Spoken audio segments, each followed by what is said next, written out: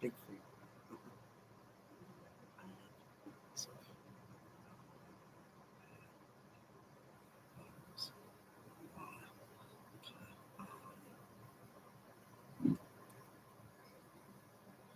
So, floor, so base is filled underneath, or on top.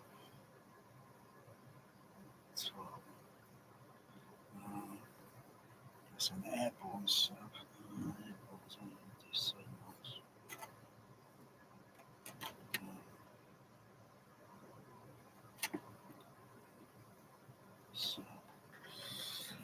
Sub.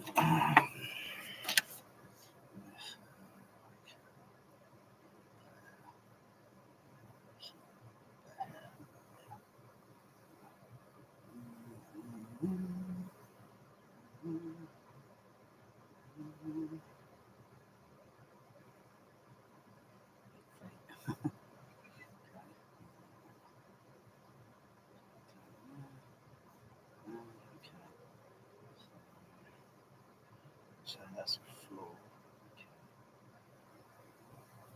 So that's could be suspended. Could be raised off the floor a little bit. It's wood. Waveform there, going up there. So different waveform. Okay, different waveform there. You don't notice any hair until feel maybe say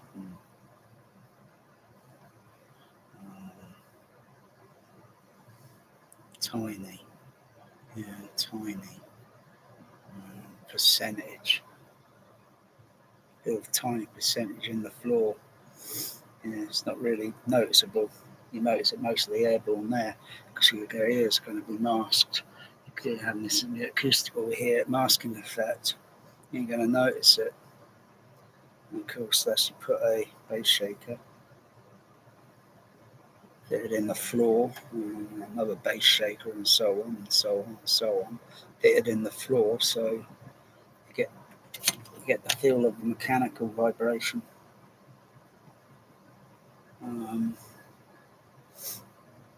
Because you're coupled.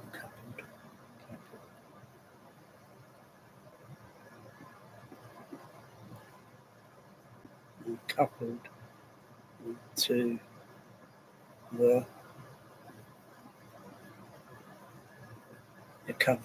the floor. When you stand above it, you're decoupled. You don't feel the tactile vibration. Because it's artificial. It's artificial. You don't notice that. So a seat with a bass shaker and the seat, yeah, you feel it, but another thing with a seat there, seat, and sat in the seat, nose there, kind of a little bit of hair on there, a little bit of hair. It's very unusual hair, that. Very unusual anyway. You sat there in the seat, la-di-da-di-da. Come down, your feet come down, legs, feet.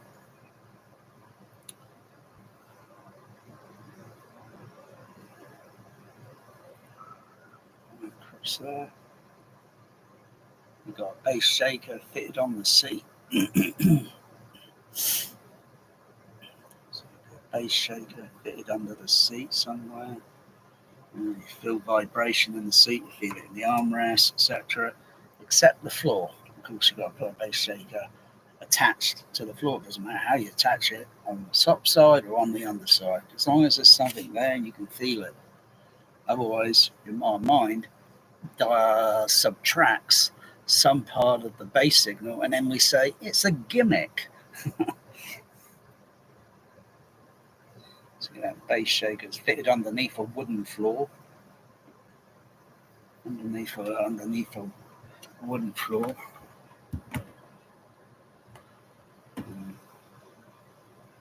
Doesn't show up very well there, diagram. Kind of.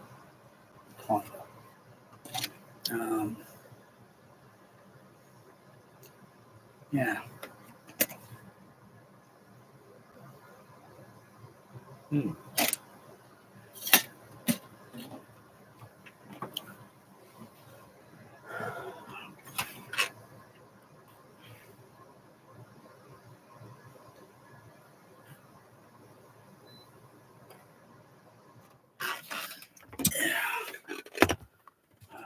What have we got loaded?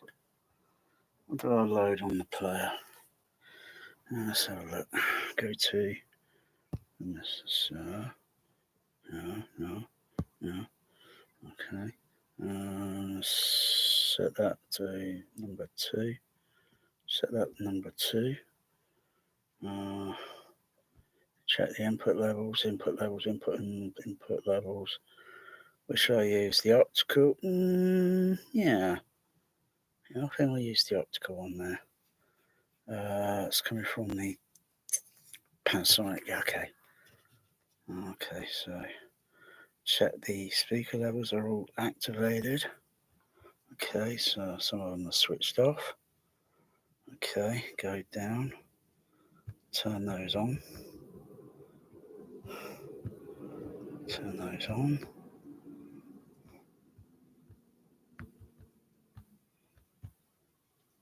And go over to the, okay, save it. And go over to the surrounds and then set that surround to with large and sub, yeah, as it was last night.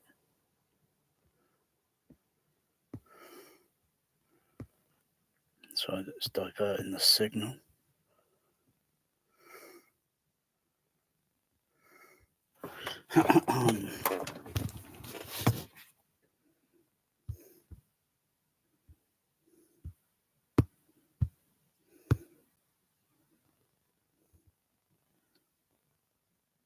Check. Save it.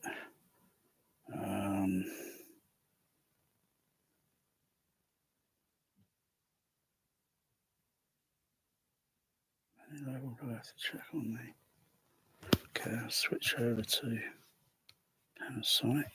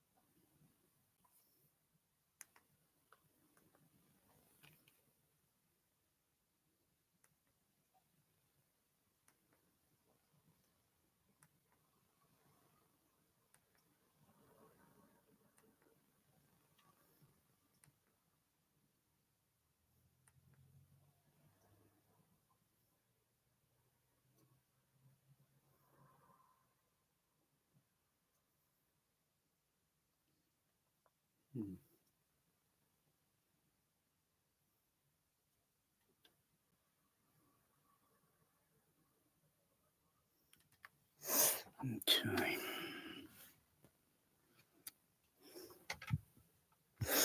Okay, so let's check these levels again so it works. Okay, turn off the. Did I turn the amplifier on for the. What's it there? Did I turn that on? Just check.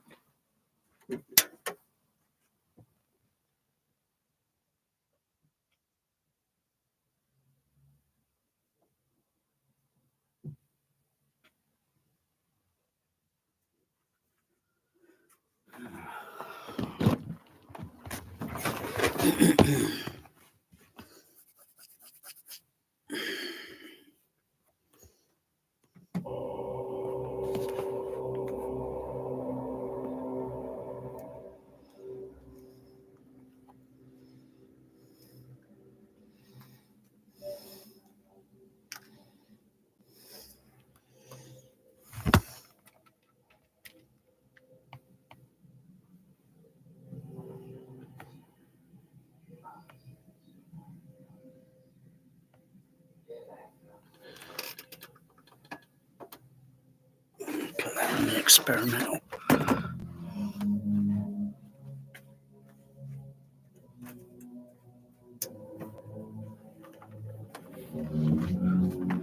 Yeah, the force.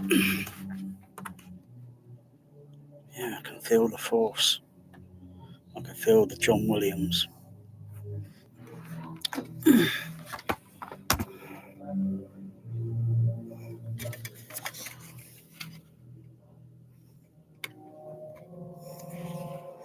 So this is my new strategy plan. So feel more of the force. Have you heard of the story about the surround bass?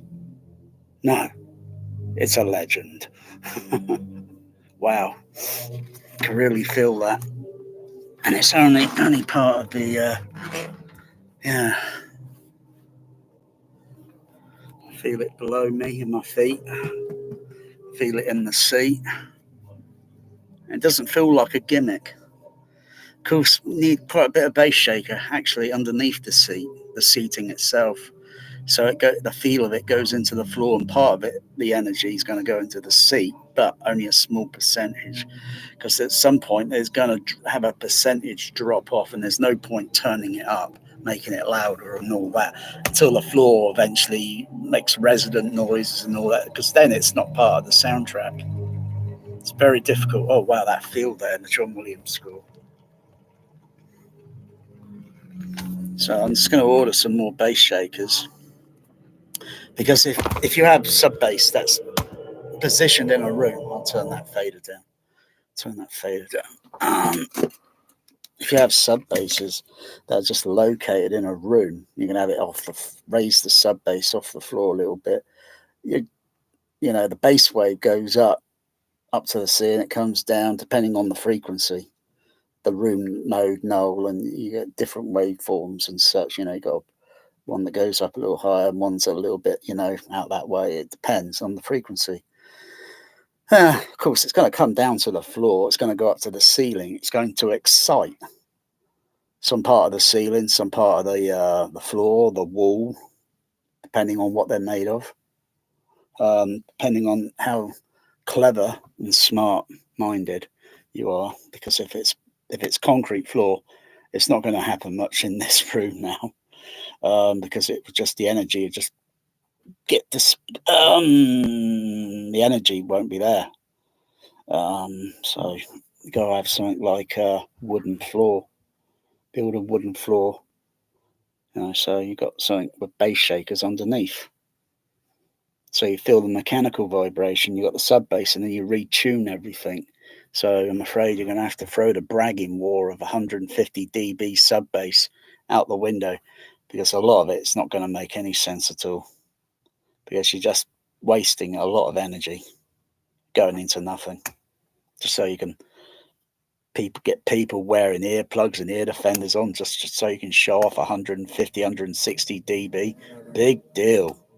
It's just going to damage your hearing at the end of the day. Because there's a lot more than just, but a lot of what you see in a film Sometimes may not make any sense because of the way the the film is mixed. You know. Oh crikey! This Star Wars movie is so bad. I tell you, it's so overdone with CGI. I mean, those Wookiees and everything, and all these, it's just so overdone. Um, like George Lucas did admit, I think I've gone a little bit too far. You see, with great CGI comes great responsibility. And if you overdo it too much, everyone notices how artificial and fake it looks. Anyway, bon. I like that sound that makes. Bon. Bon. That's a good sound effect. Keeps doing it. It's gremlins. Need a bit of. What's it? Oh, I'll just move it. No. Let's move it down this end. Otherwise, it's near me. Well, I'll get cut on that. Shaving. Yeah, so. I don't think there's anything else there I can think of other than there's other substances, materials that can be used. Whether or not it could be used in a DIY application, not market it into a mass capitalizing mass production sort of thing. Someone, say, yeah, here, you got this. It's a little messy to set it up and do it, but it works, and it's free commodity. I don't give a damn making money on it. Just share the thing, just share it. Actually, because the whole floor needs to be done in this room. Could be done in a few ways, but I'm just going to focus mostly on this seating area. I'm just going to focus a little bit. So I'll put a few more bass shakers, get a few more of them. And then I've got to change the amplifiers. The Elacius amplifier, class AB, because the word is on Audio Science Review, they're very inefficient.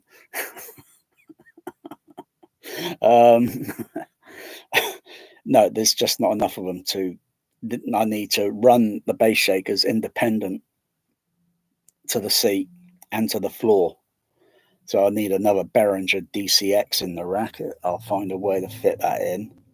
So then I've got control, and then to manipulate the sound playback into something that's way better. Way better. And it's like the sub bass, yeah, it's okay. I can still feel some of it when this Star Destroyer is moving along, but I also feel it in the floor.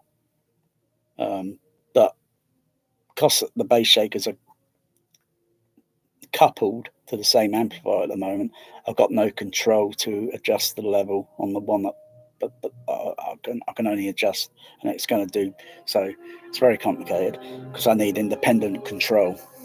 And the floor surface area, I noticed last night, if I go around tapping on it, I can notice, right, this point here feels like a little kind of like a good spot to put the bass shaker. Because if it's too tight, okay, it's not going to have much impact on the, it's not going to work very well. And it'd be just in the hands of someone maybe a little bit less inexperienced. I can't stand this Star Wars movie. I mean, this bit here, it looks so like he's playing with his Sega video game, like his remote control here, and this bit here, he's holding something, like, he wants to know the way of the Force, and he's holding this thing. You can see how depressed he looks. You see, he looks at it and he, just another useless piece of PlayStation electronics I'm not interested in. I don't like the way they've done it because it looks a little bit like, it's not far, far away in a galaxy and all that. It's kind of Earth based, and it's like a soap opera um, where they use blasters and lightsabers. Um, kind of like I'm waiting for the mime cat to pop up, the salad cat. I'm waiting for that to pop up, the salad cat. Where Anakin and Obi-Wan are having an argument, and then the salad cat pops up. um, Scrubs, and it's Scrubs, and it's Scrubs. Is it Scrubs? Anyway, I'm just using this just to test them because I'm bored tonight. I'm a little bit bored. So I'll go order some more bass shakers of the same. I've got to look for another Behringer DCX, because then I'll have 12 channels of bass shaking thing going on in this THX Cinema. And it's going to be pretty good. It's going to be pretty good because now I know a little bit more what to look for, what to listen for, and what to feel for. You can't take it up too much. You can't take it up too much, otherwise it's just going to not be right. It's got not have distortion or resonant noises.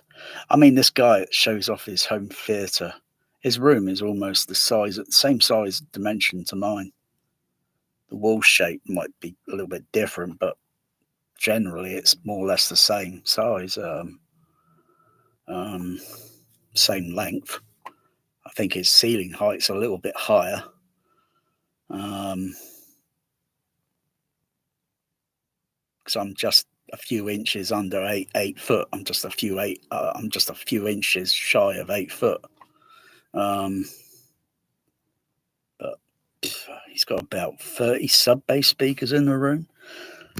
I'm not sure how many bass shakers he's got or what floor type he's got. If it's wooden floor, it might be, you could put bass shakers underneath that so you feel the sound in the floor. But the balance and everything else has got to be done right, otherwise you overdo it. And then you're not going to notice it because you'll be creating frequency masking effect. And it just wouldn't be a very good sound system. You've got to make it kind of work. And every film's going to be different. Every film's going to be mixed slightly different. So it's like you've got to tune the system so that you got to tune. I know what to do. I know what to do. The bass shaker is not just a gimmick. If it's used, if several bass shakers are used in a certain way, you'd think all that bass or whatever it's coming from somewhere else in the room, because there's only so much a speaker can output and do, and testing and the floor, the room itself. It's got nothing to do with the acoustics. It's the design of the room. Otherwise, a lot of that bass energy, the feel of it, is going to waste, and you only feel certain proportions of it, maybe in the chest. You're not feeling it everywhere else without it being played at a stupid sound pressure level. Otherwise, it sounds unnatural. If you got in your motor car, one day, and it's suddenly, whoa, I don't know what's going on here. And you had your SBL meter and you checked it and it was going at about 130 dB, you'd think, what the blazes is wrong with my car? I can't drive to work in this. You got to turn the engine on. You think, what the bloody hell's gone wrong with this car? I can't drive in that. It's too damn loud. I can't concentrate. But I'm just saying, something that happened and it's not right, you're just not going to like it. It's just going to be, oh wow, that was good. I felt that, not just in the seat bucket, but on the floor. Uses the force. So I partly felt that in the bass shaker that's on the floor, down here on the floor, and the other one's in the seat. And I partly, because I'm cross-legging, um, and it felt more like reality, um, to a certain degree. I got the fader level turned down a little bit, so I'm gonna just play it again and to see where it goes and what if I notice anything artificial being turning. So I'll just turn the fader up a little bit. Just turn the fader up a little bit. Some part of it might be on the LFE, some part of it might be in the surround.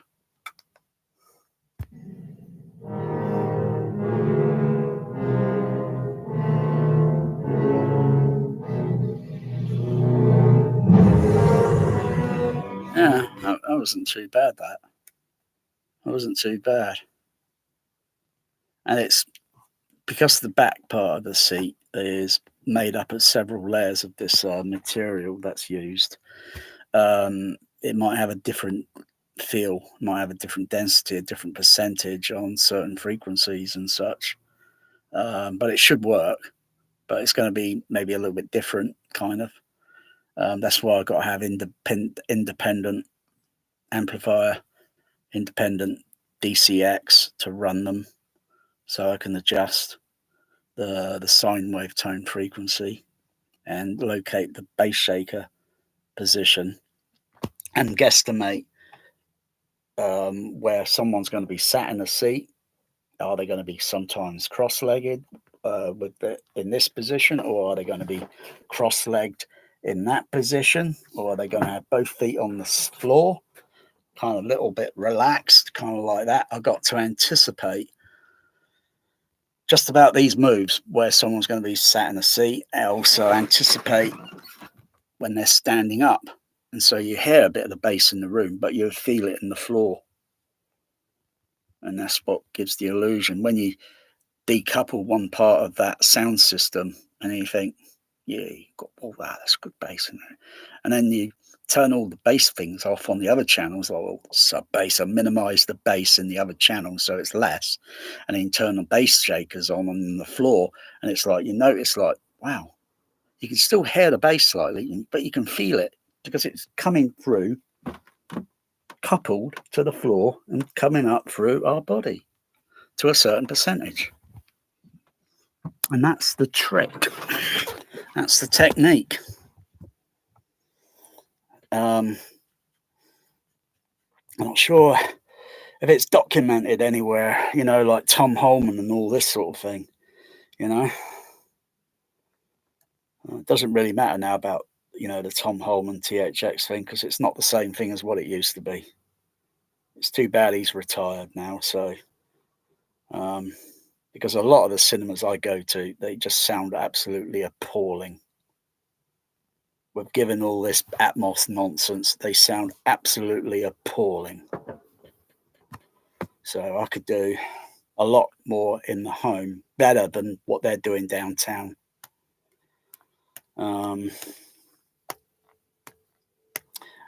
How much of the sound could I say, like, so if I'm doing bass shakers slightly in the floor, it's a very tricky sort of thing, because I'm looking at the still paused image. I'm looking at Obi-Wan. He's doing all that nonsense, and walking around. Oh, I felt that when he sliced that. What's it?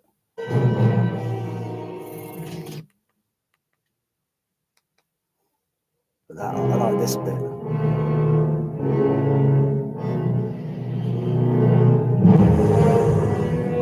Yeah, I feel percentage, but it's locating the bass shaker because where my foot is in that position there versus that position, and it's tapping around on this floor surface I got. Or if you're building or starting from scratch, I think a lot of tapping around on it, placing the bass shaker and testing and testing and testing and testing and testing until you're absolutely blue and sick in the face with testing. Otherwise, once it's fixed in a position, it may fail, and you've got to test all the frequencies, all the sine wave tones going from, because the bass sound going into the bass shaker from the surround is going from the lowest up to about 200 hertz. If I go the other way and send the surround signal output through XLRs into another DC, into another, like I say, I'm going to have another DCXs. I can then set that sound into the bass shaker a little bit higher than 200 hertz, because there'll be other details or such or something there. But maybe 200's about enough. Maybe I've got to do a lot of tests. Got to do a lot of tests. So it might be a few bass shakers on the floor for this seat on the floor, because it radiates out at a certain, to this type of floor surface that I'm using. If it's a different one, then it's working it out and getting it right. And whether you put the bass shaker on the top side of the surface or underneath it, because the bass shaker is only about that high. And if you put a wooden floor on the concrete floor, or if you've got a wooden floor already, there's plenty of inches of space below that down to until you've got the foundations of the home, and then you've got plenty of clearance. You put a bass shaker, fit it to the floorboard underneath, so you don't see them, because the idea at the end of the day is you don't see all these speakers. You only hear and feel the sound. You've got still, at the end of the day, you've got a one-dimensional image that's front and focal. And George Lucas is not right about 50% sound and 50% picture. He's dead wrong on that. It's more like 1% picture. And you break that percentage down to the from the screen. The screen itself is a very tiny percentage out of 1%.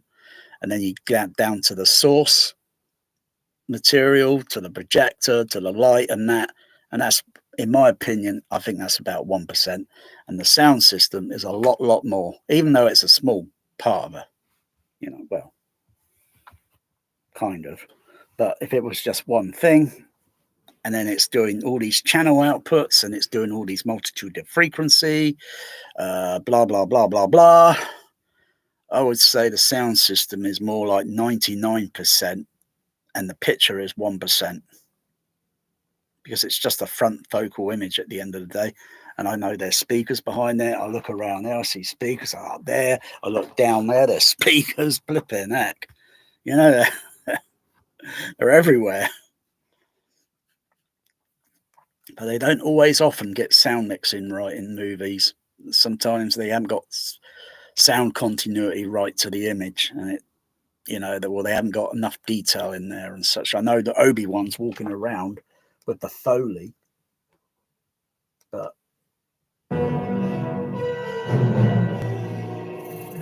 even though there will be a Foley there, there's going to be music competition and other sound effect. You're not going to notice it much. The feel, the sort of the reality of footsteps, and that's a very tough argument, because footsteps depends on how soft or how you walk, and what type of footwear you're wearing and such. Otherwise, it sounds like actors are walking around with a bloody shoe stuck in their mouth. Never heard anything like it.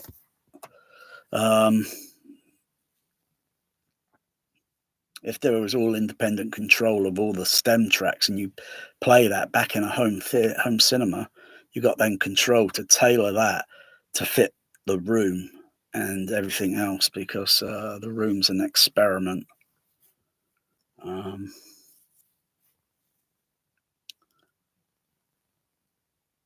But I only have to stand up and walk around for about a few seconds, and you know what? That's better than the whole running time of all the Star Wars movies, all the Lord of the Rings movies, Star Trek, you name it. And just a little bit of that is, wow, it puts that all in the dust, because I can memorize all those films. If you got some good Foley in it and all that, and think about dinosaurs and T-Rex and all that stupid nonsense with bass rumbling, and you put some glass of water there and you're trying to watch for ripples. That is complete, utter bullshit nonsense. You think dinosaurs are roaming around with about 110 dB, 115 dB, boom, boom, boom? Bullshit. I feel so damn ashamed playing that crap in the past and thinking, because it's not right, it's not accurate. Where the source of the T-Rex or wherever it is, you may not even notice the vibration because the distance, I can recall a digger, a track, excavator, that's it, excavator, because it was, I don't know why they were driving it. I think they were doing some demolition across the road. I think that's what they were doing quite a while back. I kind of woke up. I was coming conscious, waking up, and I can notice this, and very mildly feel a vibration. Okay, because those tracks on those excavators are about so wide, they're about so flipping thick, and you try and pick one of those up, they're damn heavy. And you got those tracks going, so one track's coming down and boom, hits the ground, and then boom, boom, boom, boom, plus the little ripples everywhere else on it. So you get this, and the road, how it's designed with the storm drain and such, and most of those storm drains come underneath this building, and so I'm feeling this tactile, but it's not stupid THX Jurassic Park 115 bullshit or 150 in some home theaters bullshit sub bass. None of that. You can feel it, you can hear it. It's not obnoxious. Of course, you go outside and then it's a little different because you hear those tracks hitting the road surface, and the SBL meter is going to be from a distance, depending on what distance. It could be anywhere between 80 to about 90 or maybe 100, depending on how close you are to the vehicle. Bullshit, all these bloody T-Rexes. Bullshit. I might put some of that on, give it a little bit of experiment and see how much of that sound of dinosauring is going on in the surround channels. I think most of it is going to be up front on the stage channel and a little bit in the LFE, but the LFE is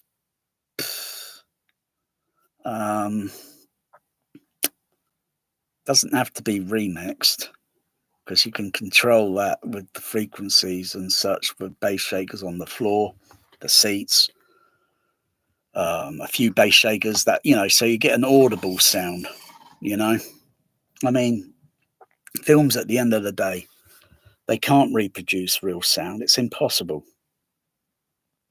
You can't do real Saturn V space shuttle launching. It's impossible. All you get at the end of the day, I'm sorry to say this, is all you get is an acoustical approximation, and that is all you can get out of it. How you do it in your home, that's up to you. But I'm a little bit more observant and aware of than most of the home hot shots on YouTube. I'm far more observant. Like this dude there doing this thing with this lightsabering. So I know those lightsabers are hitting the ground, hitting the floor surface. It's going to have a certain, I can see how it's melting the flipping. Look at the damage he's doing. Hey! Watch my floor, will ya?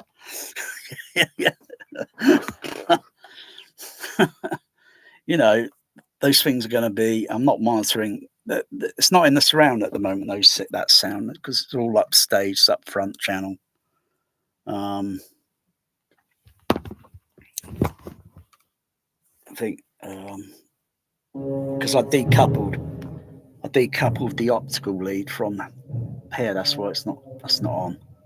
So I'm only using the optical lead. I'm using the HDMI video signal thing, but I'm using the optical number 2 so I can flip over to the computer and monitor the signal um, on the optical. Oh look, he's getting damn. I think dueling there with Obi-Wan. I think it just cost that guy an arm and a leg. Look at that. Oh, missing a part. Oh, damn. I'll get that fixed later once I'm done with you, Obi-Wan.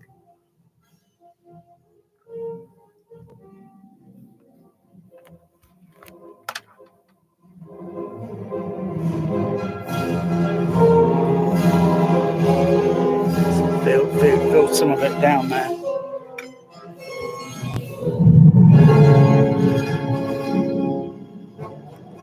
Damn, they look like the SAS have just turned up. Got a problem?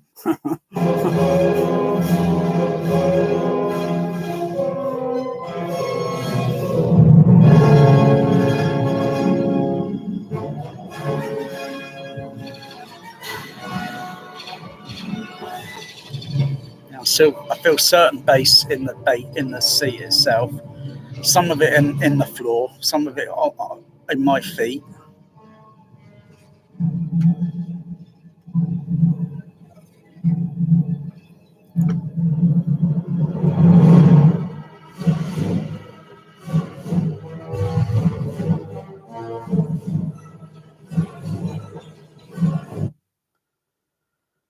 Oh, there's not much in this scene to feel.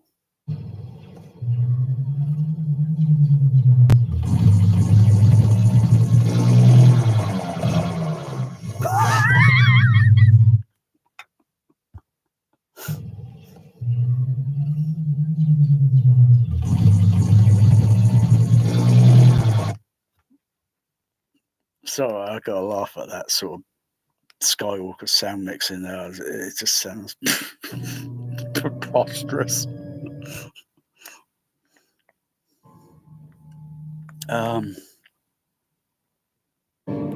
What's this scene like? I think most of it's going to be a bit of John Williams score, bass in the surround, and some of it may be the occasional lightsaber going around sort of thing, like, you know.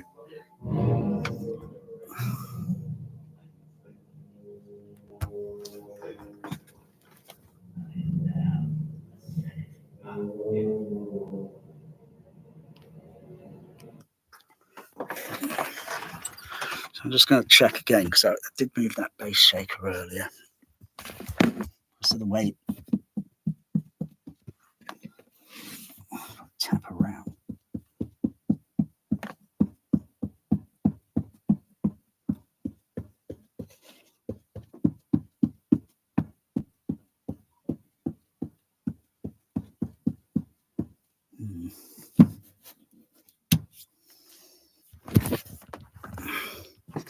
So it's a lot of trial and error, and that's just putting the damn thing there.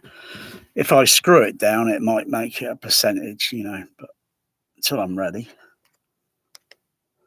Now I can feel that in my feet.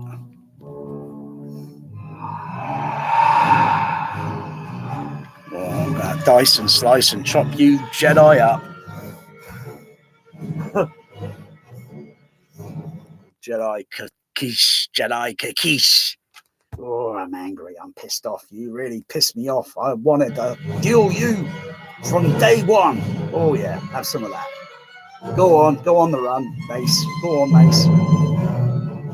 Take that purple lightsaber out of your hand. Oh, there's a bit of face, what do you call it there? A bit of face CGI.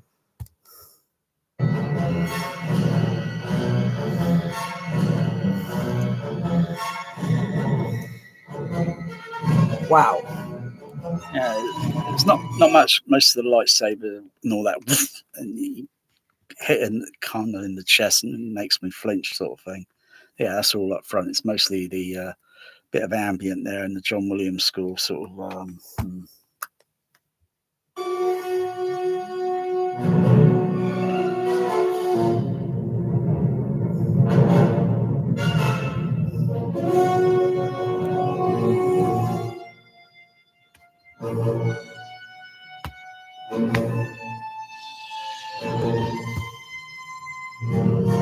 Oh yeah, feel a bit of the lightsaber there.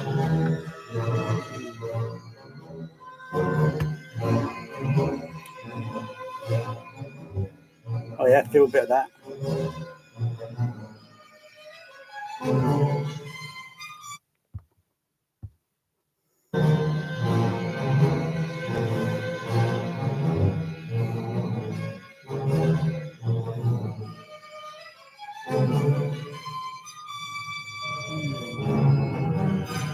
But a lot of what you would feel, or a lot of what I feel in, sometimes is not going to match the visual image because of the continuity, the sound continuity. And I'll be thinking, no, it shouldn't. I shouldn't be feeling it there. It should be if I'm feeling it somewhere there or there, or maybe about there. But it's not possible to do it there because it's impossible. What, you're going to put a speaker up there, and then you think, and then there, and a speaker there. It'll be then intimidating. It's not going to work.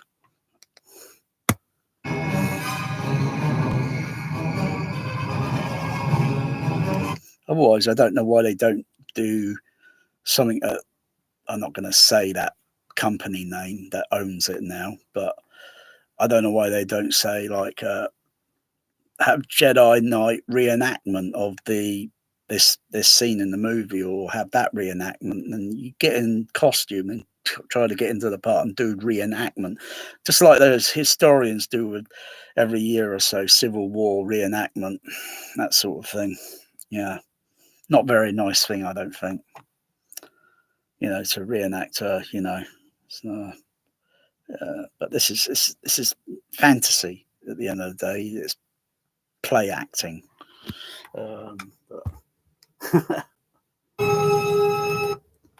not to mention, it's not all in one shot because it was probably filmed for over a week or two, and then it's just film edited, and it looks like it's all done in one moment, but it's not. It's probably over a few weeks they did this. Of course, where he kicks him, he brings up and boom. That'll only sound in a certain area.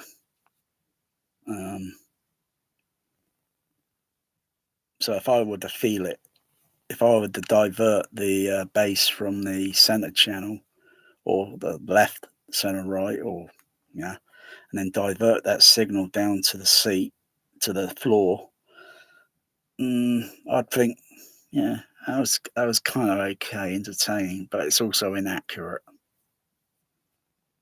So yeah, unless you actually get kicked, it's going to hurt. It'll hurt. And it's a lot more than sub bass can do. I can tell you that. It would damn well hurt. Otherwise, most of the bass, just goes through your body, or you don't notice it. You only notice it at certain frequencies, and you got to work out all those frequencies. Oh, there's no point spending $5,000 on a sub bass speaker just to show off you got a $5,000 sub bass speaker. I stick a 5,000. If I stuck an SVS that's about what, 3,000? I think it's the big SVS they got, the 16 PP or whatever it's called. There's no way I can put it behind the screen without moving some of the speakers, because it's going to be sat there in front of the bloody OLED. I can't put it down here. It wouldn't fit down here. It certainly won't fit on the other side. It's too wide. The only other option is getting coach bolts and such and putting them up on the ceiling and hoisting it up to the ceiling. But no, that's not going to look good because it's so damn big, and the projector light will reflect onto it. I could probably just put it at the back on top of the other JBL sub, which is, mind you, is a little bit larger than that SVS. And those big JBLs behind didn't cost anywhere near £1,000. They were very cheap. I couldn't believe how cheap they were. I was going to buy all 5 of them,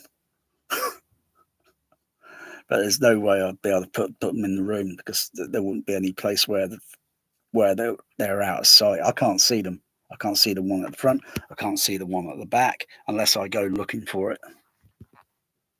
And they weigh a lot damn heavier than those SVS ones.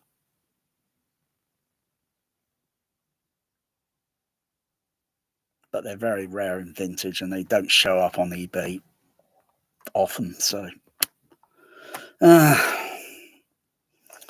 yeah, if I put a little bit more thought into positioning the other subs by designing the floor and knowing what and testing the sub and by feeling it, putting the sine wave tones in and feeling it, and then putting random sine waves in it, pink noise, and then playing actual content itself and going around feeling and seeing what is felt, what isn't felt, because they shouldn't really resonate, and you shouldn't really otherwise, you get other problems then with it. But I think it's where a bass shaker then really does have to come into play, because they can only do so little at the end of the day by just creating an acoustical sound that you notice on our ears. Okay, and if you put earplugs in and then listen to, say, 20 hertz or 18, 15, whatever, you may notice some very strange thing. I'm surprised my JBLs, they can go down infrasonic. Not very high sound level. No, I don't want it high sound level because it'll sound unnatural. You've got to balance the level then, so as it comes up, and then it goes in line with the stage channel and the surround. Otherwise, it's just going to be bloated too much just to show off.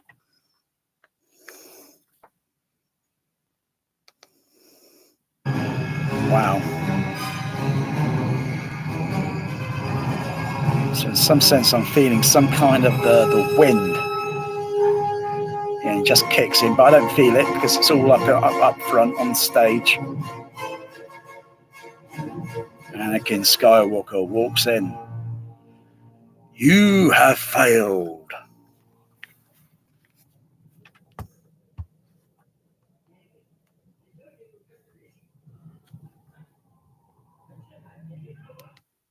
I told you, Anakin. I told you I'd come to this. The bass shaker has taken over.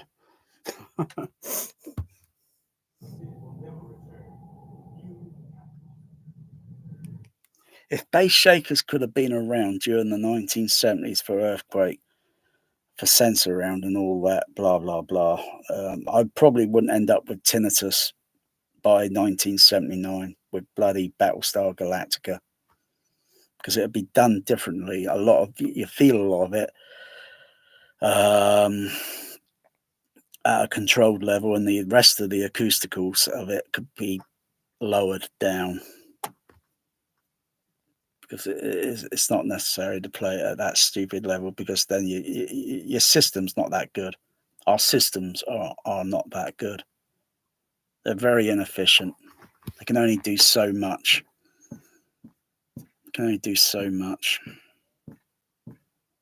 It's like you go into a nightclub, boom, boom, boom, boom, boom, boom, boom, boom, boom, boom, boom, boom, boom. Not to mention the fact the nightclub sounds absolute rubbish. You go in there, bloody hell, all that echo, dreadful.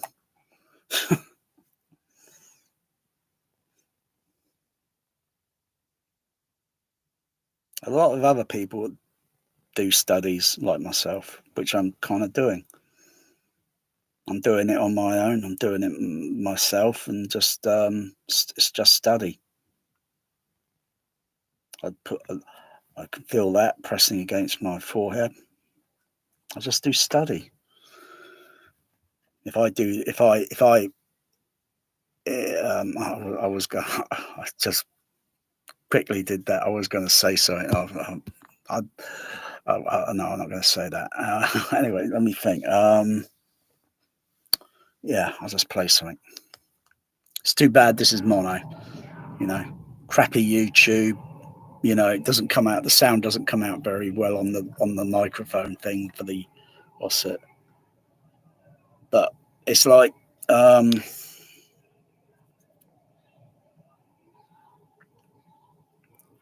We all got different systems, different rooms, but we all got the same content. Um, or have we got the same content? Because I'm going to take Revenge of the Sith here with a pinch of salt, because it's probably a near field mix. um, because I've got no source material to compare with, other than the Phantom Menace, which I can compare, and that just leaves the DVD and the Blu-ray and the 4K in the dust. Not that I got the 4K, because all those other ones are going to be near field mixers. So forget about those. If I was going to play Phantom Menace, it's the AC3 Laserdisc with the dynamic range, and not the small disc with half the dynamic range. Though I think that it does seem very powerful, these discs. They do seem very powerful in the dynamic sometimes. Oh, he's getting that energy electric, so you know it's probably a bit of a tingling static and a kind of 50, 60 hertz, very hard, raw energy of whatever. You can imagine that. Right? I don't really want to. What have I done?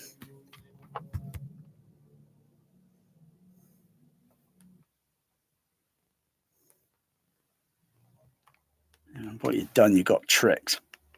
That's what you've done. You got tricked and fooled, because that guy's just a complete. That guy's just a fruitcake.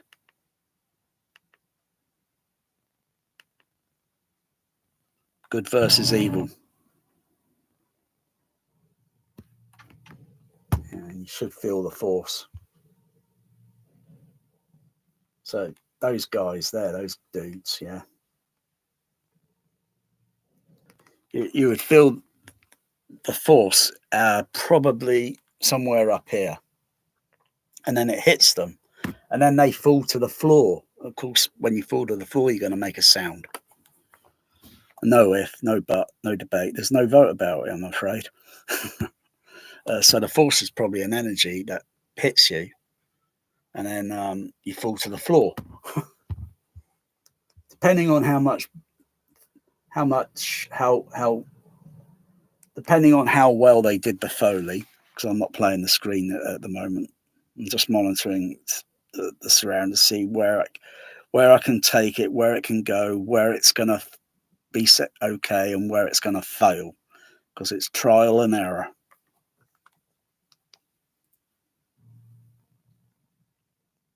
I think you want to go. I think some of you want to go and watch the Titanic 3D Super Mega trailer, because that takes it. It's like trying to take the movie a little bit literal, throwing ice. So when the Titanic hits the iceberg, you get a load of ice cubes or ice falling on top of you.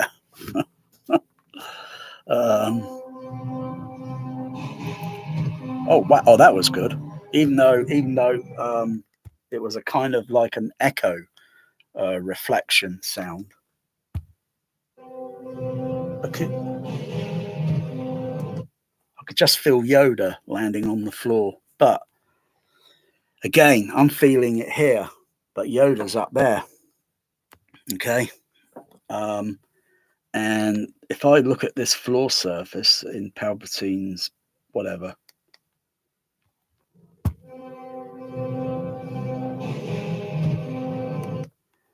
I would say Palpatine has got the equivalent to more like a concrete tiled laminated surface, and there is no way in fuck am I going to feel that sound, because it's the floor surfacing. It's not possible. If it was made of wood, yeah, you'd feel a vibration. But I felt it either way. Either way, I felt it. I felt Yoda landing. I felt it on underneath my foot.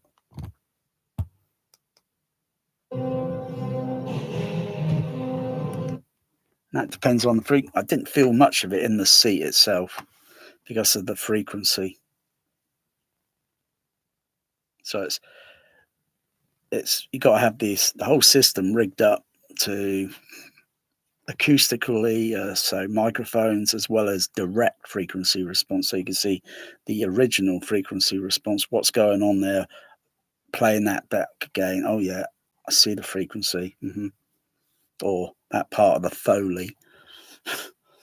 Um, Otherwise, the sound would be a little bit different on the front. That what I was feeling there back here was kind of ambient level until something's mixed into the surrounds and it's a little bit higher level. Yeah,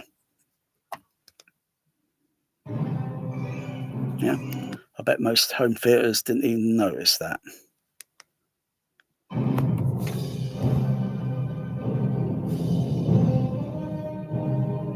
So I've got to add quite a bit of on the floor, so the floor feels like it's. But do you do it with mono, or do you do it stereo?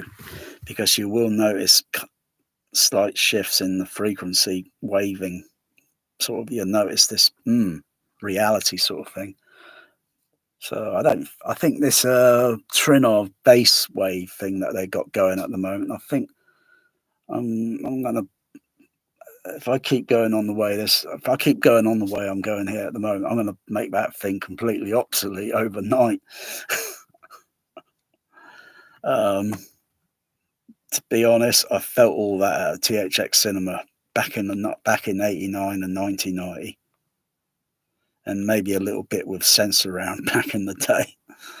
There's nothing new there. It's like, oh gosh, golly, we got to sell more sub bass speakers that cost how much?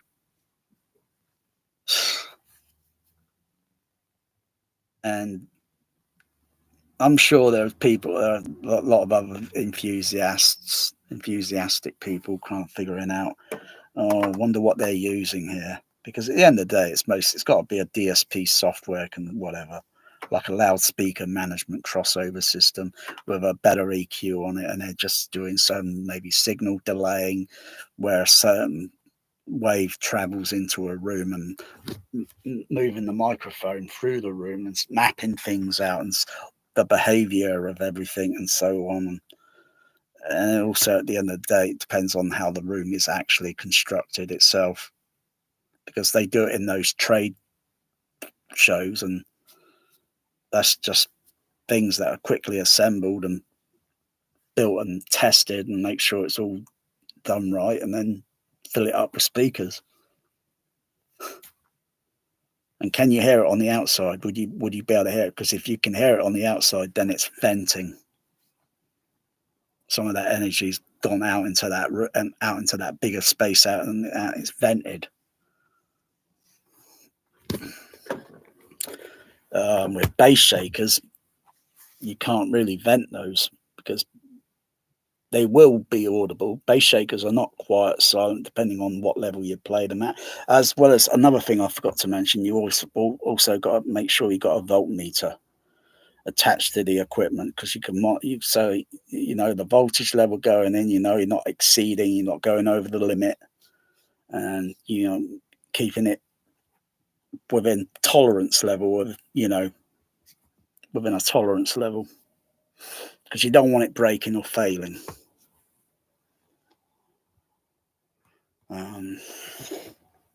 Yeah, so voltmeter is important. Wow, look at that. But I know my system. I know where it's running at the moment. I felt some of that in the floor. Some cross-legging different.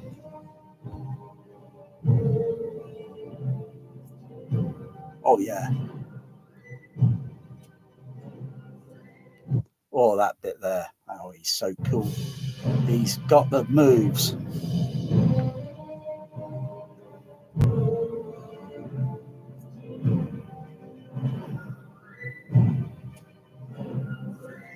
Oh, flipping all those moves, I tell you.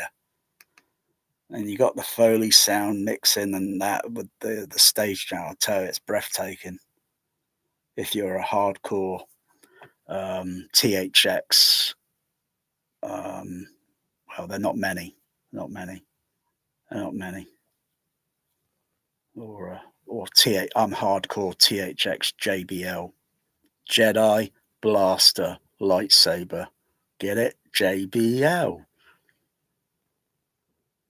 James Boulevard Lansing.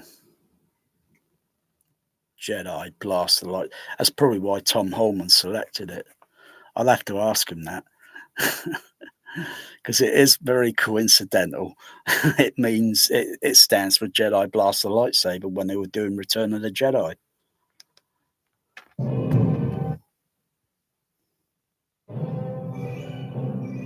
There.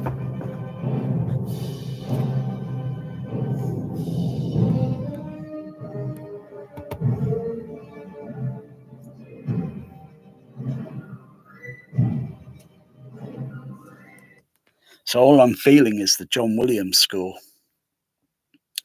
and noting visual and listening to, and the continuity of everything. Because we've seen these movies over and over and over, and this is like a bit of Empire Strikes Back, I think, going down this corridor. Like when Vader comes out and surprises Luke Skywalker, and then he's really pissed off now. Anakin's really pissed off at Luke Skywalker. He's had enough. He's not dicking around now. He's like, he tried to stick him in that what freezing thing once, failed. It blows him out the window, thinking he's done him in. No, failed. No, next time, third time, he's not messing around now. He's the real deal now. And then, of course, he failed on that because Luke Skywalker threw himself over, threw him down the shaft. I'd rather die than become what you've become. So it's like Anakin there. He's really pushing in at Obi-Wan. So he's determined to kill him.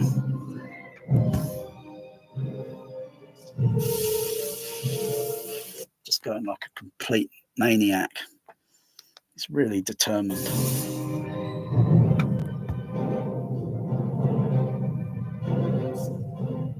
It's like they were writing, they sensed in Phantom Menace, they sensed there was something not right, Anyway.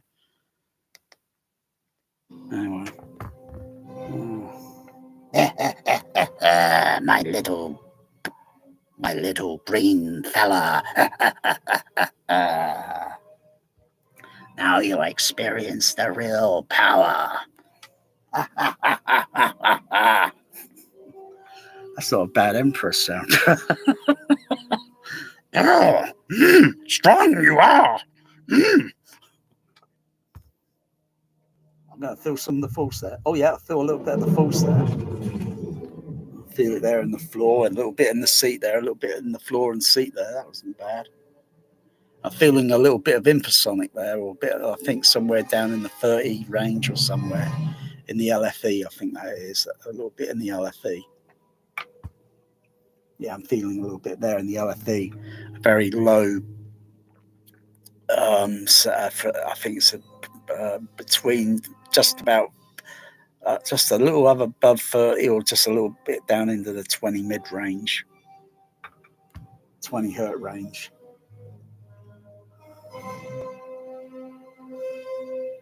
Oh yeah, a little bit of that there. Oh, felt that lightsaber there in the surround there.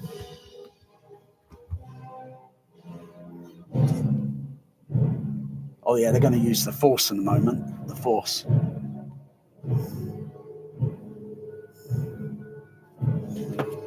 Let's just turn the fader up a little bit.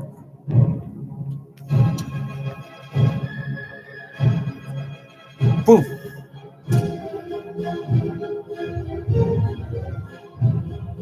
Oh yeah, felt a little bit of that Force there.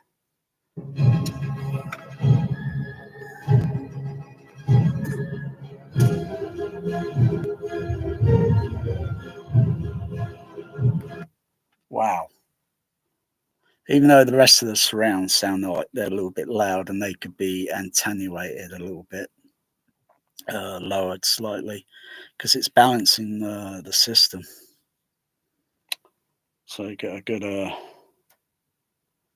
but not overdoing it so until, because something's got to give in the floor. It's got to be tested in the floor. It's got to be tested to a limit, and then it can. When it goes up to that limit, you know that okay. You could probably try other materials to minimize certain resident noises or certain buzzing or sound as such, because it's very difficult. But if you hold a bass shaker in your hand, okay, and play certain things, and then you notice it like, that's rattling or that's a bit audible there or such, with content, and then you play sine wave tones and such, and you notice, it's doing something a little bit weird there, and you think, let's open it up and see what's maybe doing that. It could be a ringing sound inside and such, or it's doing something. Um, Otherwise, if you play or fit an actual sub bass driver into the floor itself, it's got to still be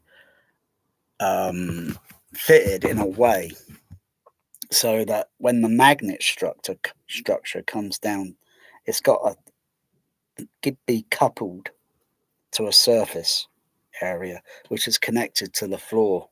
So some of that mechanical vibration in that motor structure of the magnet will be coupled, and then you get extra vibration, and then you decouple that, and you only hear the sound. You don't feel the vibration. So you got to have that. But depending on what size, and what the excursion is on the. So I don't think there's any ways you can cut corners to make it as cheap as possible, because a sub bass driver, is going to cost so much versus a bass shaker, and what you can do or what you can't do with it.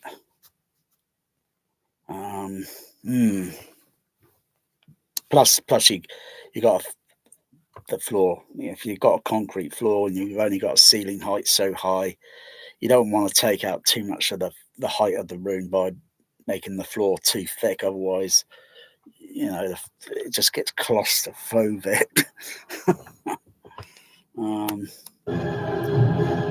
You get shallow profile subs that are pretty shallow profile, and they do fairly well from what I'm reading. Some people say they're pretty good. So those could be tested because they won't be as that deep, and you use a shallow profile one. But it's trial and error. But it's the case of getting the sound of the feel. So you feel it in the floor, you feel it in the seat. Otherwise, if you put it under the floor and enough, so it can make so you feel it in the floor and feel it in the seat. That's going to be very tricky. Not too impossible, but very tricky and awkward. And I think the worst you'll only end up with is too much rattling noises and buzzing and resonant, and it just wouldn't work there if you fitted the load of bass shakers underneath the floor just to make the entire floor and the seating feel the vibration. It'll have a trade-off. It just wouldn't work too well.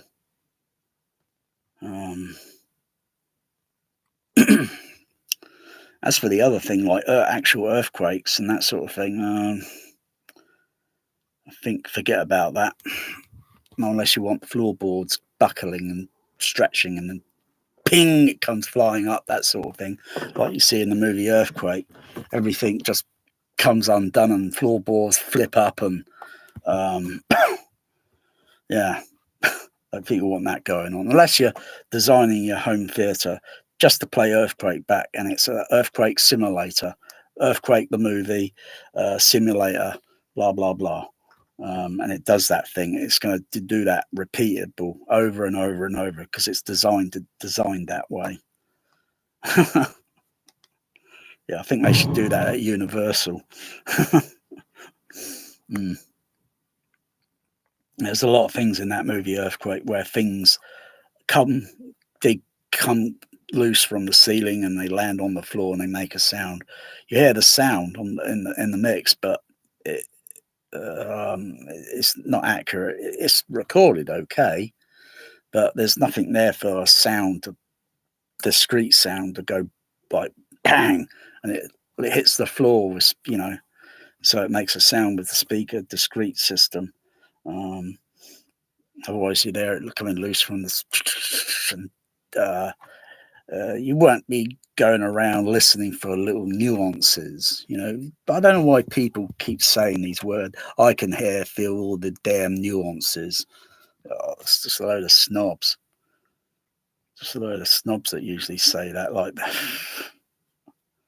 the nuances. That's like me going up listening to see if I can hear any dust sound effect in the mix. Like against all this flipping noise there, and I can just hear that like little dust sound effect that they're kind of putting in the sound mix. Nuances. Oh dear. Otherwise, I think my cat Bear's got a lot of nuances there in the fur. So much detail.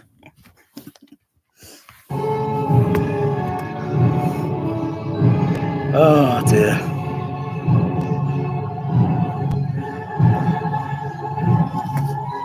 It's very operatic. It's getting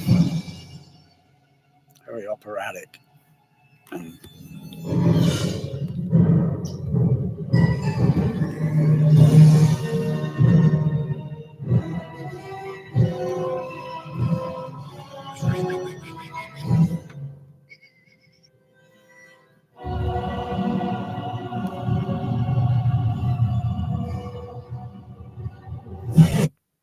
Wow.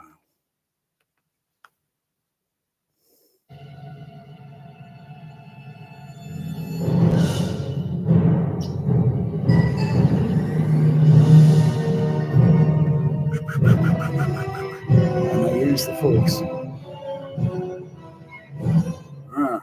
I'll try this. Whoa.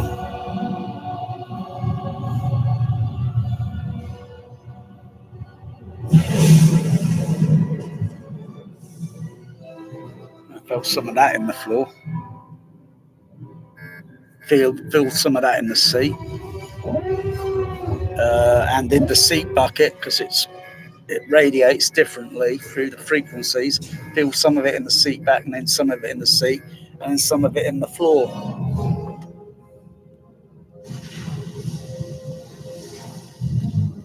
Oh, he's getting more serious now.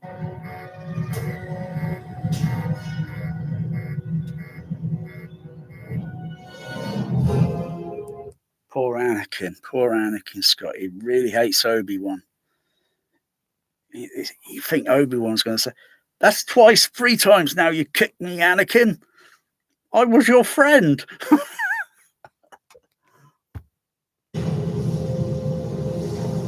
Oh, bloody hell.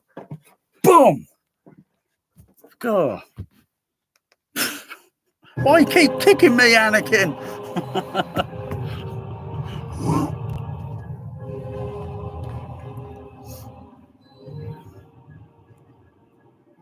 Look at the damage he's doing. This Palpatine's wrecking the place.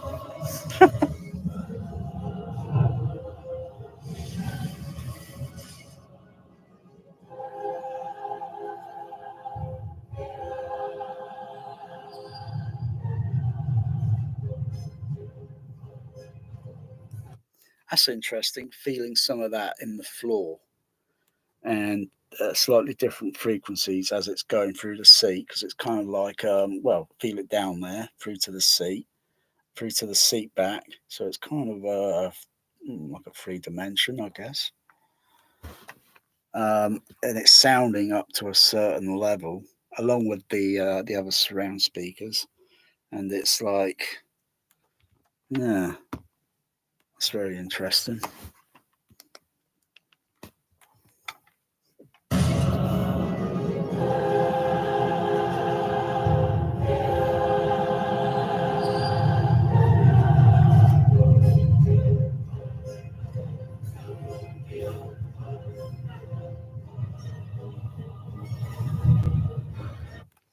was interesting, but let me look at the continuity on that.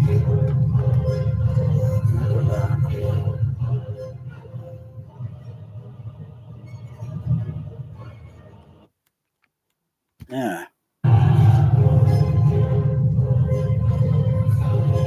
So if I turn off the surround or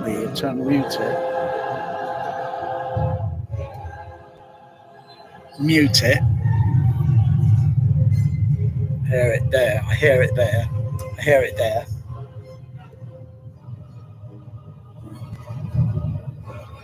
I get a sense of it in the sound, and turn it back on. I feel it on the floor up to the seat, and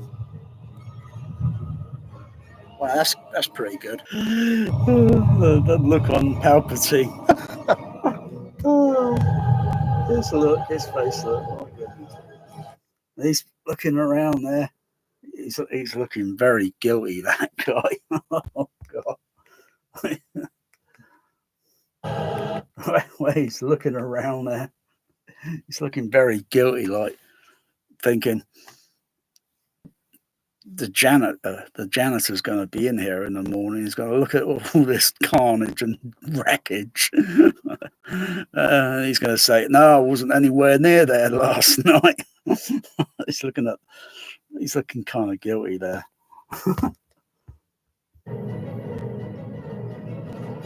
Oh, we'll try some force lightning again.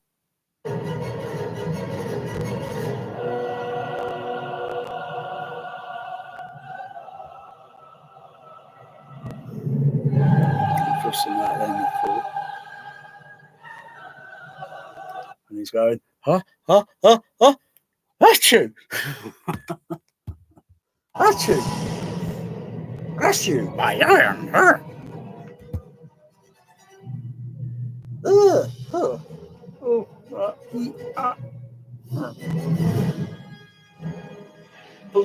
Oh! Look at all that damage, wreckage they've done to that place.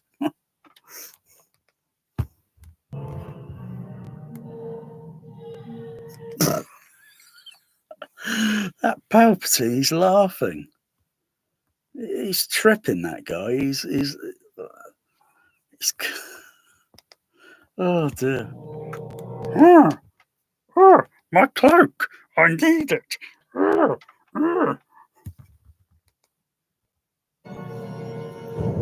Wow. Well, that's a bit of vibration there. That's a bit of vibration.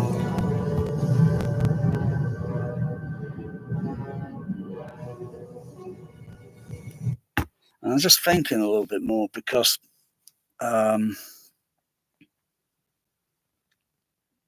when you start layering bass sounds from the screen channels, the LFE, monitoring the frequency through RTA, through discrete RTA of those channels, then going into a single bass channel, a sub bass speaker or a bass shaker.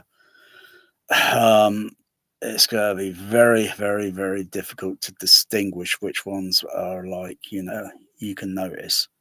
It's like, I noticed this one. I don't notice this one here because it's very vague, very, very vague. And then you got to analyze it. You got to look at the frequency levels of each channel. Okay, if I had to draw it on a black whiteboard to make you understand, so you've got to have multitude of RTA, so you can see that the frequency going out to those, and then you can say, okay, and then it's like watching the whole film from start to finish and seeing what's going on, because you might think, maybe turn the level down on this one that's giving a bit of frequency masking, or maybe put a few PEQ filters in there and lower this range down a little bit, and then it might work there. So it's monitoring, checking everything. Because in reality, at the end of the day, there's no blaring music, okay? And where we walk around is what we feel, what we hear, and all this and that. Yeah. Anyway.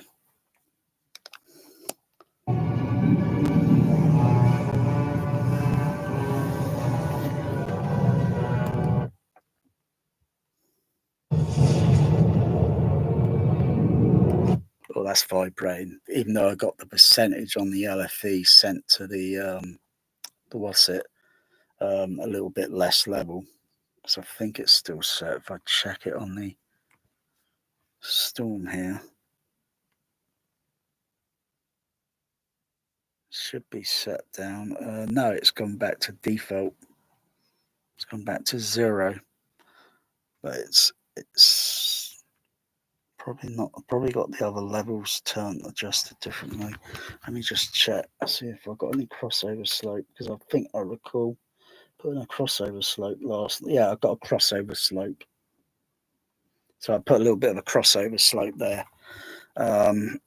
So if I change that crossover slope, I'm going to get too much LFE, and I've got to go onto the storm and turn that down slightly. Otherwise, it'll be over taxiing. So I'm just going to play that again because I didn't save it. So I put the preset thing in there, but I didn't save it. So when I turned the storm audio back on, it went back to default. So I'm just going to play this scene. So I feel a bit of that.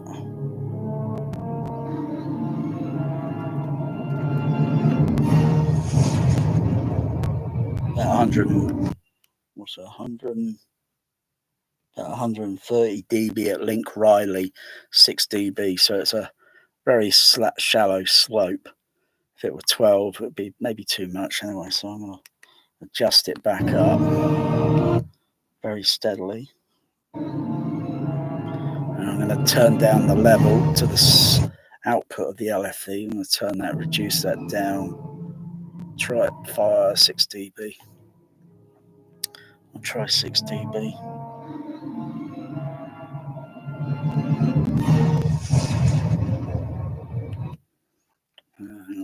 Let's just make sure it's working.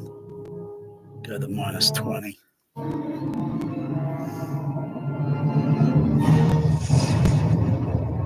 Still feels the same. Unless that energy is in the surround. Put it to none. Save it. Should be turning that off.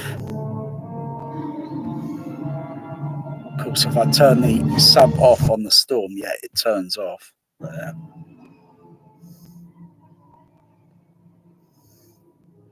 Still a bit unclear.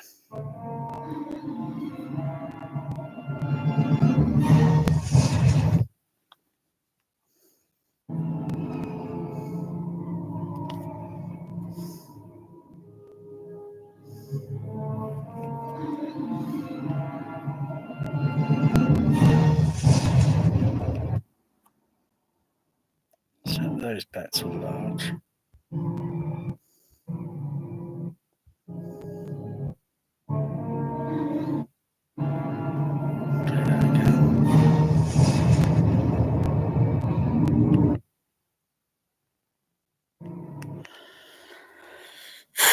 I need to get better control of what I'm monitoring and listening to here. Monitoring, feeling, listening.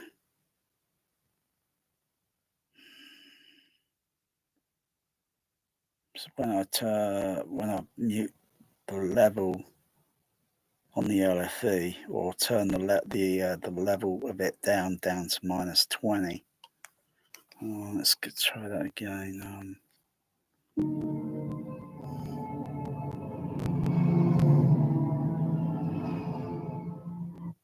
Put that -20 there.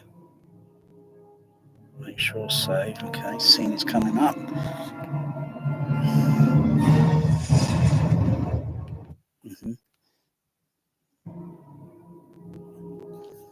Don't notice much there.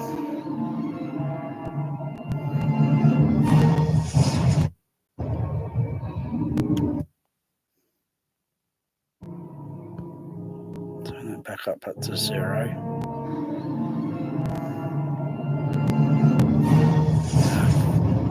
Feel that. I think part of that low end is also mixed in the surround.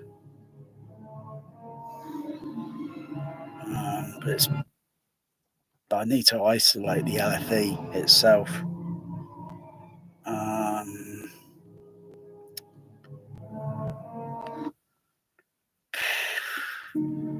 need to isolate it and make sure I'm absolutely certain I've got, which I know. But let me play a film that I'm a little bit familiar, another film. So I'm going to take this out the player and just save that command there. I'll pop something else in.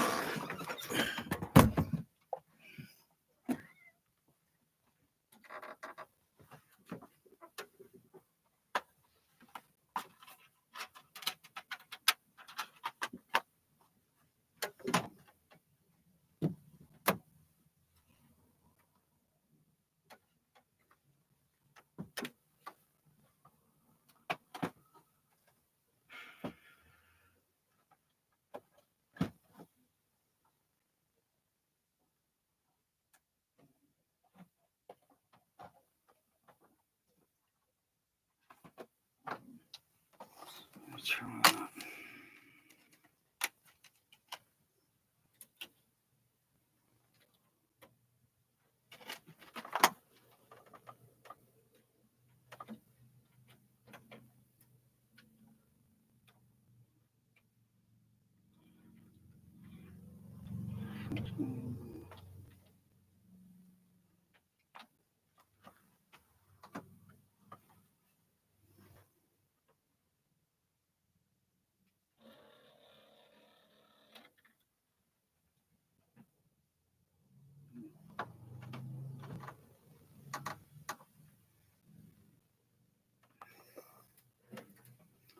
It's any of that Atmos crap. I don't think it's any of that Atmos crap.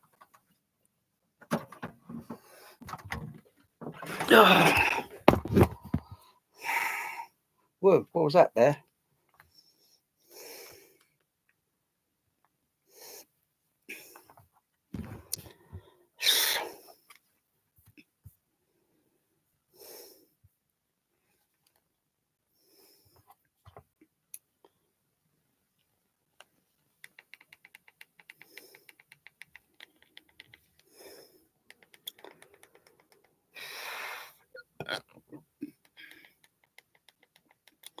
Is all that crap necessary on these blue 4K discs, really? Mute the sound. I don't want to hear that stupid Paramount thing on the opening here. I don't want to hear this stupid rubbish. Dun, dun, dun, dun, dun, dun, dun, dun, dun. Oh, bloody. Look at the colour on that. It's crap. That opening, that colour is crap. I don't even see colour like that in the natural world. God. Can't stand blue 4K disc formats. Can't stand all this annoying crap they stick over it. I don't give a damn about the views and expressed. Do we give a damn about that pair? No, we don't give a damn about it, do we? Let's see more crap. Fucking hell, fucking hell, fucking hell. Now we're into the fucking movie.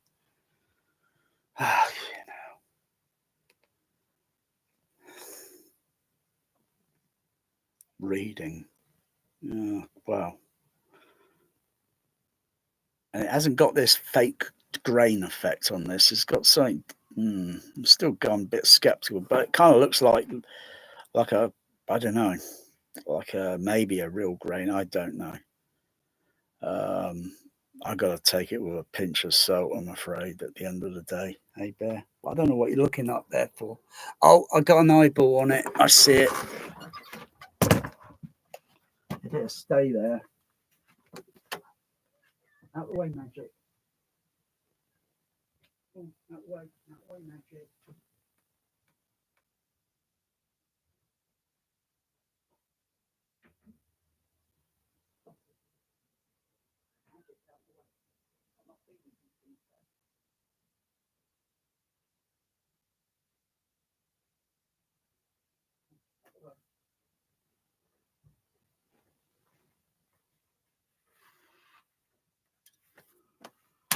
Oh, it's moved. It's not in the spot there. It's still in the room here, Bear. Ba, ba, ba. That could be anywhere now. I'm not going to bother. That's up to you, Bear, to catch it. Out the way, Magic.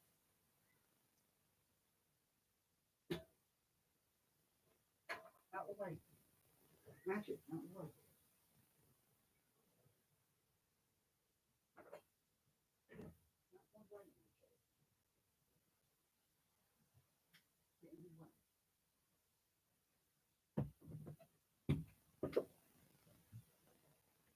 Yeah.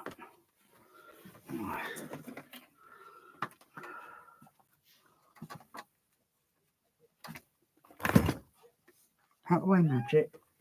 Magic. Magic.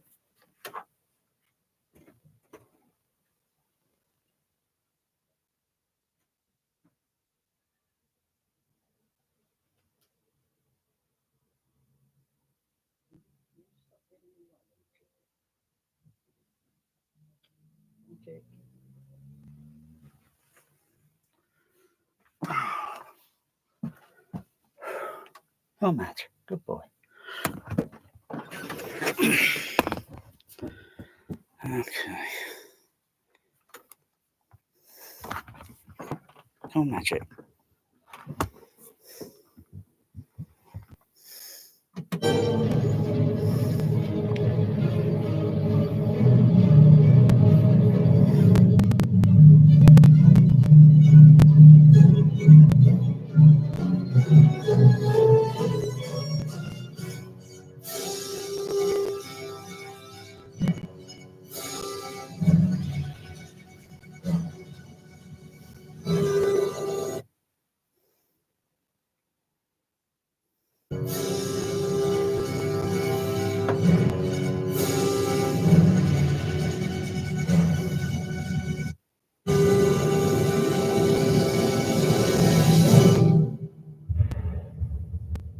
Mm-hmm.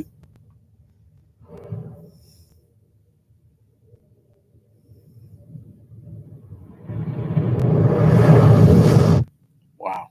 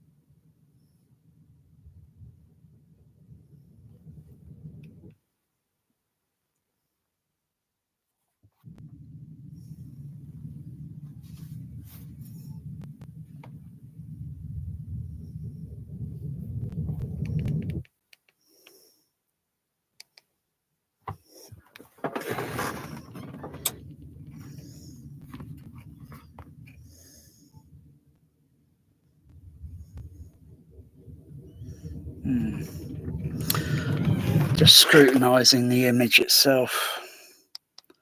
Because I'll still take these 4Ks with a fucking more than a pinch of salt.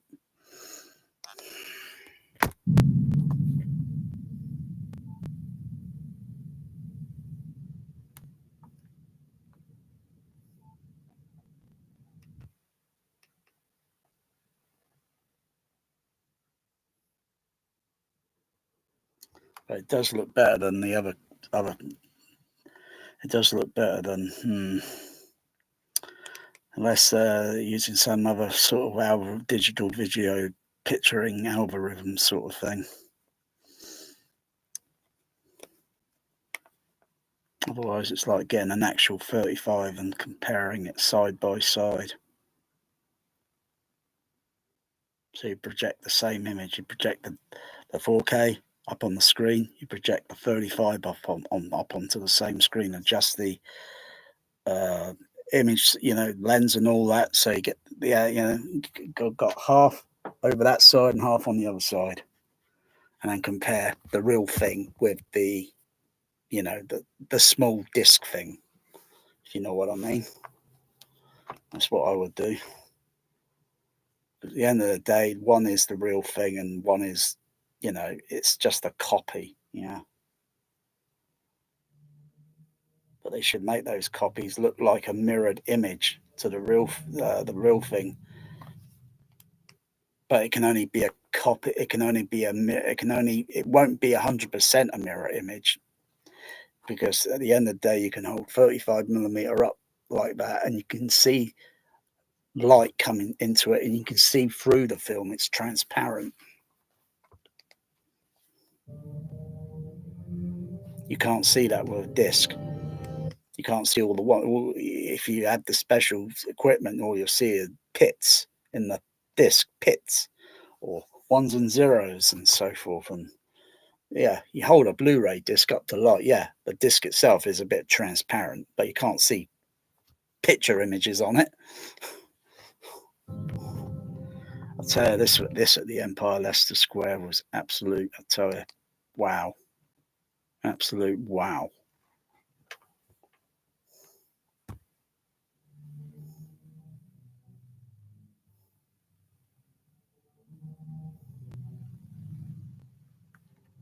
I tell you, presentation was, most kiddies on YouTube, and I can tell you're in your 20s or you're just about 30-year-old. Yeah, you hadn't experienced the actual real THX back in its day. I'll tell you, at the Empire, that was awesome compared to hearing the same film print, seeing more or less the same 70mm at the local ABC. Or almost about 10 years later or so, I think.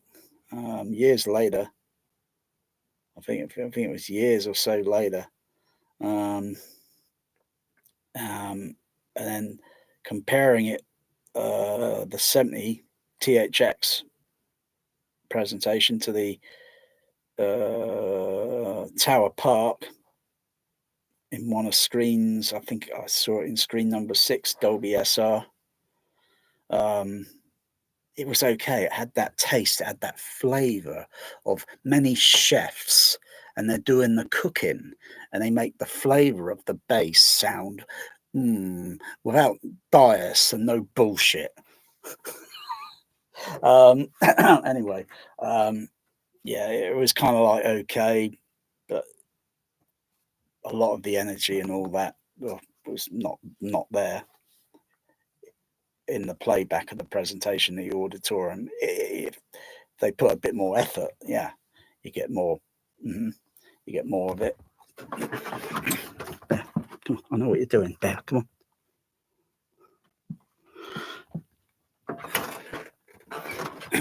I'm gonna have an ice cream magic. You go and wait for the biscuits. You go and wait for the biscuits.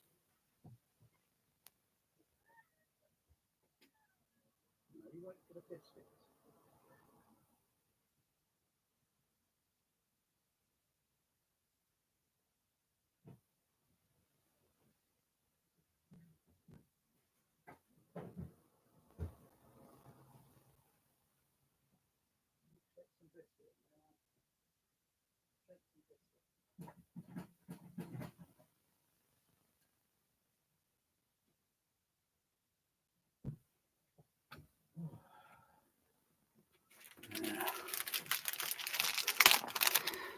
Most people that got a home theatre probably can't even remember how that film sounded at a cinema. Probably wasn't a very good cinema, but they can't remember because I question people sometimes, and it's like, huh, what, huh?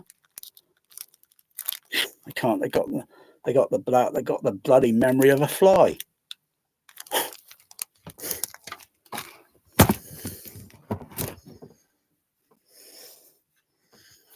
I can't duplicate it.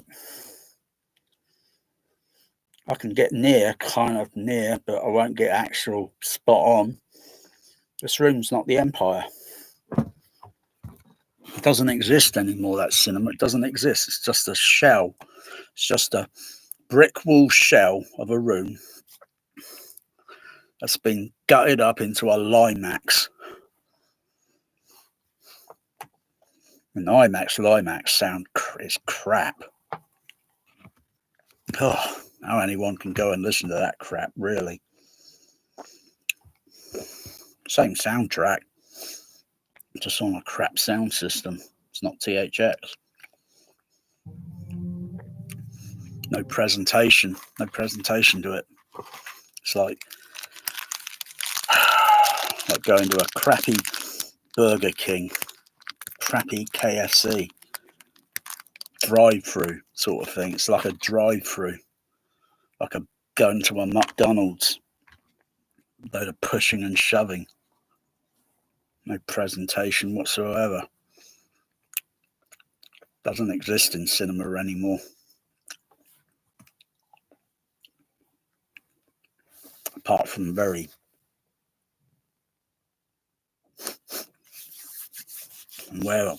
the heck are those located at? Hardly any in the UK anymore.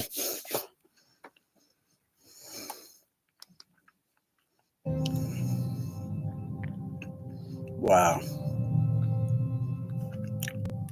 The irony, listening to the surrounds on the same exact.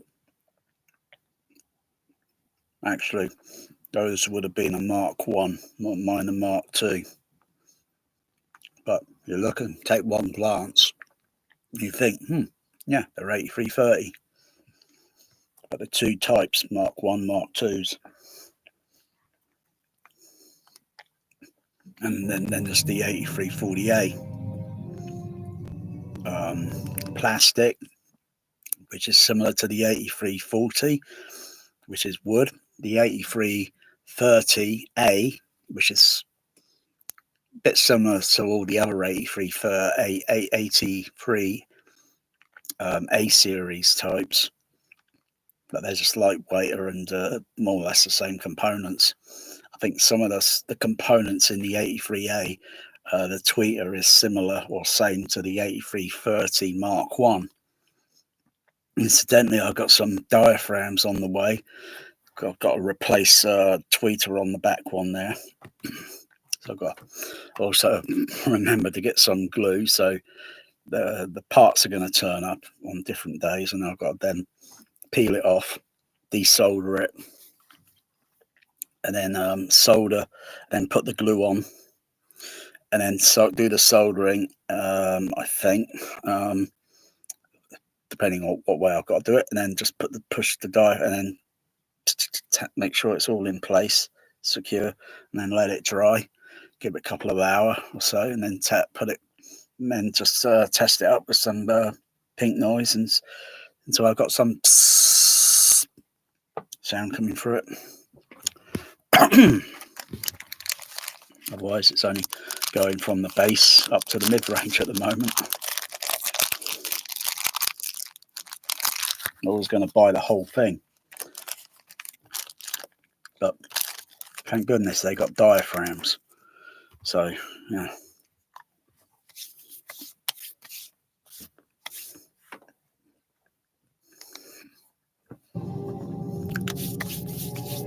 Wow.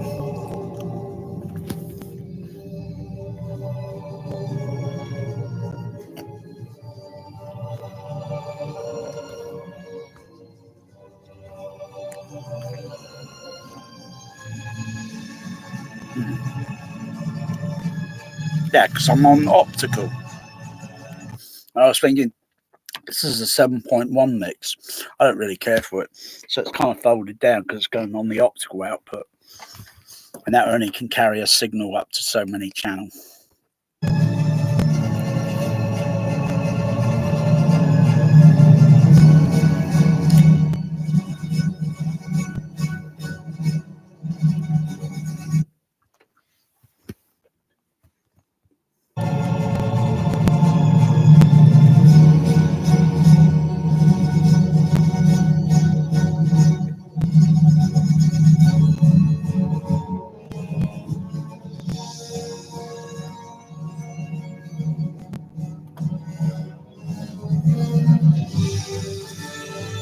It's not much of it getting translated through to the. Just double check. Just double check. So I think I. Yeah, I diverted those back to large. So I was just checking the LFE signal, so I've got to switch those back on. And zoom that up so I can see. Large, large and sub. Large and sub, large and sub.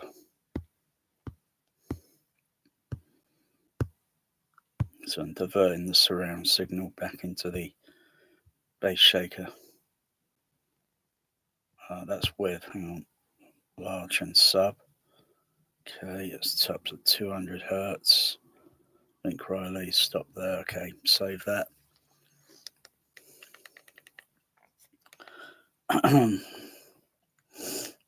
Just put it back a little bit. That's it, feeling it. feeling it in the floor. Feel it in the seat. I'll put the LFE signal at about minus. Where is it?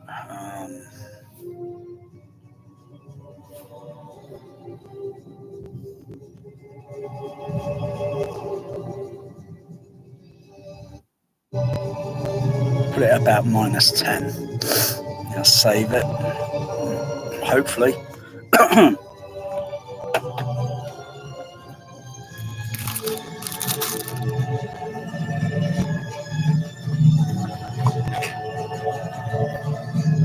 Wow.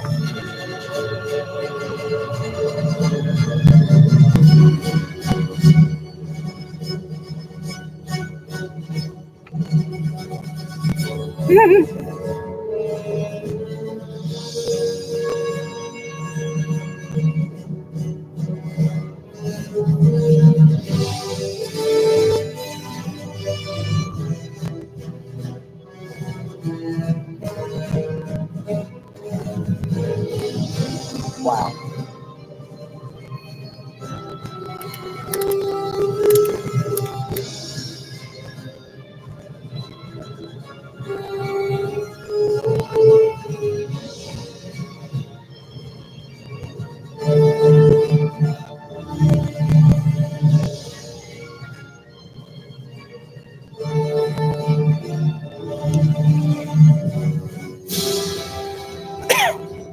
Wow. Sounds pretty loud within the 80 to some 85 dB. But that that that rumble in the surround that I can feel in the floor and in the seat as well.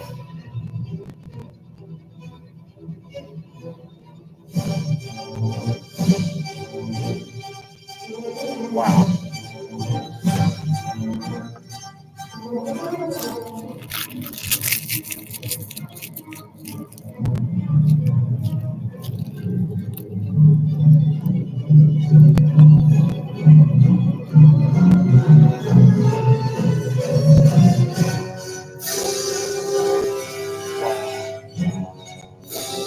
It's not going to be a big kaboom because it'll be an echoey. Let's see. Wow. Feel that rumble a little bit there in the LFE signal. What baby boom. Wow. Feel rumble there on the Enterprise. What's it? The spaceship thing. And then you feel it in space as well. It's amazing. And it makes all these. It's amazing how it could do that in a vacuum. So absolutely. Damn! Wow.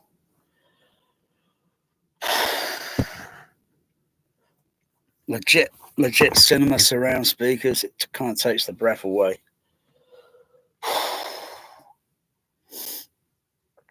I think those 8330s versus these other speakers they're doing at the moment. Is that a fly up there? That looks like a fly. That's not a moth.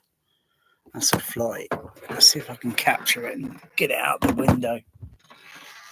Let's see if I can not draw too much attention. I need to capture it.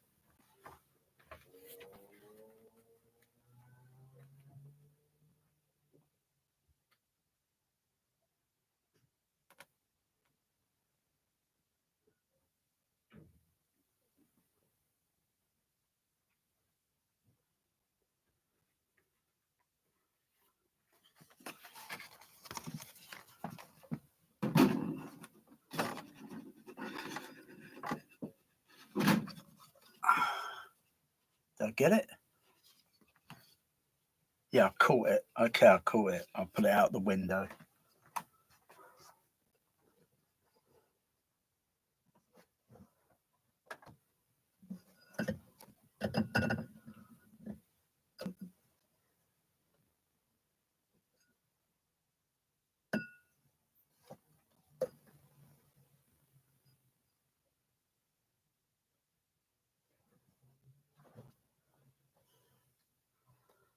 Okay, he's out the window.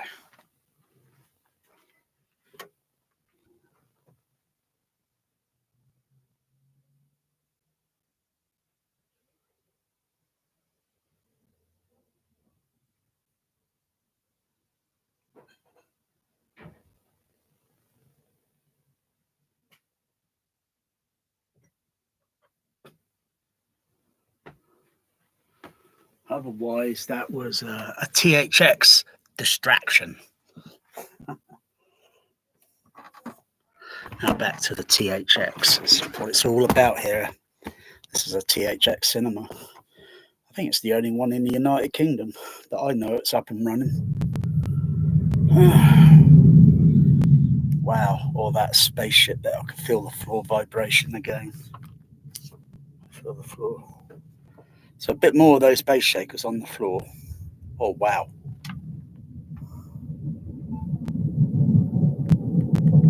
Wow.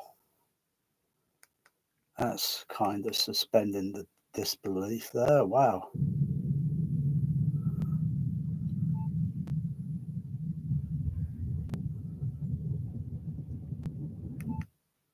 Wow. Wow. In the seat and in the floor. All I need now is another deep Behringer DCX, a few more bass shakers, a few more, change the amplifiers so I can run a 12 of them.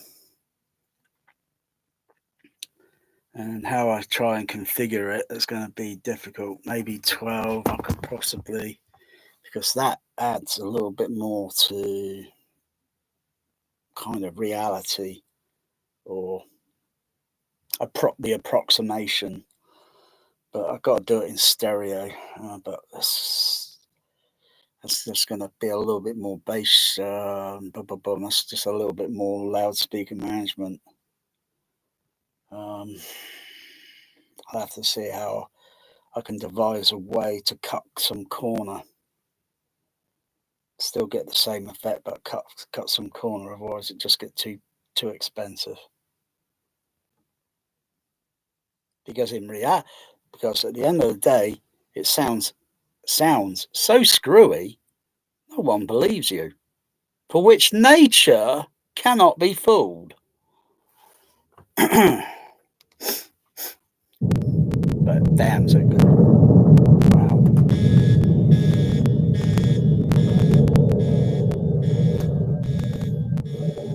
So I'm getting more of a feel here in the seat from the surround zone channel in the floor, and I hear the alarm ring. But the thing there with the wave coming, that would be acoustically, some part of that would be acoustically. Damn, is it getting loud? That's just the surround. Damn.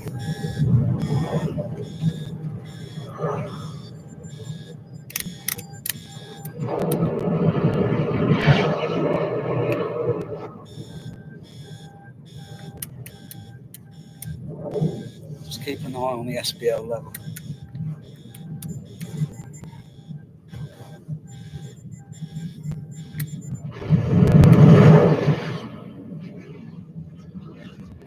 Wow. Wow. That's good. And the very ambient sound now on the bridge, the ambient sound. It's like feeling the engine, mechanical, mechanical vibration.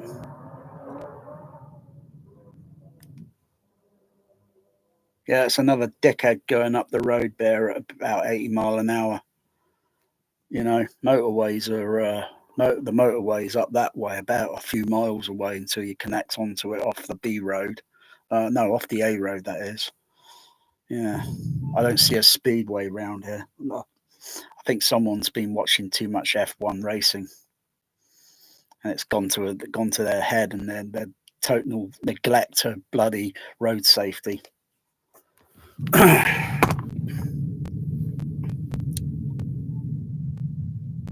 Whereas here, wow, it rumbles. It's big. You can't hear it on the outside. Some people like to draw attention sometimes, like myself. But oh yeah, oh yeah, that's good. That is a damn good feel there. I like that. Oh, I can feel that. I like that reverberant feel I'm feeling in my feet here down it, up both feet there. I like that because it depends on the film mix and what goes into it and the energy and all that. And I wonder if they have bass shakers on dub stages in the floor, fitted in the floor. You can fit an actual sub bass speaker, but um, it's a little bit more than just fitting it into the floor. Because if you've got to design it so when the magnet structure comes coupled with the part of the surfacing, a wooden surface of the structural frame, so it's coupled, and then you get mechanical vibration going through that, and then it'll get transmit, and then you'll hear it, feel it, hear it, feel it. Plus, you could be able to do a little bit more if it's a full range speaker, a coaxial, do below surround mixing. Mm-hmm. Mm-hmm. Because if you actually just fit it, it's not going to be coupled. You take a bass shaker, a sub bass out of the, and hold it at the back, you feel a different vibration. If you lean it against a surface, the magnet structure, you feel the vibration going into the seat.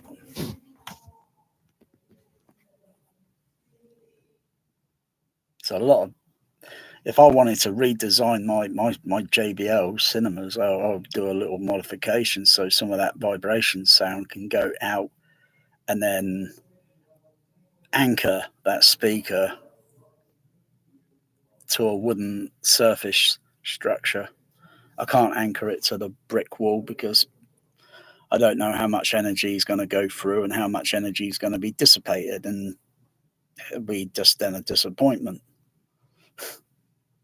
But at least they're cheap. It didn't cost me £4,000 per sub bass speaker. I got them cheap.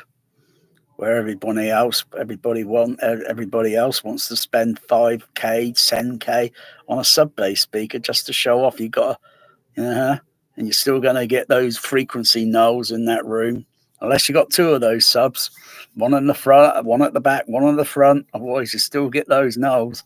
You're going to have a big ass sub, and you're still going to get a null.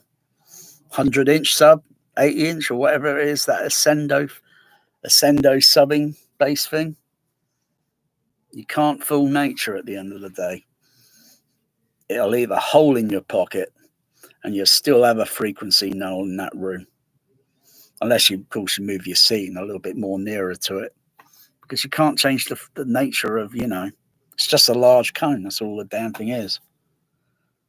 Otherwise, look at an 18-inch, find a way, mount it middle height of the room, and devise a way to put a cone, like a passive, and attach it to it, and then put another kind of box or thing around it and sort of thing, and then it'll move. What it'll sound like, I have no idea.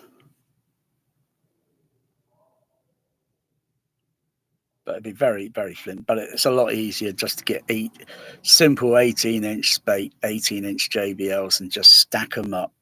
Mutual in coupling. You get that same,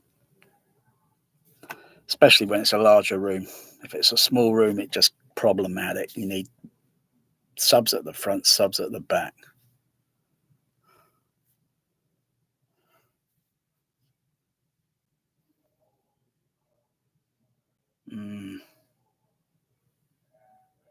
I like the echo effect in the surround. Very ambient, but you've got to have the front channels balanced in a way in frequency. The gain level, the frequency balancing. So it sounds like you hear a direct voice and then you hear an echo slightly. Otherwise, if it's done wrong, you won't notice it. You just get masking effect.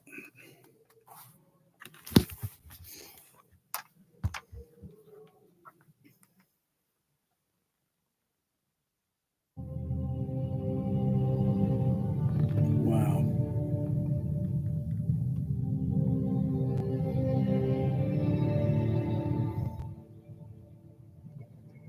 Wow. Is that in the LFE or in the surround? It's hard to tell.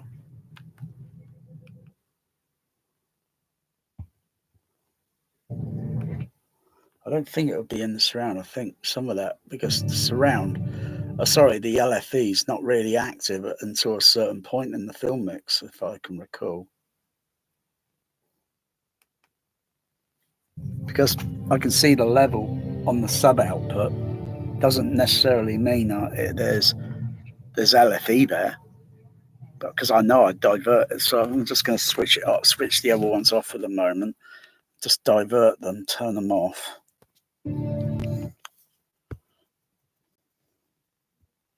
So I'll set these back to large.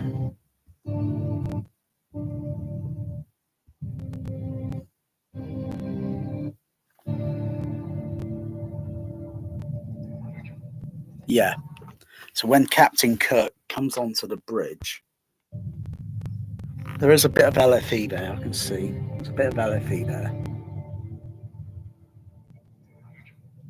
And the level goes down a little bit, but Captain Kirk comes onto the bridge. All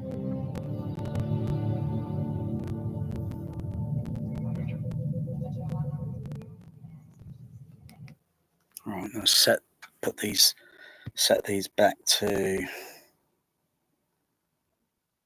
large and sub.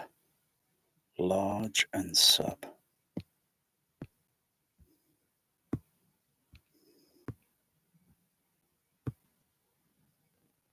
Check 1, 2, 3, 4, 5, 6. Okay. Set that to save and play the scene again.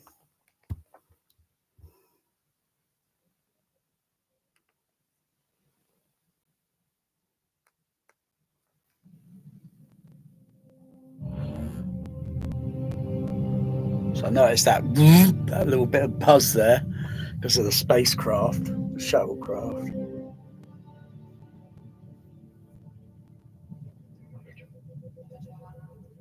Yeah, I could feel there's a very low end shimmering vibration on the bridge, on the surround. And it's just making that rattle.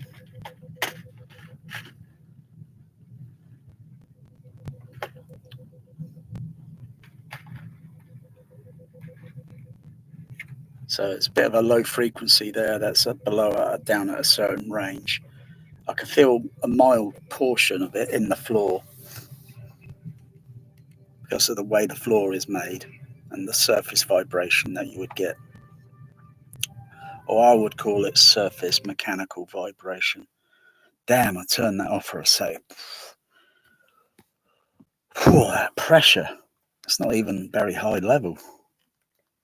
It's not even high level on the SPL.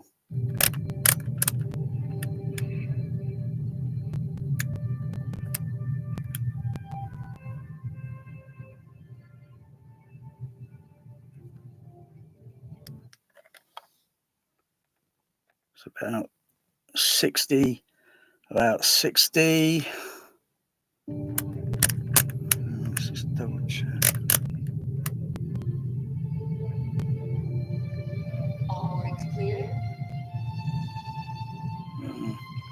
It's below 70 dB. If I mute it, and it's like, see? Fucking hell. I think some people got hearing problems, like that guy in his home theatre. He needs to have people around with that. I'm just going to say it, that youth man sort of nonsense. And they're showing off a video at the moment, like he's bragging 150 deep. I'll just turn this off, and that's what and it's like, flipping heck. Because that bridge on that Enterprise needs a bit of Scotty fixing that. Can we get this bridge to sound a little bit quiet, Mr. Scott? I'm working. I'm getting it all I can, Captain. Crikey. Bloody reverberates, because it does the same thing in Star Trek too.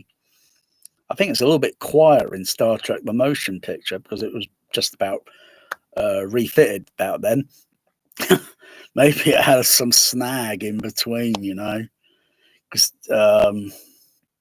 gosh, it's very ambient, rumbly sort of thing. And that's a very mild, that's loud, it's not even picking up yet on the SPL, on the mix and such, but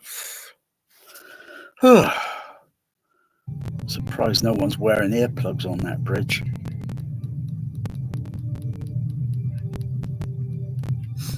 But you can talk over it, you can have conversation over it if it was not any music playing with it.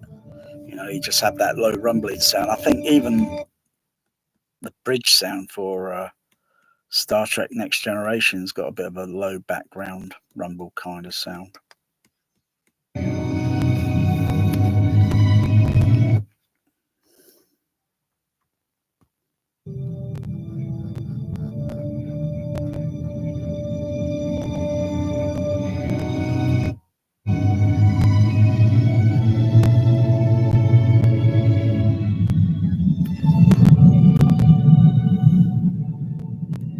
That was going up a little bit on the SPL.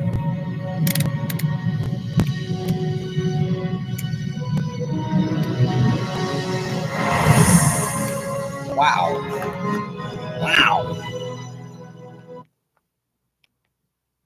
All I can say there is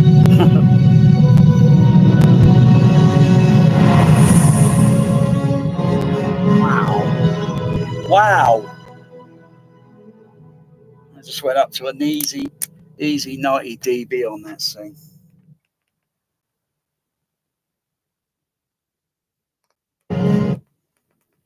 Easy 90 dB.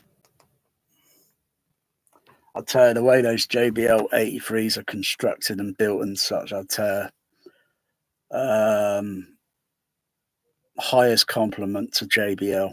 Highest compliment. They do admirably very well.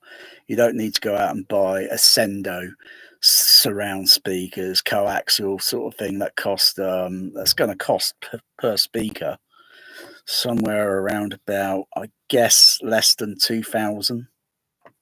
And that's just probably for a single speaker or something. That's ridiculous. When those 83s, they came out of the Twickenham. They came from Twickenham Film Studios. 30. I think they were about £37 or something. About £37. That's cheaper than fish and chips. Well, that is cheap as fish and chips. Because you go down table at a party of 5 or something, what it's going to cost you? Fish and chips luxury restaurant downtown. Party of 5, did I say?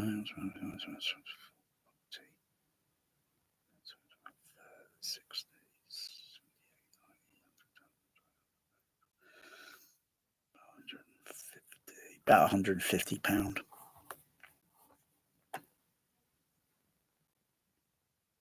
And it also depends on if you have wine or anything, or if you just have still water or sparkly or Pepsi, or if you have something.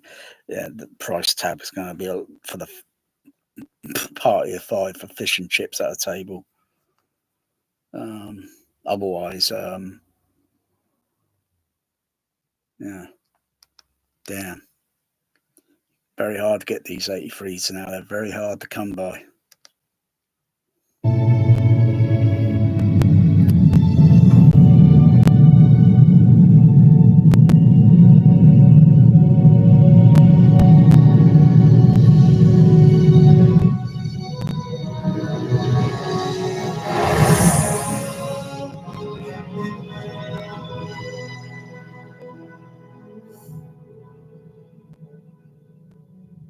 Captain's log, stardate. Wow, the Enterprise.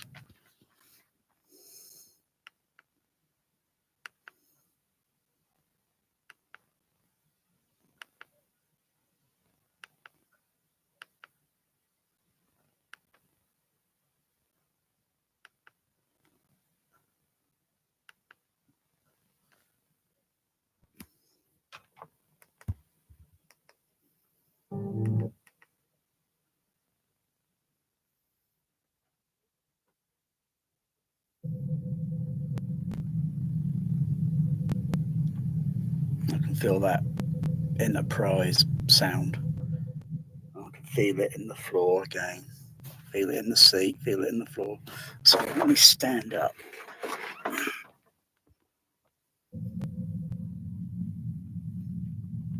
So they're all standing up. Some of them seated, some of them standing. Of course, if I move over here, don't notice it much because there's not enough area where it's covering the vibration. So I've got to put 3 of them at the most on the floor, 3 on the back on the floor. So when standing, you still hear the sound acoustically and you feel vibration in your feet. You can feel a vibration. Because that bridge would be kind of a metal floor. It's probably made of wood in reality. Or maybe they went metal. Spent a little bit on the budget and went metal floor. How trustworthy can they be?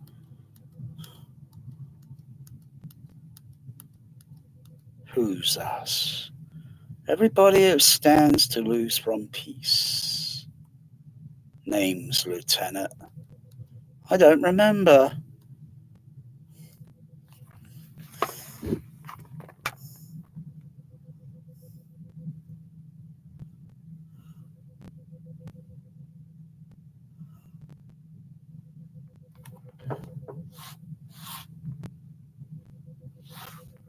It's interesting that.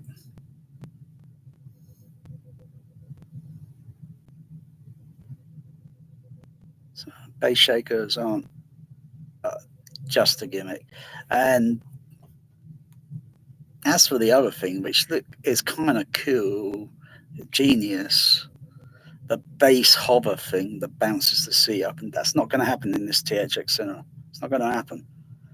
The seats are all joined together. It wouldn't happen. They'll just make rattling noises. It's not going to happen. Not to mention, yeah, it'll break the seat eventually. It's not going to happen. Otherwise, the idea of the principle, I think the idea is pretty genius. Highest marks.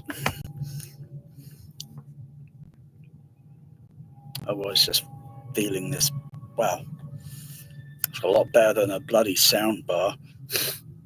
Not that I would know what a sound bar sounds like. I've never heard one personally, but I get the idea. It looked like a glorified center channel speaker. That's what they do look like. I've heard enough of those at a home cinema showroom that can tell me, no, I wouldn't touch that with a barge pole. Because I'm sure I could do Star Trek 6 on the opening credits, on the opening titles, before the explosion. I'm sure it's going to do Empire Leicester Square quality. THX, yeah.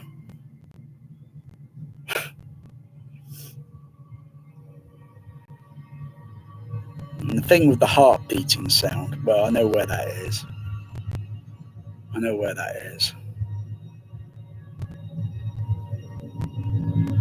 Wow. Sound shift panning, the panning and the sound shifting, making it very eerie. She's going mind melding. Ah, ah, ah, ah.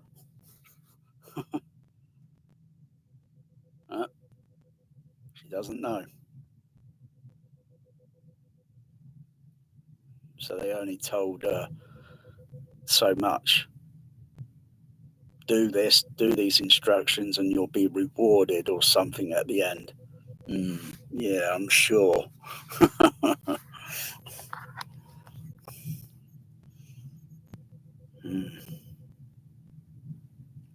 Saw this 3 times, or was it 4 times? I can't remember how many times I saw it at the Empire.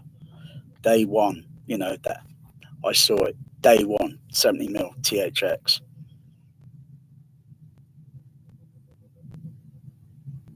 Invited up in the projection room, had a look around. Very nice chap, very nice. That Elka was very nice, very hospitality, very nice hospitality, and very nice. A bit of Empire cup of coffee as well. Very nice chap. So I know what the base wave of that Star Trek thing at the opening when planet boom, you can feel it in the projection room and the floor, which is partly a concrete, like it's floating sort of thing or overhang, kind of over. So it's like that. The back wall there in the auditorium, and it's got the surround speakers on it, and the rest of it going down side wall. And the projection part, mostly it's got overhangs, and you can feel that freaking thing right in the flipping floor.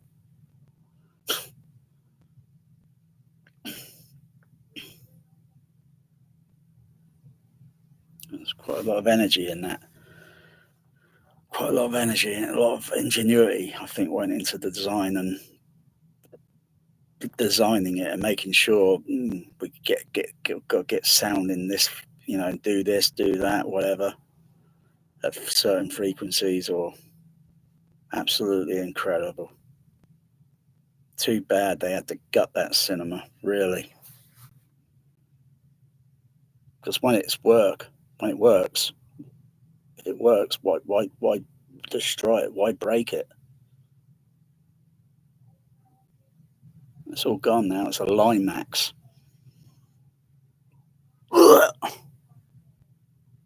Crappy IMAX format.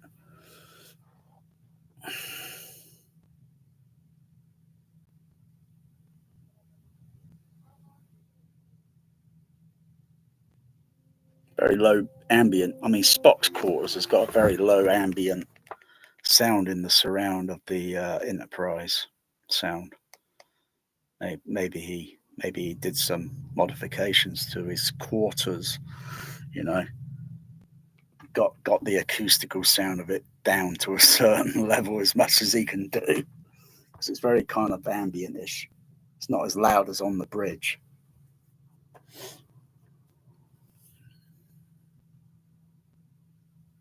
I can feel it still. I can still feel the sound. I can feel it in the seat, and I can still feel it a little bit in the floor. It's like what Captain Kirk says about the realities, I think. Turn the screen channel on. I was messing with the EQ filters last night, so I'm just going to set those back to just make sure they're back in default. That one is okay. Okay, let's turn this one. Turn that one up.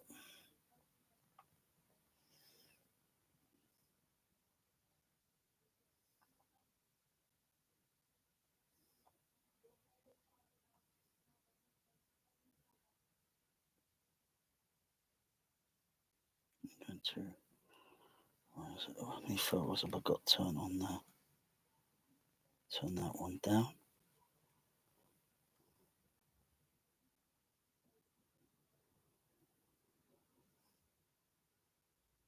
Turn that back to 0.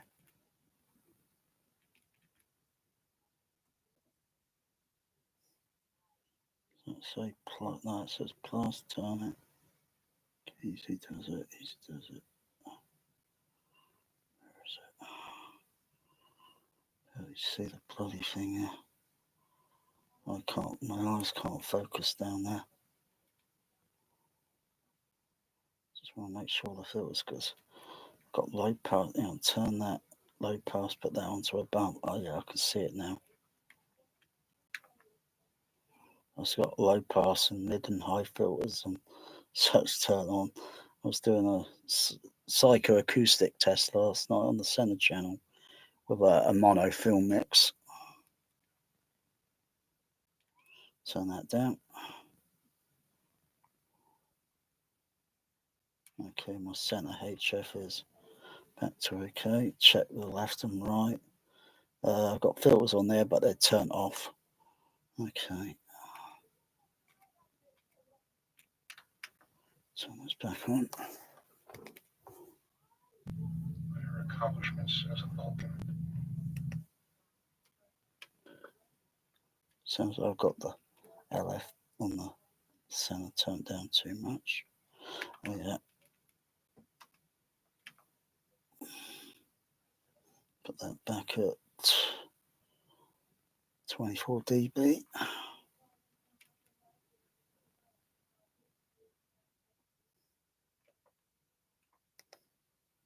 Before I understood how prejudiced I was.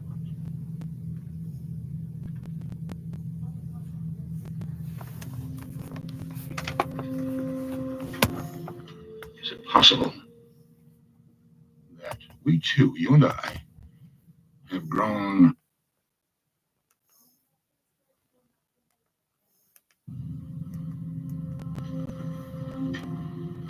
Is it possible that we two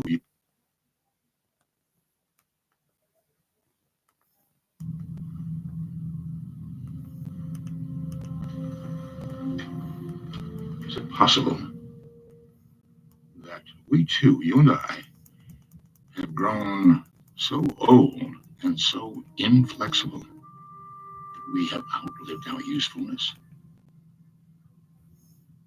Would that constitute a joke? Don't crucify yourself. It wasn't your fault. I was responsible for no actions but your own. That is not what you said at your trial. I was as captain of the ship. Human beings. But, Captain, we both know that I am not human. Spock, you want to know something? Huh. Everybody's human. I find that remark insulting.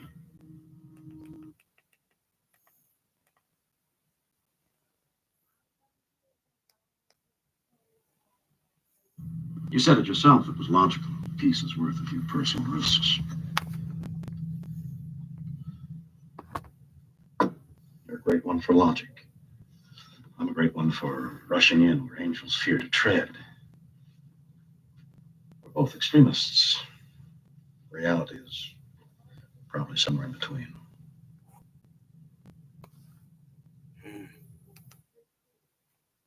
Yeah, it's finding that acoustical reality.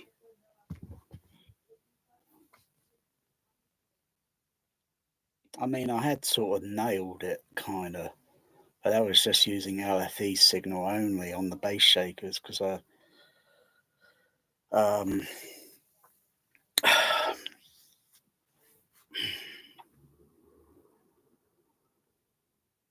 because the LFE, when you think of it, it's only a signal. It only comes in on the film mix as and when. If you're diverting all the bass from the left, center, right, surround, and the LFE all together into a single sub bass or a bass shape, forget about it. It's very hard to tell which is which. It's very hard to tell.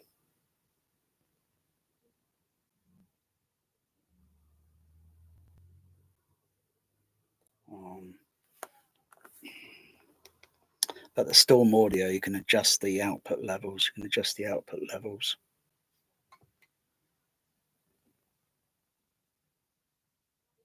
by 1 dB interval. So I go from 0 stepping all the way down to about -20, which is more than enough, I guess. So you can adjust the level on the playback, and, so it doesn't over taxi or maybe too much frequency masking effect. Like I say, if everything's all playing prefixed at the same, it's very hard to tell. The earlier AVR receivers and all this sort of THX thing with diverting all the bass and all that, I picked up on it instantly, and this is going way back early 2000s. I picked up on that. There's something not right about that. It doesn't sound or feel anything like what I heard at the Empire Leicester Square. There's something missing. And the thing is, you got no variable control to adjust. And one day I'm walking past a shop, a second-hand store, and I see like, an audio mixer,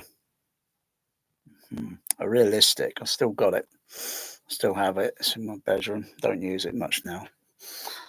Needs a little bit of repair kind of on it, but otherwise it'll be up and running. It's an okay audio mixer.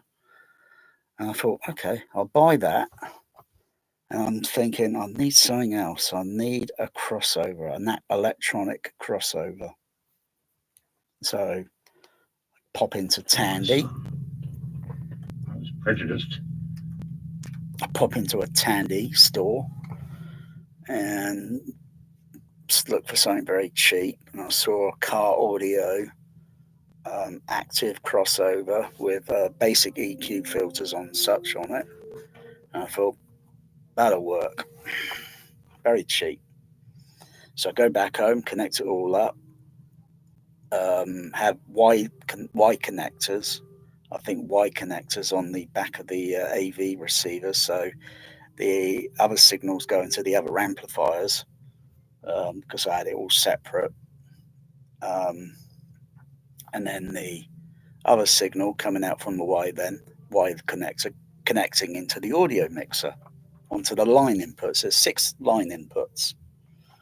So I've got left, right, center, left, right, surround, and LFE. And then I can balance the level outputs, go into the bass shaper or to the sub. Night and day. Wow, wasn't it, Bear? Night and day. So even Bear agrees. What's caught his attention there? Someone's caught Bear's attention there.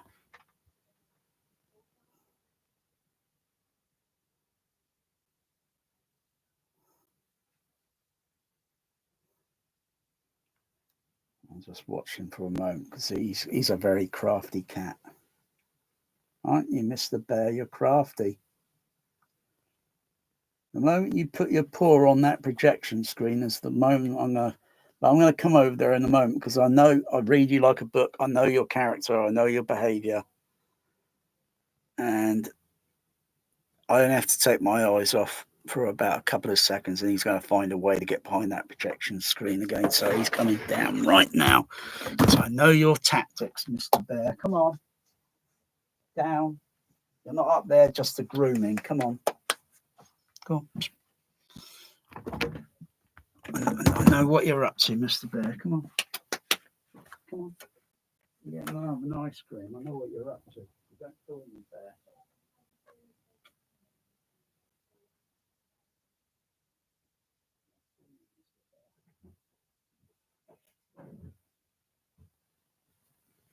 Crafty Moggy.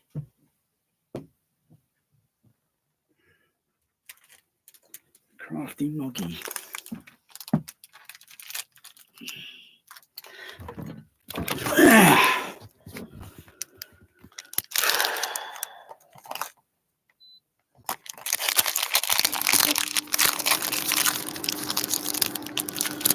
How this sounds with the air conditioner on. See what masking effects I get.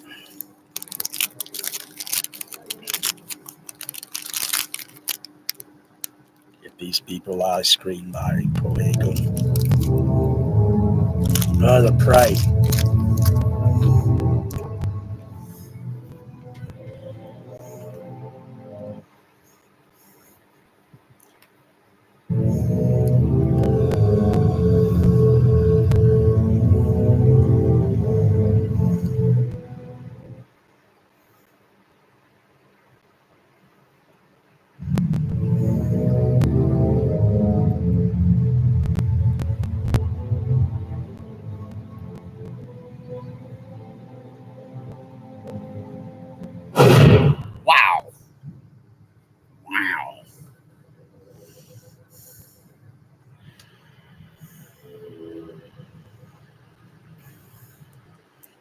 Cats of prey.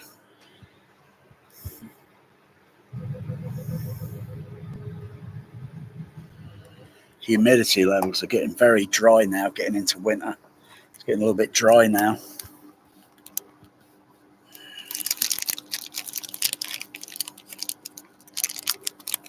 Down in South America, Chile, the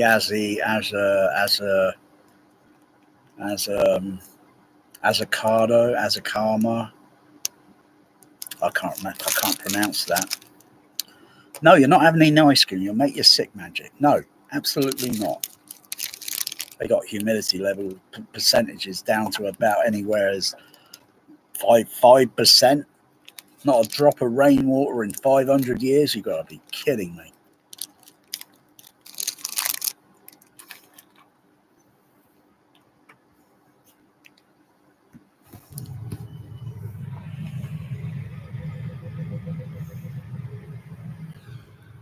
Well, feels like being on the bridge.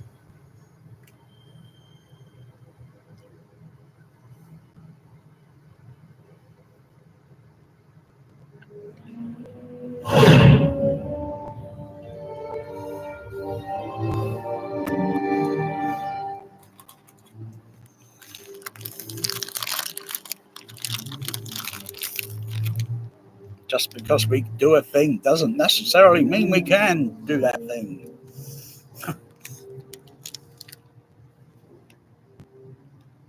Oh, some enterprise base coming up.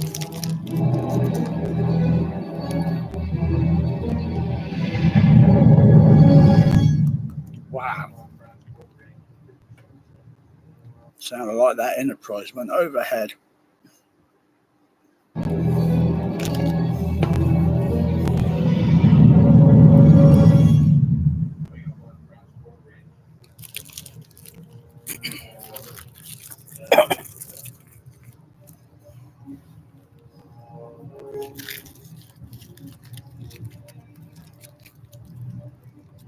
No, Magic, you're not eating that.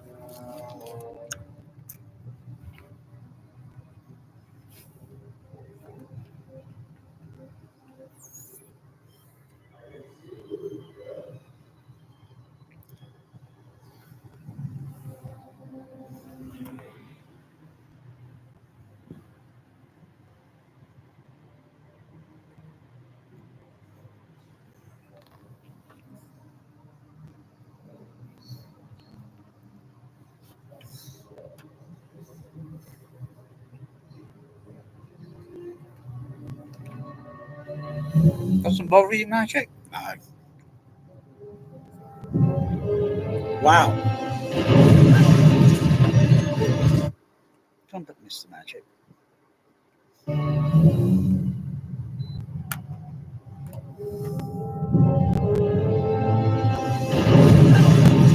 Wow.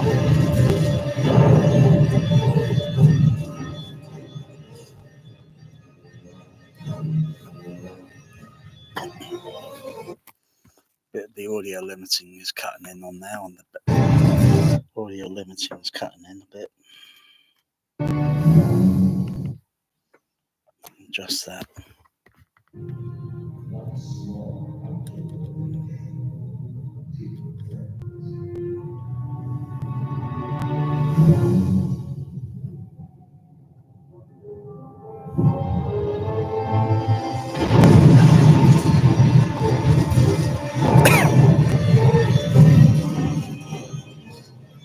Wow.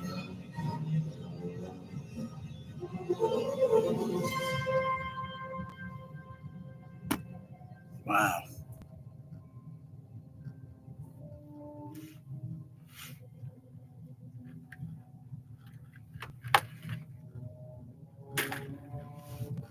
Damn, the seats are rumbling. Wow.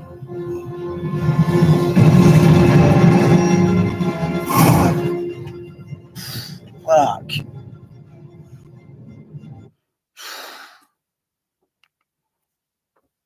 Like an Empire Leicester Square flashback. Wow. Wicked. Wicked.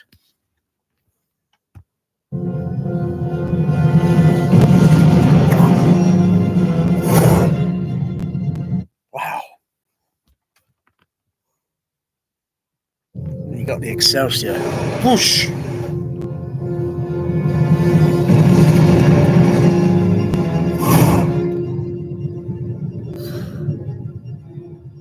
Feel that rumble on the Excelsior, that acceleration, that adrenaline, dynamic rumble.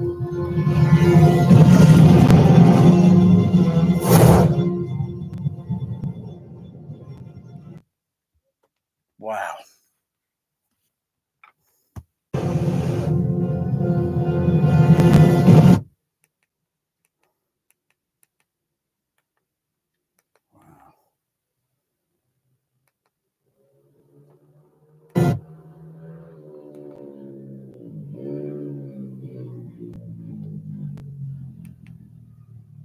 Wow.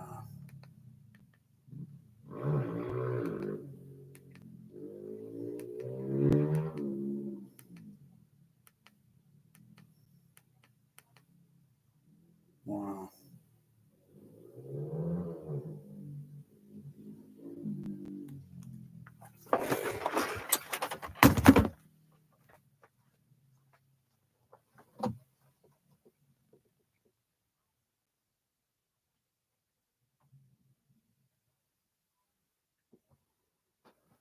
Crappy motorbike you got. I hate motorbikes. I really hate motorbikes.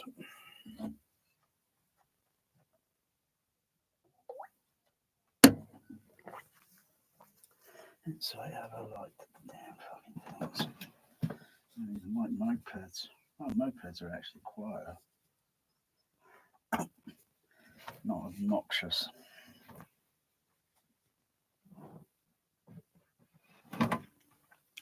Wow. That is better than most home theatres I think I know around. I doubt one of those top audio, what do you call it? Audio advice things. I doubt it could do this. I doubt it can do that. And again, I wouldn't be too surprised. Sometimes what they say, you believe, but they don't tell you something else. They kind of leave that. They don't mention it. See if you're observant of that sort of thing. Yeah. It's a very suspicious world we have in now, my friends. It's very suspicious now. Wow. Damn that bridge vibration. Look at that.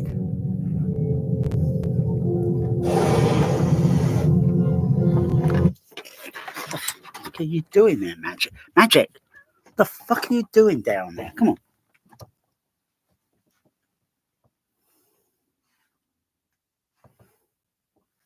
Come on, Magic. What are you doing?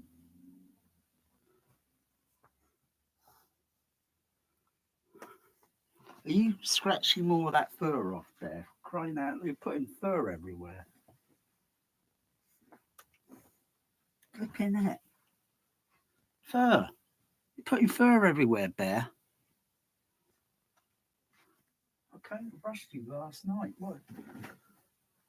Let's have a look at you, sweetie. Come here. Come on, let's have a look under there. I know you don't like being picked up.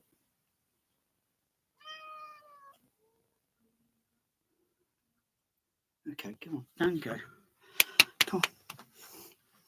What are you doing, Magic? What are you doing? Come on. Come on, you're being distracting. You're distracting me, boy. Come on out. No fighting. No fighting, boys. No, you bet.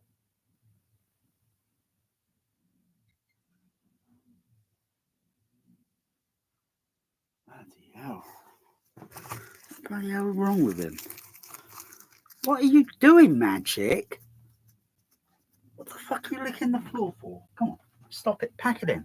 No, pack it in. You're licking the floor. That's dirty. Come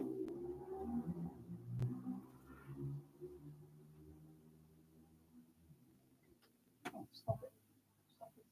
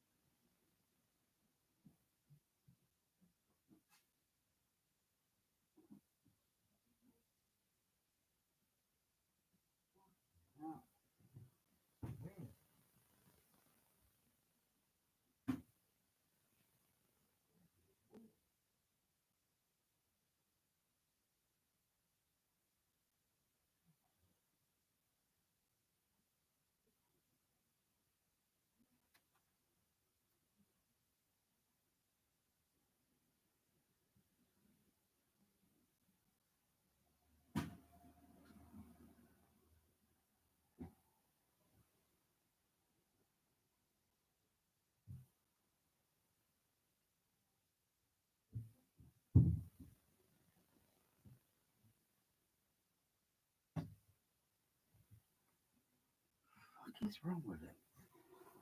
What the fuck is he licking the carpet for? God, I don't need this fucking stress. Fuck yeah.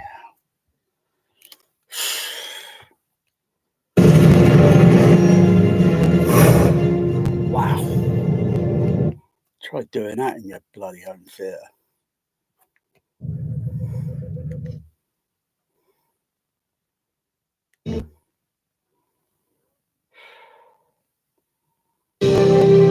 Wow.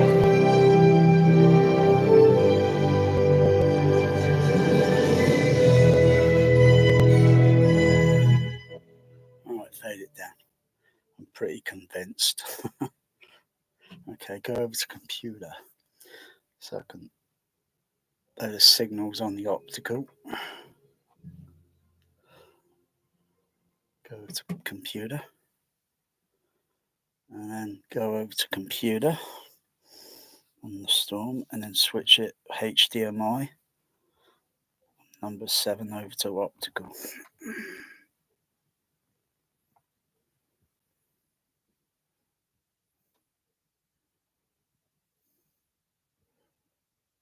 So that's what it's all about.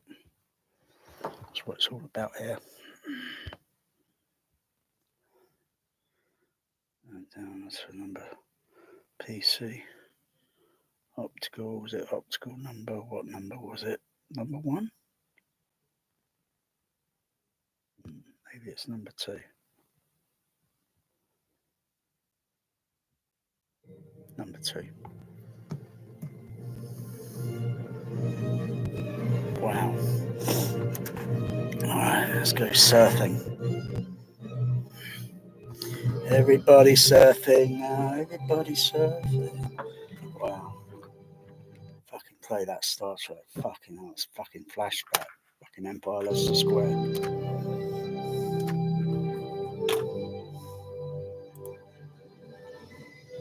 That's a very nice picture, that. I wonder where that is. It looks like maybe it's Hawaii.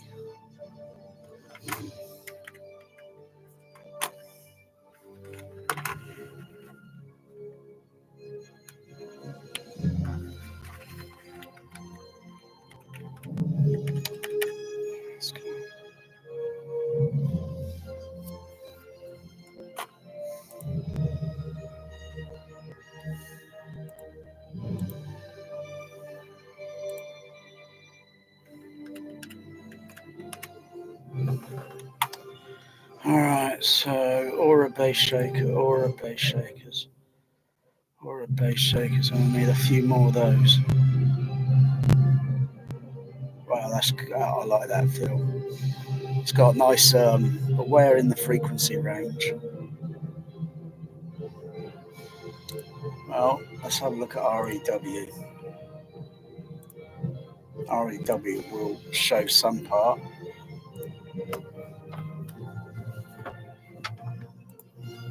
I'm coming up here, Bear. Come on. No more distracting, Kitty. No more Kitty distraction. This is a THX cinema.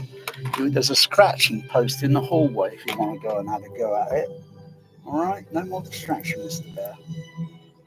All right. Yeah, meow. Come on, relax. Don't do it. When you want to fur to it, relax. Don't do it. You ain't on the remote.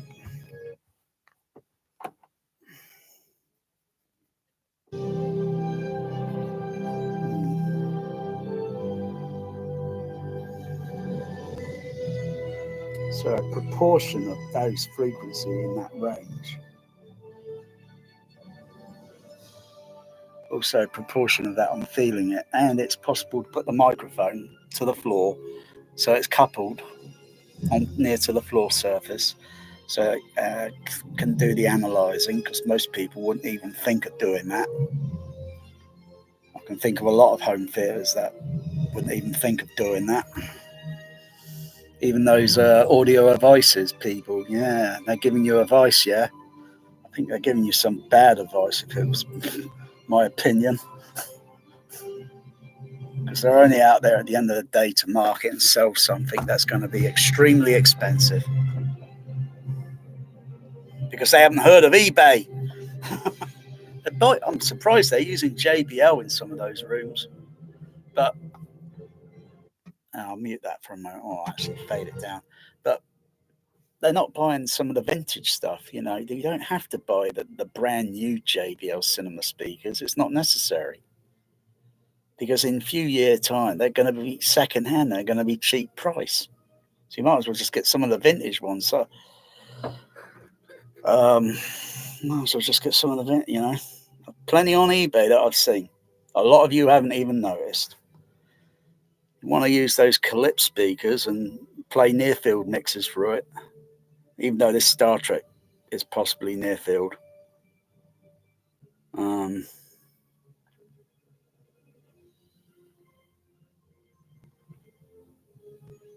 Yeah, go and get some real JBL cheap. I'm curious why JBL do not make bass shakers. Kind of curious about that. As Dayton, they make full range speakers, exciters, bass shakers.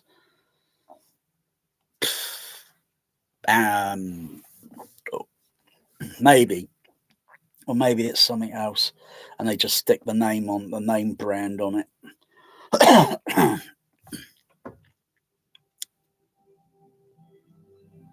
Turn that fader back up. Wow.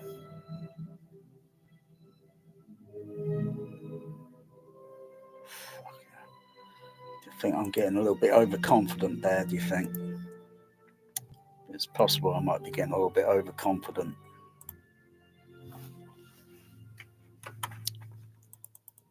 But I'm pretty convinced now I need to get some more, and that'll sort it. That'll cover the floor area. Wow, what like that? The reverberation in the music score and the surround channel. Wow. I don't know what you're looking up there for, but I captured that fly and I put it out the window. Unless it found a way back. Wow, all that. I tell you, this score, this Elfman score, has got some nice bass feel in the surround here. It is pretty good in THX here. Wow.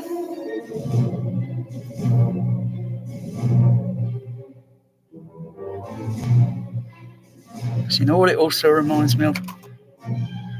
It reminds me like someone's playing music in the flat below me, right? And its bass sound vibrates the ceiling, vibrates the floor. That sort of thing.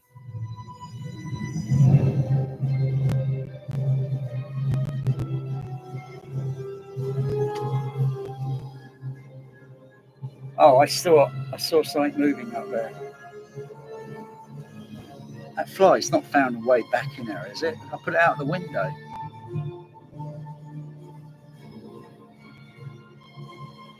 I think that was a fly. I think that fly's come back in. Doesn't want to go outdoors. Wants to come back in. I put it out the window, and it's obviously I saw it. I can't see it at the moment because it's on the somewhere on the foam stuff, and I can't see it. Its cloaking device is turned on.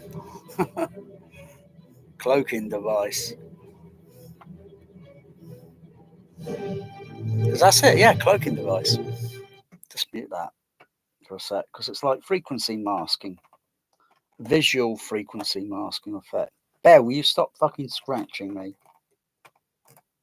I'll put that pen away, I'm not using it now.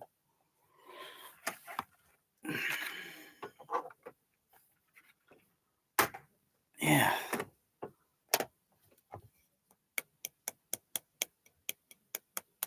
Oh, that is pretty good. That adds more to the adds more to it. I think it sounds better than those Trinov demo rooms, my personal opinion. At least it doesn't cost Let me see now. What would that demo room cost now? Roughly, I guess about maybe that's the whole damn thing with the project, everything. I would say probably somewhere like 80 or if not 90,000. That's a little bit too much, I think. That's like half the down payment for a fucking house.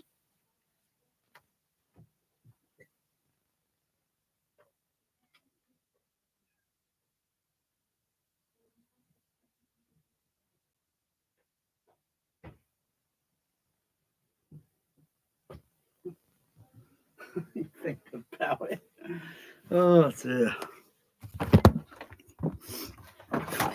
Oh, wow. Oh, it's gone to the opening. What's on the what's it now? So the end credits are finished. Put it on. Switch over to Panasonic.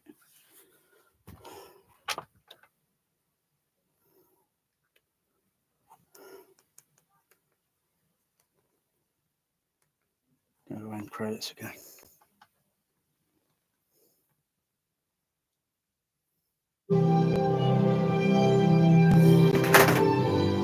Fucking hell.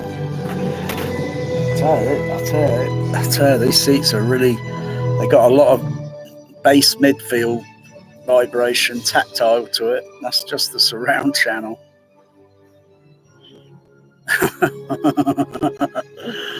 Oh yeah, oh yeah.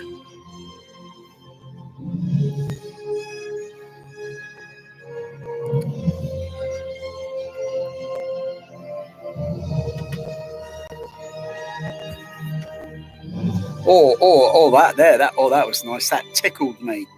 That gave a little tickling effect there on that musical note there. I've got a little tickle effect. Oh wow, that was cool.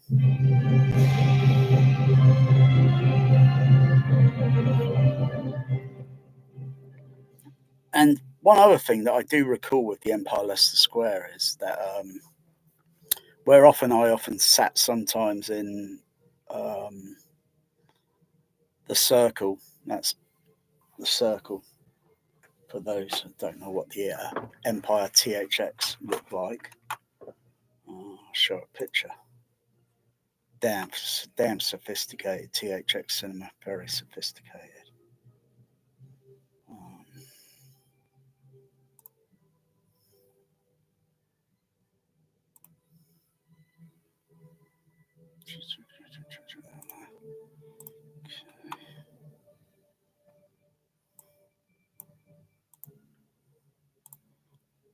a lot of classic cinemas that people used to like just don't exist anymore. The cinemas are woke today. They're woke for woke movies, woke atmos. What am I talking about?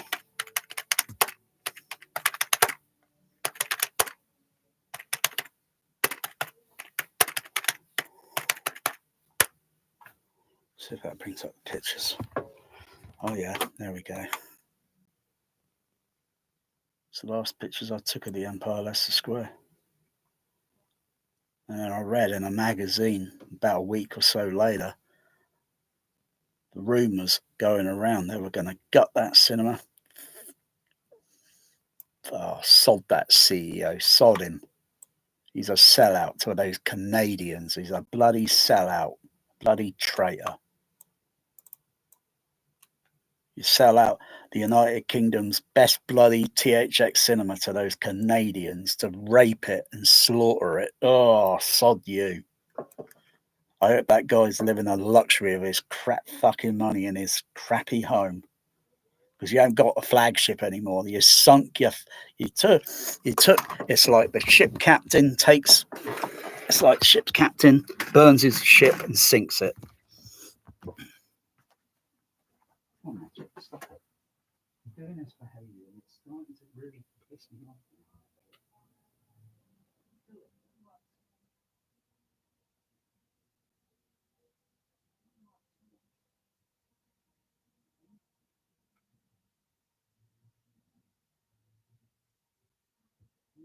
Do some quick research on that. It's no magic.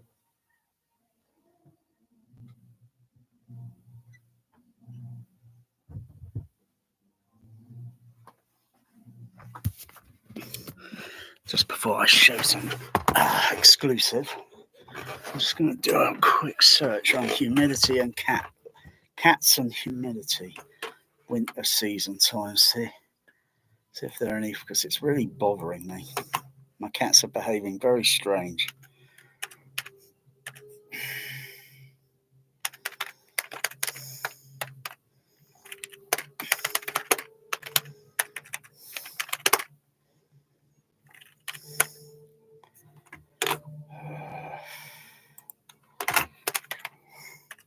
We're actually going into winter.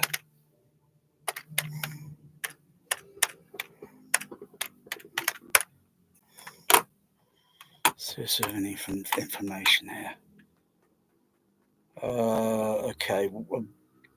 Yeah, dehydrate. Well, they got plenty. They get plenty of water.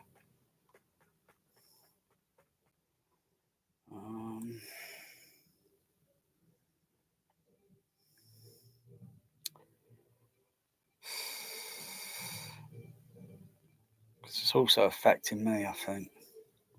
I've been scratching and itching because the skin sensitivity.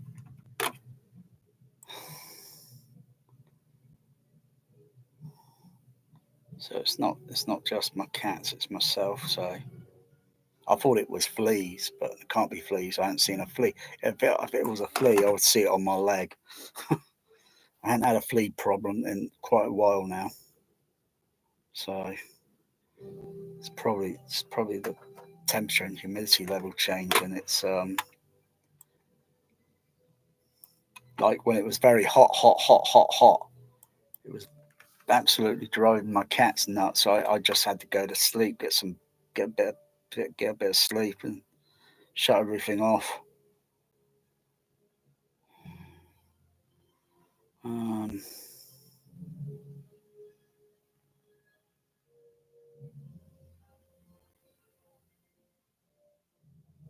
yeah, they can get affected by climate, humidity, and such. Dogs and cats. Um, so it can bother them, but they don't. They can't verbally tell us. They can't verbally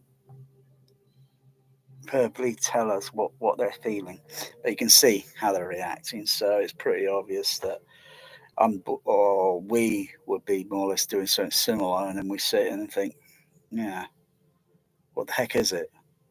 What the heck's doing that? Because I can see the humidity level change in this room. It's down to 57%.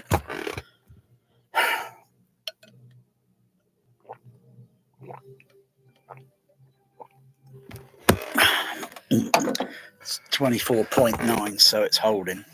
So it's not going to rise up any higher because it's cooling down outside. Hand feels very dry.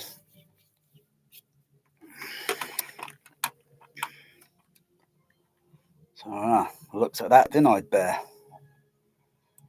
So you get plenty of water. You got the water fountain to drink from, but Magic, he's going to get a little bit too vexed. It's bothering him a lot. It's bothering him. Okay,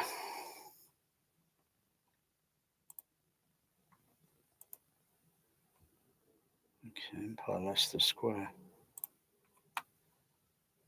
It's not a very good picture, that. Oh, that's a good one. So I was thinking, what the bloody hell? That's a bit smoke. I used a digital camera there. I think a digital camera.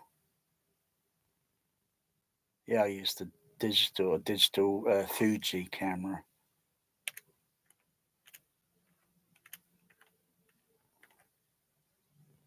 Otherwise, I'll be using my DSLR. Wow.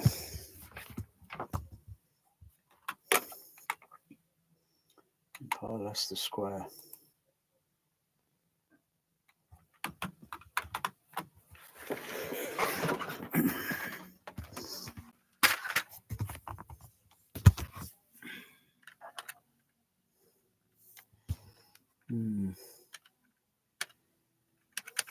Wow.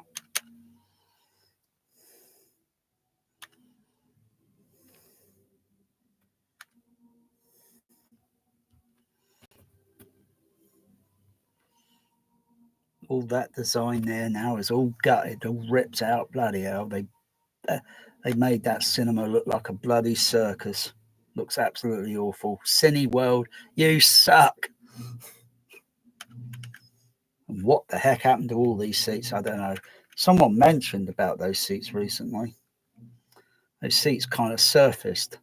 Because 1,330 seats, they probably don't all end up in a skip. Some of them probably got salvaged. Myself. So I look very happy there. I look very happy. I look very happy there. I did. I look very happy. And then they raped it.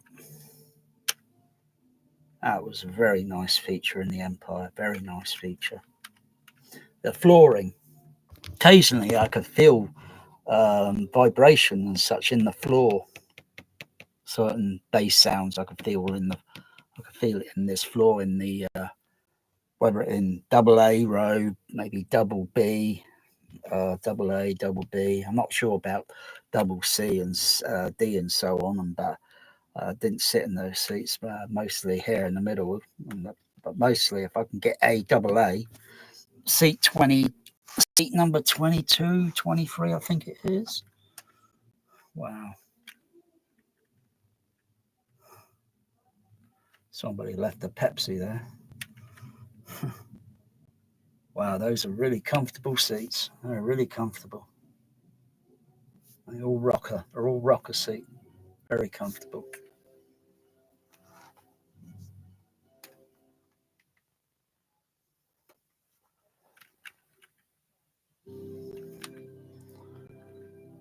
And there's the projection area, and it's just how overhangs.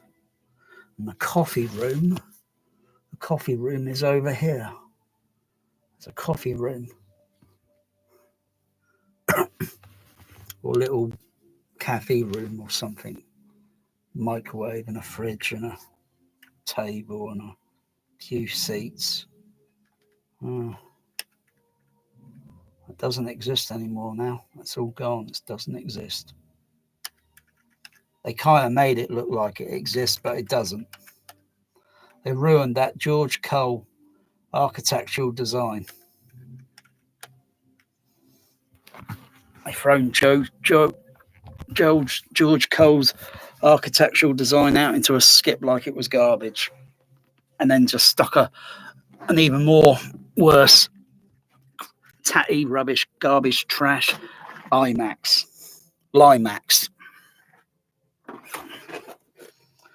Because they're only going to cater for the little children now with IMAX. They're only going to cater for little children now. THX is probably a little bit too advanced for children. Yeah, it's all gone. All gone. But I can remember what it was like, how it sounded, how it felt. Presentation, color, style, everything. Absolutely brilliant. Brilliant.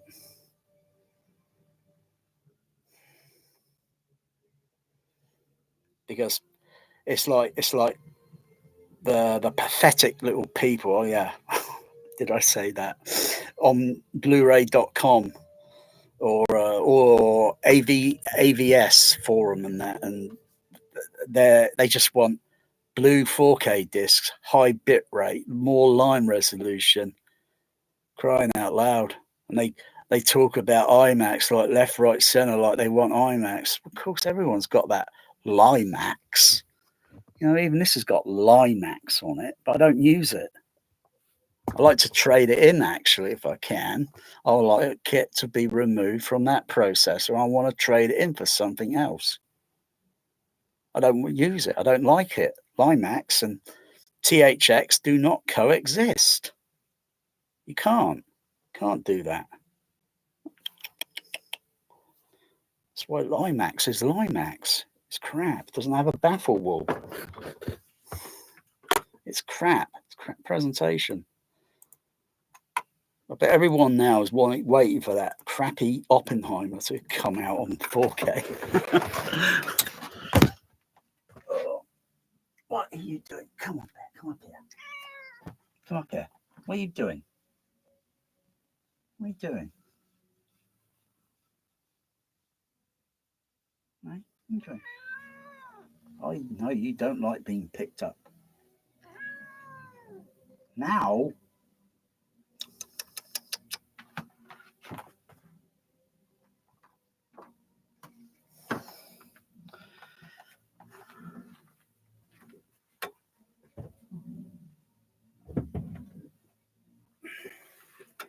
doesn't like that. Doesn't like being picked up. Okay, now.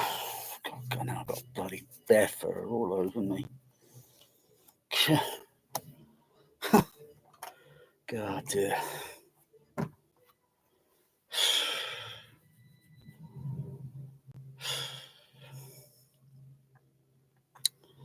Yeah.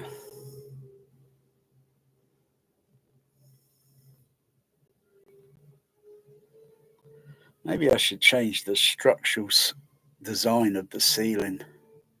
Have it narrow at the back. Kind of just put like an angle on it.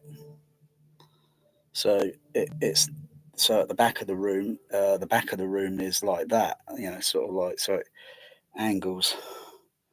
So it's narrower at the back and it goes a little bit higher at the front. Because that would change the way the bass wave. And otherwise you'd think, if it was the same, it's going to be very boomy. It's not often very boomy in the back of an auditorium in certain type of cinema auditoriums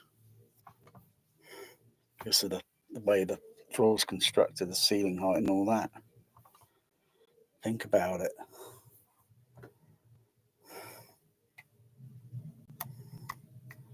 It's very easy to do that in a basement and change the shape and all that. Just to get rid of the wife, divorce the fucking wife, put a fucking microwave in the fucking spare room where you got it. That's all you need, a fucking microwave oven. Dinner plate, get rid of the fucking wife. You don't need her around anymore, bitching and moaning about what you're doing to the home cinema.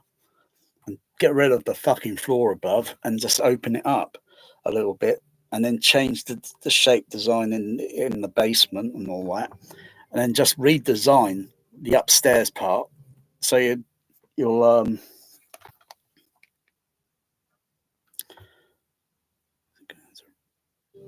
resume the end credits. I like the end credits. And then because you then have to change the floor above slightly, you just have steps. So you're doing kind of architectural design, so where you walk and then you just go up to a step and go up there. Otherwise it'd be one level. So you get rid of and extend it. Easy.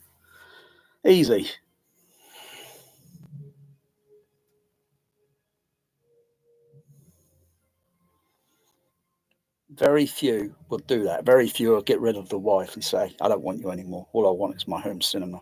Get out. No, you're horrible and mean.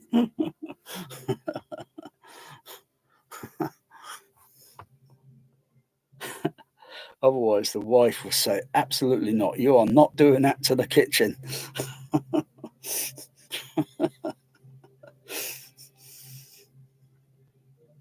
Wow. Even though I'm playing the fader at a low level there, I can still feel it in the floor. I'm definitely getting some more bass shakers. This definitely works. It's filling in the extra missing. It's like when I use the SAS things on the back of the seat. Fills in the extra, and you get a bit those SAS things, depending on where I put them, the exciter, the Dayton exciter, where I position it on the seat, it can give a sufficient vibration below 30 hertz. So it does two things.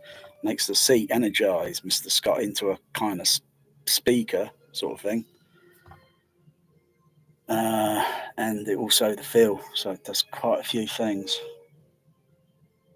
And I haven't got them; they're not turned on at the moment. It's just the daytime aura or bass shaker things that are turned on with the surround channel.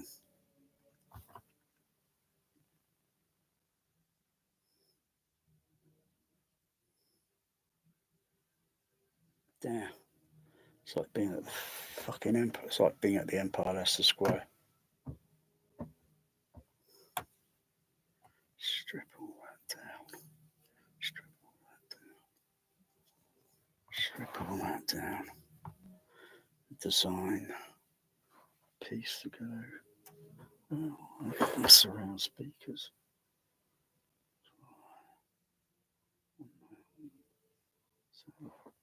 So it's got to start at the back.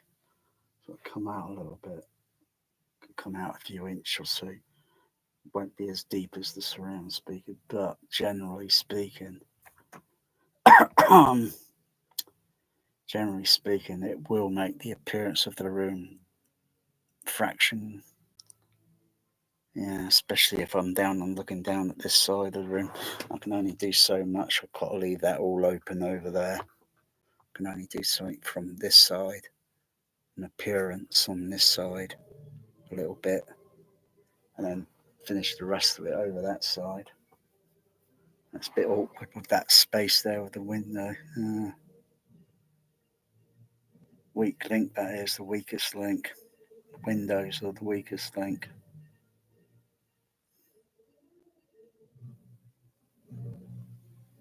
Wow, I can still feel that boom, boom, boom in the drums, in the score music. I've only got the fader at about, well, according to the fader, it says 44.2 dB. That's pretty low.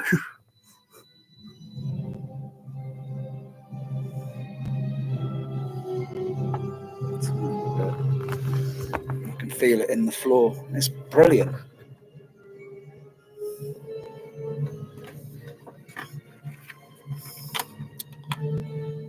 I could be very, very biased. I can't know. Whoa, what the fuck with all that? I wish I could do that always. Fucking, that's ridiculous. Can I click that back?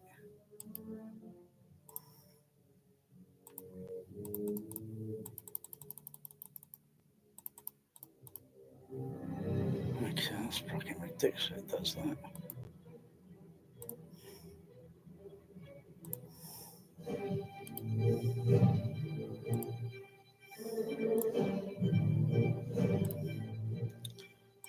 Open that page again because it doesn't look right.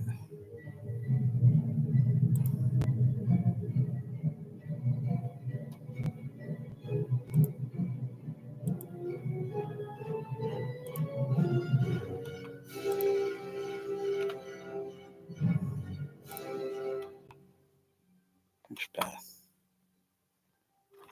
I'll play these end credits again. Damn. Brilliant. Maybe I should try other Star Treks. Try other Star Treks.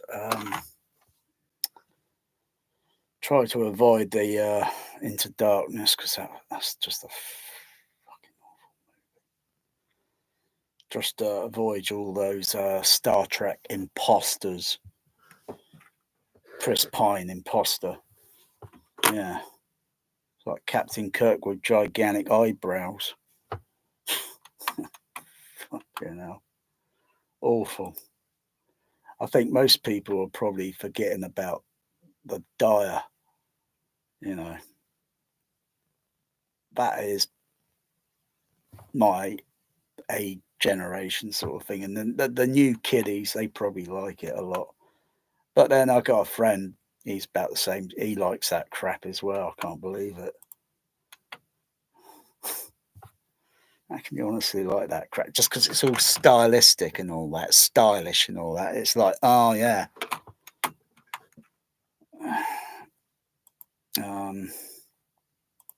Otherwise, the stories are just crappy Jar Jar clone of Rafa Khan.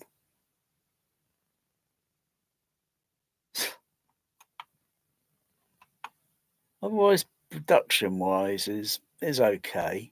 Sound mixes are all right, but they are a little bit rubbish at times. But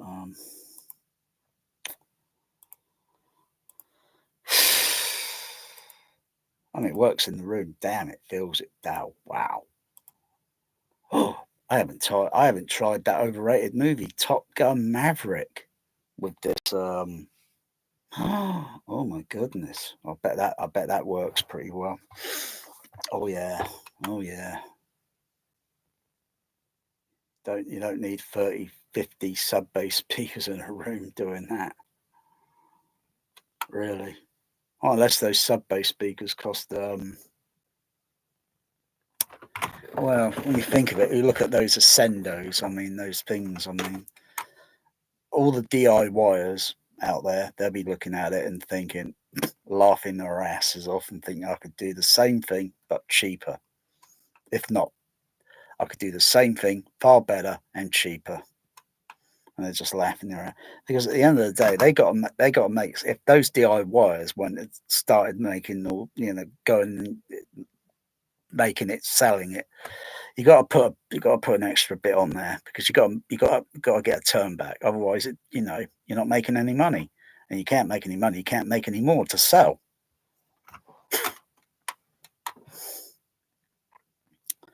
But when you think of the first sub bass thing that came around during the 1960s by someone that came messing around in his home and came up with something. I'm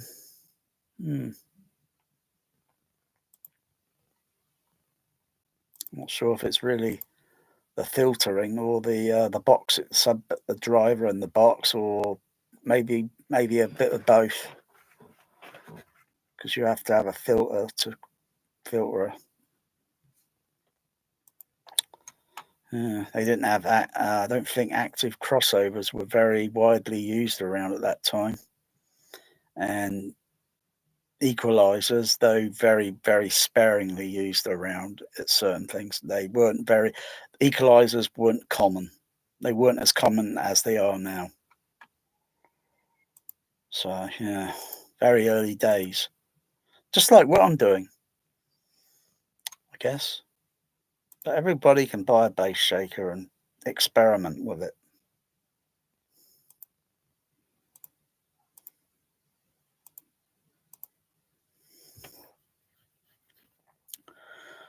Where the fuck? I have no idea where I'm looking at here on the internet. I'm just clicking pages. Just pause and step back for a sec because I don't know what the fuck I'm looking for. I can't even remember what the fuck I was going to do. Where's the fucking film score? Unmute that. I want the fucking film score back on. Thank you. Play the end credits again from the start. Wow. So you can't do a recording as much. So I'll just fade it. As much as you do a recording, okay, and you play it on YouTube in stereo, binaural, whatever, you can't play back exactly how it is like in this room because you haven't got a bass shakers fitted to the floor, to the seat. So you wouldn't be getting the similar approximation to what I'm getting. You'd just be playing it over an average loudspeaker or listening on headphones. You can listen on headphones and still have a bass shaker that's connected to the seat and to the floor surface. And my cat wants to come back in. Let me in. Let me in. All right, which one of you boys out there doing that? Want to come in?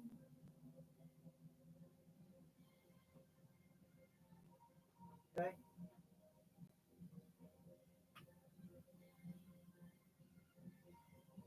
Oh, that was you there. You want to come back in there? You want to come back in? No, you can't make up your mind.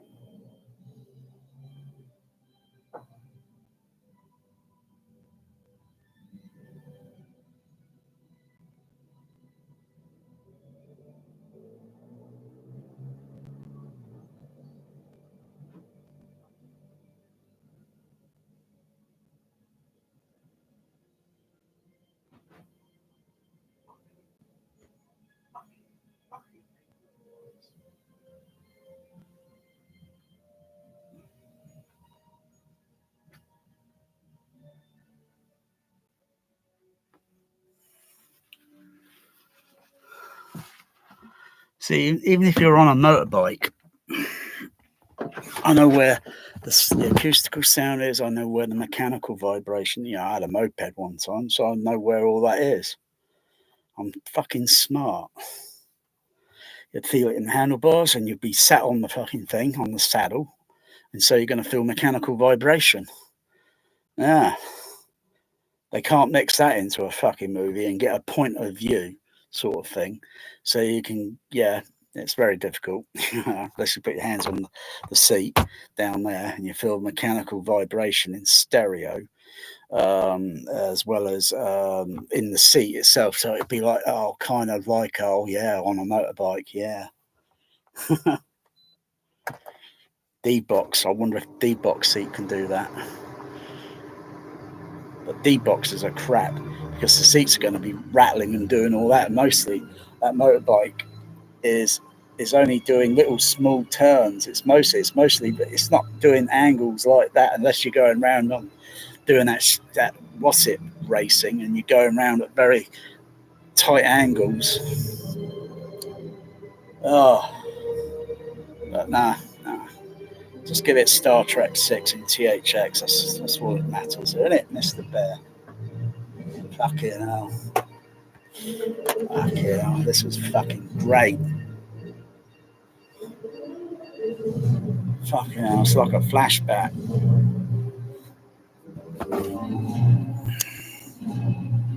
Fucking flashback. This is fucking hell. Oh, that vibrate. Wow. Oh, wow. Oh, that tickled my foot. Oh, wow.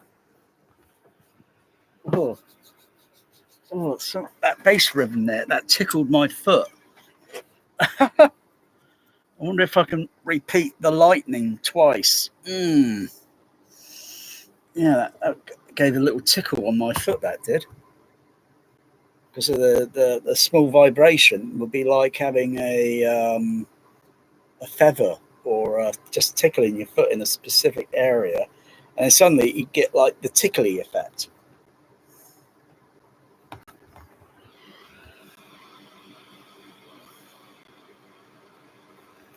Wow. So many hours in this video. Fucking 3 hours. That's more than the 3 hours, 30 minutes or so. That's about roughly the running time of when I projected Titanic at the fucking Warner. Because got fucking advertisement, fucking trailers, the fucking movie, and got to fucking project it by fucking hand for fucking over 3 hours. Turning and winding the fucking cake platter off. Otherwise, the sprocket pulling the film through it will fucking snap the fucking film. Got to fucking wind the fucking platter off for fucking over 3 hours. Fucking hell.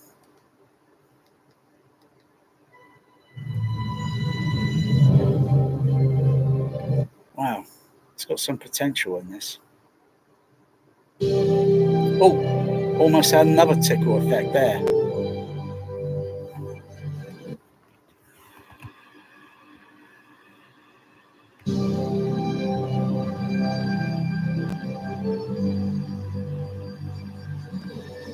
Not as same as the other one, depending on the rhythm, but I almost get a little tickle effect, a little ticklish effect. That's cool.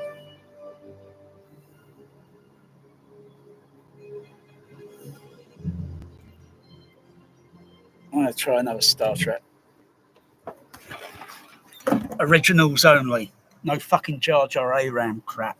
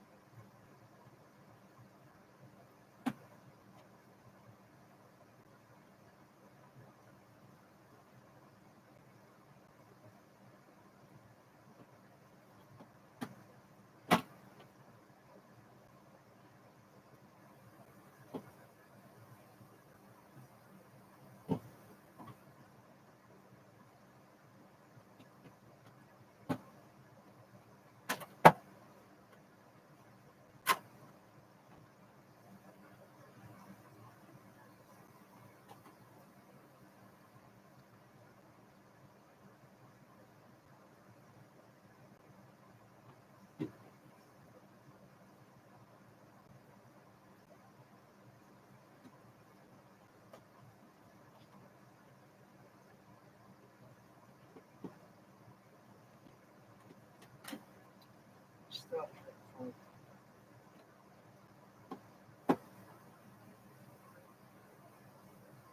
Star Trek 4.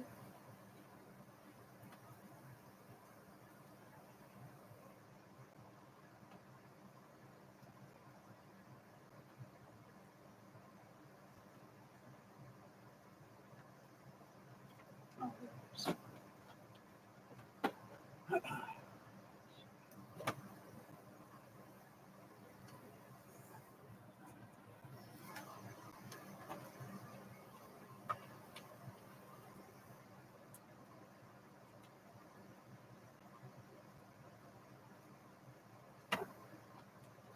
It's not too bad.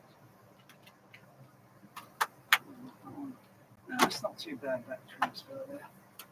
Didn't fuck it up too much.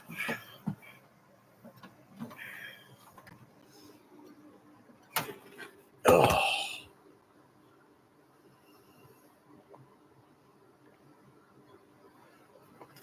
Ultimate THX JBL without the aesthetic look.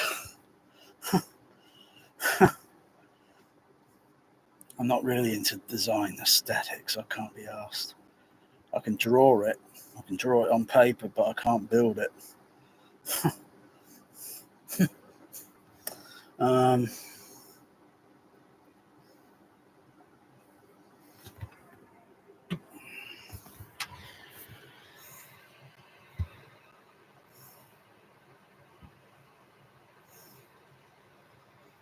Uh-oh.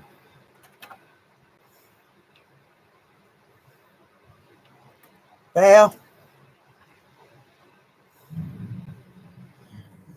Otherwise, he only has to rock it a little bit and then it's going to go bang. It's fell flat on the floor before. Fell flat on the floor before. Boom, flat. Literally on the floor. I'm surprised it didn't break. Because there wasn't anything there for it to land on, no other object other than the flat carpet on the floor. Otherwise, that would have been a bit of dynamic vibration impact.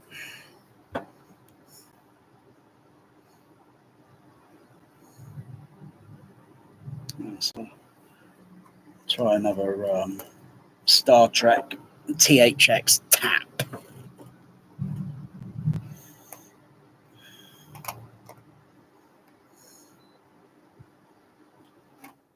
See how much there is in this. Only his body was in death, Kirk. Bring him to us, and bring that which he gave you, his living spirit. But there's even a chance that Spock has an eternal soul. Then it's my responsibility. Give me back the Enterprise. Out of the question, my friend. The word, sir? The word is no. I am therefore going anyway. Sir, someone is stealing. Come on, Bear. Come on. That's enough of that. Come on. Bear's out. Oh, I'll be back in a second. Come on, Bear. Calm down. Calm down.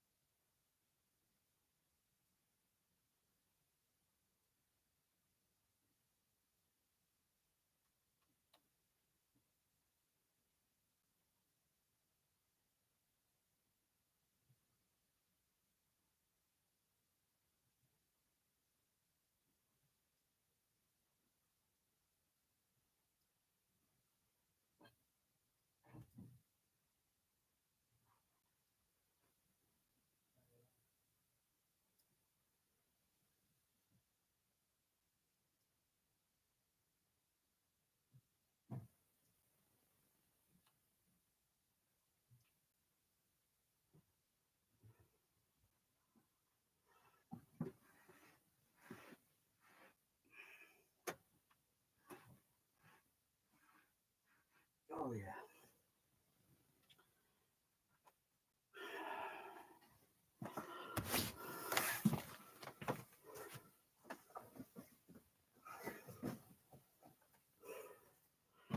Better and cheaper. Better and cheaper.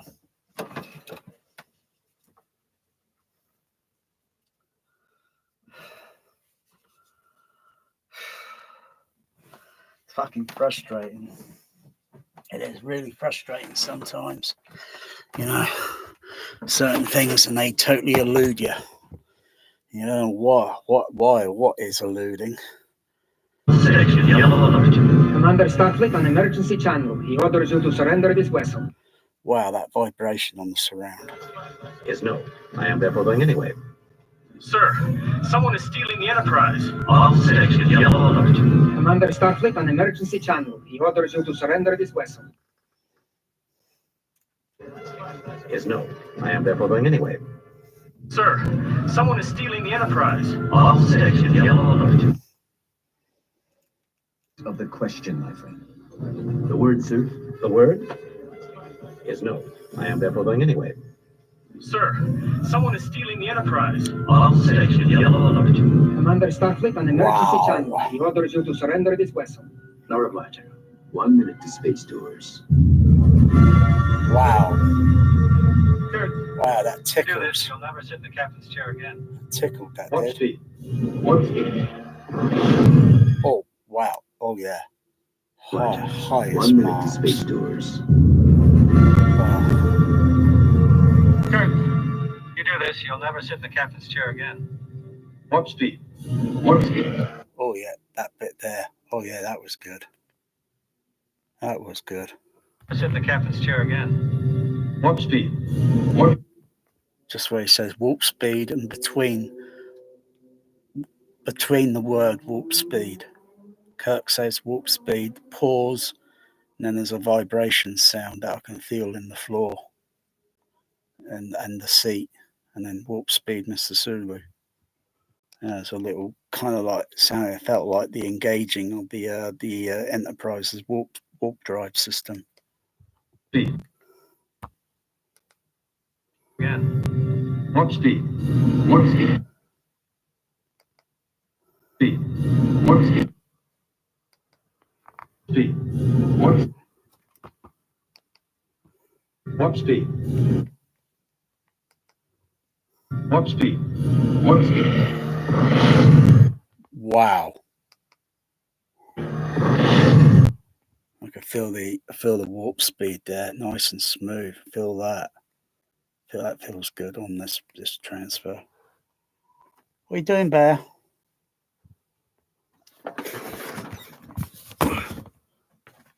What are you doing? You want to go behind here? Come on. Well, come on, down from there. You know the rule. Go up on the seat. Come on, settle down, Bear. Come on, settle down. There's no fly. Come on, there's no fly there. Come on, settle down, Bear. Come on, Mr. Bear. You want a pet in? You want a pet in there?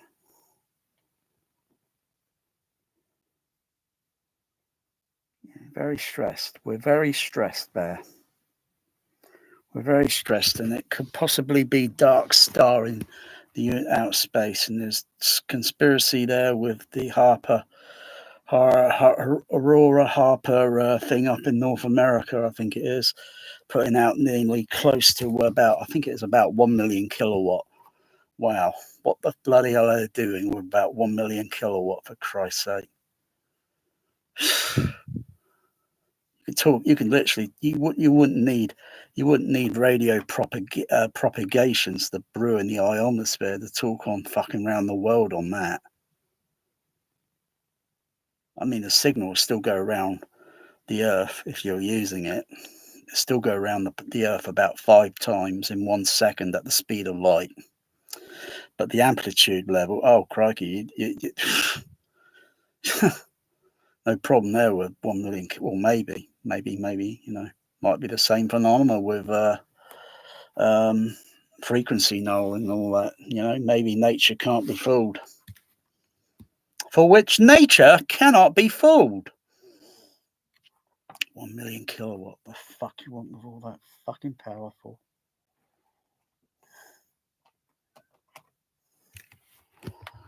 It's probably affecting everyone, even people watching my channel at the moment, and you're being affected. You don't realise it.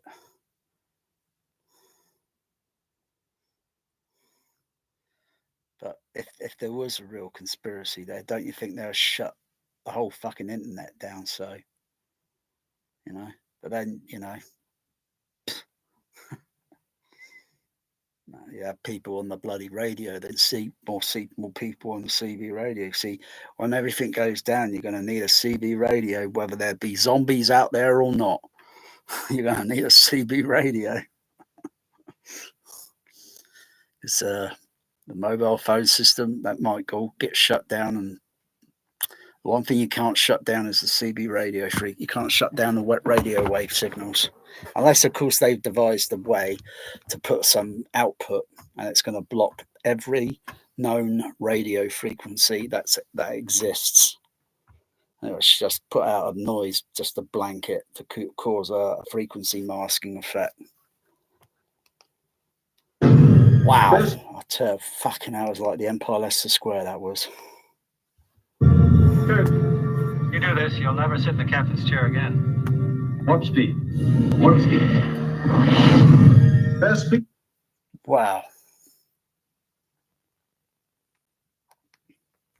Unfortunately, we were not the first to arrive.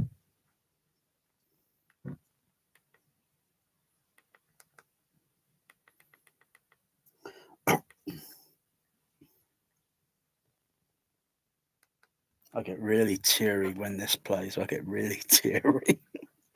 I can't hold back the tears.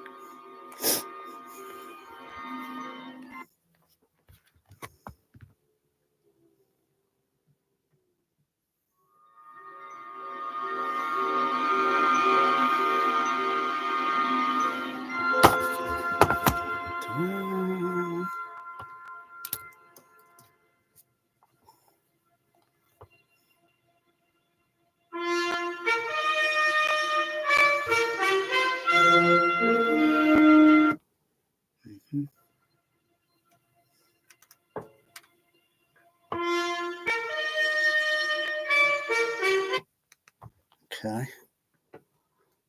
I can hear the level there. You think, oh gosh, you need to EQ your speakers again. No, like I said, if you follow my channel, you'll get more information there than you would on Youth Man. Youth Man, he's just become a typical shill on YouTube. He's just become your typical shill. He wants to get more into their marketing and selling, and probably get a paycheck. And if his channel gets recommended, I don't do that nonsense. I will not sell out or be an affiliate for, say, like JBL or something. No way. I am not doing that. Absolutely not. I'm free enterprise. But you need to say, like I say, equalize the speaker to get the frequency response, all the unevenness, get that, But then at the end of the day, the film mix, all film mixes are slightly different. I mean, I didn't have to, do that in the Empire when this played. It was great. Absolute awesome. It was probably rehearsed. If not, they probably rehearsed it. The projection team there probably spent maybe a week or so rehearsing for the presentation, so they make it so second to none. And it still leave people like scratching their heads thinking, how the heck did they do that? Because it was absolute fucking brilliant. It was perfect. Given the sound mix themselves, maybe, some in, they're not all perfect, but perfect in the presentation playback. So, like, equalize with the house EQ, and then have a secondary equalizer to adjust for the film, so to speak, that sort of thing. Storm audio can't really do that because there's not really enough. Actually, I don't know if it could, because the rack EQ thing, though I wouldn't use it, I can't use it because of my B chain is too complicated, too complex for the rack. Or so equalizing is done after. So look, I've got additional processes in the system here. If I make it random,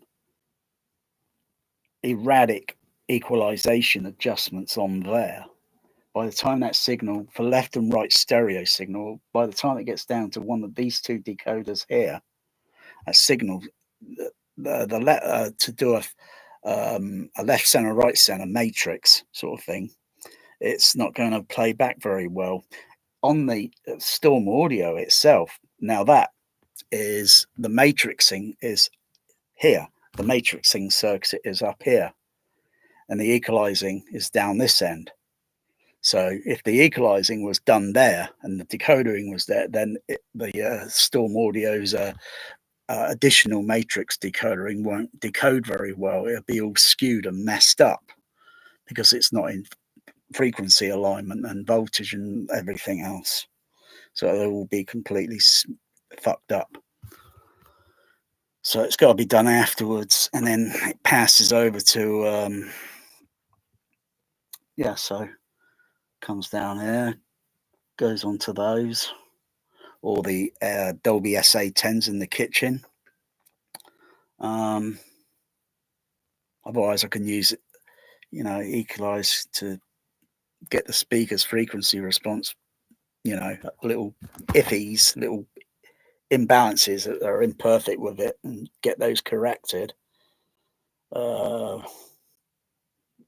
Once that little bit's done, because they might be plus and minus 3, might be plus and minus 5, might be plus and minus 8 dB, those responses on the speaker, and so it's not exactly flat now.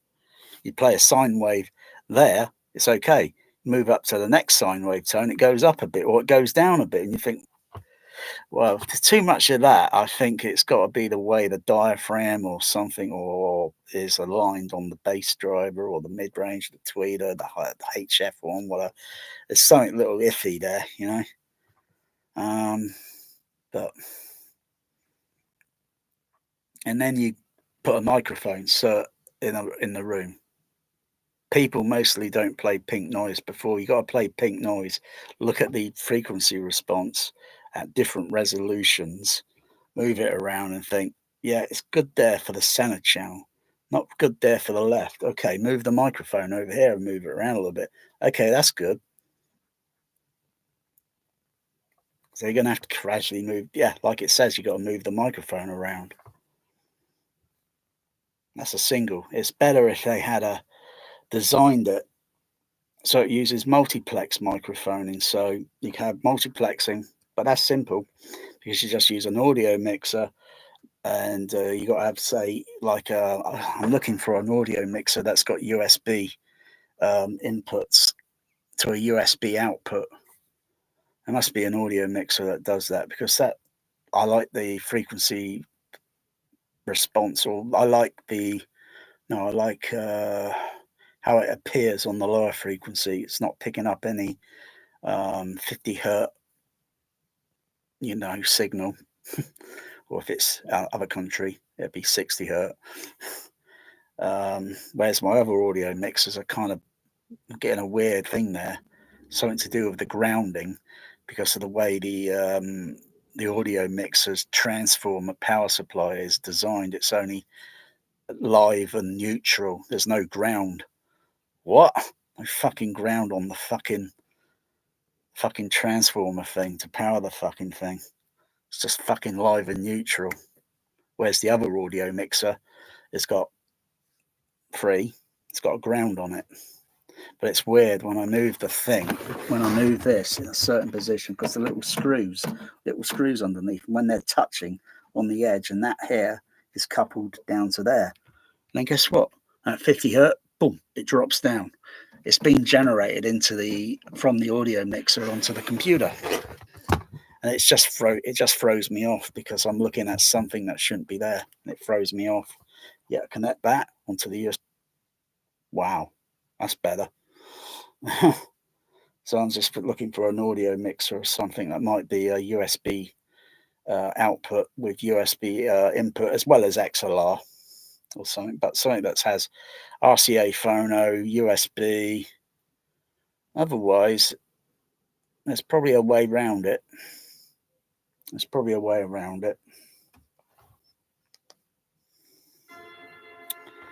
So I'm just going to put some.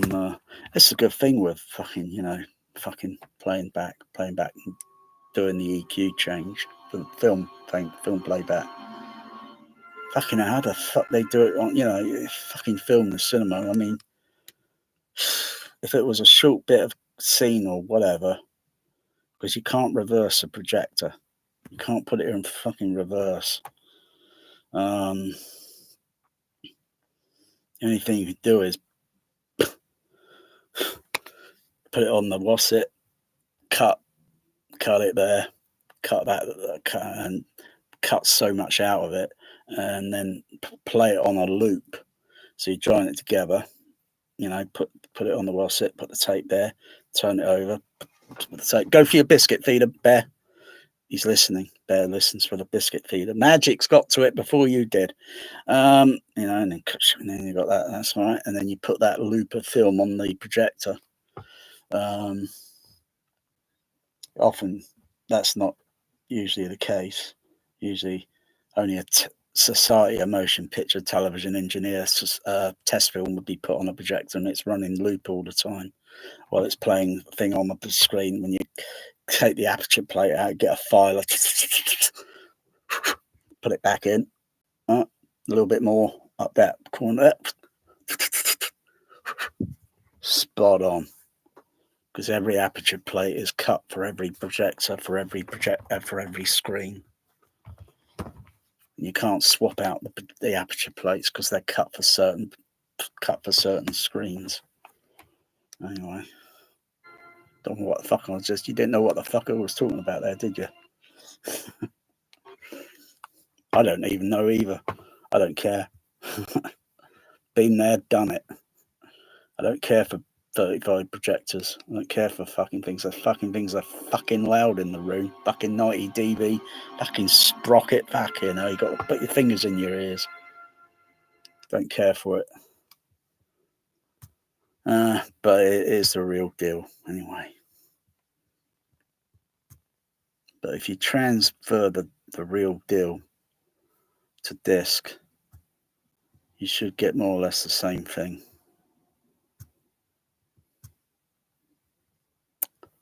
Where's the fucking storm? Fucking storm. Where the fuck? There it is, the fucking thing. Turn on the fucking speakers. Turn on the fucking... there we go. I think I've already got an EQ filter that's turned on. Yeah, I have. I'll just make sure it's activated.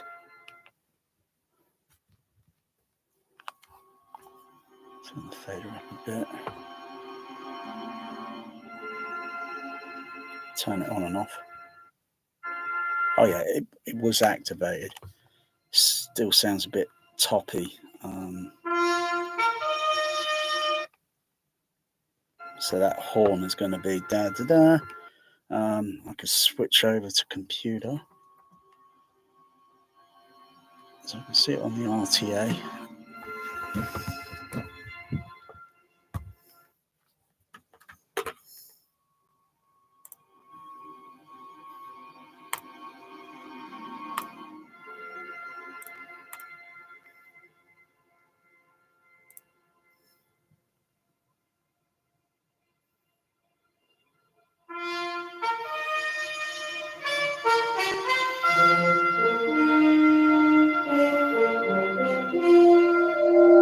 It's not too bad.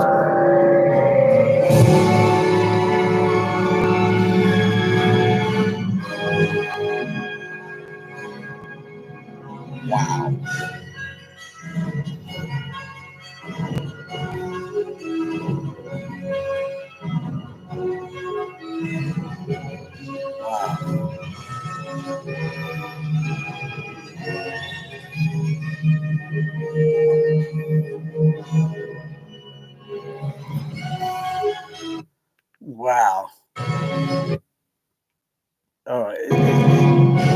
loudness is psychological.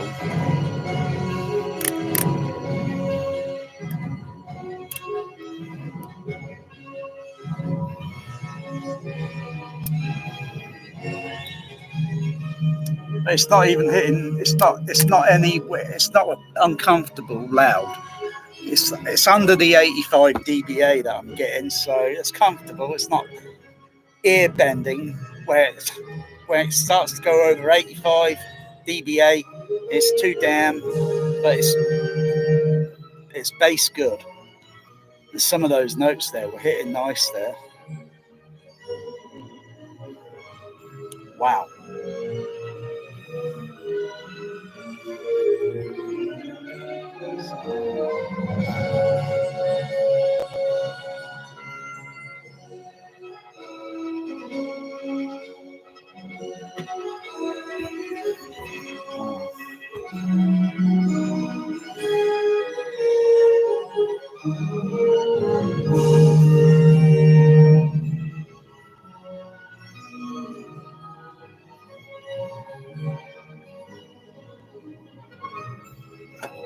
Wow. What the fuck?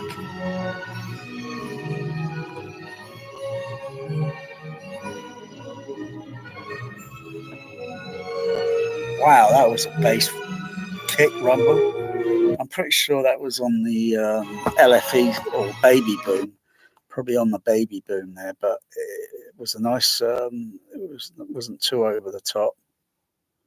Wasn't too over the top. That was a pretty good, feel it in the floor, feel it in the seat. Nice boof. That was a nice, otherwise turn it off and it's like diminished.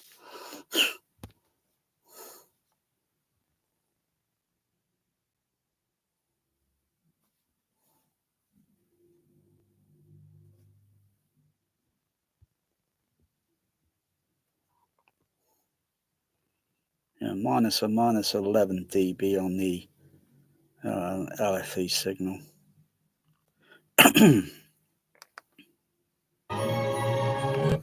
I'll check the monitor outputs.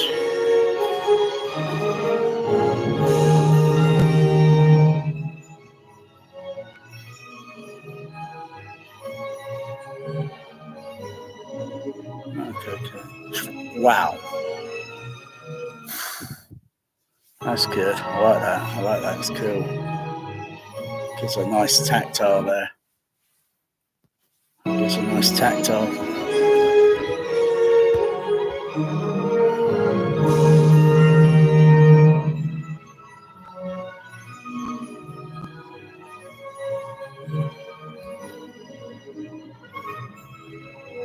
Wow.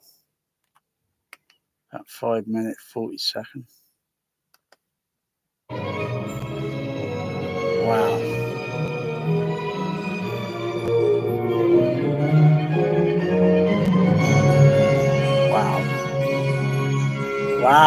Wow.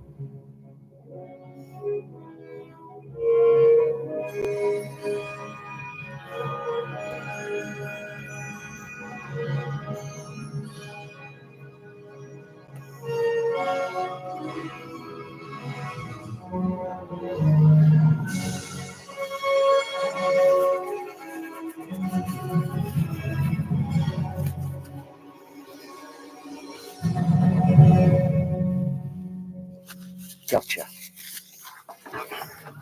Motherfucker.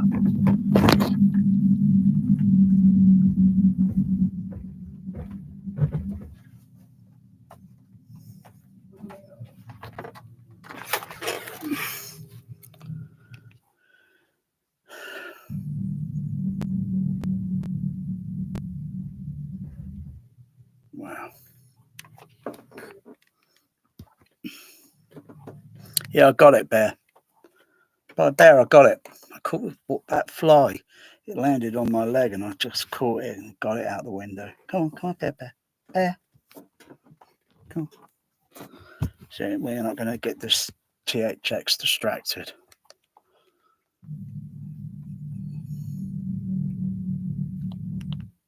Wow. Come on. know your humidity levels are bothering you. Come on, just try and relax. Come on. Let me give you a pet in there. Let me give you a pet in there, Bear. All right. Let me give you a pet in there, sweetie. Okay.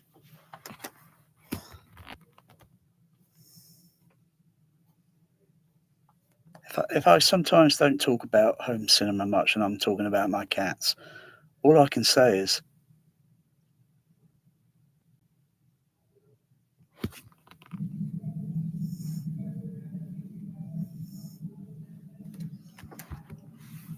I've got an idea, Bear. I think we're going to have to certify this channel. But that's the thing. That's the thing. People can fake it. I don't like people that do that sort of thing. It's like, you ain't special. You ain't a special case, all right? So, yeah, and it's the thing that also bothers me with audio science review are the trolls. You get these stupid posts. Oh, this is my first time on ASR and all that. I take that with a pinch of salt. And they say, "Oh, my home theater, this I'm going to be using this." And what are all your opinions and all this? And they provided no pictures, no bloody this, no, not even a bloody home video. Everybody today's got a damn home video, for crying out.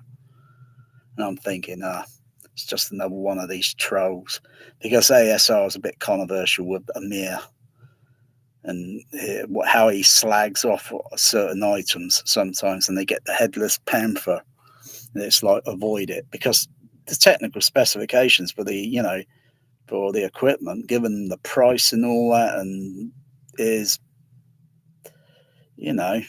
how can the manufacturer miss these things? Don't they have the same test equipment? They must have test equipment, and yet they seem to miss these things. But there's also the other possibility that the equipment might be slightly flawed, and it's one off of the production line that's slightly flawed.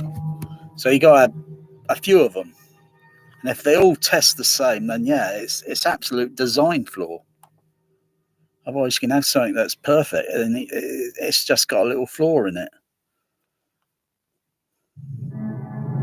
Wow. There's some serious bass in this movie. Wow, there is some serious. You don't need that Jar Jar Abrams Star Trek crap. This has got sufficient.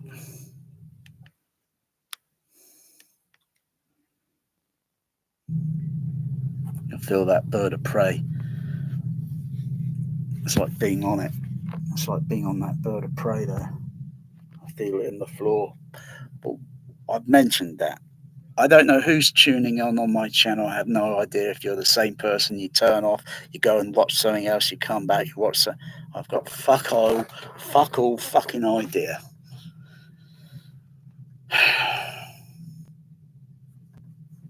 But no, if it was you, blooming youth man, I know he's going to be like feeling, I hate that guy, because he doesn't like me and I don't particularly like him. So feelings mutual. Oh yeah, and that's for the youth man thing again. I mean, this thing where he keeps saying, "Oh, he reads the Bible and all this, blah blah, this blah blah." I think he's got more in common now with home cinema and shaking hand with the devil than he has got with Christianity. Because anyone that's really dedicated in it, don't you think they'd be doing videos? And some people, sometimes they do videos, Christianity videos and that, and you can see where that's all going to go. But if he's in all this Christianity, what the bloody hell is he doing then? Watching movies, John Wick, and all this violence? Doesn't make sense, that, does it? Doesn't make sense.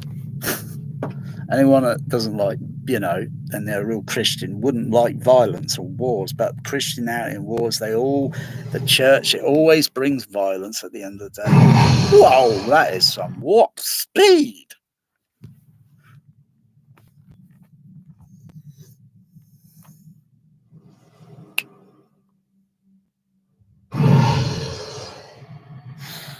flipping felt that. I was doing more. Oh, wow.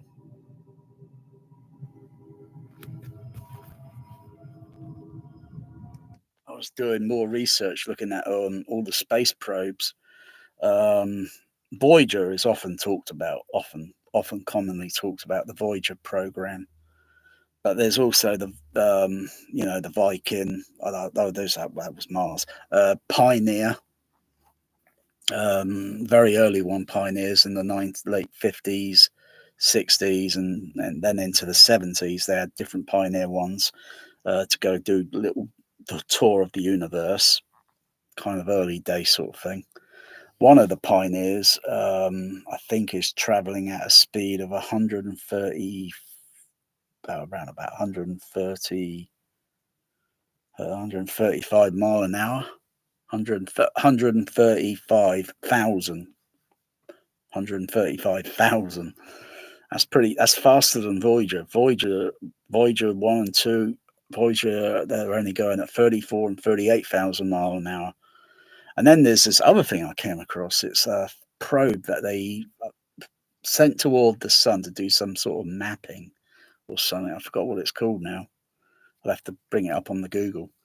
To analyze the sun and so forth. And it's going at almost half the speed of light. It's going over about 500,000 mile an hour. Yeah, that's fast. That is the fastest unmanned space probe, period, so far. One of the Vikings, or I think it was the Pioneers. The Pioneers, they kind of overtook or something one of the Voyagers because of that they're going at a slightly faster speed, and they'll still keep on going at that speed until they use thrusters or anything. But they can't use thrusters. Got no emergency backup power. That's completely no power left on the Pioneers now. Last communication with Pioneers were around about early 2000. Pioneer 11 lost communication and all touch with Pioneer 10 years before. So it's wandering out in the void of the expanding universe.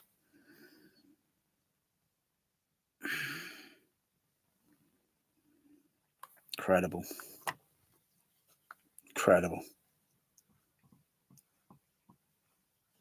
500, but that's just going around. That's just going to do. But the other one, by Pioneer, wow, 135,000 mile an hour.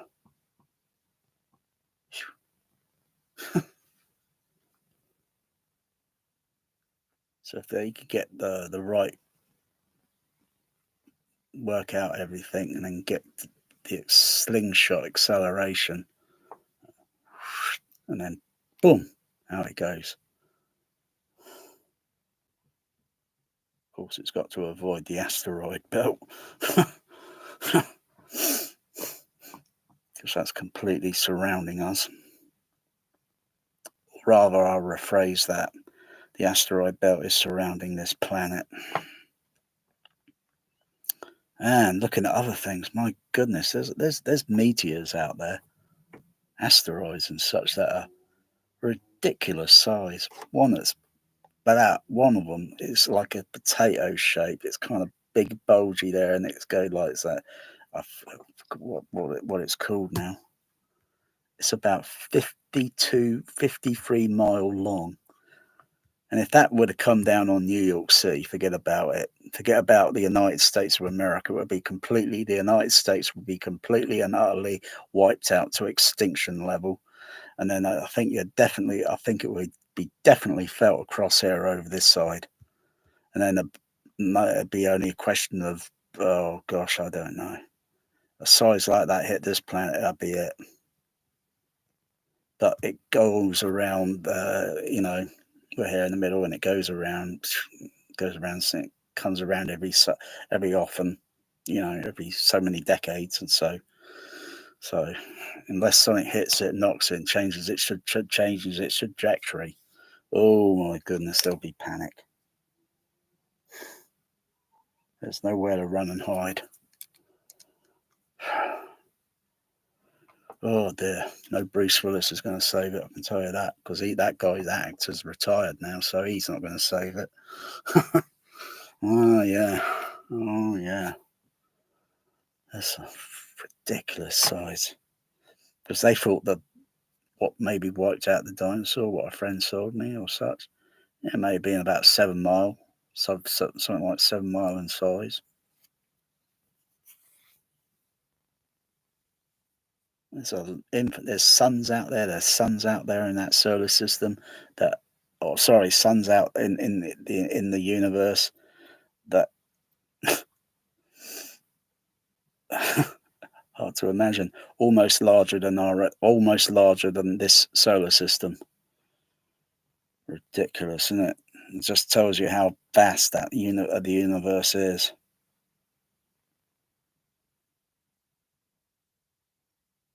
Yet our minds and our arrogance sometimes is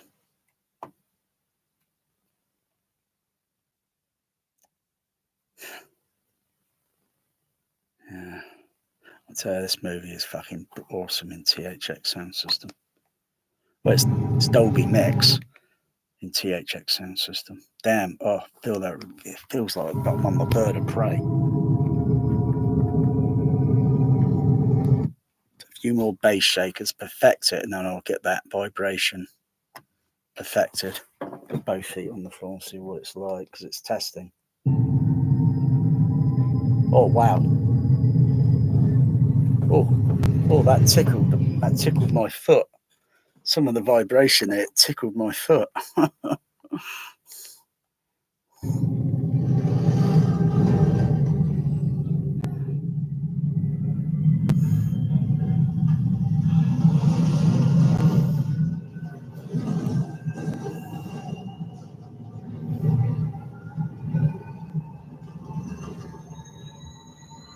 Wow.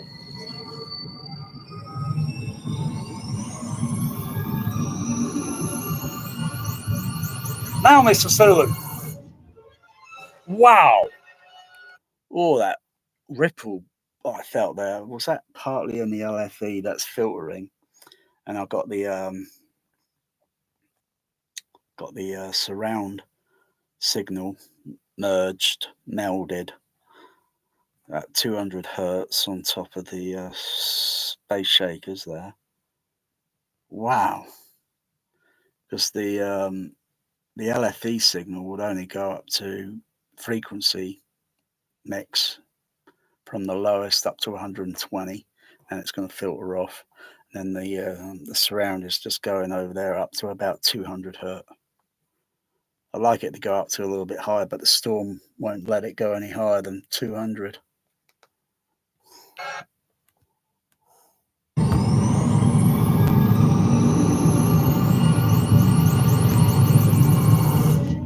Wow, that's a jolt.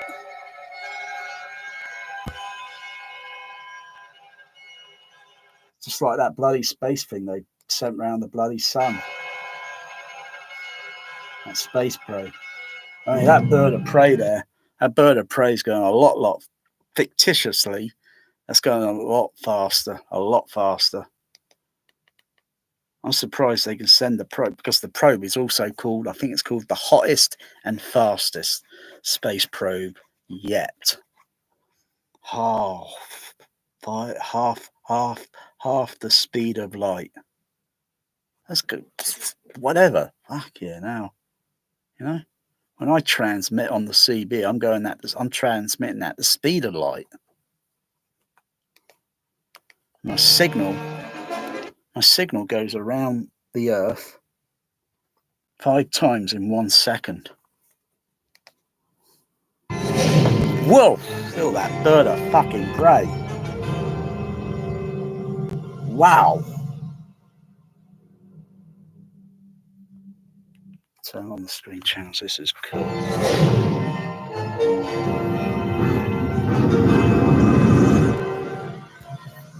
Wow.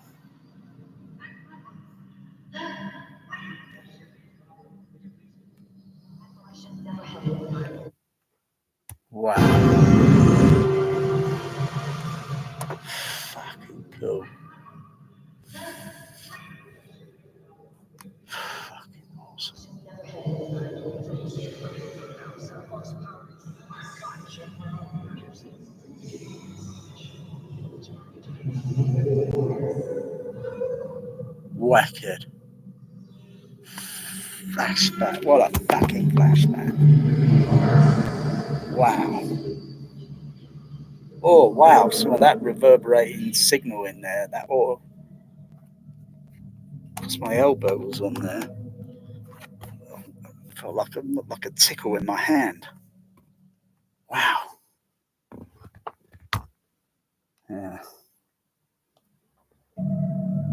The dream sequence.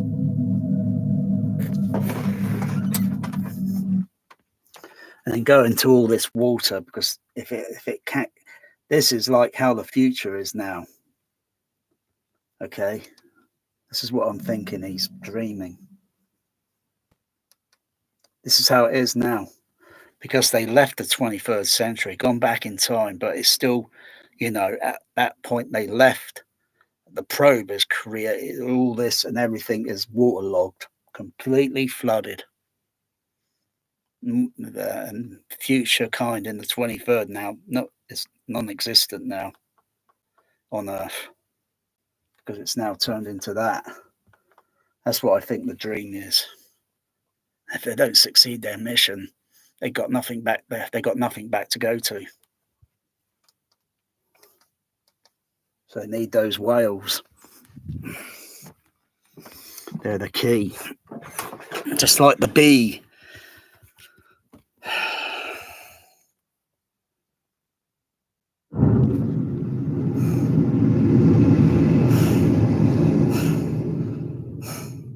Wow. Awesome.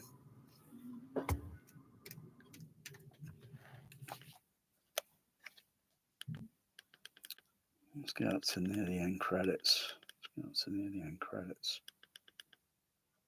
I'll check something out.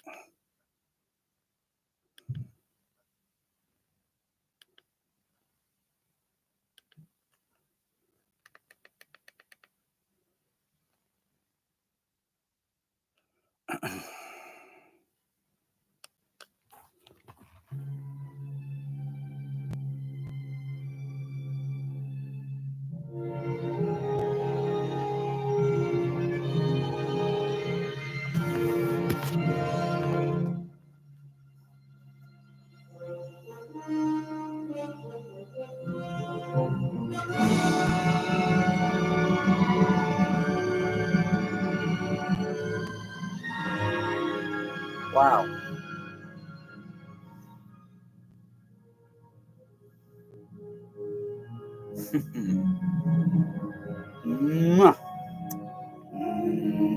Beautiful. Beautiful.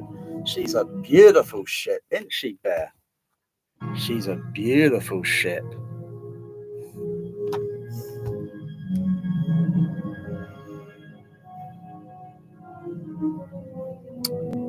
But she's just immaterial. But she's a lovely ship. Wow. Nice feel that.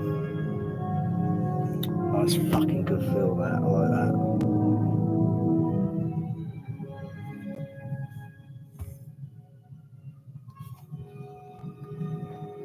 Floor. Engage. Wow.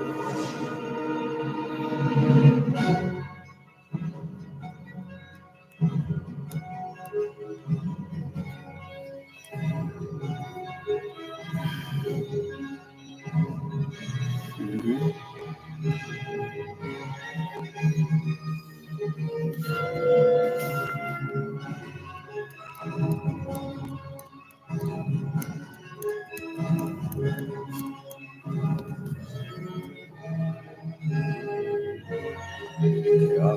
I'll give you the scratch. You don't have to scratch yourself. Am I rubbing you in the right place?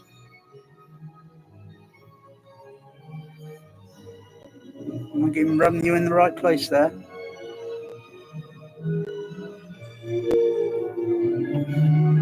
Oh, somewhere up there. Okay.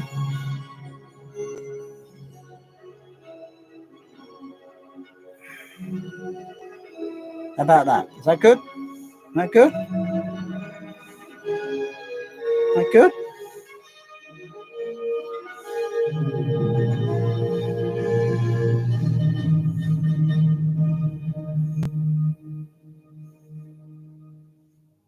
That good? That good there? So you didn't have to lift the paw there to scratch it. You just point where it is and I'll scratch it for you. Give you a little rub in there, a little massage.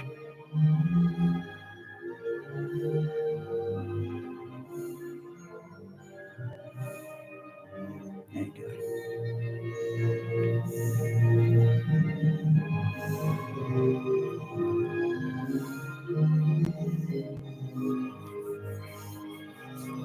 Fucking hell, it's fucking awesome. A little bit back there. Oh, he's going to bite me.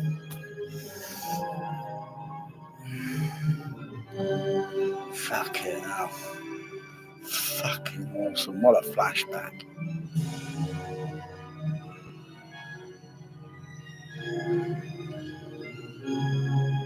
Wow, wow, wow, wow.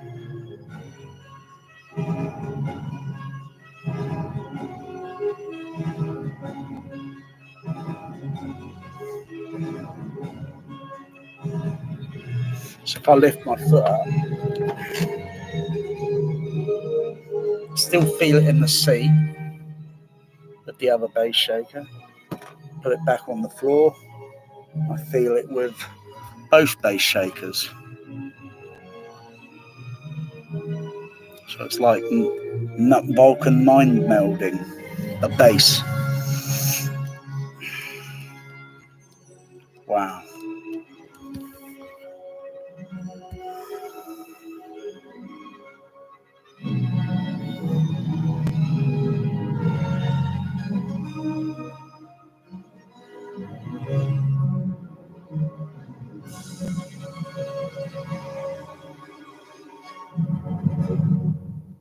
Awesome. Wow.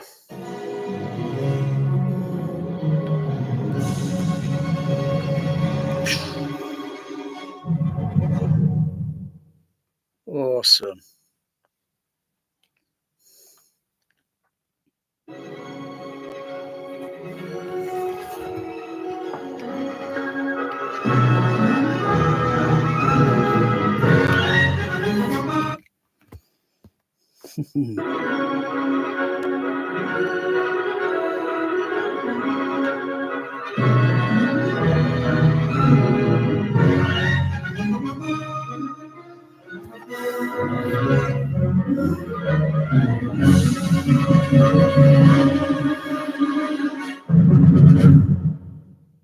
Awesome.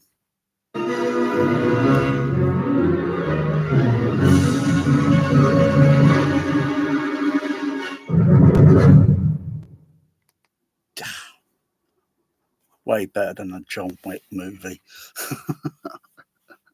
John Wick 1 and 2, 3, load of rubbish. Just guns go boom, boom, boom, boom, boom, boom, boom, boom all the bloody time. Guns don't make that sound in reality. It's a boring movie. John Wick's, they're just boring.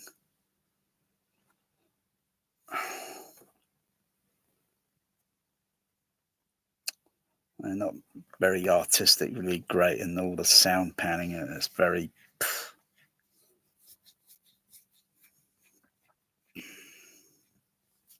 That's way better. That's got about much warp factor bass in it than all the John Wick put together. That's my opinion.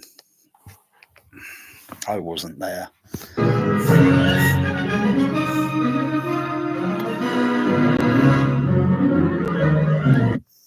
Wow. Brilliant. That looks so cool, that does, I think, at the end there. Wow. That looks really cool, that does. My opinion. I wasn't there. Wow.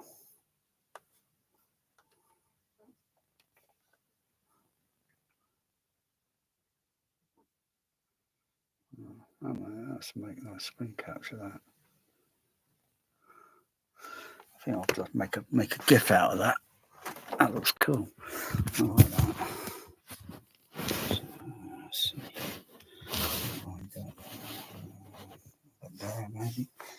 play the frame.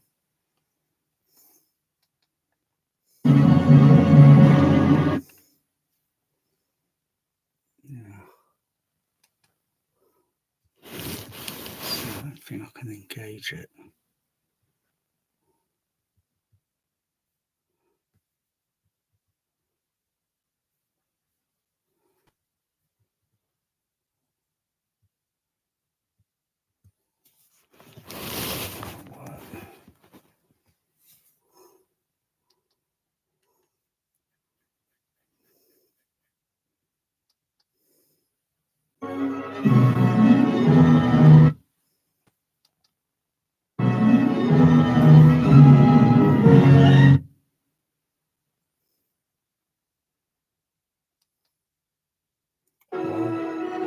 One, two, 3, 4,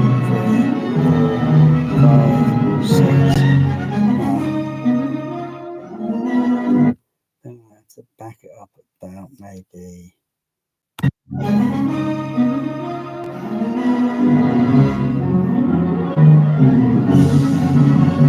Well, that came out okay. Okay. Do another one.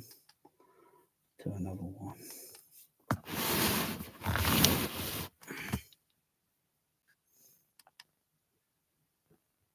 Save that.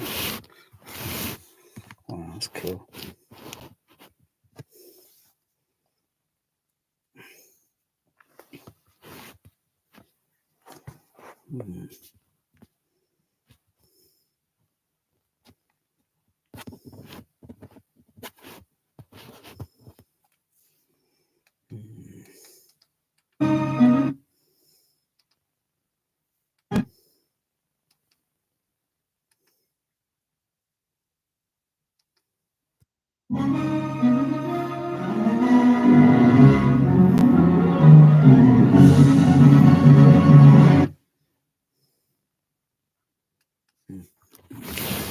Save that.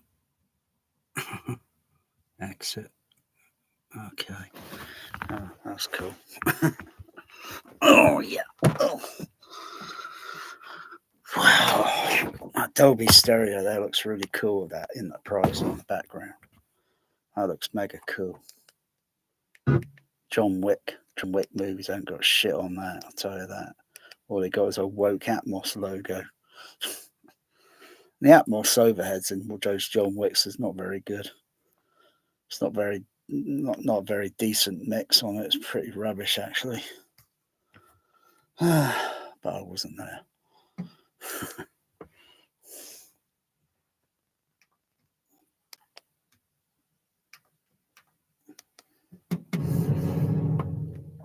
Wow. I'll put another Star Trek on. Anything but woke Atmos. Except Gravity, of course. Gravity's okay. Gravity wins. Gravity wins the prize. That's good. I like that. That's good.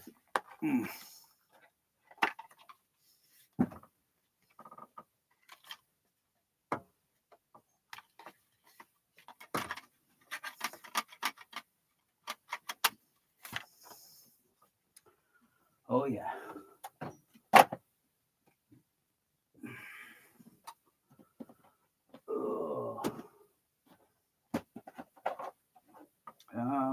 Yeah, I'll try this. Try that.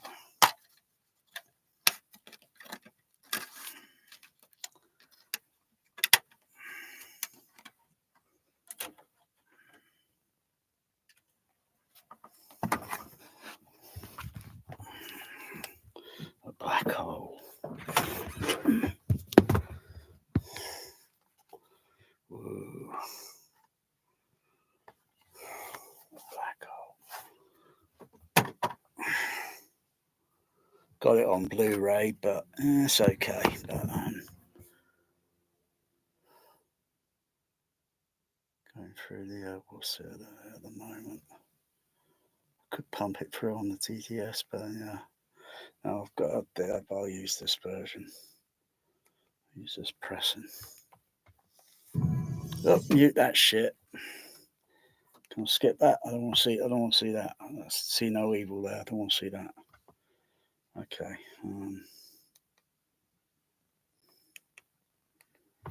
Right. I don't want to see the. Skip that. I don't want to see that bit. Okay. I wonder what this is like. Because the surrounds on it are mono discrete. See what it's like. Okay, going into the black hole.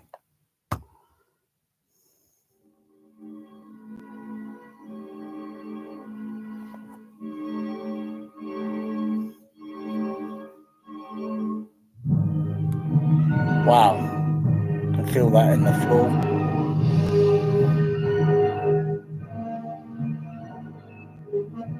It's a very, just fade. That's a very kind of, middle bass kick sort of thing. That's it, a little bit in the C. The LFE will cut in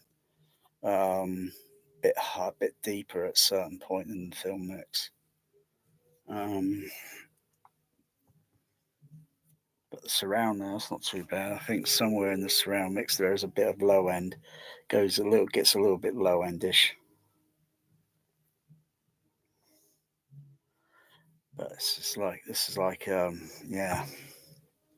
Looking at this grid, this wire grid sort of thing.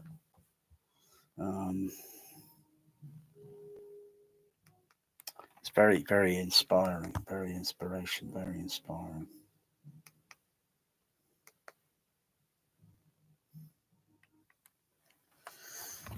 So I'm thinking, looking at everything, there's no up, there's no down side to side. I'm thinking how to take that and make it So it's like looking at the space there on the floor. Or the star, well actually the star field be completely everywhere. Everywhere. The star field will be everywhere. I turn a direction, that star field's going to be everywhere. And then there's this grid thing that's moving around.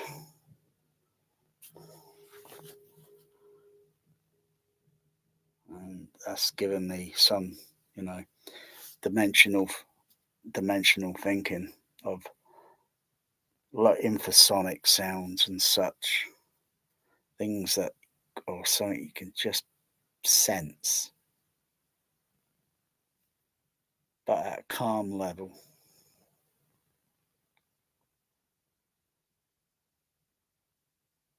Kind of put a kind of solely. It's kind of like a weird solar sound sort of thing in the space thing here. Kind of like gravity. It's got a kind of a sound that's completely uniform all the time. You can hear it in every channel, and it's gradual shifting. And the LFE is a little bit different on the low end in the gravity. But the black hole here is, it's not too bad. Not too bad.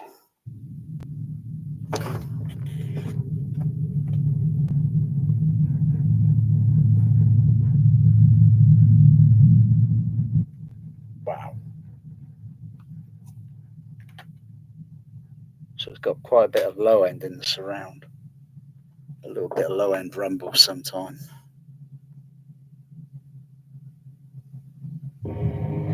Wow. That's tickling me. That's tickling my seat. That's tickling me. Wow. On some nice. I think that's the blaster beam now. Is that the blaster beam in the black hole?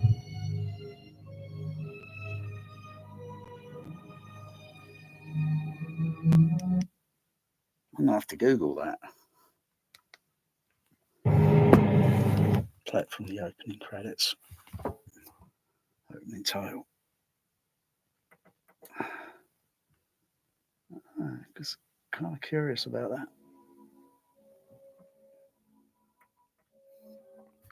Sounds like the blaster beam. Google on that. Let's see. Let's have a look. See if because it's 1979.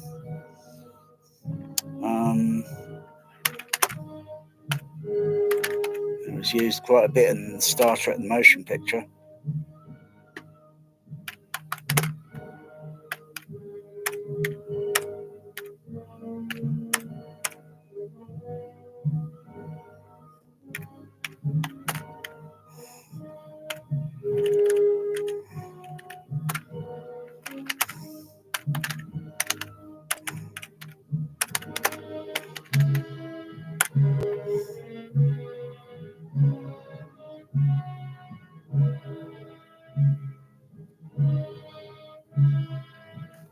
Oh, hang on. Let's see. What's there? The second disc. What's this? Second disc.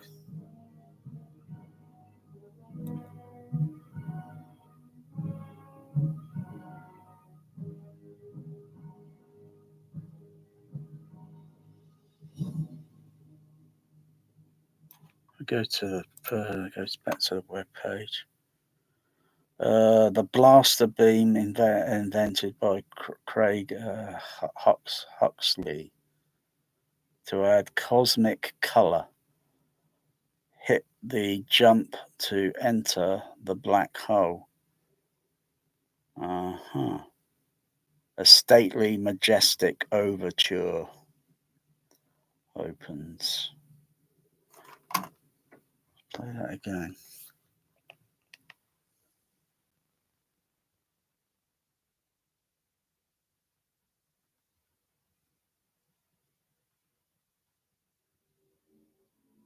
The overture, the overture, which is not on this version of the Black Hole. It's on the Blu-ray. You get an overture sort of thing that would have played in the cinema. I believe the blaster beam was also used in John Barrett. Yeah, someone is saying they believe. Yeah, I heard it in that scene in the where they come in doing the zero gravity sort of when they're coming up. I can distinctly hear that blaster beam.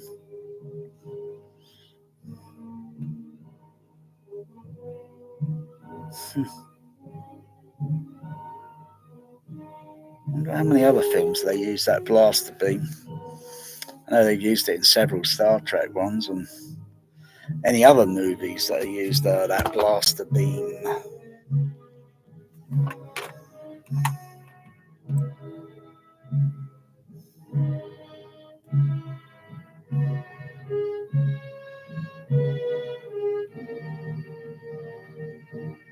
Wow.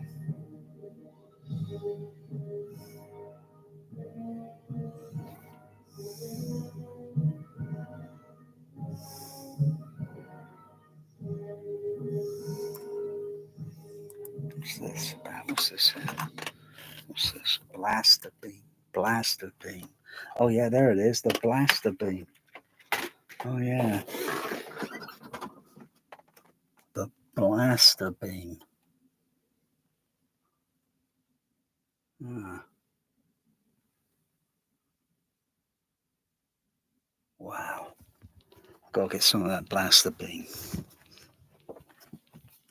I wonder if I could do it with sub-bass bass shakers. Blaster beam. Blaster sub. Blaster sub. Blaster bass. Or BB. Yeah, bang on. Blaster beam bass. Blaster sub beam. My goodness. Damn, that spacecraft reverberates.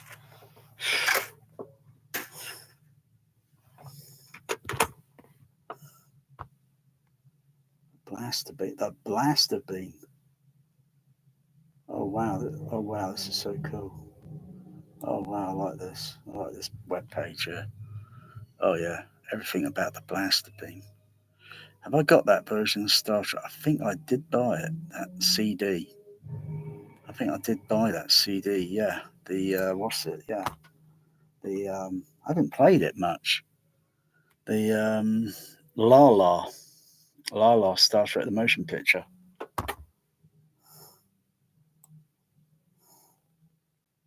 What's that? Lord of the that's the 19 what's it version? Yeah. Wrath of Khan, Search for Spock. Yeah, because I heard a bit of it in last night. I think I could pick it out a little bit in the center channel where.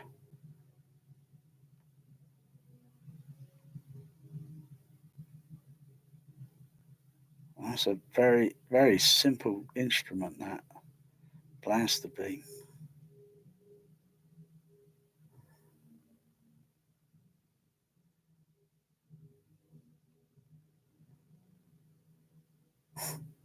Wow.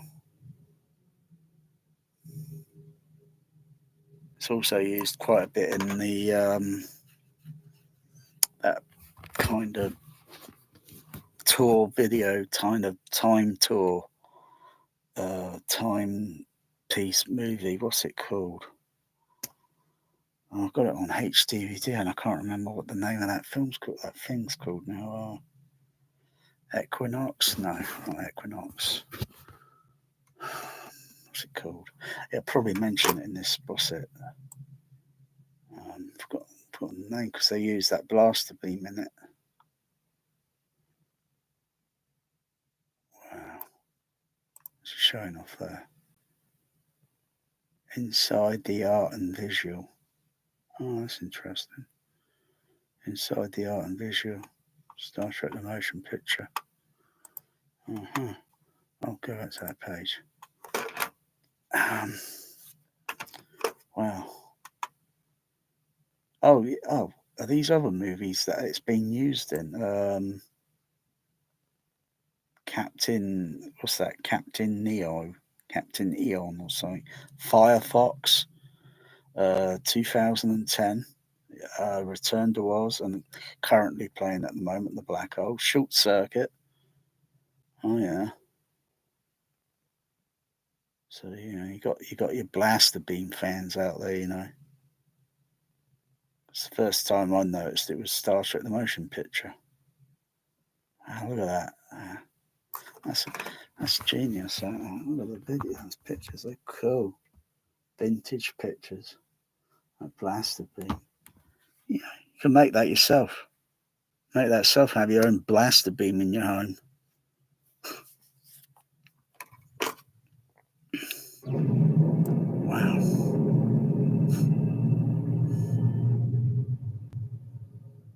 I guess there's no limit, to what size blaster beam. Oh, damn, it's going to bass rumble in a second. Big time, I think. Because the Black Hole has got some, it's a little bit of rumble there. That's just the surround. Just don't forget, it's just the surround signal with a little bit of the LFE at minus 11 dB. So, wow. That pretty much has got a bit of feel there. I like that webpage there. That's cool.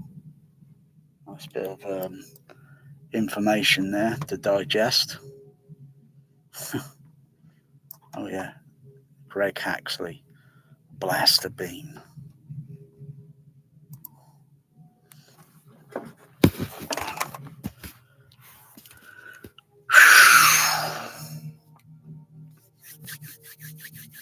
I know you're all out there watching. You're too scared to leave a comment down there. Don't feel intimidated. Do not feel intimidated by me, okay?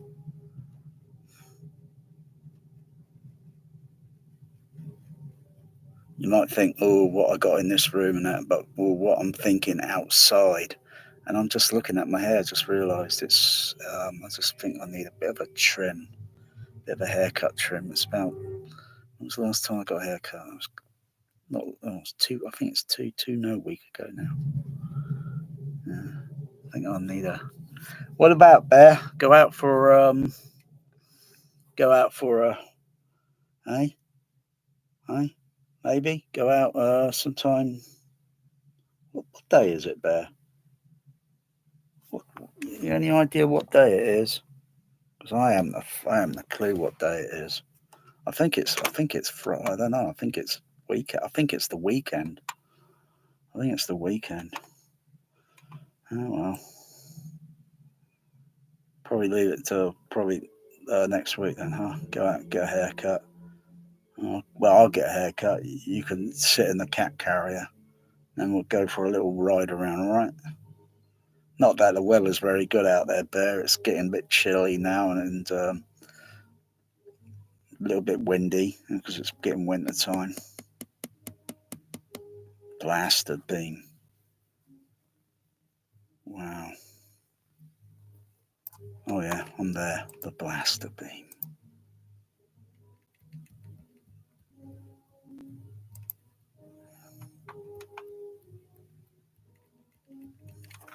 Yeah, I suppose there's no limit. I suppose you can make a blaster beam that's bloody long. Very long, very long.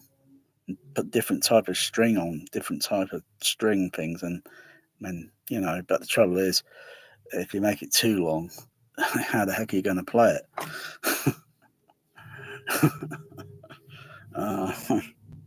Yeah. So you only have it out at a certain size, and so you can get up moving up and down and play it. I was thinking of something maybe several 100 feet. You wouldn't be able to play it unless you've got long arms. And I was thinking maybe make a blaster beam that's about 1 mile. Where can you put a thing like that? First thing I would think of is somewhere out in white sands, out in that desert terrain, out in the United States, out in the United States. So it's out in the nice wide open. You can play a blaster beam out there. That keyboard is rattling. And it's just jittering.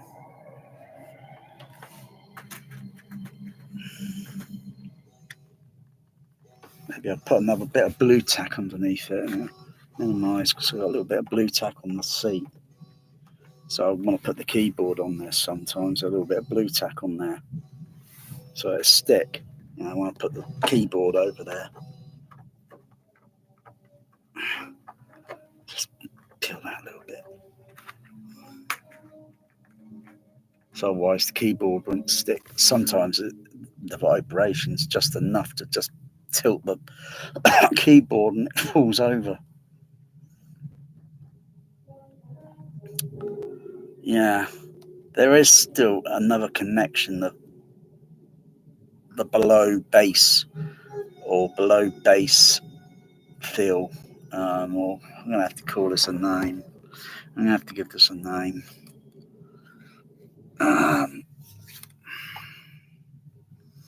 I've got SAS. I've got the SAS, surround around seating.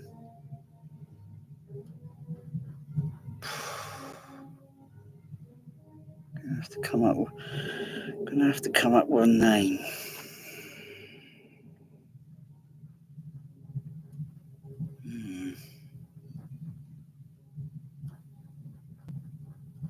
And I'm also thinking, I don't have to have it mono there. I could do it kind of like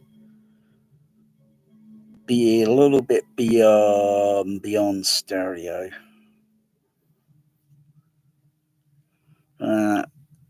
It's only going to be, you're only going to notice it in a small,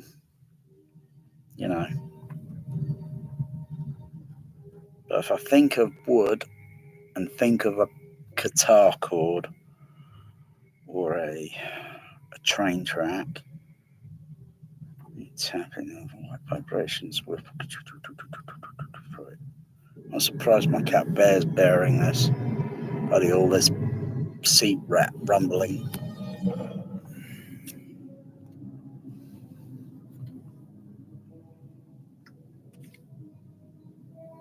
I'm surprised he can put up with it.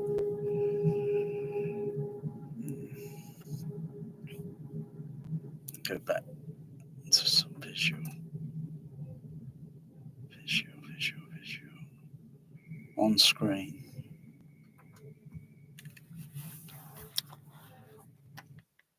Wow. That black hole is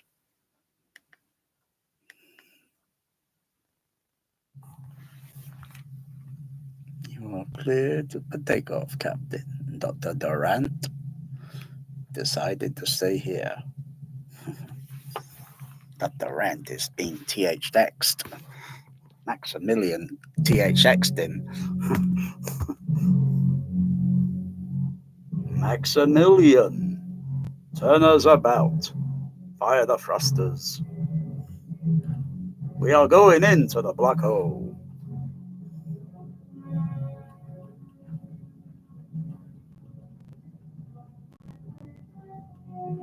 Some proportion there is probably the bit of the surround and bit of the LFE signal. Mm.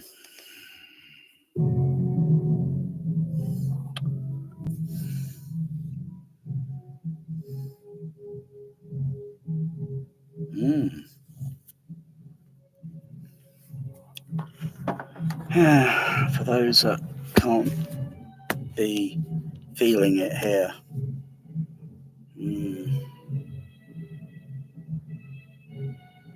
I'm giving you the idea, so go and try it.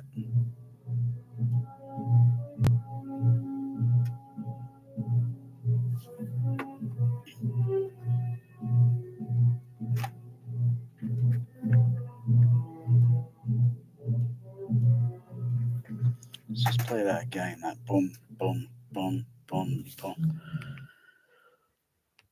And again, and mute that. It's okay there. Add that back on. Let's go searching, scanning.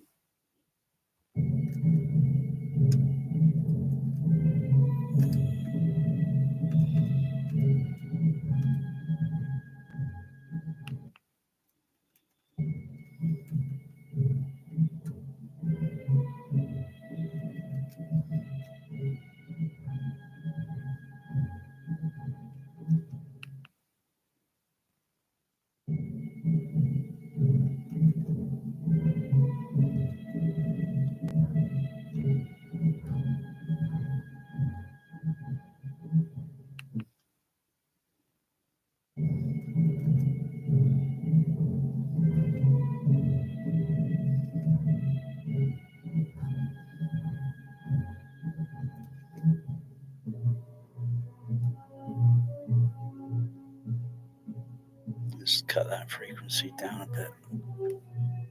That's not too bad. Because you have to equalize the bass shaker as well. You have to equalize it. You think, how do you equalize a bass shaker? Simple. It's easy. It's just like any other. It's just like any other. It's easy. As long as you got the tools, it's easy.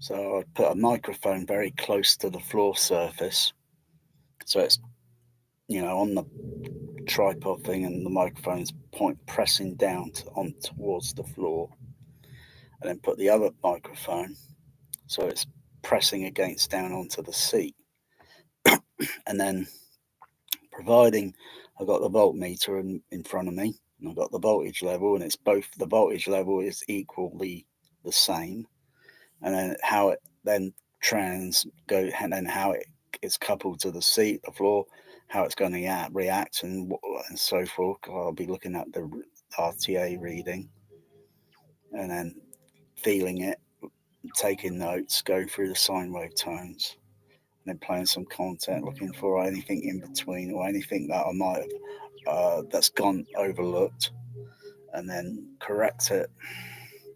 But you ain't gonna make that perfect, because every movie is slightly differently mixed and such, and so but I could get some part of it. I would be able to get some part of it, and then get it correct and on the playback. And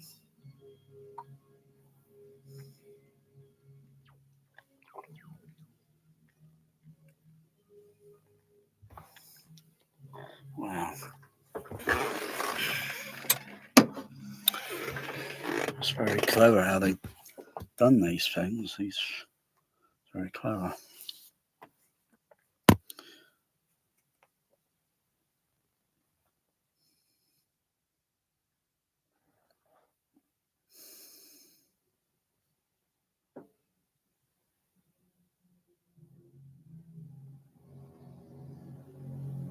Wow.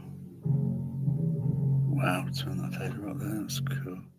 Dun, dun, dun, boom, boom, boom.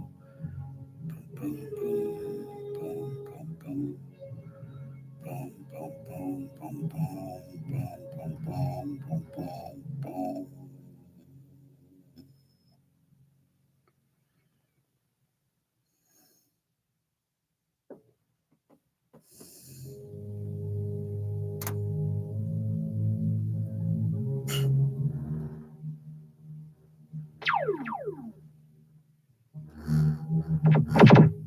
Wow. Oh, that's tickling me. I wonder if that's a blaster beam. Damn. That's rattling over there.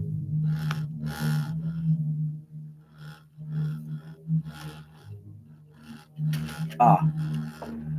Plus that other thing that I'm not really using on the seat, so I'm going to take that off. I'm not using it.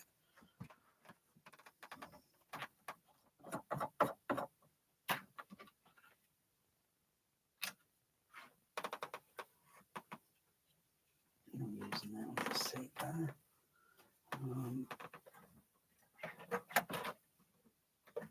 Some things are rattling over that side. Really rattling. Oh, so that means a lot of tickly vibrations and bass and tickly ones.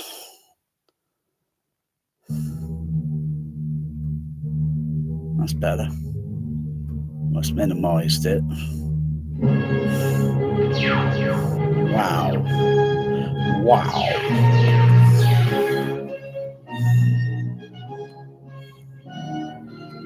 Oh, that's tickling my foot, that is. Oh, that's tickling my foot. Wow, this is better than the theatrical playback I saw down the cinema at the time. Wow. Oh, that's good. That's good. Oh, wow.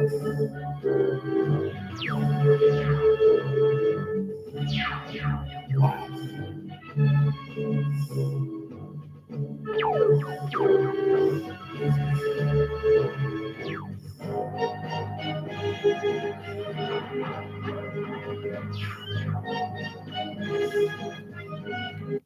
Oh, this will look great with smoke effect. This will look great with smoke effect.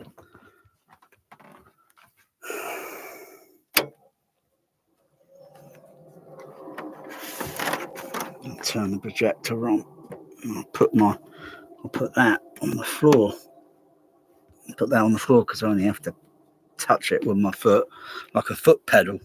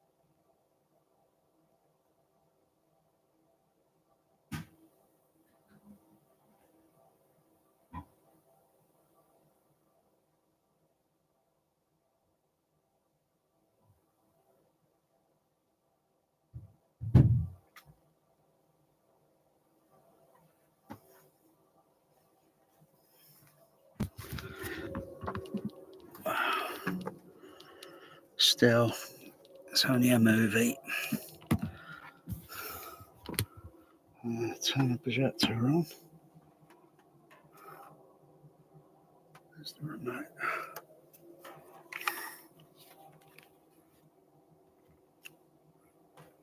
Turn the house lights off. Oh.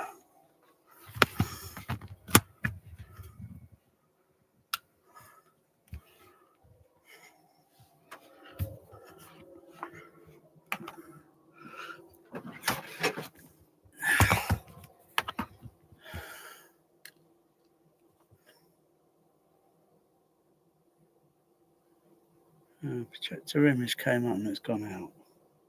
Oh, it's back on. I don't know what's going on there. Okay. 16:9 encoded, so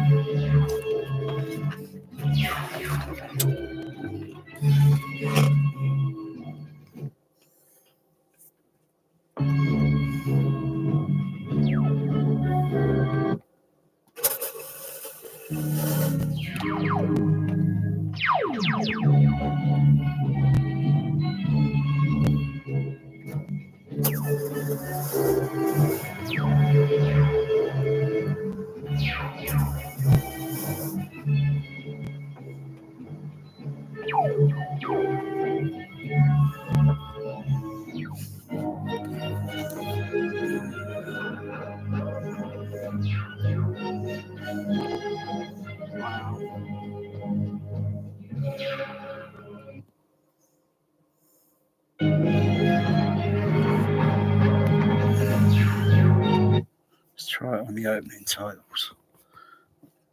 What? Hang on. Why do I say that? That is such bad bloody English. That is.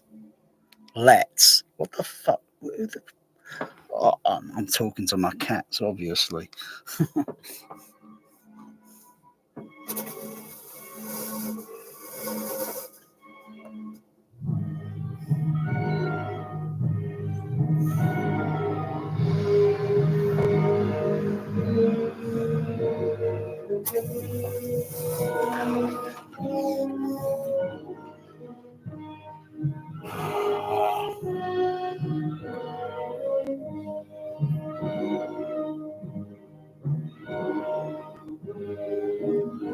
Oh wow. Oh god. I might only play this once. Get the video camera.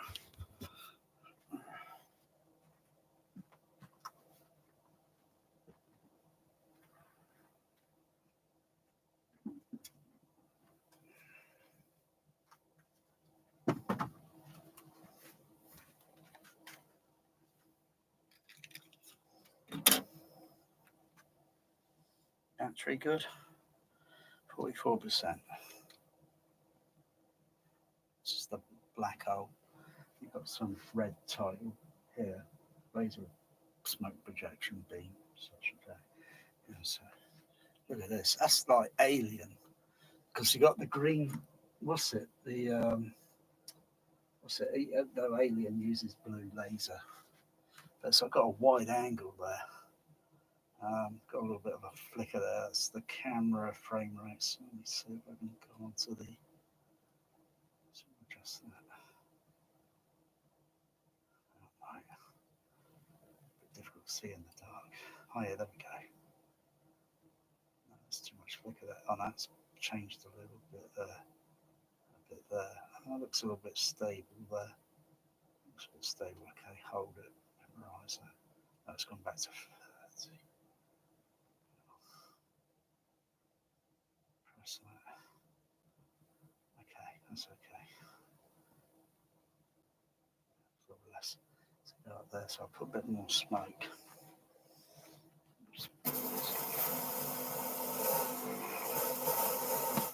And get the turn the air conditioner on just to float out the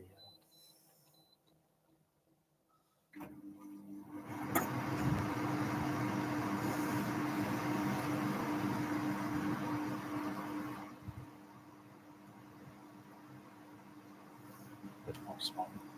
Don't get too much. It's usually balance. Oh, that is so cool. Oh, wow. Oh, I've got to wait till the, what's it? So, it's what it looks like with the house lights on. Oh, wow, it's cool, that angle. Look at that. Wow, I stand up, because I see the beam there, the light. I stand up on the seat riser and go a bit above it. Oh, it does. Probably got the coolest THX cinema around. Let's see how many other homes cinema doing this. There's a smoke machine over there. It's called the Fourth Dimension THX Cinema.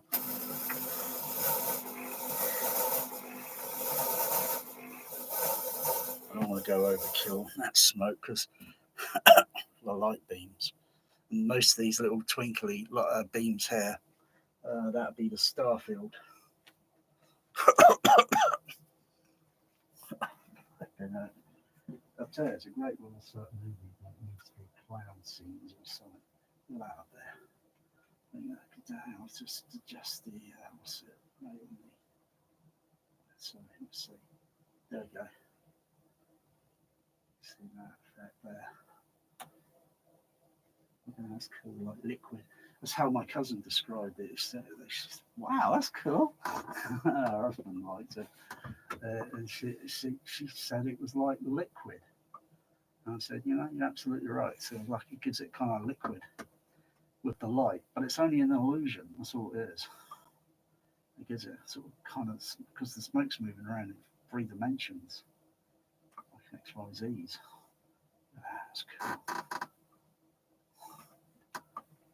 Got to be careful because I can hardly see.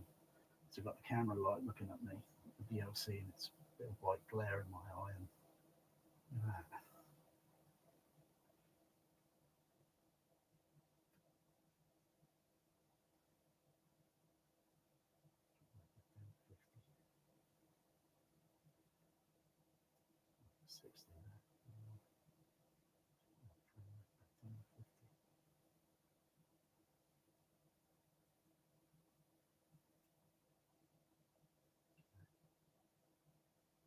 That's cool. So if I go forward up here and looking back, I've got to adjust the ISO level on the light because it'll be a little bit too bright. Like that, it's too bright.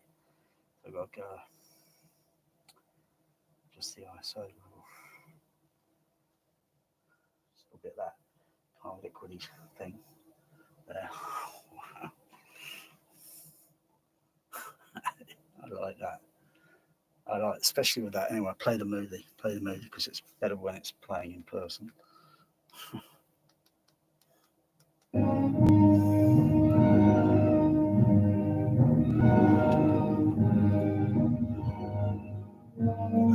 at that.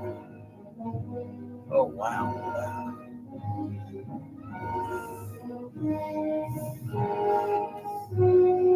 Look at that. Wow. That's so cool.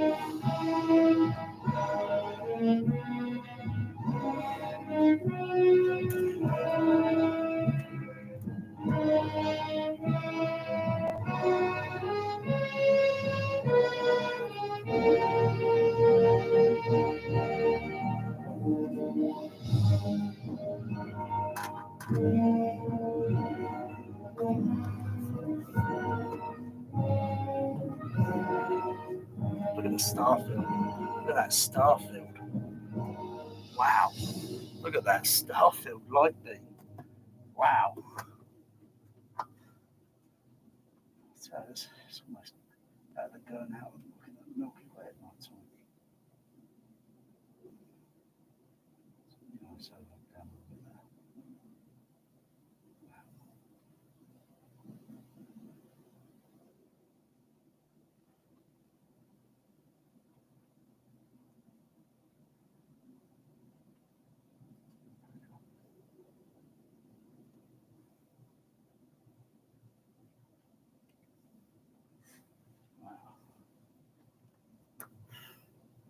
What's my cat bear doing down there? What's he doing?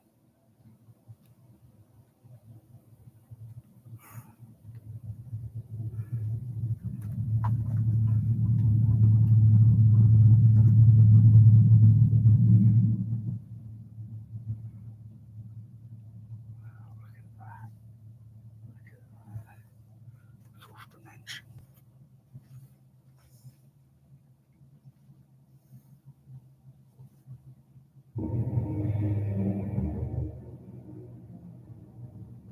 What's that? Oh, that's on my memory card, SD number B. I wanted to put it on B, so A card, but I forgot to do the switch. Okay. Okay.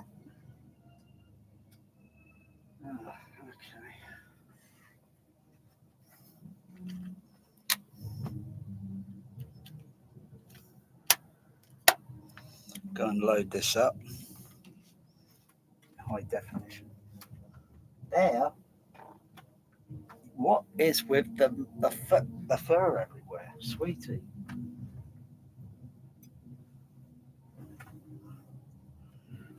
Definitely a climate issue. It's definitely a climate thing.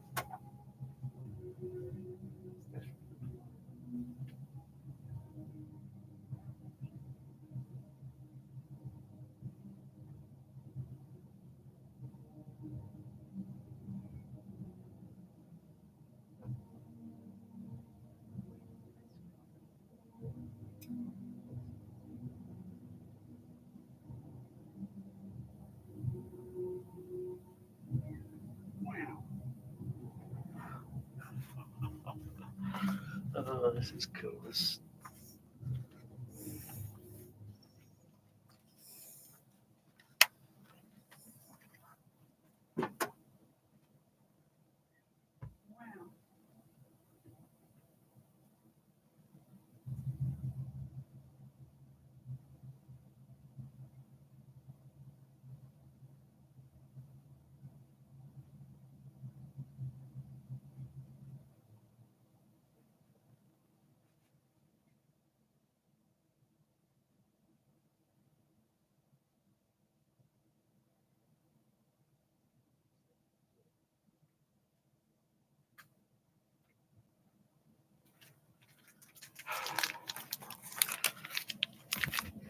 Oh, are you going to press here? Look there.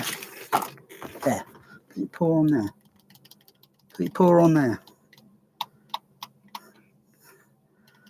Put your paw on there and you'll activate the smoke. Because I know you like the smoke machine there.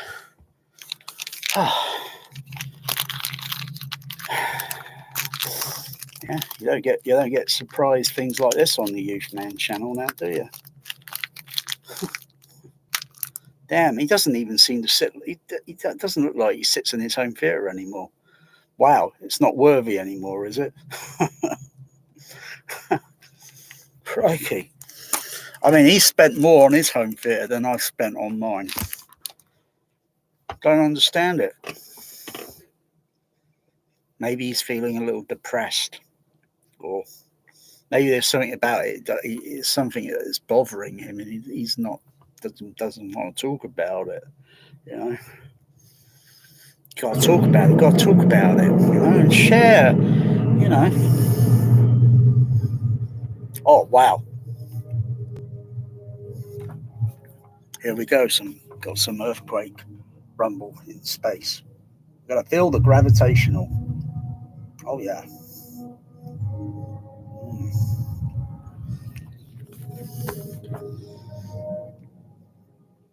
Because it's really, you know, it's a lot more than just put a movie on and show it off to friends and all that. You know, you got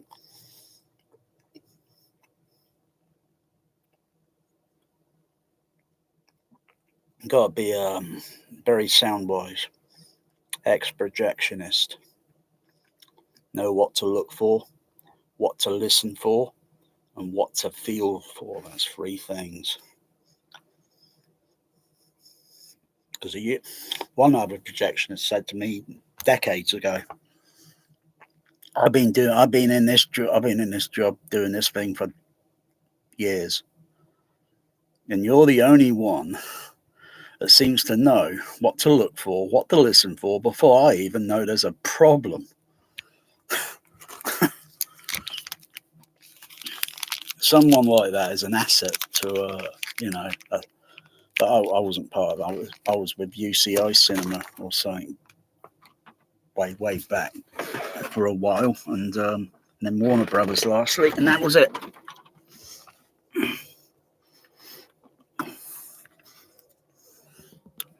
Okay, bear fur. Bidding starts at 500,000.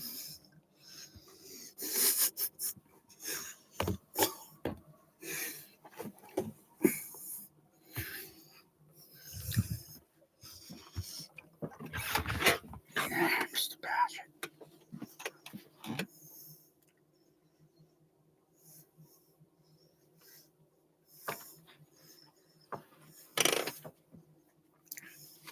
Did that vex you?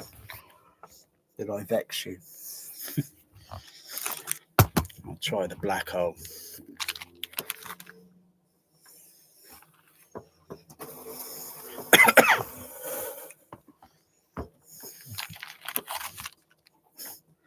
I'm waiting for a bloody hell, that stinks. It's standard smoke. I'm waiting for the essence to come. So I put in the liquid things, the juice, and stir it. And it should give it a different flavour or smell, a different smell.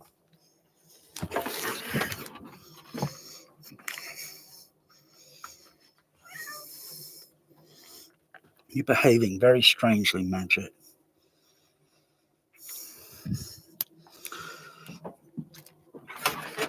He's even eating, he's trying to eat bear fur now. He's trying to eat bear fur. I think my cats are cracking up because the humidity, the climate is fucking doing me in as well. It's fucking taxing my nerve.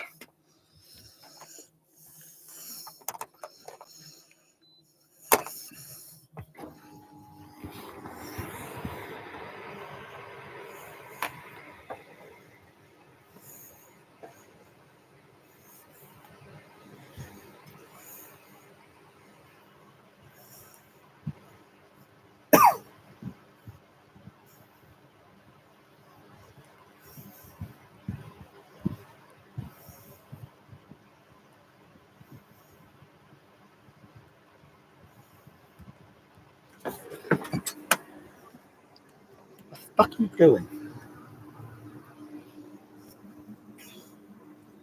It's trying to eat that. But it's not even food. Crying out. I have to give him some whisk. Come on, give some whisk and Magic. Just you, not Bear. Keep Bear in there. He's been fed, but you need some food, Magic. Come on.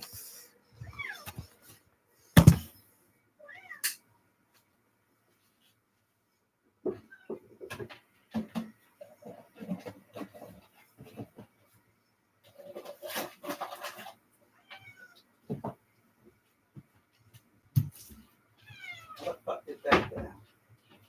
He's not having any. Just you. No, Bear, you're not having any. Just give this the Magic.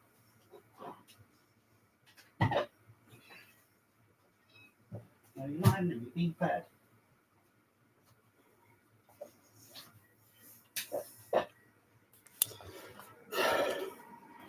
This Magic's got a diet issue. He's got a weight issue. He needs to put some weight on.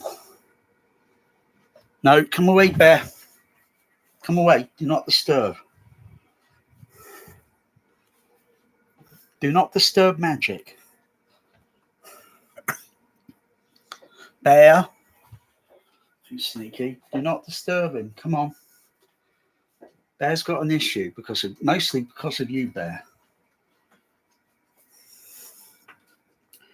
Magic's had a full packet of whisker. He makes Nicolas Cage look like a fucking vampire, you know, a pussy vampire. Bloody Renfield. I haven't even seen it. I don't want to see it. I'm not interested. Don't care for it because it's just woke. It's just a woke piece of garbage. Atmos. Not interested. Can't believe that. He's eaten that in less than 60 seconds. Okay, now. It's like a vacuum cleaner, like a black hole. Sucks up. You know, not even food can escape it.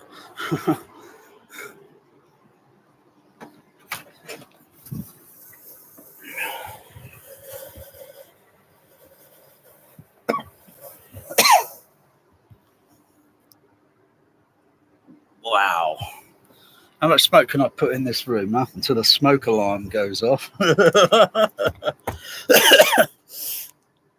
But you can only hold it down so long on the and then it automatically will turn off. I'll just put my foot on, see how long it'll stay there. 1, 2, 3.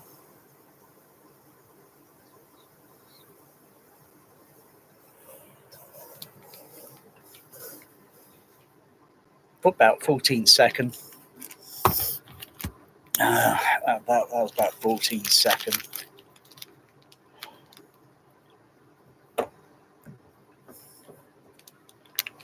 It depends on the type. Other models probably stay on a little bit longer.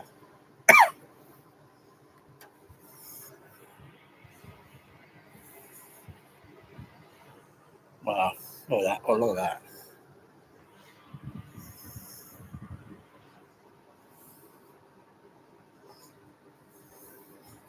Way better when the lights turned off.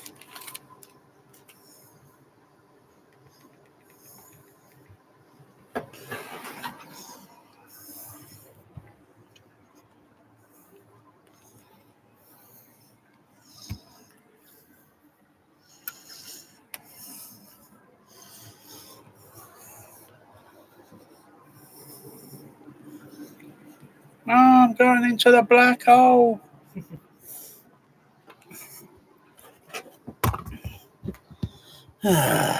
Wow.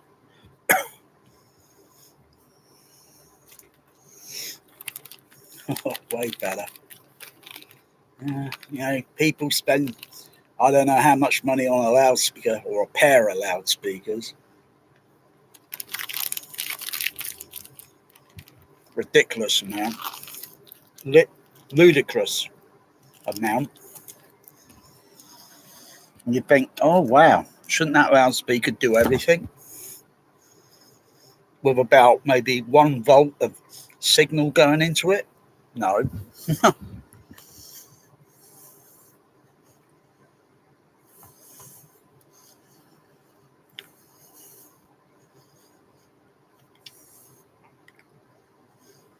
I mean, I can't really change that. Oh, I don't know. Kind of curious. Maybe I could.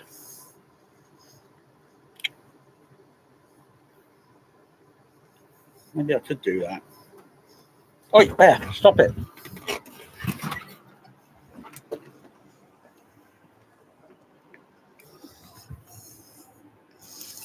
Could put something like that on the projector, but no. Once the image gets up to the screen, it'd be going all over the room.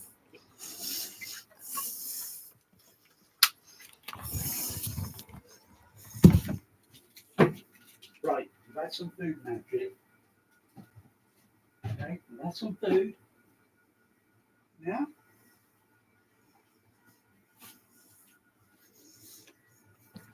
Cats are just greedy by nature. They don't know when to stop. They do not know when to stop, poor creatures. Poor creatures don't know when to stop.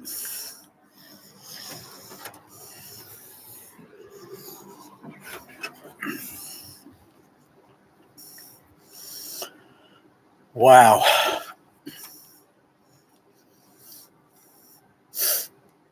I could take this sort of thing. I'm thinking of other things. What if I get another video projector? Put another video projector in here. Get my other 4K projector.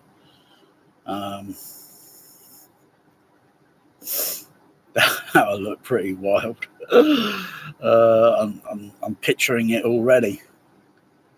That'll look wild.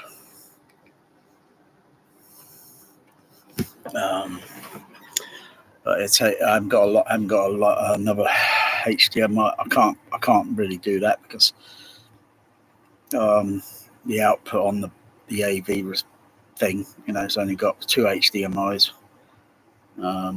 One for the OLED and one for the projector. So I'd need a special video connection box. And I could do a few other kind of just for dramatic effect.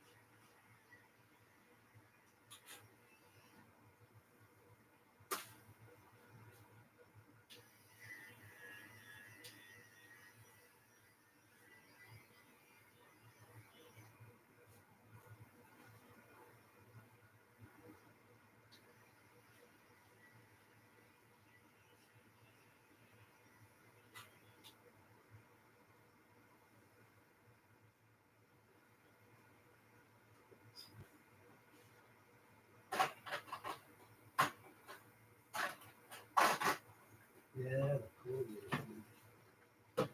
horse sausage. Horse sausage. I'll do it to 1,000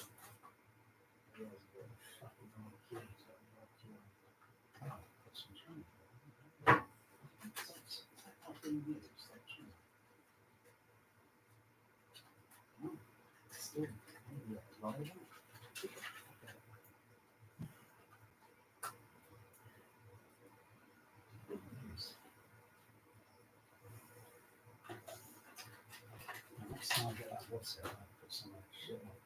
Still use it. Still use it.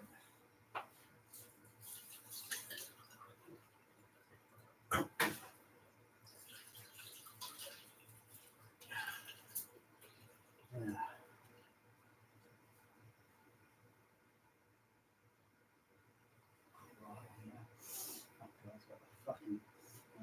Fucking fry.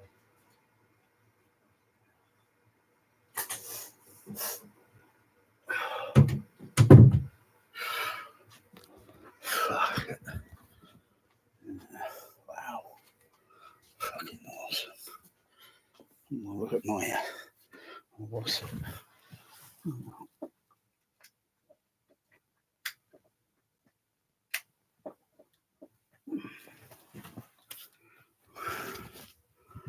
Oh wow, I get some smoke if I get enough smoke out in the room. It's a lot of smoke. Do that. Turn the air conditioner off. Otherwise it'll circulate the smoke upward.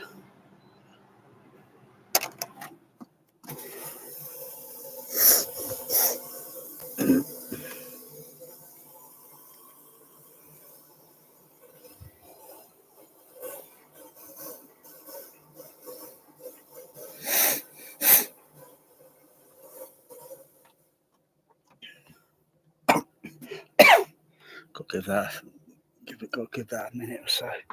Whoa. Ooh. Very little out here. Got to do quite a bit until it gets all around.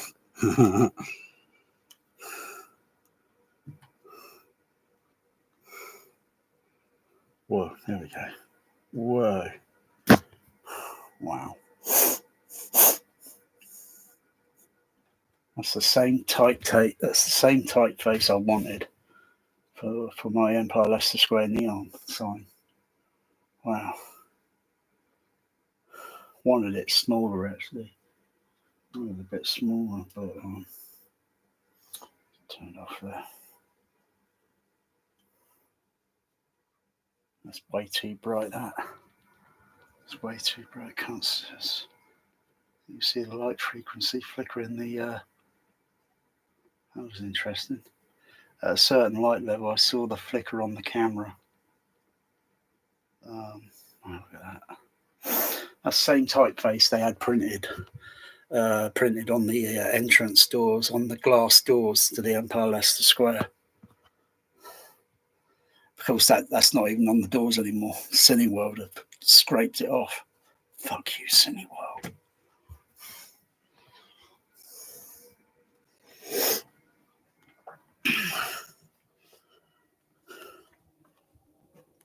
Bear, wait, come on. The cat bear's going 100% bonkers.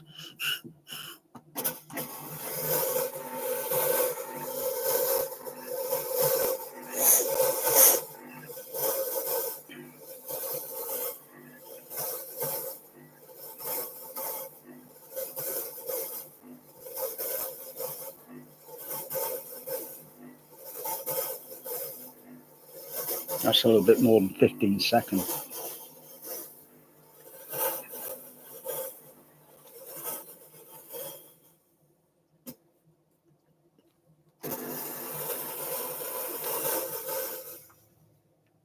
Wow. Goodness.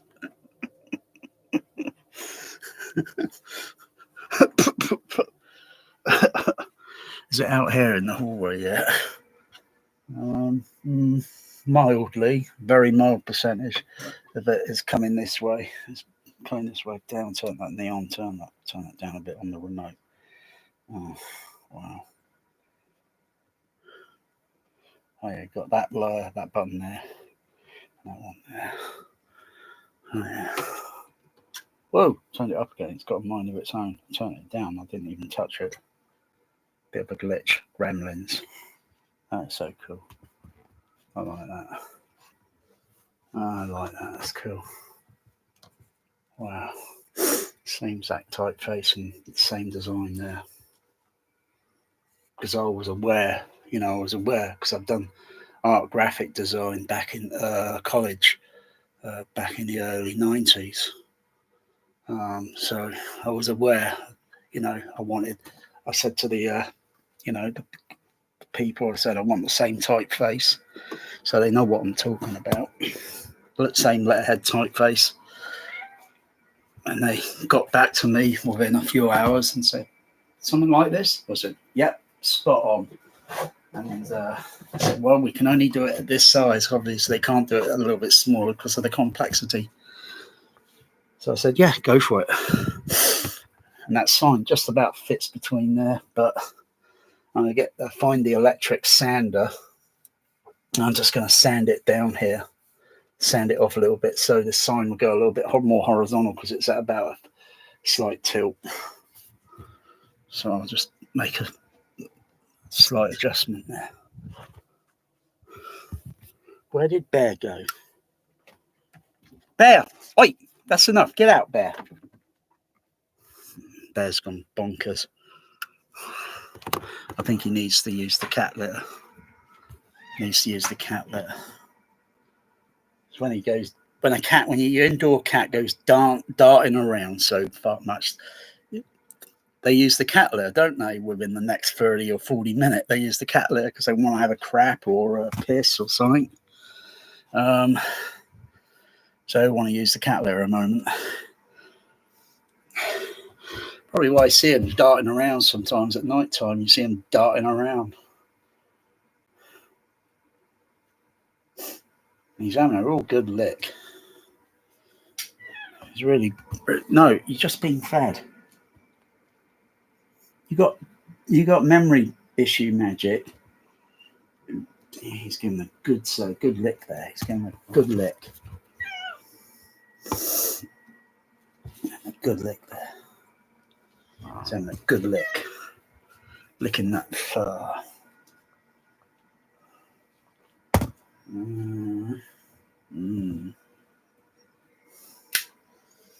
All right. Wow.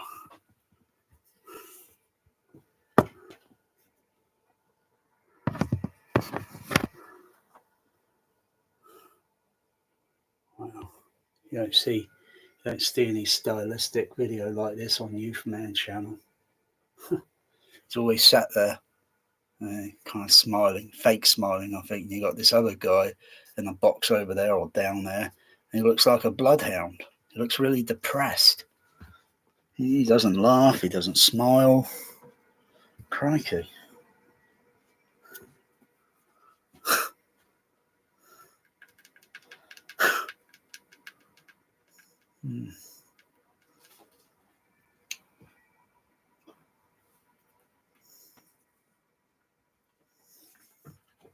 Magic there, stop it.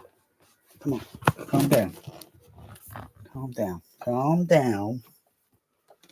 Calm down. Calm down. Calm down. Calm down. You're a bit hyperactive, Mr. Bear.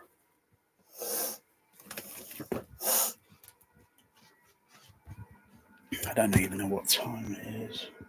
Oh, I think it's past 12 o'clock. All right, so it's gone past 12 o'clock. All right, turn that neon off. Where's the remote? I put the remote there. That's the remote. Yes. Turn it off now. Yeah.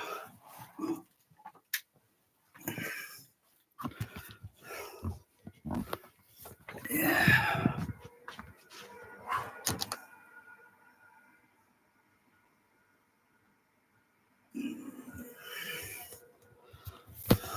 Dun dun dun dun dun dun dun dun dun dun. Pause.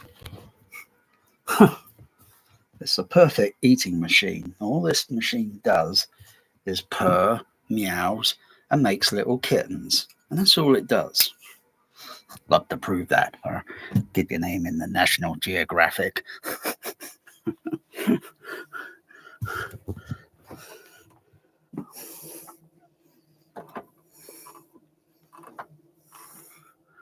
Well, I can't see squat in this. I can't see, there's too much smoke. Put a little bit more in there. It's so full of smoke. Oh my goodness. The black hole. Because the smoke, if I put certain things in the room, I could create more of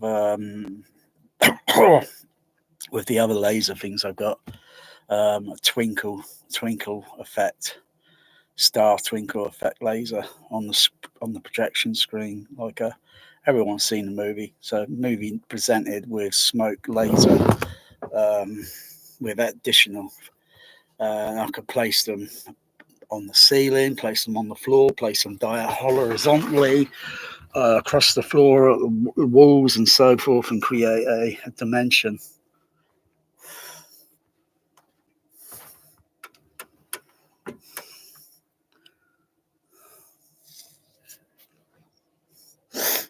Wow.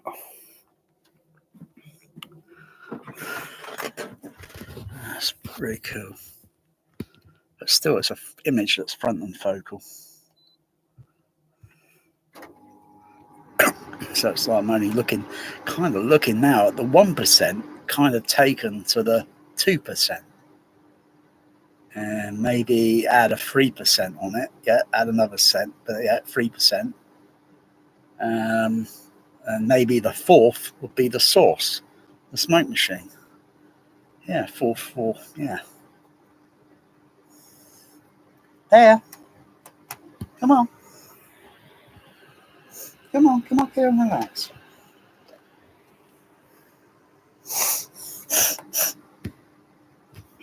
You know, try and figure out how the smoke machine works. Next thing, you'll be taking it apart with your paws.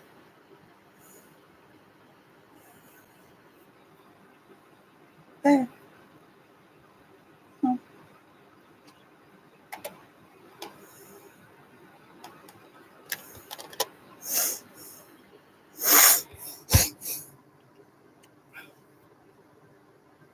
Wow, what are you doing there? What are you looking at? What are you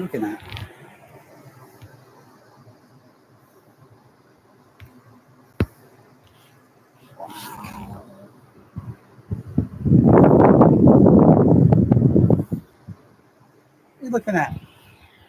There's nothing there, Bear. I put that fly outside.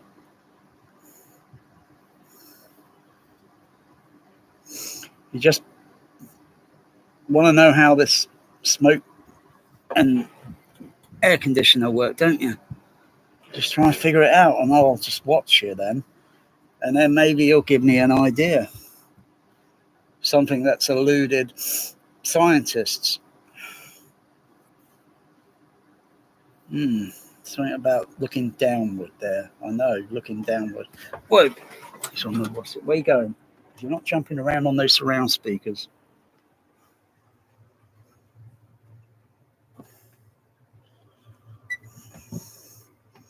Close the door. Close the door.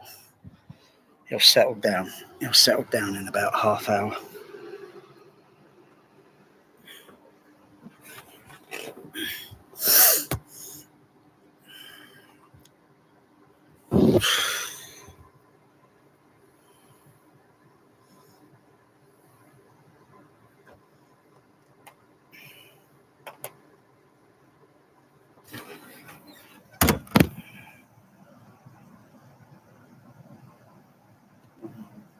That's cool. Oh, I like that effect. I like that effect there.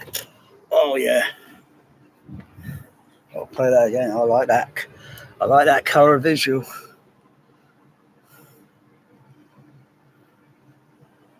I like that colour visual there. Wow.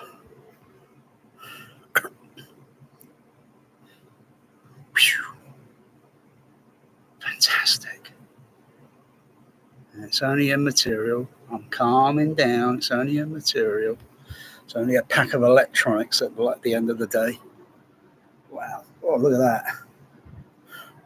Oh, wow. Oh, that colour effect on the thruster, the thruster piece. Wow, that colour and light.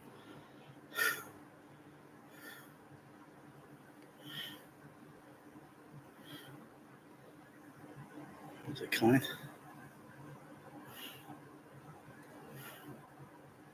Is it kind? Oh, wow. That's cool.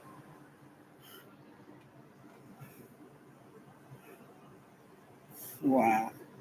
That is so cool. Fantastic.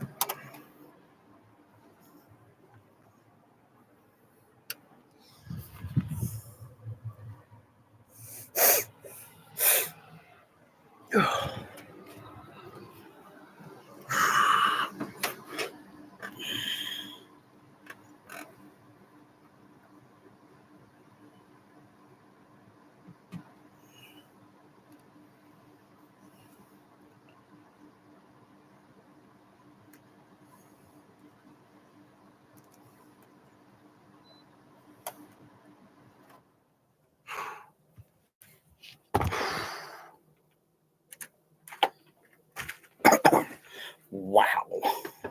Wow.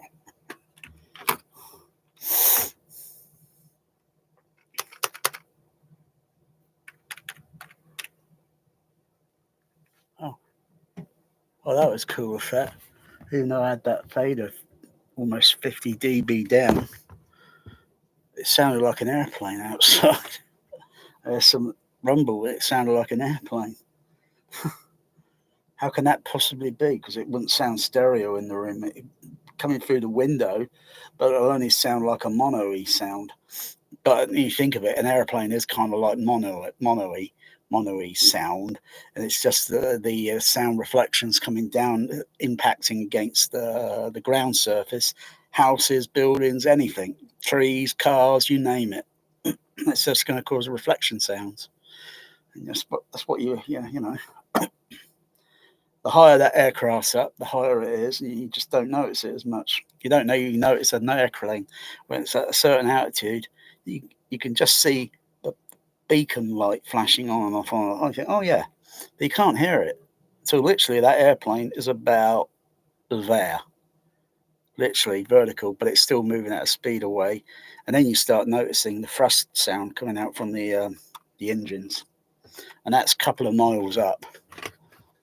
When it's closer down near ground level, that makes a certain sound, and then the engine sound from the front to the back, you know. Oh yeah, but they can't even get the sound mix right on that bloody Top Gun Maverick with all those stupid airplanes flying around. Didn't sound like bloody airplanes to me. Sounded like bloody PlayStation game being put into an Atmos, and there's just randomly mixing sound around. Yeah, very disappointing move that is. Maybe the smoke machine might make some sense of it.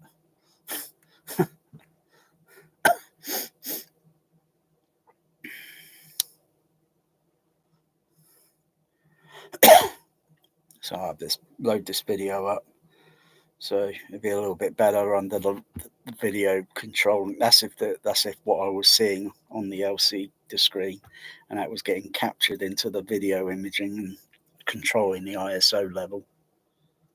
Because I've got no control on this camera thing here, no control whatsoever. I did like that green effects. It looked like something out of Alien, only they had the, well, maybe yeah, play Alien. You know, when it's got the blue laser thing, that blue light, because that's what it was, and it's a wide angle laser, and it spreads it out, and it's way back there on the set, and they're controlling the smoke level, yeah. So they don't want it too overdone, you know, otherwise you ain't going to see much. So they just put something there very mildly, and then get the camera at the light and then the ISO, and then you get that. Wow, that's cool. Yeah, maybe I'll put Alien on. 20th anniversary DVD. It makes that Blu-ray 4K look like it was done by an amateur bloody movie studio. About 15% of the aspect ratio is cropped off because they're zooming in on the image and cropping off the framing. Idiots.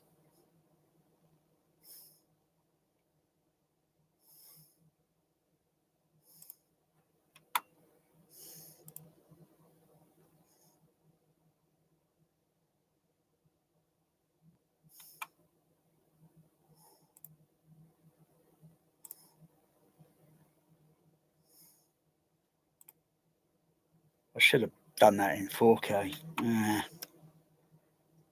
should have did that in 4K. Set the camera to 4K. 4K.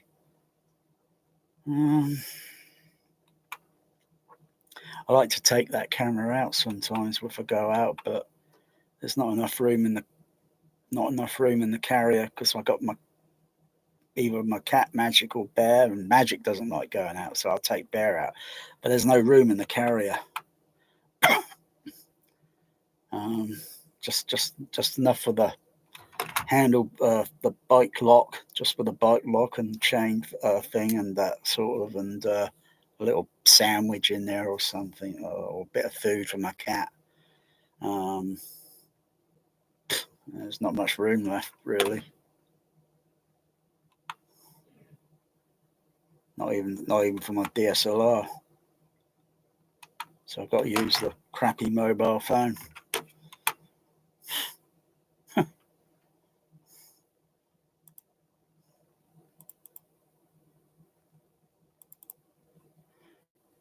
could put another carrier thing on the back of on the bike, another carrier. But I'll be just adding more ounce weight to the bike, and then the bike just gets a little bit heavy. when going up certain hills, certain angles. If it's that angle, if it's on that angle, it's about that angle. I'll forget it. I'm not cycling. I'm pushing it up, and it's bloody even awkward with that because the damn bike. Oh, it's so heavy. I don't want an electric one because then I'm what going to get you so used to it that I'm not going to use it. The pedals and all that. I become reliant on that, and then the battery then gets flat. But then you got to remember, reserve that for going up a hill, and then I could get up a hill in probably a couple of minutes rather than 10. Because sometimes it's like about 10 minutes to get up a hill. I could probably go up there at a constant speed. But I'll be taking everything out, and the bike's just going to get heavy again. So, yeah.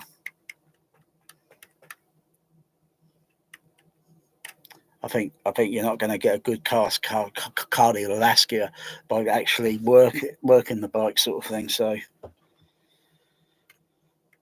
yeah. It's just for those that just want to belt down the bloody road at a constant speed. Otherwise, you look at those little scooters, and 2 people sat on them. That thing's just go warp speed right past me. And then I start getting in and get the gear, get pedal up and change the gear and then get a bit more. And I'm just coming up, but I'm starting to lose energy, but in the other sense, I've got a good burn. I've got a good burn there, so I'm burning off calories. I can't care less to catch up with someone. Fuck them, let them go on. But it is kind of interesting, those scooter things. You can put 2 people on them, it's got to be going over 30 mile an hour. Incredible, that little wheel thing. Bloody hell. Incredible.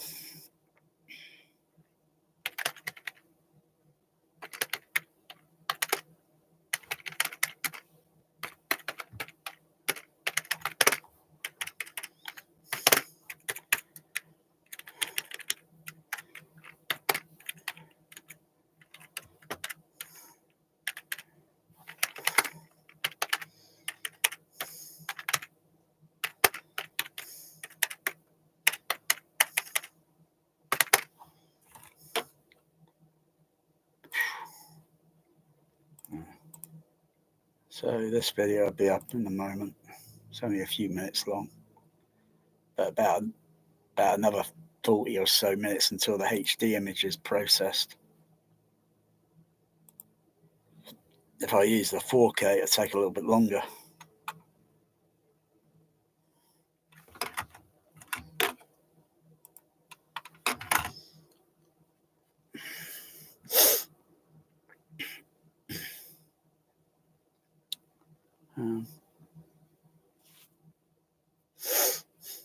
Smoke gradually now dissipating, even though I was putting out quite a bit of smoke.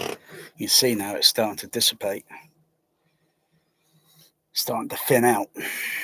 It doesn't leave a residual smell, doesn't leave a stench like cigarette smoke does.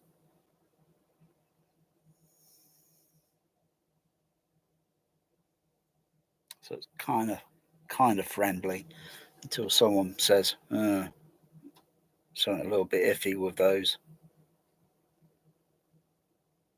I can hear bear on the cat litter. I knew he was going to use the cat litter. You know your cat, Your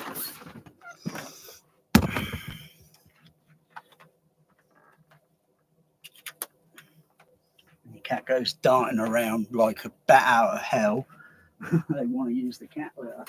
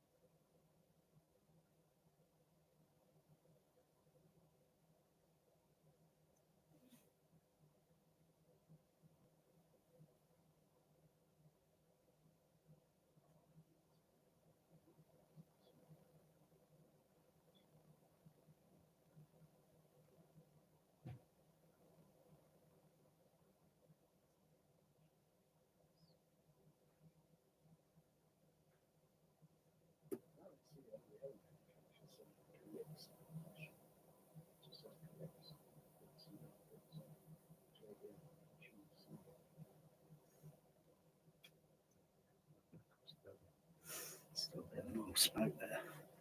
I can still see some mild smoke there. Still a little bit of percentage there.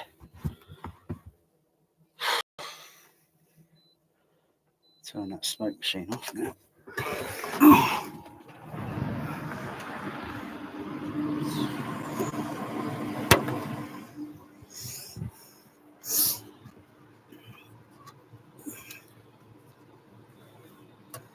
Yeah.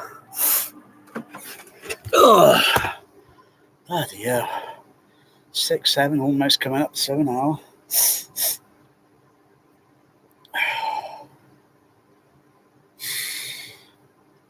Not much to do on a weekend, is it? Bloody hell. So it'd be, what's it? No day tomorrow. No day. And no week. I don't know what day of the no week. Don't even know what no month it is. Have no idea. Got no idea. Got no clue. Doesn't have any. Got no relevance to my life. Only my cat. Only me. My cats. And this immaterial home cinema.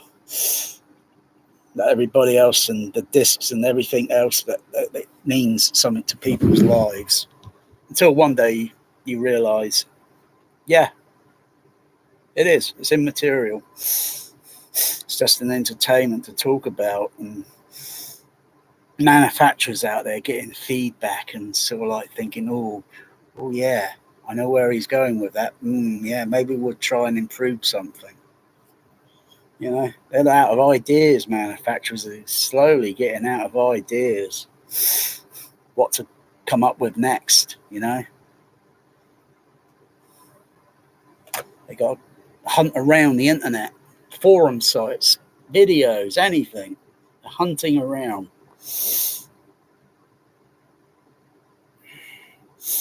Because they can't think too much for themselves. Because every other manufacturer then starts doing the same thing the other manufacturer starts doing. Only one manufacturer's doing it far too expensive, where the other one's doing it way cheap, and they're going to sell their product like hotcake. And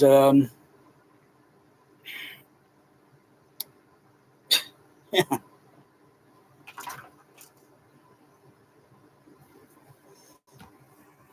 It's like Behringer. They come up with some neat ideas, Behringers, sometimes.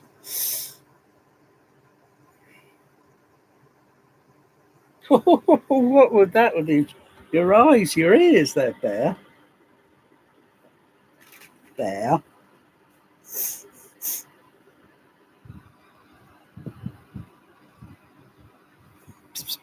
Hey, Mr. Bear. Hey, kitty.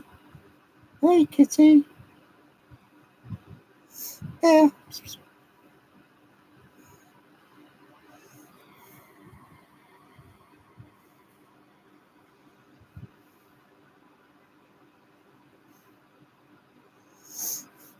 I know you're excited by it because the wind is blowing his whiskers, all these little whisker things. They're like sensory sensors. They pick up.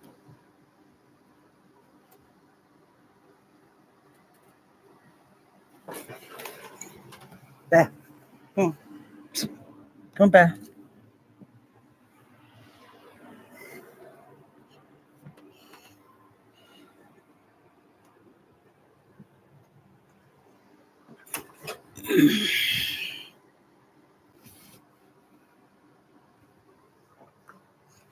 %54 on the humidity level. Crikey, it's getting dry in this room. It's half. It's about half.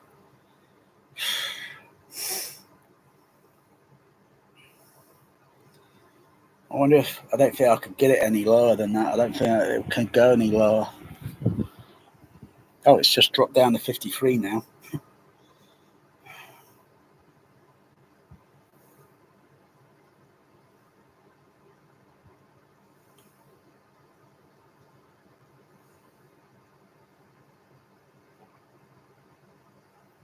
Aren't decimal points on that, are there? 53%. Well,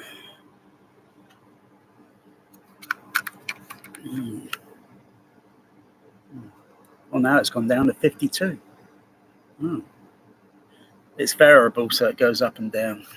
It's variable. Now it's gone up to 54.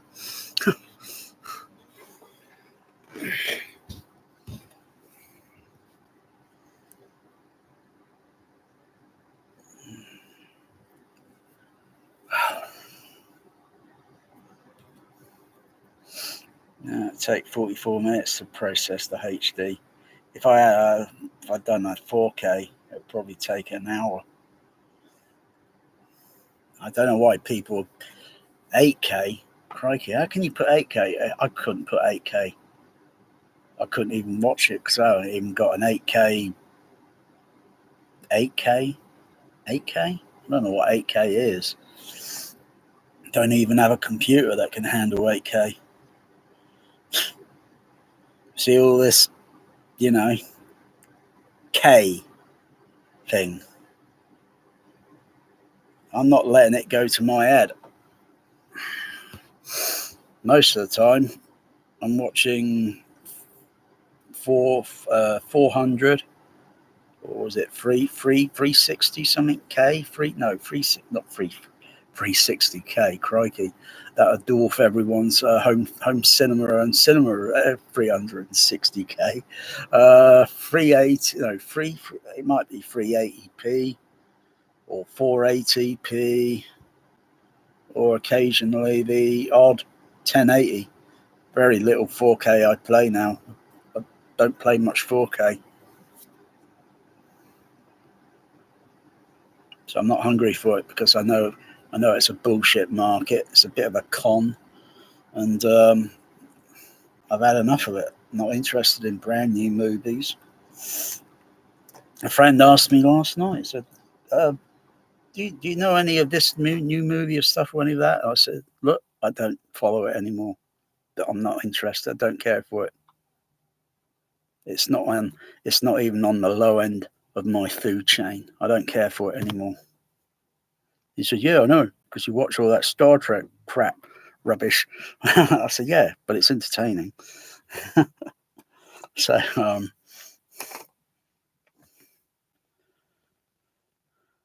yeah.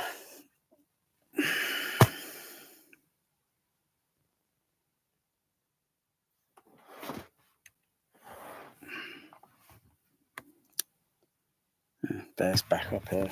Oh, I think he's going to relax now.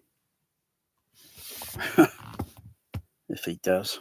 Yeah. Oh, that's up.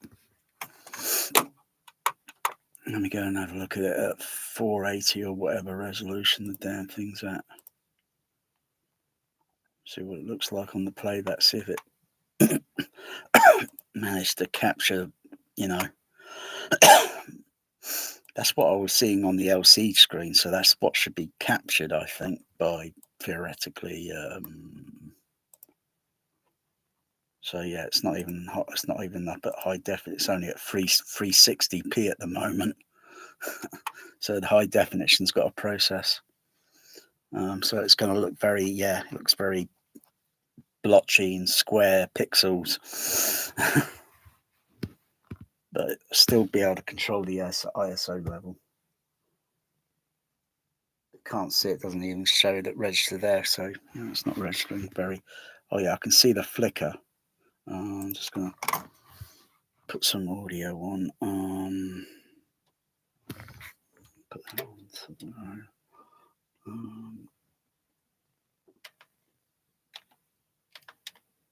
I think it's on.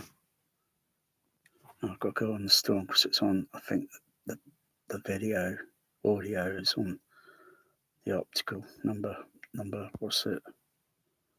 2, 3,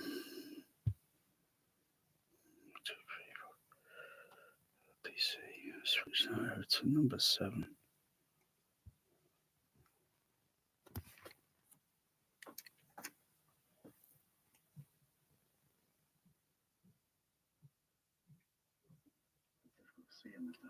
Turn the fader out. Oh, that's changed a little bit there. It looks a little bit stable there. Stable, can't hold it. That's gone back to 30. Yeah, I can see the flicker. Oh yeah, I stabilised the flicker effect because the camera is picking up flicker on the projector, and also due to the smoke.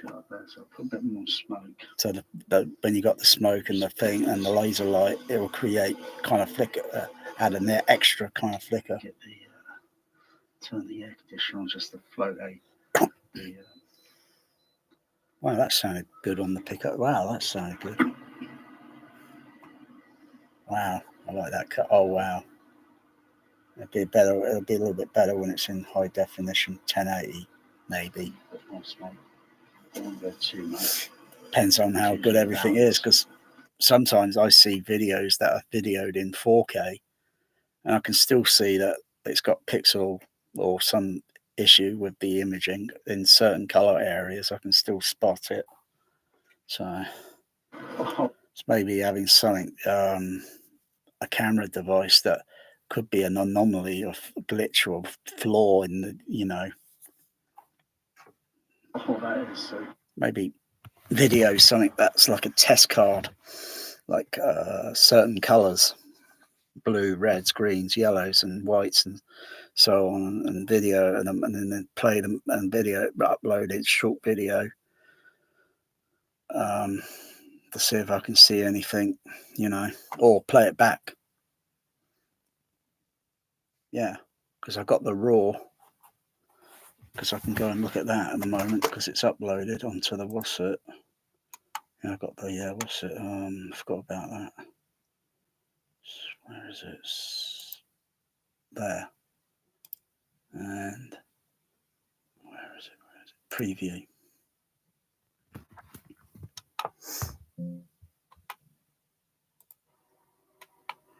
This is the black hole. You've got some red title here. Laser smoke projection beam, such effect. Yes. Look at this. That's like alien. Because you got the green. What's it? The what's it? No, alien uses blue laser. But so I've got a wide angle there. Oh, it's not too bad. It's the camera. It's not too bad. But usually in bright colours, sometimes at high definition or sight, it will pick up something and add. But so far, it looks okay. Get rid of. Come on, mate. Adjust the frame rate on that. Come on, it's flickering. That's it. That's better. That's better. It's still a little bit hot in that white light right at the. No, you're flickering again. No. Oh gosh, that's flickering. No, keep it there. Keep it there. Keep it there. Stop messing around with it. It's picking up that smoke nice. Wow. It's not too bad. A bit more smoke.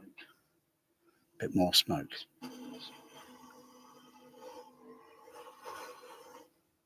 The camera recording picked up pretty good there. The camera recording. If I just had it a little bit loud, turn up the fader level a little bit or louder or such, it probably sound like. Let's turn it up and play that back. It's not too loud. Because the actual, I think the recording is a bit soft. Because the recording levels, I didn't check the record levels, but at least it's not distorting. Oh wow!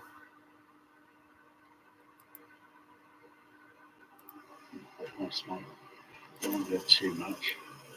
It's usually a balance. Oh, that is so cool! Oh wow! Oh, gotta wait till the what's it? So this is what it looks like with the house lights on. All right, turn the lights on. Turn on. Turn on. What's it look like? Does it look like how I saw it? I stand up because I see the beam there, the light. I stand up on the seat riser. Oh yeah. Oh yeah, that was good. That was good. That's like alien. That. Wow. Oh, it does. Probably got the coolest THX cinema around. Stop bragging. Cinema doing this. There's a smoke machine over there.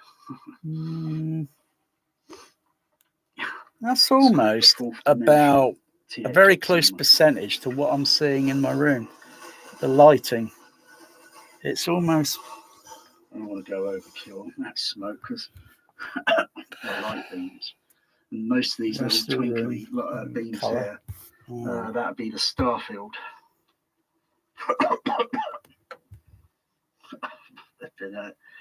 I'll tell you, it's a great little certain movie when it moves through cloud scenes or something. Look at that up there.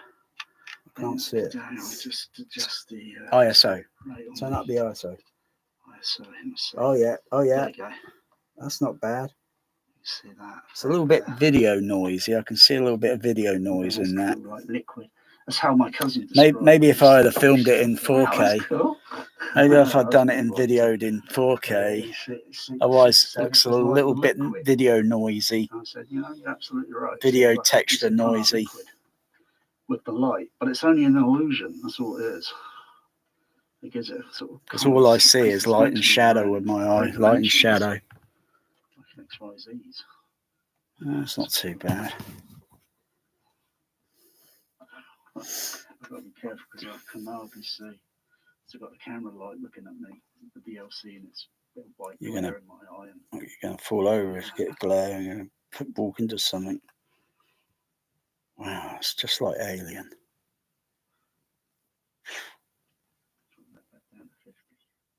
Turn the frame rate, adjust it back to 50. It was on 50. There we go. That's spot on. Wow. Wow. That's cool. Brilliant. That's a different breed of home cinema. Different breed. Whoa, that light is.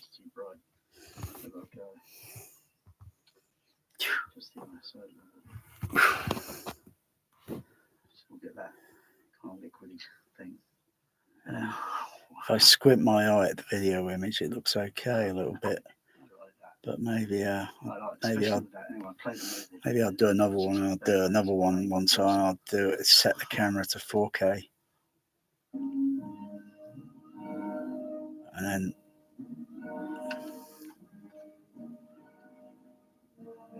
Look at that. Oh wow! Look at that.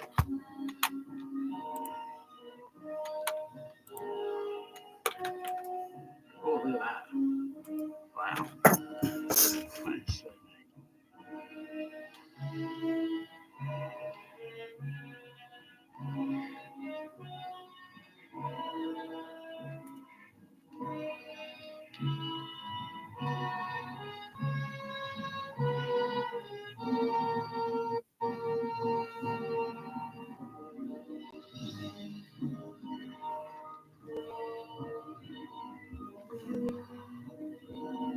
Of course, my camera's only picking up the sound of the standard sound on the surround.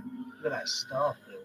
And the only thing I'm not noticing is when I was sat in the seat feeling the extra surround bass, tactile sort of thing, and in the seat, in the floor.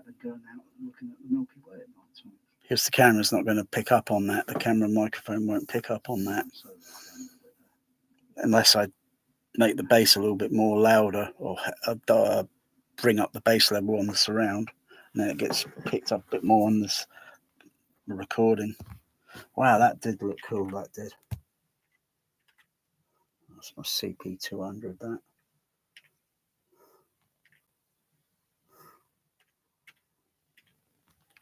Cool. This is the black hole. You've got some.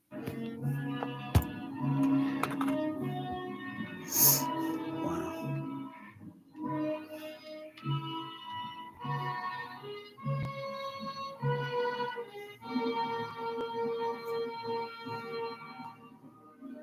That grid is very inspirational. Sound imaging, very inspirational. Getting a lot of ideas. Getting a lot of ideas bouncing around. Look at that starfield light beam. Yeah. Wow. Wow. So it's almost better than going out and looking at the Milky Way at night. Otherwise, it needs a bit darker there slightly, but I'm turning the ISO down, I'm seeing. but I'm still seeing the proportion of the light in the room from the projector, so it's putting some light somewhere, you know. It's not like outer space itself. Oh, it's the what's it guy, the bass guy. You're currently at work. Where are you? Can you say what you work for? Good evening. Can you say what you work for? Or can't you mention that? Is it, you know, do you work for the government?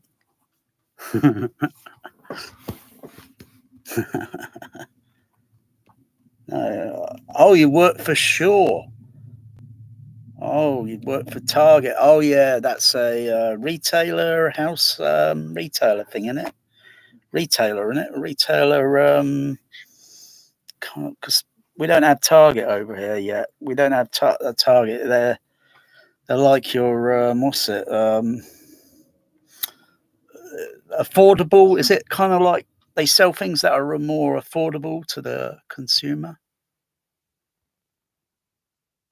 I think they sell things that are affordable to consumer. Yeah, I'm not sure exactly, but I've seen it mentioned elsewhere.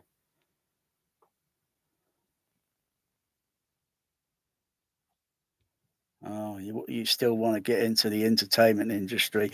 Well, don't do anything that's lewd. You know, if they say, "Well, you kind of look sweetie there," can you take your jeans off? I want to see what you look like. When they say that shit, walk out. In fact, start running. They start saying that. That's it. No, not interested. No, that's only certain things where you hear these rumors. I can't believe that sort of thing goes on. It's just it's not appropriate. But yeah, there's so many things in entertainment, really.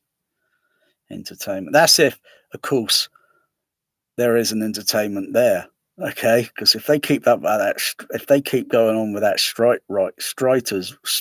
writers strike thing, there's not going to be any cinemas around. I mean, there's not going to be in the entertainment industry because they'll take it down with them.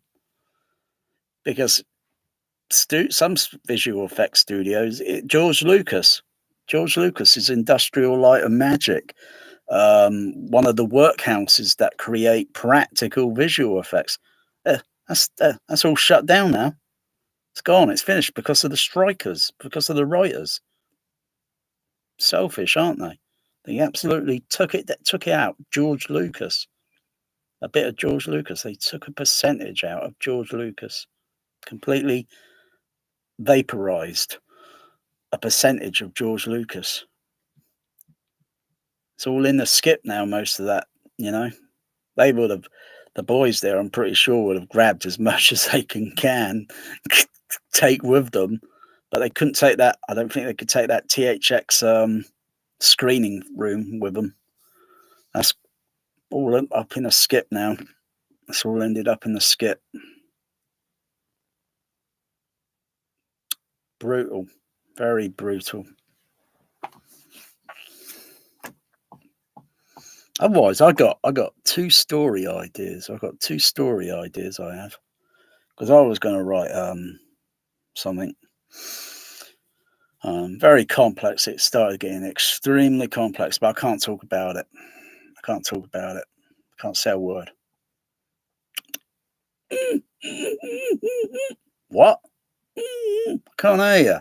Stop mumbling. I can't talk about it. I got one idea and it just got too big. I thought, crikey, I would need a partner, you know, because got to do a heck of a lot of research and that, and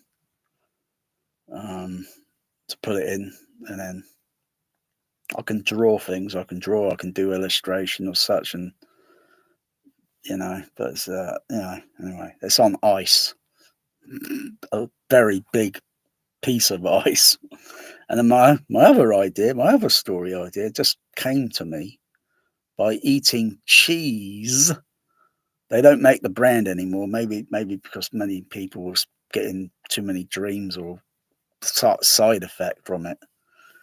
And I got another story idea, and I couldn't believe how the image looked. I was like, wow, that was great. And I can't even tell how long the dream lasts for. I don't know if it lasts an hour, 5 minutes. I've got no idea. And I thought, wow, that quickly turn the computer on, start typing. So I was just typing what I could remember. I thought, wow, that would make a brilliant story of what's it? I gave it a name. I gave it a title because I was thinking, yeah, it was so. How did I conjure that imaging? And the image, it totally blew Christopher Nolan's Limax thing and all that image. It totally blew that out of the water. Wasn't even on the low end of the food chain. I couldn't believe how clear the imaging was in the dream. How can we do that? I don't know. Is it random images that I've seen during a week or somewhere, and these images, or they're subconscious in our mind or such? It's you know, and there was all these few people in it. I think there were 4 people in it, and well, there might have been 3 or something.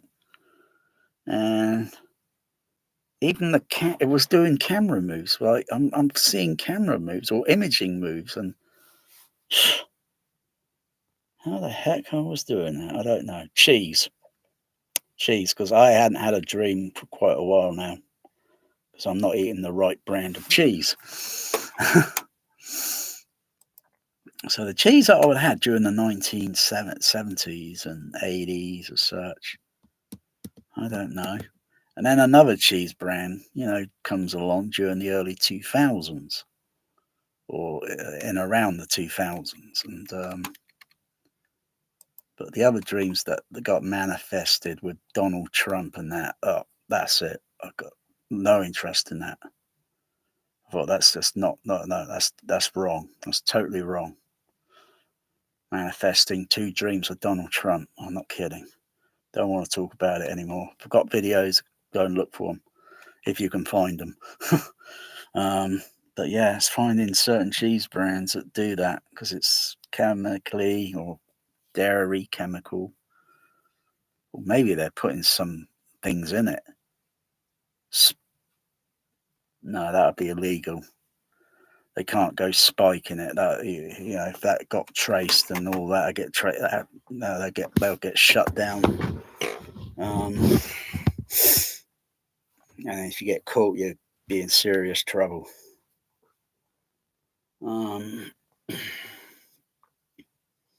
It's weird.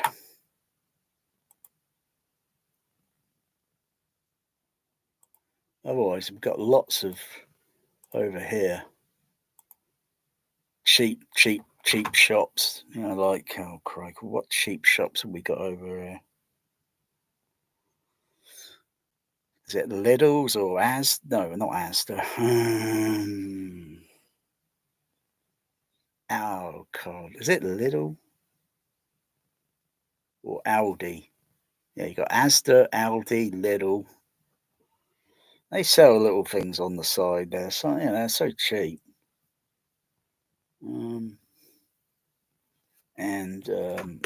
Yeah, groceries and such and food. And oh yeah, I'm gonna have to finish my mushrooms. I have to make do some fried egg later. I've finished my mushrooms, get them really crispy, get them nice and crispy. So I got a nice golden, crunchy, crisp taste mushroom.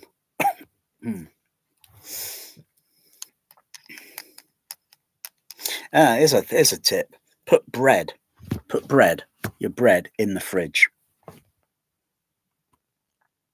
Yeah, I don't know. It might not work. It might not work with all bread, but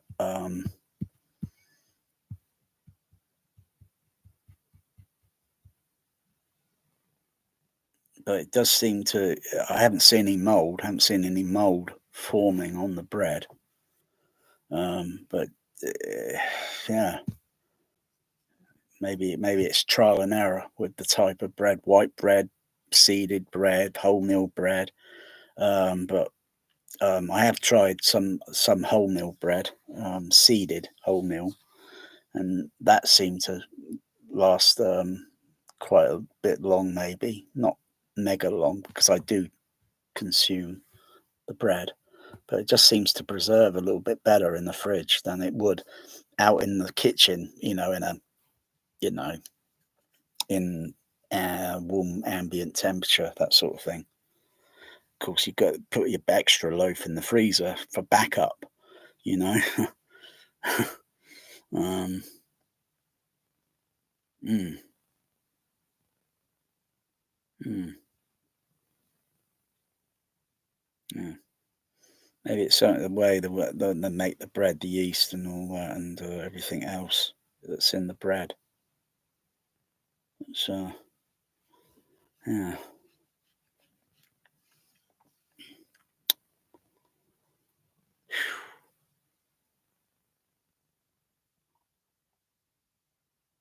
I'm getting a little quiet now.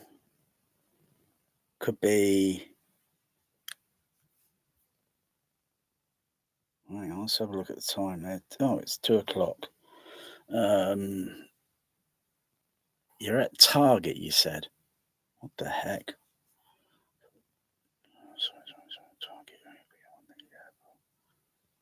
At this time? You gotta be kidding. I know the time over there that way is East Coast is 5 hours behind, West Coast is about 8 hours behind. What time does it? Well, you don't have to tell me. I'll go and look it up on the internet. What opening times they are. It's like, what is it? Target open to 11 o'clock at night. They don't even have shops open here to that time now. Some they used to have them open 24-hour. And that's when if you're up to that sort of, because most people don't like going shopping, waiting in the queue, and all you get is pushing and shoving, and you come out with very little after all that shoving and pushing around.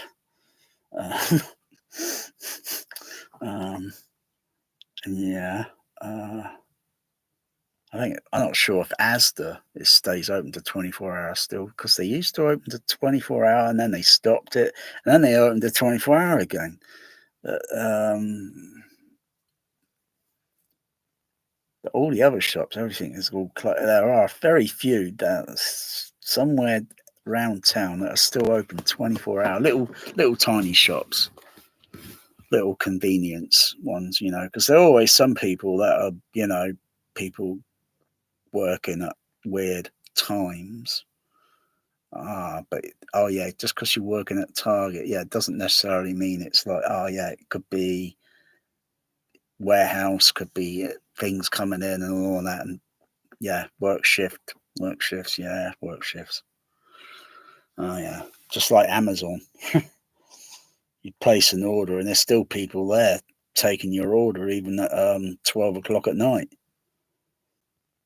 Bloody unsociable, the time, really. I think that's when you get paid a time and a half, isn't it?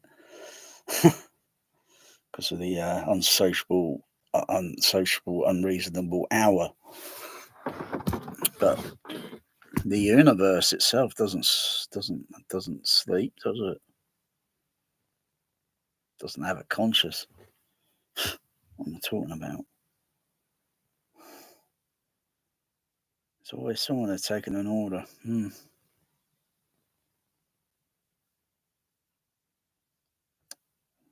Weird. I'm going to check on my order. I've got some aluminium arriving.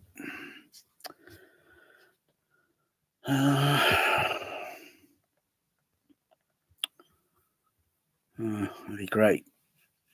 I'm not even too enthusiastic about taking that projection screen, moving it forward and getting behind it. I'm not really that enthusiastic about really wanting to do it now. Got to find the motivation, the chemical motivation, chemical in your mind, and motivate. I'm just cooling down a little bit now. I'm just cooling down. Just got to find it. I've got to be prepared.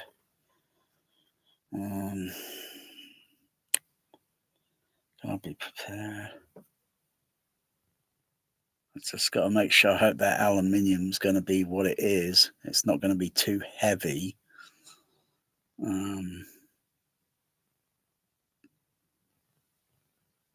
Because you get an order, you do an order, you look at the item and the pictures and all that, and you think, but sometimes in a picture you haven't got anything there for scale. Put something there that you can relate to, an image or something, or that you can relate to. All right, that's the scale and the thickness and so forth, and you've got an idea what it's going to be exactly when it arrives. Because I ordered a piece of aluminium one time. It was too wide and too thick and way too heavy, so I couldn't use it.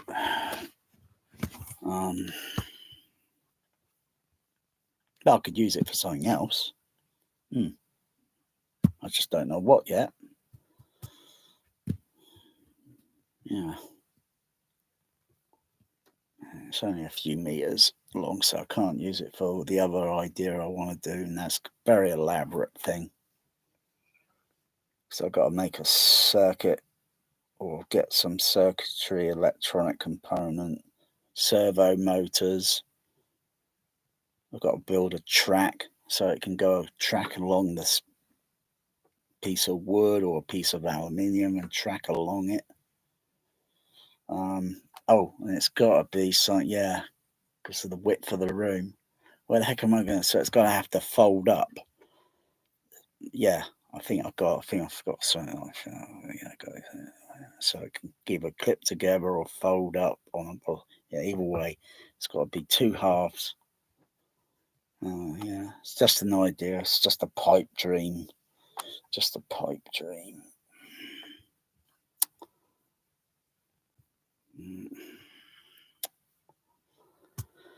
Check on that item.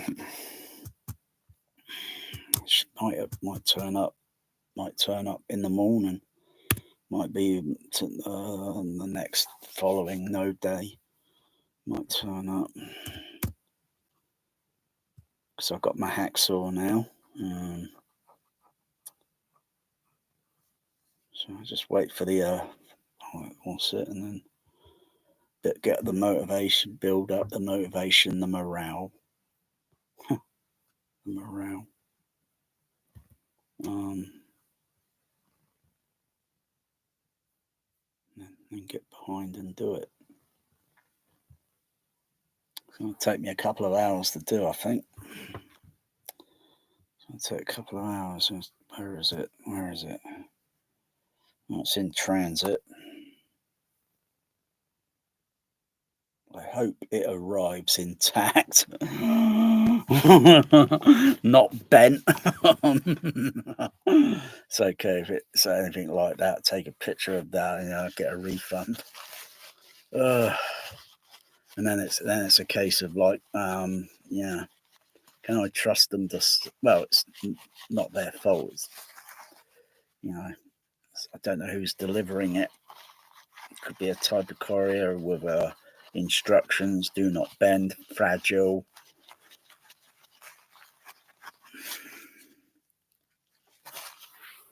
Otherwise, I might as well just go down to the hardware store and get it. It's a lot easier. Well, I can't bring it back on my bike. I can't even bring it back if I took a bus down there. Wouldn't be no, it'd be very awkward. Well, no, Well, actually, no, not that awkward. Because of the length, it wouldn't be too long. No, I could easily transport it on a bus. Go down the hardware store. Because then I can see the item there. Boom, the items are aluminiums. And then so, right, that one's going to fit. Measure it. Okay, that's good. I'll just cut a little bit off there and do a little other cutting on it because I've got to make a few alterations to it so it can fit.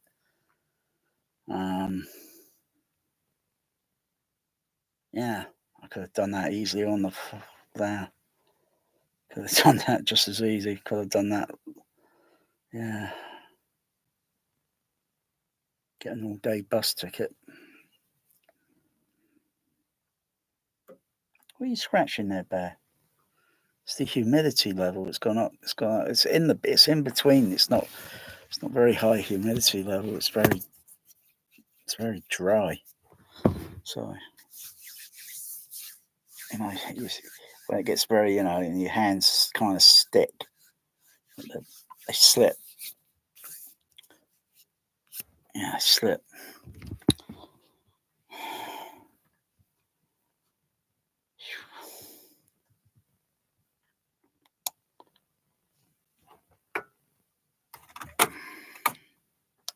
So that'll be coming. That'll be soon. I've just got to wait, prepare. Move the OLED over here. Move the projection screen forward. Get behind it. Get the measurements on the tape measure. And then do the cutting. And look at the other aluminium and how that's cut, how that's shaped, how that's done on the two ends of the aluminium. So I'll just have to make a little alteration, and then tap it in there with the hammer. And then it would be clear, the center channel. There wouldn't be any obstruction object in the way of the speaker. And then my center channel is going to sound a little bit different.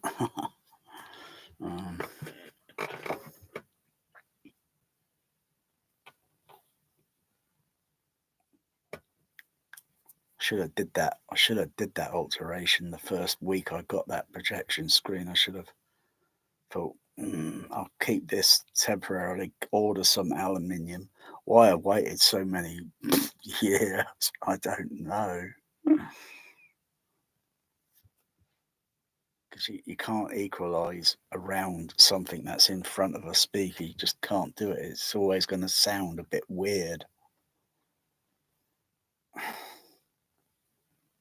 It's going to add or subtract certain frequency, and it's just going to be awkward. You got to look at the nature of the way you got to have a speaker or horn. It's got to be the speakers have got to be pretty close to the screen, and the screen shouldn't have any vibration or anything. If you've got too much bass going on that back there, and it's like registering stupid SPL levels, and you're overdoing it, because there's no way the projection screen should be, and if you project certain things onto that projection screen, you would see a wobble effect, some sort of, and if your eye can't really register it, it's got to be there. It's got to be there. Maybe you need a video camera or a video device, and then looking at it, analyzing, checking it. Oh yeah, because in these IMAX cinema things, their screen has a slight wobble. But what they do is they got I saw a video and I thought, that's kind of interesting. They got kind of like a bass shaker thing going on behind the screen. So it's like an anti screen filter thing or something, from kind of understanding it. Blimey. I think IMAX cinemas are kind of very I don't know about environmentally unsound. Because where one guy was doing a video tour going around it, one of these cinema. It's like go in one room and it's extremely hot, he says. And I'm thinking, I wonder how hot that is, because he says it was uncomfortably too hot because of the rectifiers that they're using for the lamp house with the projector. The rectifiers are down in another room. You got all these power cables going to the lamp house. Not to mention it, he said it was very loud in there. I can imagine so. Yeah, it's funny. I can't remember what video that was now. What guy was doing that video? I can't remember. But I was kind of curious about the wobble screen or whatever effect, because you're going to see something there. It's like a video camera will see the infrared on a remote control. Or I can't see it, but the camera can. That's got backlight in there. There you go. Little flickering. That's the infrared. Let's go in. That little flicker, that sort of thing there is like 101010 or 010101. That's doing that sort of certain code sequence. So I'll get a game. Press it should do a different.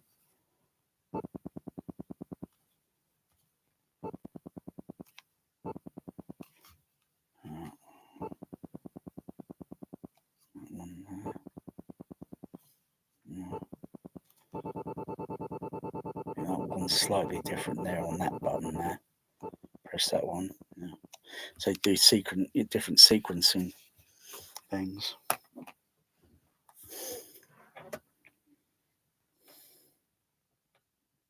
I think I saw that and it's just programmed my mind. Feel a little bit hypnotized now. Maybe it was doing something.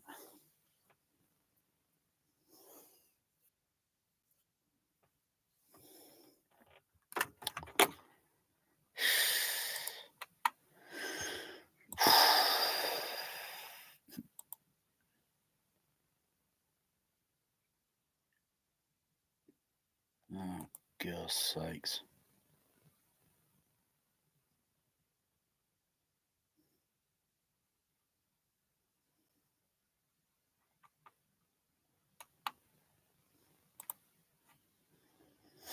I just got to do some elimination here.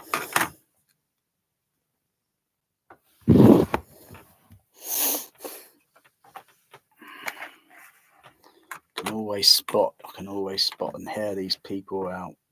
Sorry, but crikey. I see something like that. I can tell that's totally illegitimate. Okay, what are you called there? Hang on. Oh yeah. Let's have a look at this. Yeah, I know that's complete bullshit. I tell you, there's so much bullshit going around today. It's staggering. I see these people on Facebook and they like this and all like that. But I take one look at the tiny little image up there, sort of thing, and I can tell instantly that is a bogus, illegitimate, fake. I click on a bloody profile and bam. Oh yeah, I'm sure you live in New York City. Yeah, sure you do. I'm sure you're single. And she's showing her tit, and her dress and all her cleavage and all that. You know what? I'm not interested because I know you're fake. You're probably some queer guy. So I'm just blocking you because you're not on the low end of my food chain. Bye bye.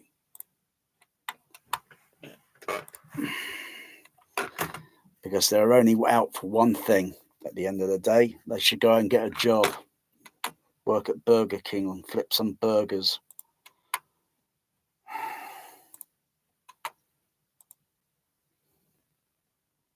Can't stand these. Can't stand it. Can't stand it.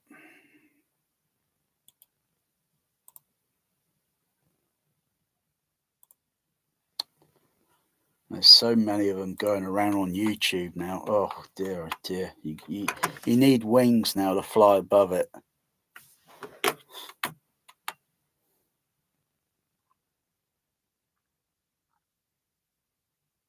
I can spot all the legit people and such, and some people don't turn this thing on anymore.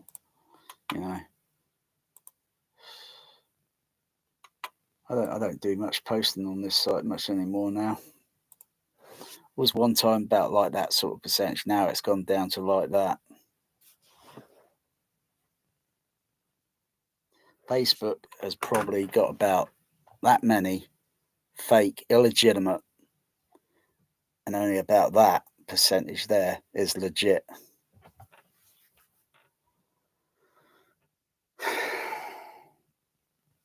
Shame on you, Zuckerberg.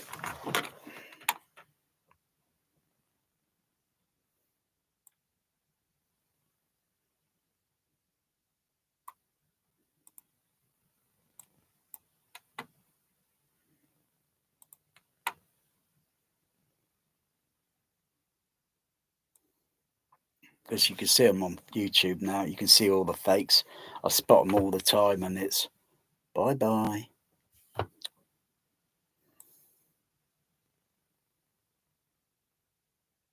It must be so damn ugly, you know. Gosh. That's okay. Plenty of brown paper bags around. Put 2 little holes in it so you can look out of it. Put your glasses on it and put a smiley face on the paper bag. No big deal. And you can write on it, I'm not famous anymore. Oh. Oh dear. Nothing's much changed, I'll tell you that. No more different than the days when it was on the CB radio. Although there's not many people on it in the UK anymore. It's very quiet. Very quiet.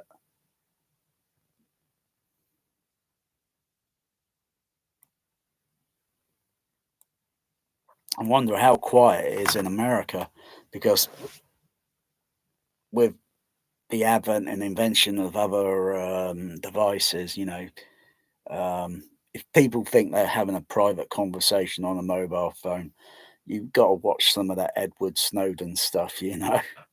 You only have to start talking about certain things, and certain algorithms are out there looking for, listening for certain things, keywords. Yeah. And then you're going to have those FBI boys outside watching you.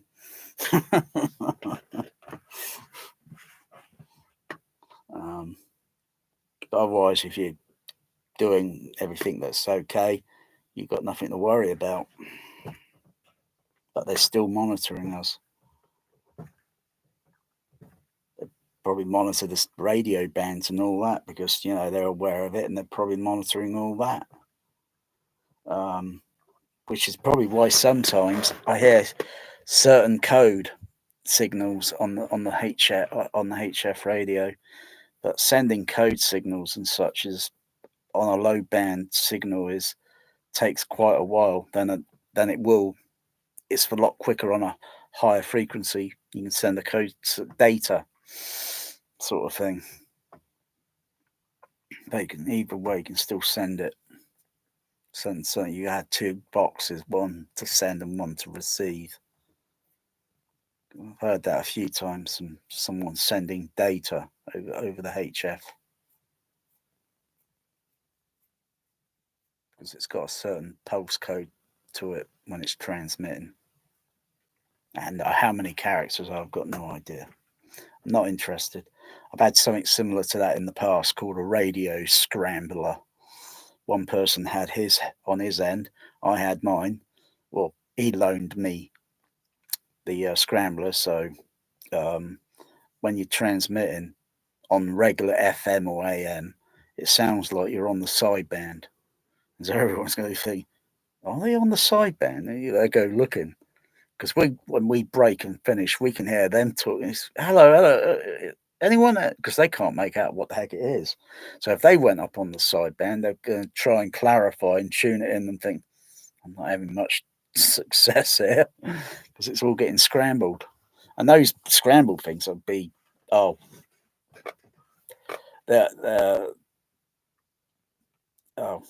be things out there now that can easily decode it. But if someone was using them again on the HF, they'll probably think, what the heck is that? They were very uncommon during the days when they were on the CB radio, very uncommon. And the boxes were very small. The boxes were probably about the size of the RF demodulator for my Laserdisc player. It was a very small box. And I think the microphone, that's it, the microphone, you plug the microphone into it, and then the other lead comes out and plugs into the CB radio. So it's voice scrambling, your modulation, not the transmission, not the transmission.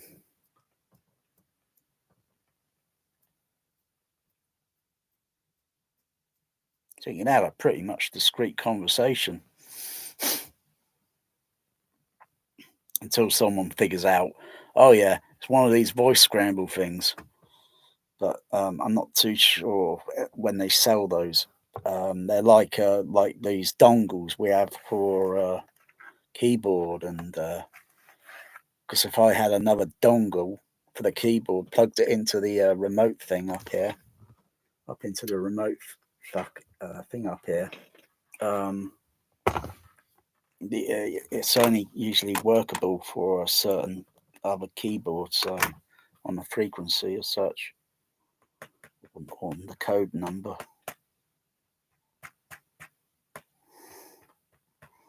Yeah, voice scrambler. Yeah.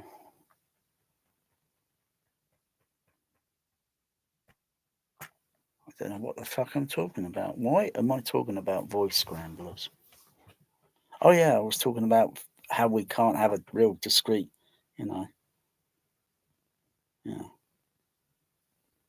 Always, people out there fucking out the internet is so fucking paranoid today. It's unbelievable. I thought I was paranoid being on the CB back in the 1980s. Actually, I wasn't even paranoid. Other people that are a bit older or such, I think they were the ones that are paranoid. But things haven't changed. CB radio is the original kind of Facebook, the original YouTube, except it hasn't got video on it, it's got audio on it, sound and that. But it's the original, in a sense, it's the original. Because you could live stream and all that on YouTube or whatever, or not live stream, or when you live stream, it's continuous. It's like, just like any other radio broadcast or station, that's got a special radio apparatus transmitter. Otherwise, you can't transmit a long time on a CB. It'll get too hot, and it'll overheat and break. So it needs cooling, the electronics such. The most you can talk on it is probably a couple of minutes or less than that. Too long, and you put your hand on the back of the radio, it's like, damn, that's hot.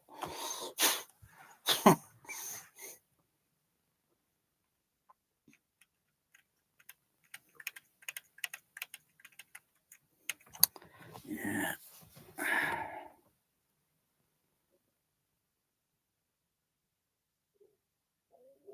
Oh, it's fucking tinnitus in my ears. Oh, God, it really taxes. I'm getting very sleepy. I am getting sleepy.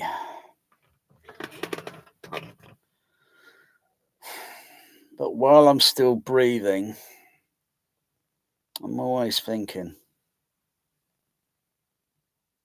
We are always thinking.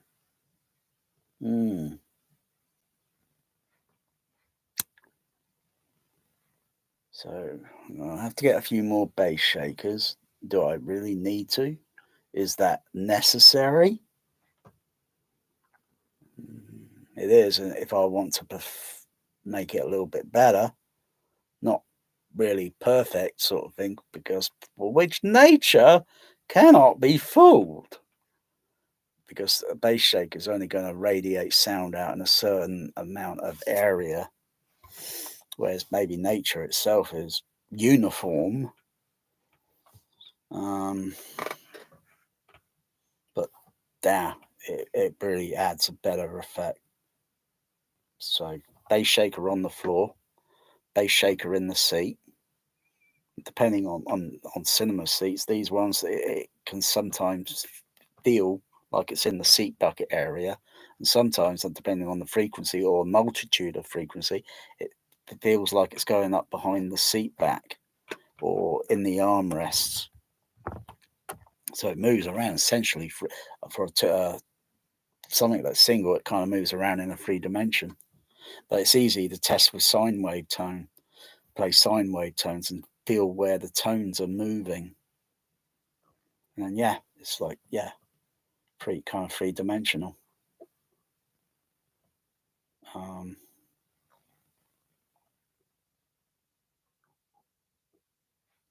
And listen out, always bear in mind and listen out for resonant ringing noises of such and such. And yeah, it's so complicated. But yeah, added effect on the floor, yeah. That fills in the gap. That fills in the gap. Because everyone will say bass shakers are a gimmick. It's true that they are a bit of a gimmick, but you got to use a few of them, and then it doesn't then feel much like a gimmick, because then your mind there is noticing the vibration in the feet, in your legs and such. And as for reflecting back on the experience tonight, because doing a bit more testings and how some of that bass frequency vibrations on the floor area was making my feet tickle. That's it, tickle. I was getting a ticklish effect. I thought, that's good, because of the amount of frequencies or such that are probably playing within the film mix or such. And I was getting a little tickly effect, like little do that there. Oh, tickle. I was getting a little ticklish effect. I thought that was good. That was good. See, I know what to look for, listen for, and feel.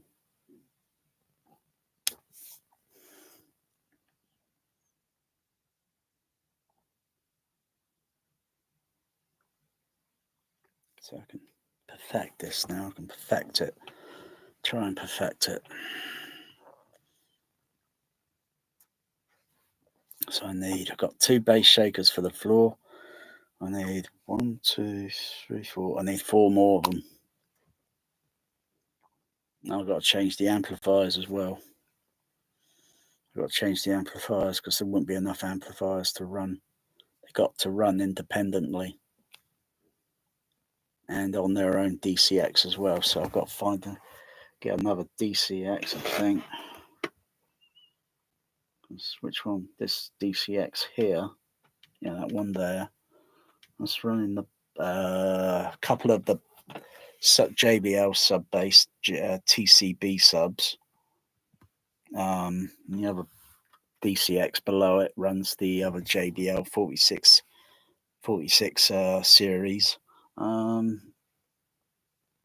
So there's only a few bass shakers that could be operated on there, but they're not being operated independently to the amplifiers at the moment, because most of the sub bass shakers are connected to the same channel. So I'm parallel wiring. So it's 2 wires there connected and another wire in the room itself. So they got to be all undone and be on their own amplifier, because every seat is going to have a different sound or feel or vibe, and it's got to be adjusted very carefully. So I can sit in there each seat and play the sine wave tone. start with the low frequency, lowest. Check it with the voltmeter as well. Make sure it's the voltage level, you know.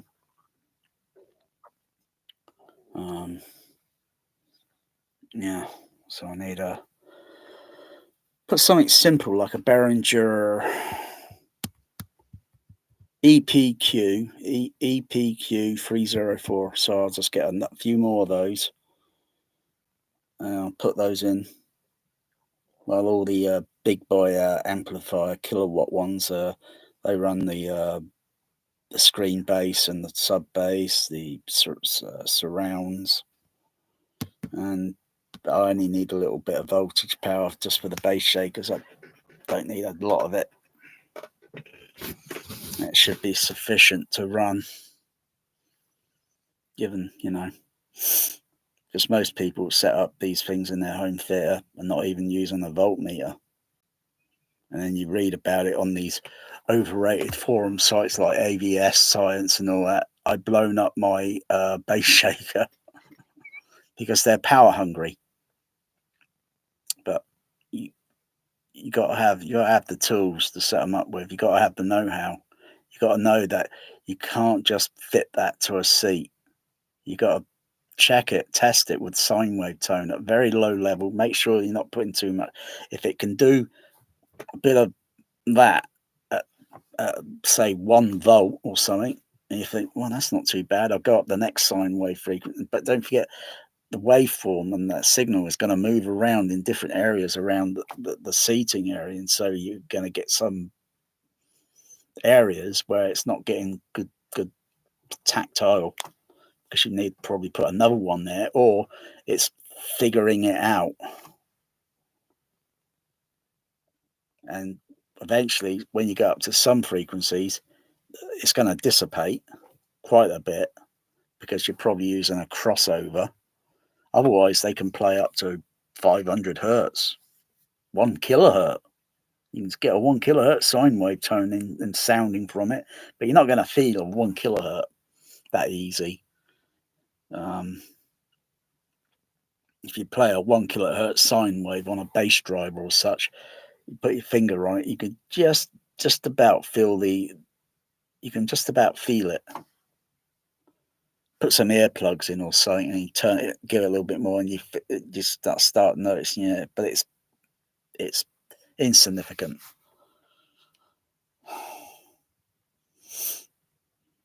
You notice a 500 hertz, you'll notice that kind of a tingly effect.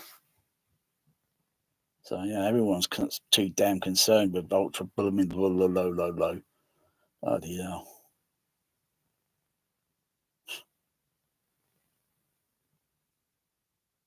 You want to feel the emotion of the movie a lot. And sometimes you ain't going to get a lot of that in the lows below 80 hertz. Depending on how the Foley's mixed, how the sound effects are mixed, how the music's mixed.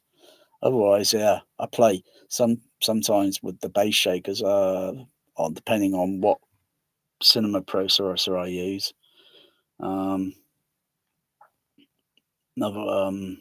I've had the bass shakers up to about operating up to with the crossover up to about 300 or so hertz, 300 hertz, and it gives a nice wow. It's like flipping that, without necessarily cranking up the speakers to stupid levels. And it's like, wow, you wouldn't get that on a soundbar. I didn't even notice that on a tiny little TV back in the 1970s, which is a tiny little tiny little oval speakers. Sometimes they fit in those, and they only limited to about 100 to about 8 kilohertz at most, maybe 80. Depends on if anyone's got any of those vintage ones, and you put sine wave tests how good the audio sound is on those, because the cabinet box is a lot better than these crappy OLEDs, but the crappy little speaker sound, because it doesn't output much because of the enclosure. It's very tiny, and so it's not going to give a good sound. And people buy all these sound bars that are scammed into buying these crappy sound bars. It looks like a glorified center channel. That's crap. I don't know why I wouldn't waste my time, personally. Wouldn't waste my time with a center channel. A center channel is left, center, right. That's legit behind my screen. It's the same if they would have on a dub stage to a cinema. You put one of those center channel things in those horizontal things in a cinema, it's going to sound awful.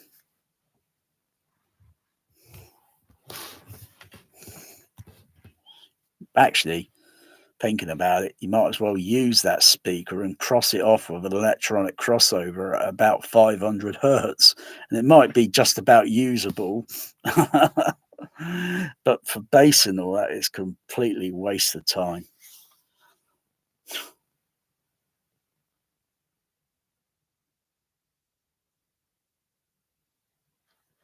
Not right, Mr. Bear.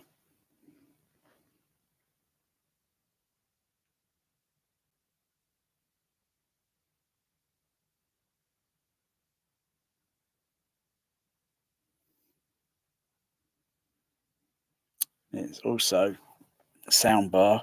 Some of them can cost, I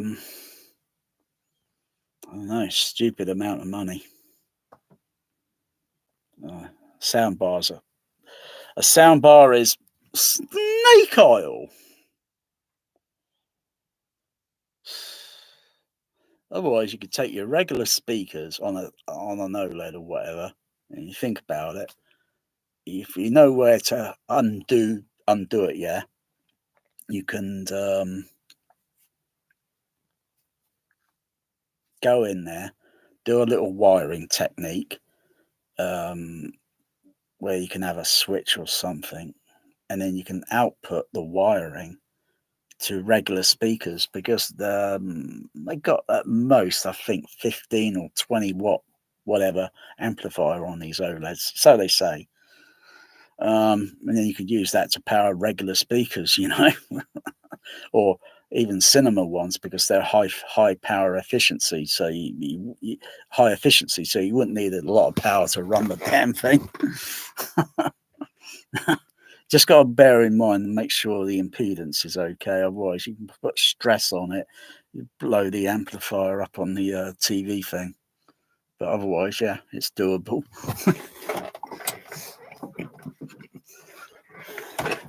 I don't know why they don't put something like that fitted on so you can connect it to regular speakers.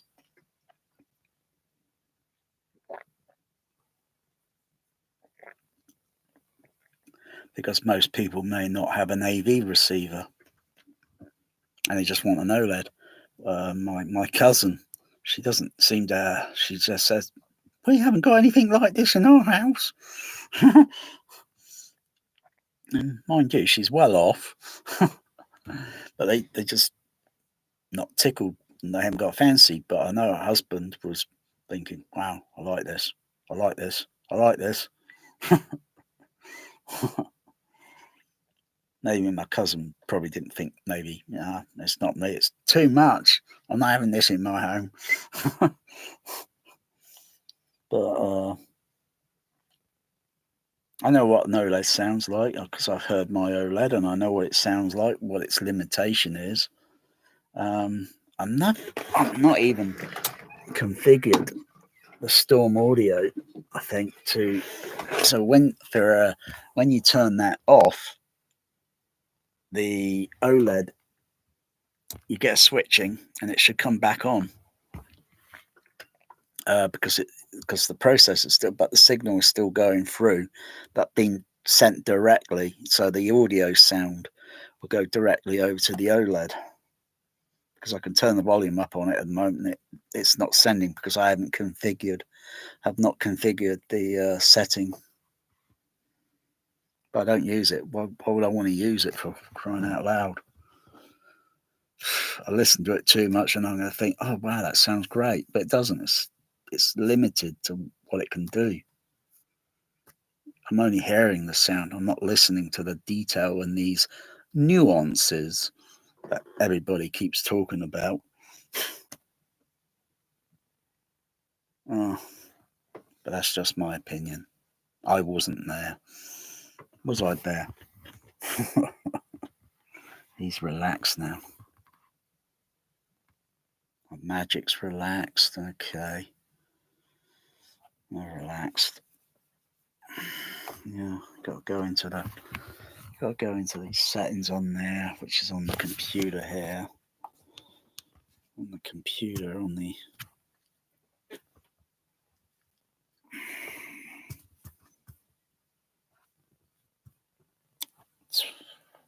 35%.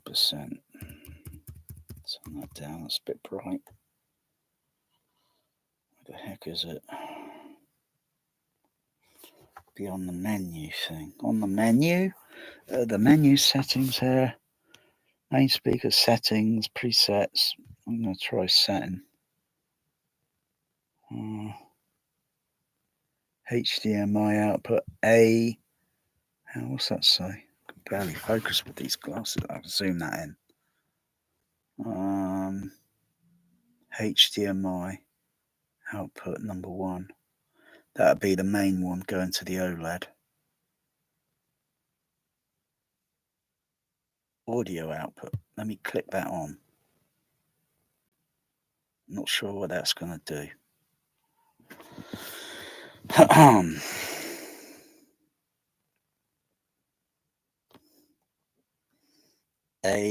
ARC mode. Okay, there's that and off, and that's okay.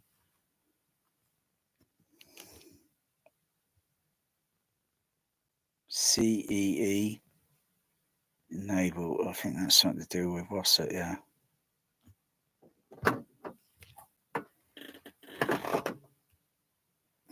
Okay, it's getting very relaxed. Oh, bang! You're knocking things off here. What's that fell on the floor?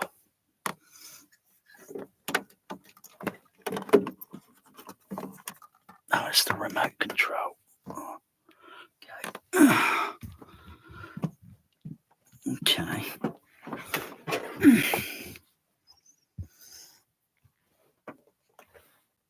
Oh yeah, I stopped on that.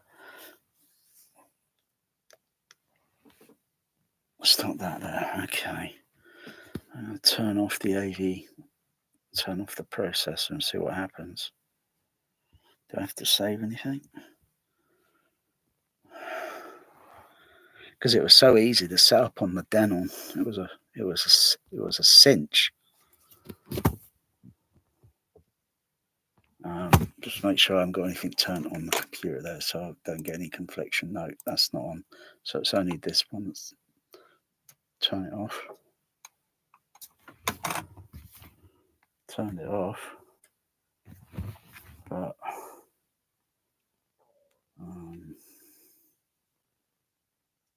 I should get the computer image to come back up.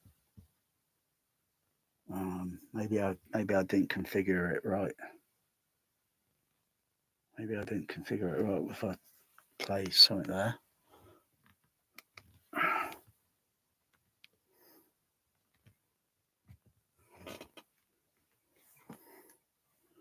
Maybe I didn't configure it correctly. It was so easy. It was a cinch on the Denon. Which I don't know why I've got that wave fucking thing turned on up there as much, because I'm not using it to zone out any output to down onto Dolby Stereo. No, let's turn it back on.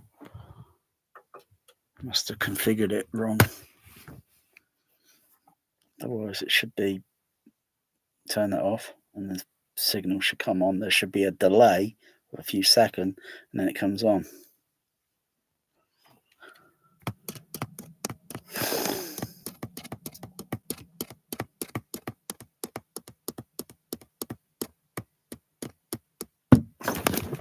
The fuck? Caused a little bit of a posset there. Shouldn't do that. it's very mild, a little voltage, whatever.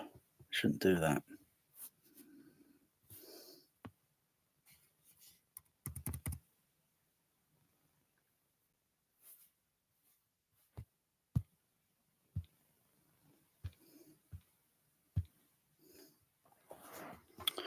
Okay. I'll set that to Dolby Stereo mode there. Okay.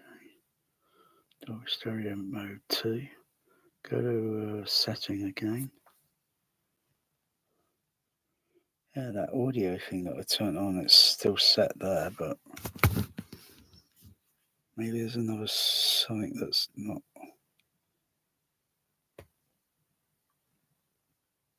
What the heck is mirror?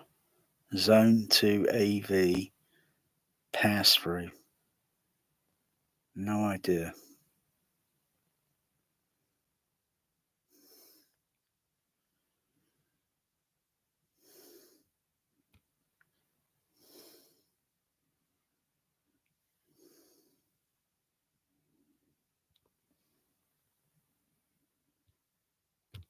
Maybe turn that on. Infrared. Parameters. System. Setup. Network standby. Network standby.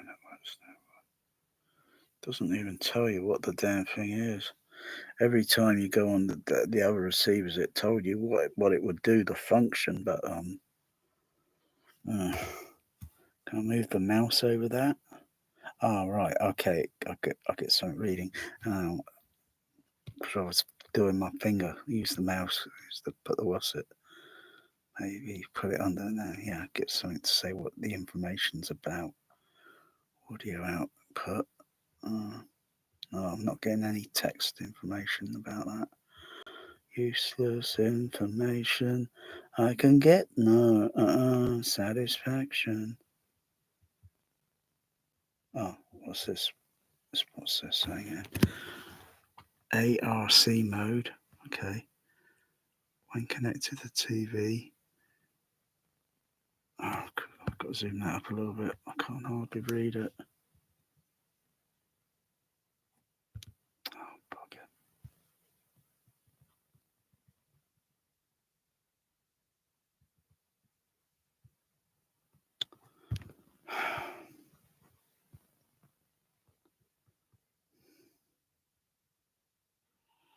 Okay, I'll try it again. Hover the mouse. Hover it there. Okay.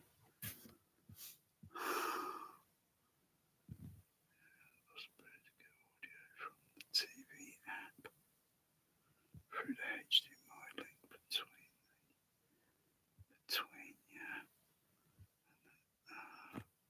connection. Supported function limited. TV will automatically provide 2-channel. Adjustment might be required.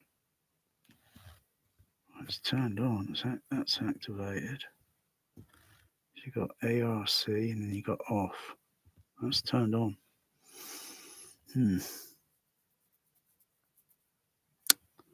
Puzzled. Sure, there's nothing I was saying there. What's this one up here? Let's click on that again. I've got ARC and E. What's that say? EARC. ARC. What's it say there? Is there anything writing on that? What it does? No, it's not saying anything. Try it again. Okay, on screen mode display. That's just the 16 and 21 ratio thing. Right, I don't know. I'll just switch this thing to ARC there.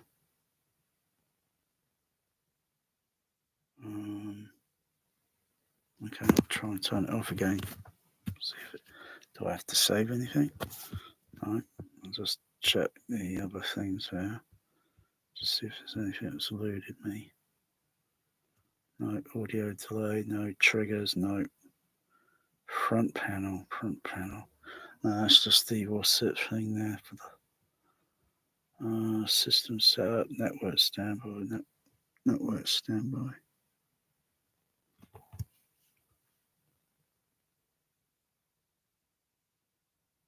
Enable fast boot. No, I don't need that. iMacs base management priority.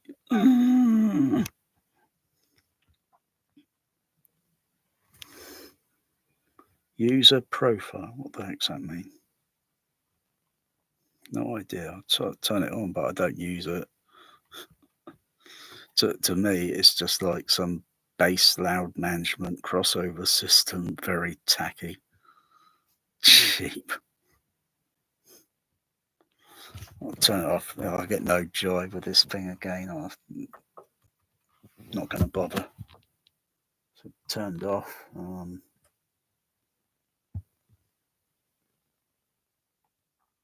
Does the computer pass through? Maybe it won't pass through the computer.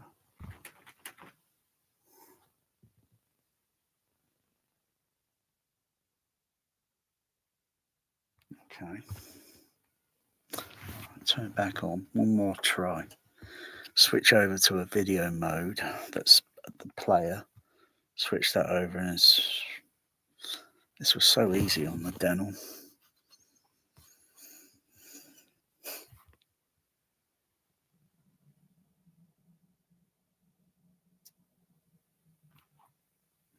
That's interesting. Read out. This screen comes up. Boom. I'm going to have to try and catch that next time. The moment that turns on, mute it, and then just wait a few seconds. Otherwise, it's sending out some sort of signal. It's fortunate my amplifiers are not turned up very high level. Otherwise, that would be a bit of a kind of like one of those bass tone test signals that you use on REW. A pulse beat, boom, boom, boom, boom. It plays a certain sine wave, and you get a boom, boom, boom, like a boom, boom, boom, boom, and it just pulses up and down. I'm gonna set it there. Make sure something's playing.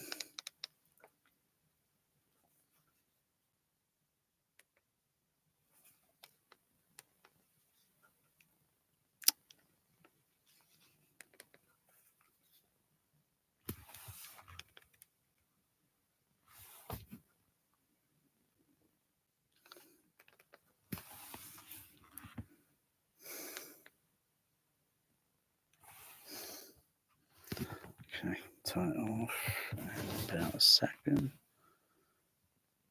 I think I can skip that. Come on.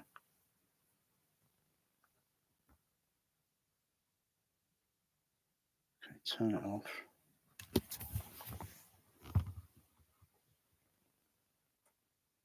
Does it talk, send through the signal?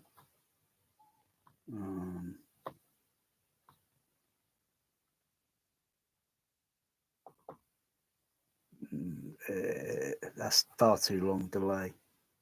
That's far too long. I don't think it's configured. If not, it might not be handshaking.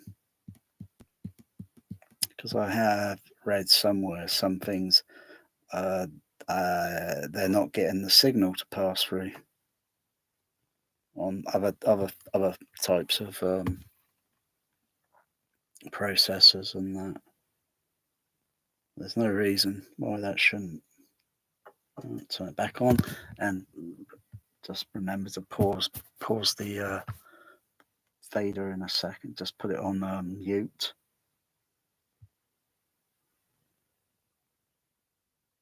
Wait. One relay. I can't do it yet. Ah, fucking motherfucker. Caught me fake. I can't do it. Can't do it. Oh. Oh, that's weird. Oh, now I've got sound coming from the OLED. Oh. But, you know, but the processor's still turned on. But when I used to turn that off, like, boom, turn it off, literally, it still send the video signal out. But now I'm getting the audio out. Let me go back to this remote thing and then turn that thing on and see if the audio, because... Ignition sequence beginning in 3-0. Can you hear the echo delay? On standby. Vincent, notify me with 15 to go. Alex? Yes, Tim. Have you determined a difference in ETAs with and without our correction? Working on it. Because We should be. one signal's going out slightly ahead and one signal is slightly milliseconds behind, if not probably about 1 second.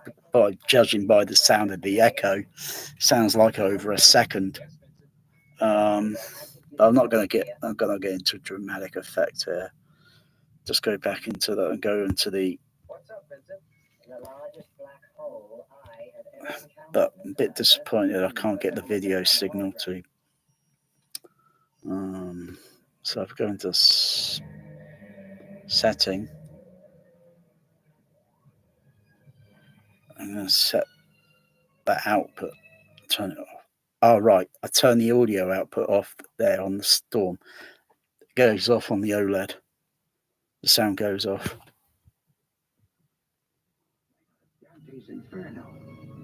Yes. The most destructive force in the universe, Harry. Nothing can escape it, not even light. I had a professor who predicted that if holes would devour the entire universe. Why not? When you can see giant So if I turn it back on again, the button. Give us some magnification, Vincent. Polarizing image. Took a couple of seconds. Get an echo effect. Very fabric of space and time. But I picked up something else of interest. It hasn't moved since I first picked it up. It seems to be some kind of shift. Sounds like being in a cinema that's got no treatment on the wall and it's echoing. It's not a big deal because I could do that on the Behringer DCX. I could do the same sort of thing by just adding a long. If I had two HF horns playing the center channel signal sort of thing, I can delay one of them and then get the same echo effect. If I go into actually. USS Cygnus. Its mission to discover habitable life in outer space. Same as ours. Signal red ship, Vincent. And add some delay. Activate the sensors, Charlie. You bet. This is the delay I'm adding. It's only going across the LCR channel. How that must have gone like the Hans Reinhardt. Hang on. Did you ever meet Commander Oh, Reinhardt? yeah. I had those left center ones on there. So that takes the dial. I'll just explain a little bit about my system here, because I designed it to do certain thing. I didn't know it was going to do. Oh wow, that's interesting. Because I know Gene DeSeller's into this thing on, he's into this sort of thing, but you need another decoder, you need another sort of thing, otherwise it's not possible to do it. Just looking for the remote control for the OLED.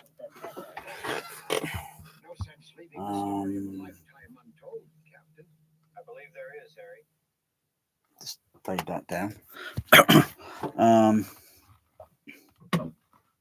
Our signal might not be getting through. According to my instruments, it isn't.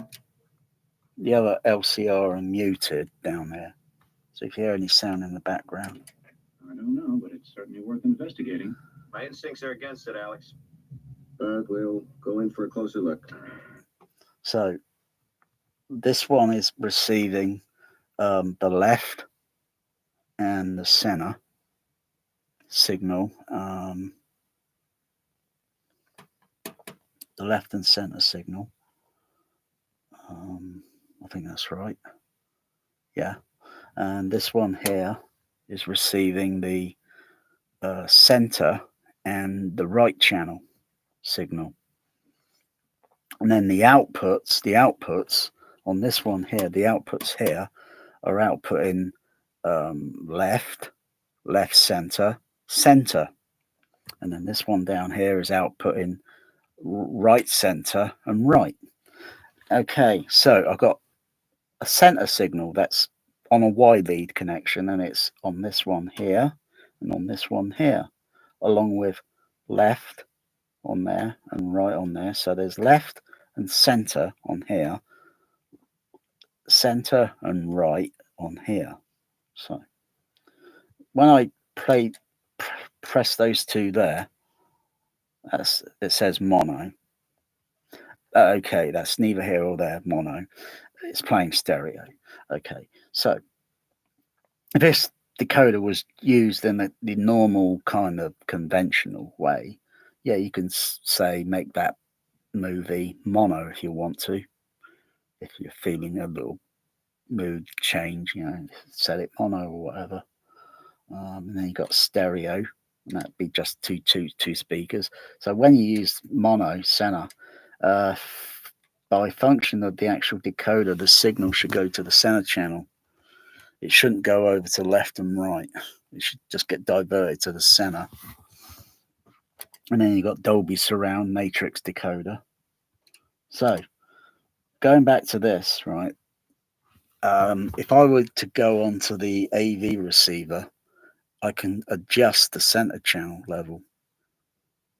Okay, because normally when most people play stereo, they got no center channel speaker, you know. They've only got two speakers for the front and two speakers for the surround or what. They always are bitching, moaning and complaining, I can't hear the dialogue and all this and that. Oh, that's a load of nonsense. It depends on their room. Anyway, I can control the center channel level by turning it down, while the level on the left and right still stay the same level. They don't change. And so I'm just turning the center channel signal down or back up, or if it's too loud and I can't make up too much, I can't make out what it is because of the rest of the sound mix, maybe on the left and right, I'll just go on and turn those, because then I've got independent control there. I can do that on the left and right. It doesn't affect the center signal because it still stays there at that level, and I can adjust the left and right or bring them down. Normally they should be brought down at an equal level. That was unexpected. I didn't know it was going to do that because I wasn't designing it that way, and I thought, oh, that's a pretty good feature. I like it. I'll keep it. I'll keep that idea. That's pretty good, because there's not an AV processor or whatever on the market that can do that sort of thing, unless you do some fancy wiring with an audio mixer. You can use an audio mixer, send the line signal into the left and right input, and to have a center signal in there, and then use the pan pot etc. Use the pan pot in the center middle, and set the other pan pots over left and right and such, and then you can output it back into your speakers, providing you're using separates. You can't. There's no way you can do it on an AV receiver that's, itself, because you got the amplifier. You can't network. You can't configure unless you can figure out where the wiring goes in an AV receiver. But you'd be turning the whole thing into a dog's dinner then, and it's a lot easier to get separates. Otherwise, it's doable. You just got to find out where the amplifier, the signals are connected into the amplifiers. But you start messing with that, then you validate the warranty. Yeah. So I can use that like left center, right center. I can divert the signal, and I've got to make no, I don't have to. I I'll take that back. That's very sinful what I just said. That's very sinful. I'll design a different configuration mode on that, so it can be easier if I draw it on a board, on a whiteboard, and draw it, unless you're very clever and stick with me.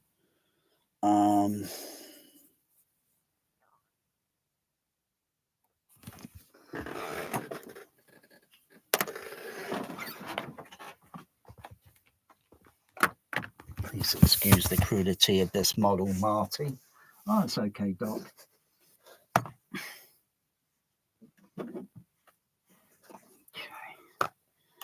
Okay, I've got 5 there. Okay.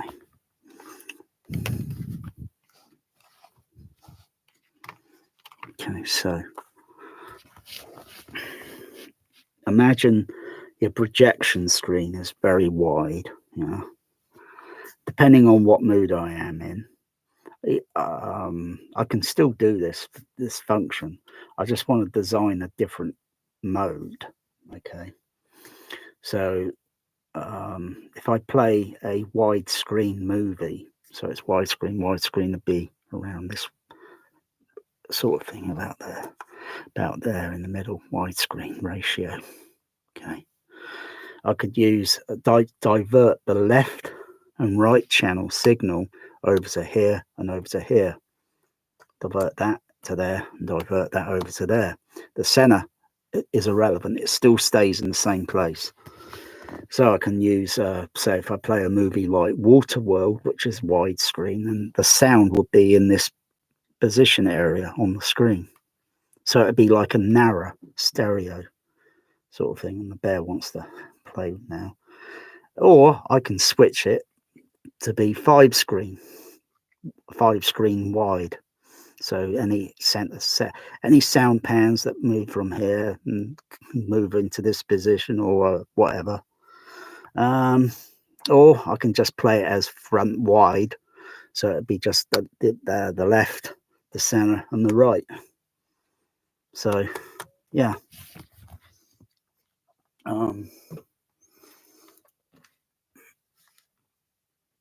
I'll design a different mode setting on the Storm Audio, so I can go into that. Otherwise, that mode is still programmed into my Sony SDDS processor, but I can't use it there at the moment because the way the signal will be outputting up onto the auxiliary RCA phono input,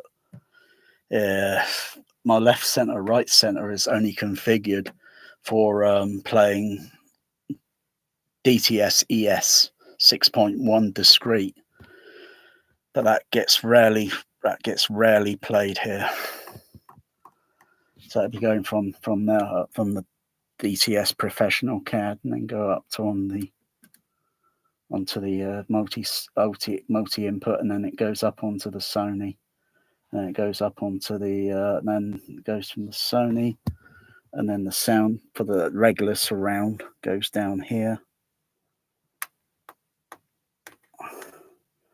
I might take the actual output of the but that's a little bit tricky because I'd rather leave it as it is. Otherwise, it gets a bit more damn complicated. Otherwise, I was thinking of using channel B input, and then everything would be. Anyway, I'm jumping ahead of myself. Anyway, so. Oh.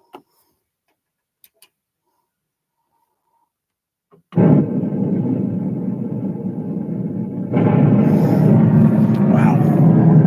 Oh yeah, I could feel that thruster. What mode's that on the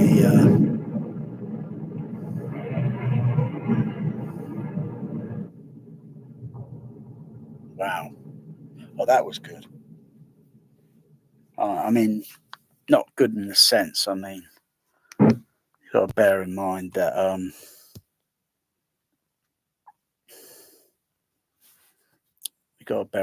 don't really give a shit about all this. I know there's a lot of people out there who like to give a shit about it, but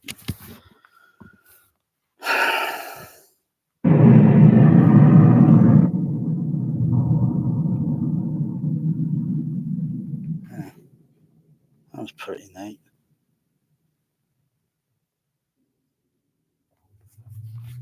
That was pretty neat. When that Palomino spacecraft thing landed, I could feel vibration on the floor, and to where they're located inside the spacecraft. Well, that's good. It's good that you can feel vibrations, but the vibrations are not discrete.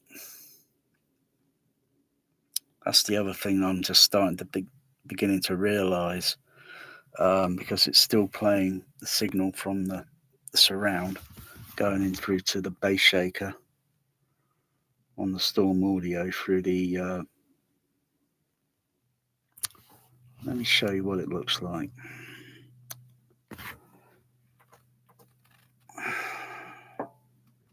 Go over to PC. Oh god, yeah, because I've got the audio switched off on the auxiliary, on the input there. I've got it on number 7 input level. Zoom it up so I can see the damn thing. HDMI, so it's on optical number 2. Yeah, got sound there, okay. So I'll go on log in. I'll go closer to the screen so you can see, because you can't see it. I can't see it here. All I can see is a white blotch, a little black thing.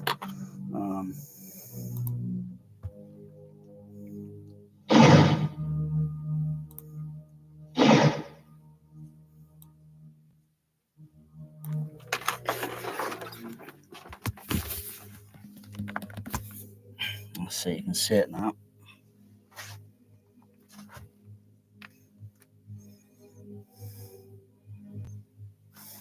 It's fur all over the place, man.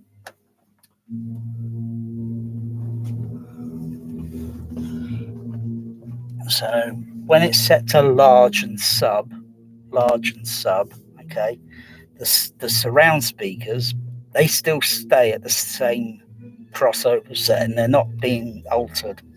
And all I'm doing there, where it says here 200 hertz, all I'm doing is diverting the surround signal, diverting it over to the sub bass output. 200 hertz is about the highest it would go to. I can't get it to go any higher than that.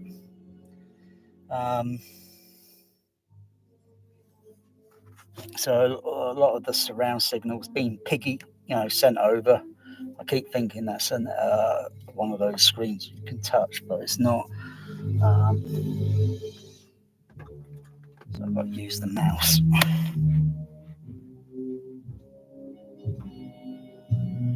And the sub bass is down here. The sub bass.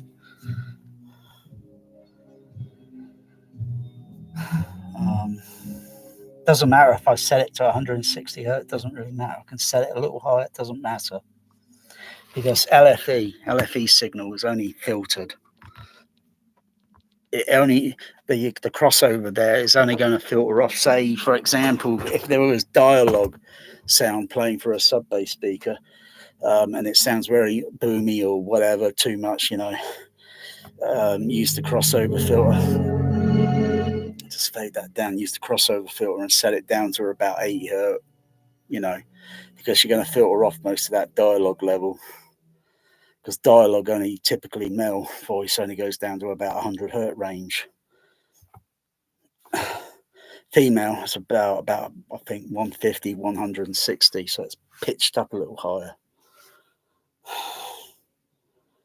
So that's probably one reason why they was recommending this 80 hertz sort of thing many years ago with that THX thing, because you're going to notice it's going to think, what's all that boom, you know, because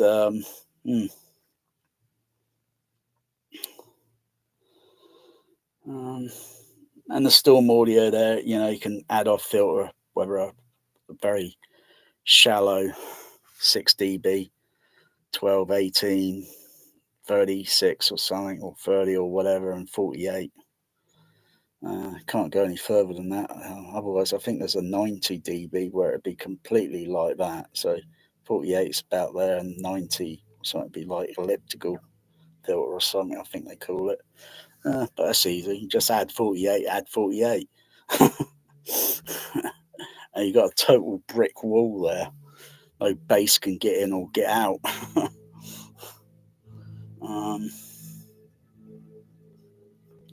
Yeah. Otherwise, I'm going to look at that what's it setting there again. Though I got the other one set to 200. I'm not sure if I can set that setting a little higher. Or the sub output thing. I'm just going to turn it up. See if it go any higher. It go up to 200. I'm going to leave it there. Now I'm going to turn it down. I'll just play the scene over and over again on the black hole. Just keep turning it down until I notice something filtering away.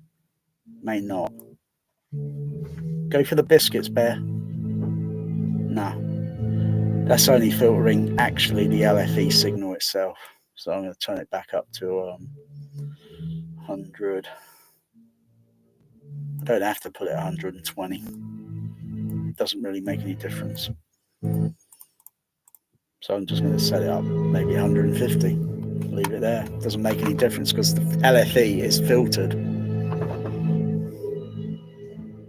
Unless I send another signal on there and then I'm going to notice it. Otherwise, you'd be surprised. There might be some hidden Easter egg on that LFE. They might be mixing a little bit higher again on it. Because the earlier days was about, for 70 mil, was, I think, 25 hertz up to 250. But that still exists.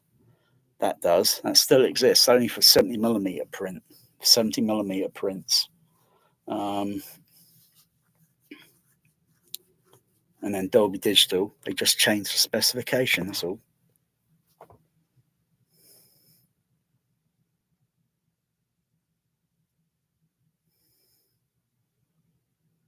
So, plus I got the LFE signal itself set to about -11 because I noticed when it was set to 0, when LFE signal was coming into the bass shakers down, you know, here on the seat and on the floor, it was just too heavier, you know, it's just too much. So I had to back it down a bit. Because it's still there, even though that level also is going to turn down slightly on the other subs, but that's okay. I'll just press it on the DCX, just take it up a few dB, it's not a problem. Otherwise, I could use the other outputs on the Storm Audio, the additional outputs, and reroute the bass shaker, have bass shakers and all that, have them routed differently. So there's other outputs that I can use. I'm just waiting on Storm Audio to update the damn thing because they said they were going to update it. They were going to update the output channels because the processing from 24 and update it to 32.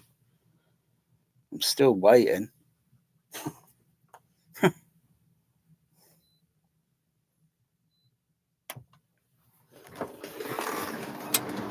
But that's just more of the same with probably overhead and maybe, I don't know, more sights around, whatever.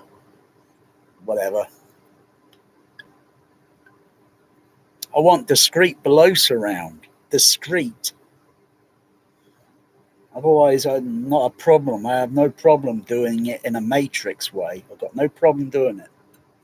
I just want it discreet. I want to hear mixes being Star Wars X-Wing fighters going underneath off screen, and they go down there and they go off screen. They go, I should be hearing them in outer space going below me, and then suddenly it comes up somewhere along the surround somewhere, and then it comes down and at an angle like that, like goes underneath you, underneath the seating, like in the movie Unbroken, everybody's favorite demo movie.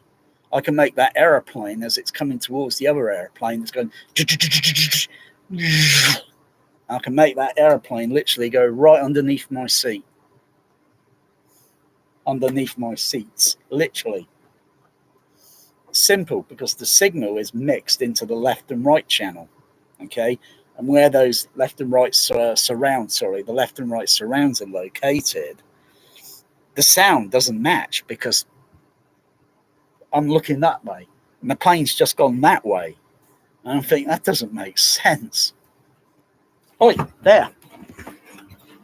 Come on, stop that. There's activated again. He's been a naughty kitty. Come on, Bear.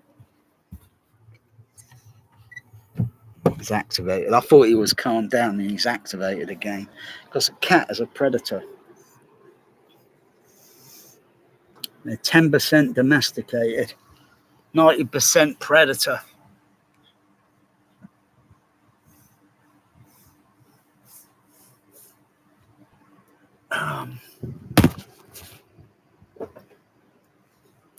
It's a little thing I kind of clued onto back in 1998. I wasn't the only one. We projectionists, we're what we call perfectionists. We notice these things. We notice. Like the movie, what's it called? The Peacemaker with George Clooney, and that girl woman that does those Odeon bullshit advertisement things. We make magic with movies.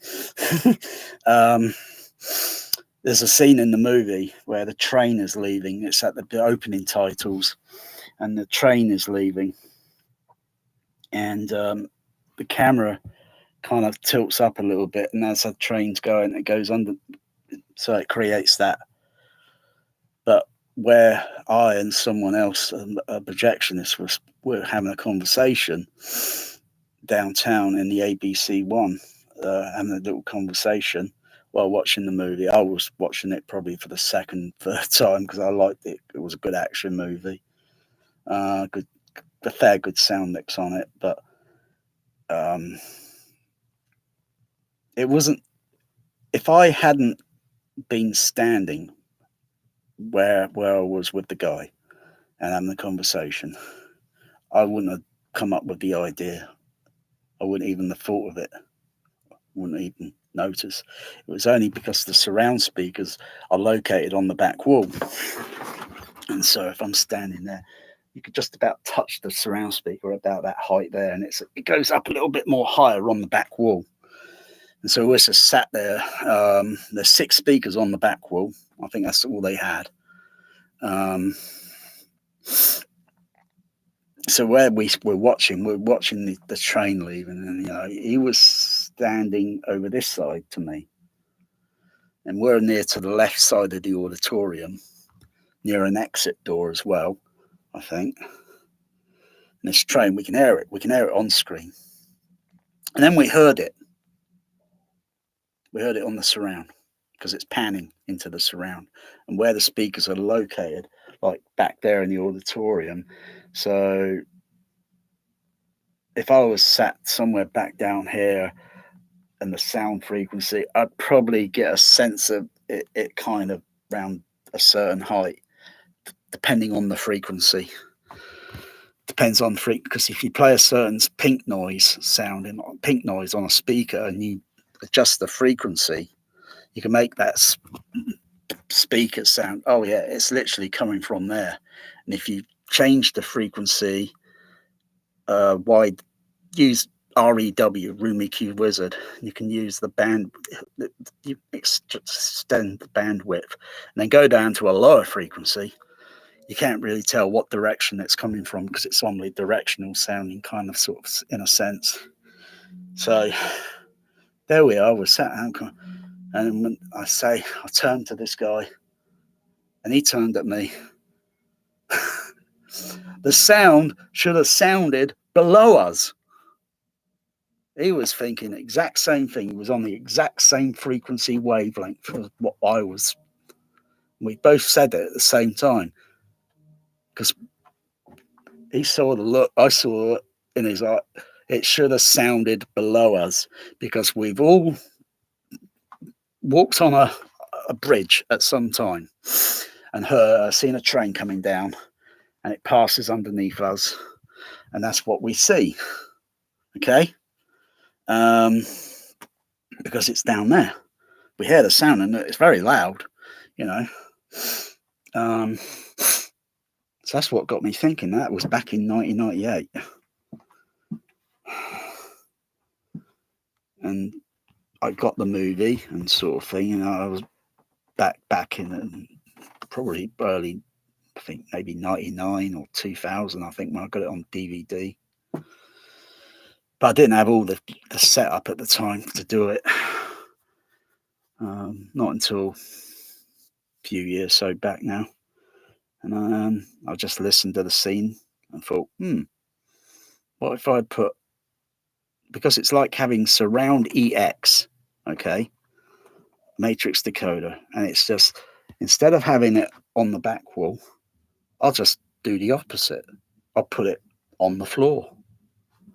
Sound effects and all the other things still go along this way, but when there's a certain thing and it just literally goes to not that speaker there, it's the one behind it. There's another JBL there. And then there's the other few below, down here, and it goes on to those ones as well. So it just sounds like, it's not perfect, but it's a lot better than what a lot of manufacturers are offering consumer. But you got to build it. You got to build it into the system. It's not ready made. But you will get. It does have problems, and that's due to visual and sound continuity. So if there were certain other sounds going on, it's not going to match. Okay, and I'm going to pick on it very, very, very quickly, and think, yeah, if it was only discreet, if it was only done discreetly, then it could be done better. Otherwise, Atmos is a complete waste of time. All the top high-end home theaters on YouTube, yeah, you think it sounds great? Okay. You're probably not watching the picture much carefully, or listening and all that, and looking out for all the continuity errors. I call it sound and picture continuity error. Because they're in the movie business, aren't they? About the art of illusion. But they can't do anything if they haven't got the tools.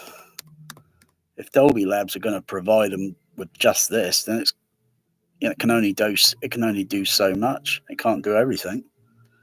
If you rewire that Atmos encoder, decode, if you rewire it, yeah, then you got some below surround going now. But they can't be asked, these re-recording. I don't know what's wrong with these people. When I read white papers back in, say, the mid-90s or something, and they were even trying to get a matrix height sound for SDDS. So, you know, because very few people, you know, are thinking, yeah, it should be like this, and everyone's thinking, nah, because they've probably been mixing it too long, and probably don't think it's any any benefit to the, but a lot of the mixing I hear and that rain sound effects and all that, they sound in the wrong place, and it's too complex. It's too complex. You can only get a rough approximation. If there was a discrete below surround, you can only get a rough approximation out of the whole, where it's sounding on the side or not, depending if you're standing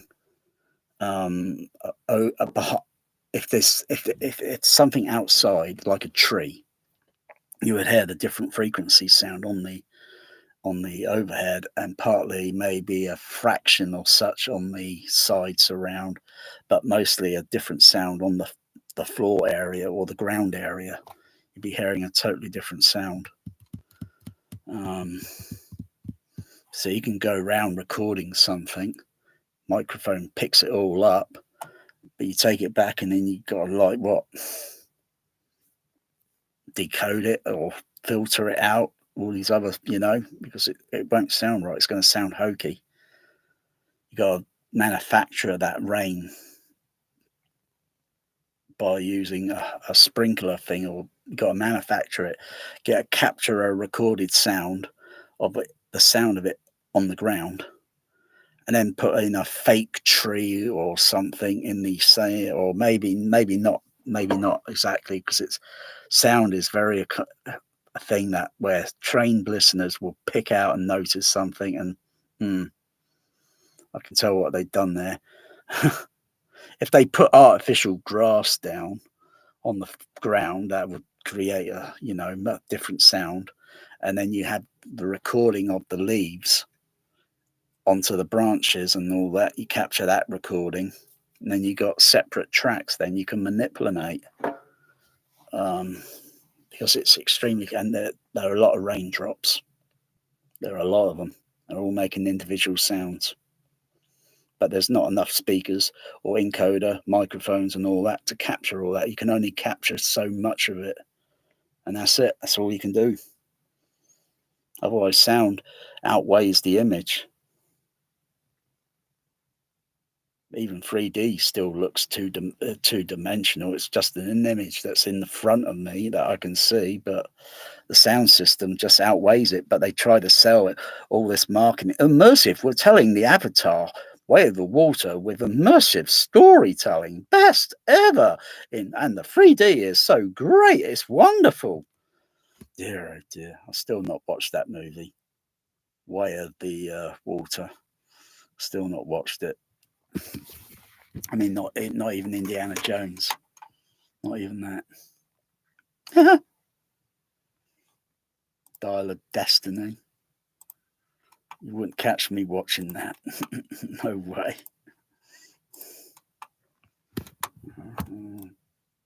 Where is it?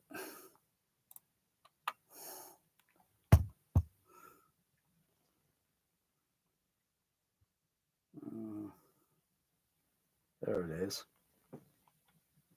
There it is. Indiana Jones.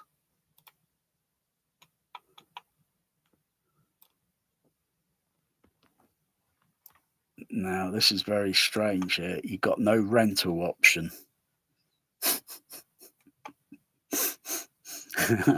You can only buy it at $13.99 UHD, and there's no guarantee that UHD is going to be perfect. It's probably going to have color banding noise, and oh God, I wouldn't put this. I wouldn't put this movie. I wouldn't put that indie into a dog cat charity rescue charity. I wouldn't put it into. I wouldn't put him into a dog or cat charity rescue shelter. I wouldn't even consider that to be on the low end of my food chain. There is no way I'm watching that. The trailer is bad. It is awful. No way. They can keep it. It ended in 1989. And there's no way I'm listening to that awful John Williams music. He's lost the magic. So he's in his 90s, John Williams. I'm surprised he's not retired. But he's just, he's just going on. I don't know if the guy's got hearing aids or anything, but it doesn't seem like he's got hearing aids. That, you know, maybe guy's just lucky, you know. There's no way I'm watching this rubbish. No way. So I wouldn't watch it because that'll stay on there by about early next New Year. You'll be able to watch it now, sort of thing. And there's no way I'm even going to watch it now. Not interested. If I was that indie fan interest, I would have bought that. But no, I'm not going to be boycotting it. No way. Disney can keep it. Kathleen Kennedy, you suck. Oh, The Bounty. Oh yeah, The Bounty. Oh. The Bounty, but it's got advertisements over it. Oh dear, oh dear. So it's going to be like watching TV with advertisements every now. But at least the advertisements are short and not 4 or 5 minutes long.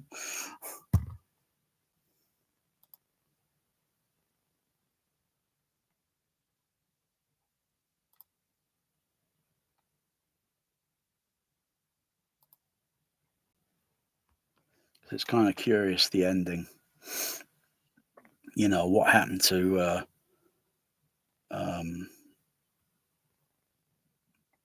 Christian, what's his name?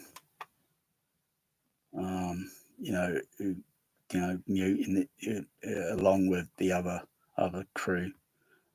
And they, oh dear, I can't stand these movies when they use the MGM Leo Lion there. That's the wrong, because, you know, they change of hand. They got I just know when that comes up, I've got to mute the sound because it doesn't fit. It spoils the opening, sort of thing. I don't know what the original distributor is. Oh, Dino Lanteras. Oh, Gibson, that's it. Fletcher Christian and because you know, there's speculation, you know, what happened to them, and I think it's at the end here, a little thing at the end. So if I click the end there, I'll get an advertisement. So an advertisement comes up and just play for a moment. Where can I output that? Oh yeah, it's on the so I've got to go up onto the Storm here. Switch that down over to HDMI number 7. I've got no choice here. I can't output the signal to the CP750, so I'll have to use the what's it on there. I have to bite my tongue.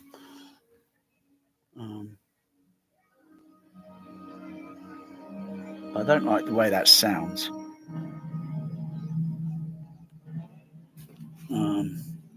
Hang on, hang on. It's still set to that mode, but I don't like DSU up mixer.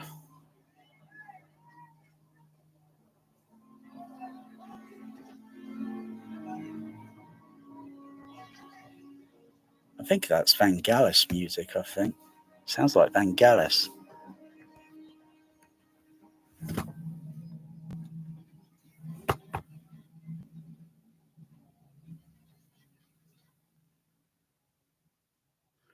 I prefer a proper Dolby 424.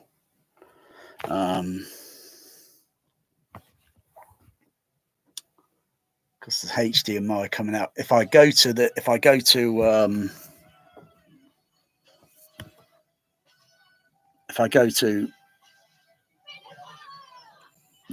actual website, and then it'll pass through on the Panasonic. Otherwise, it should be configured on the computer to play at Dolby Digital or whatever. That's not too bad. I'm getting a bass feel there and get a bit of bass feel there in surround there, but it's just the other binning on the screen. Sounds a little bit weak. Needs to be rehearsed and sort of thing.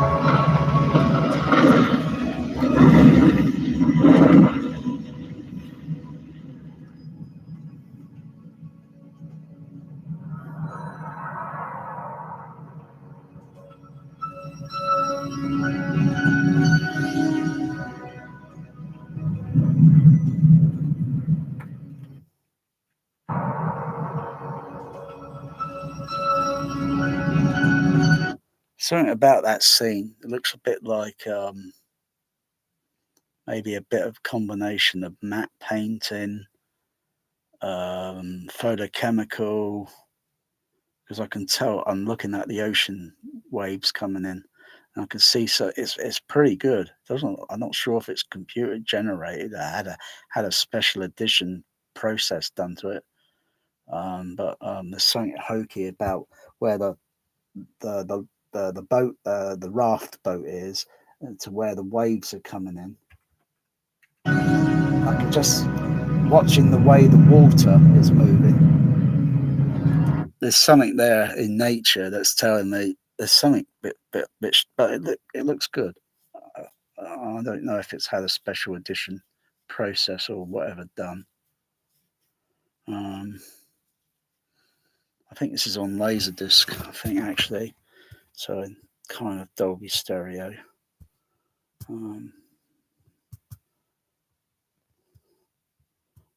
Might get it on Laserdisc.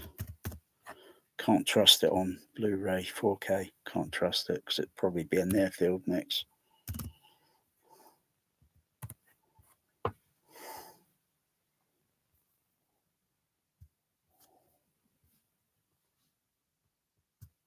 Hmm.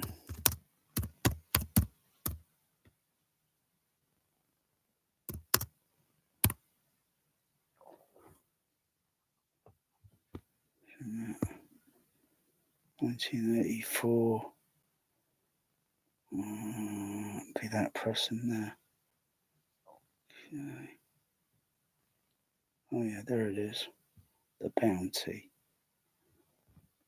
I had some Bounty in the fridge, but I've eaten it. Chocolate coconut Bounty, widescreen edition.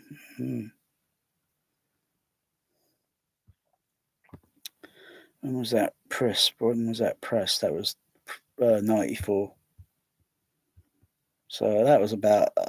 So this, I think, this movie is, what year was this? In the 80s, I think it was. 84. All right, so it's 10 year. 10 no year. Oh, decade. No decade. Yeah, right. Yeah, okay. That's the only one there. There's no AC3.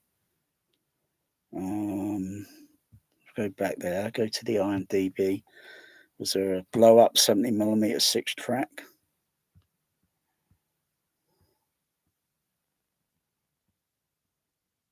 Because if there is, it'll be only mono discrete surround, because only a small handful are split stereo surround. Technical specification. Where is it? Technical spec. Okay. No, it just seems like a conventional 35mm release. No 70mm blow up that I can see there. IMDb is not always reliable. Okay, the Bounty is on my next Laserdisc consideration. Just check. The Bounty Hunter. 70mm Dolby Stereo. See if anything comes up. Okay. Presented. Maybe the original Mutie on the Bounty. Okay, look for 1984 releases.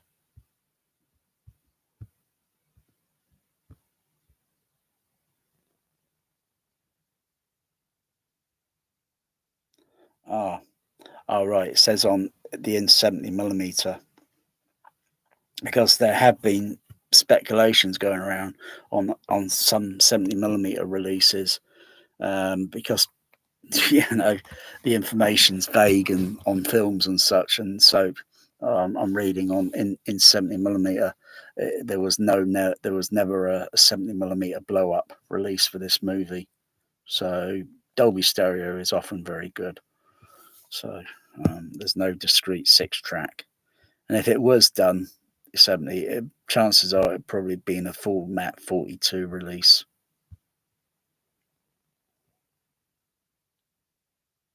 There's quite a lot of other movies here that says not released in 70. Like Enemy Mine that says not released in 70mm.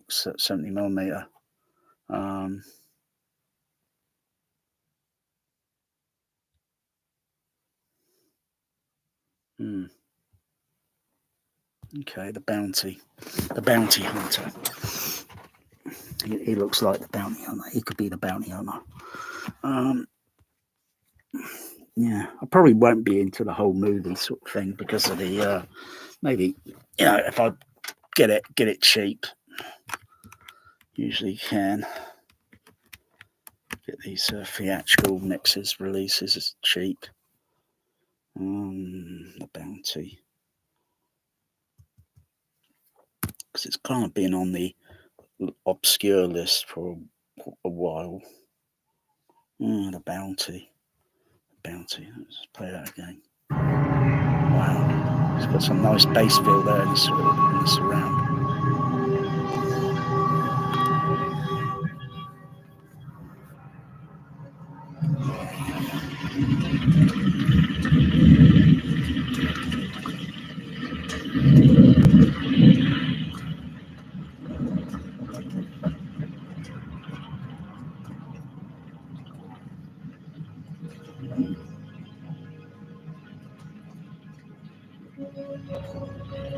Wow, that's a good bit of bass. Oh, wow, that's tickling me. Those by in the because it's still what's it? Wow, that's tickling me. Plus, I think a little bit more because hang on, what mode's it on? Because usually when you use the Dolby DSU surround thing, I think in a normal mode, the sub bass thing is switched off. I think it's usually switched off. But never switched off on when running Dolby Stereo on there because the bass extension and going over the non-sync and Dolby Stereo if I do on the CB, what the hell, yeah. Anyway,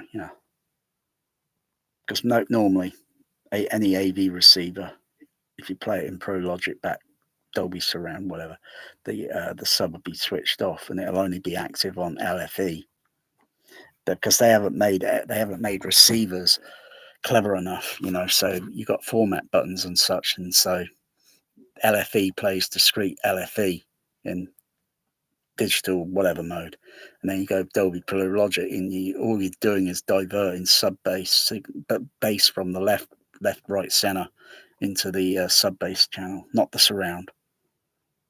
But anyway, wow, it sounds good there. The Bounty in THX, the Bounty Hunter in THX.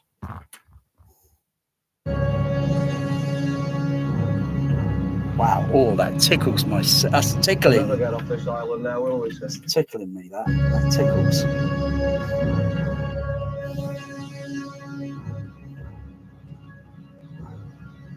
We'll never get off this island now, will we, sir? Never see England again.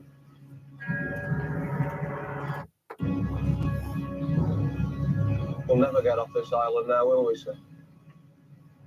Never see England again.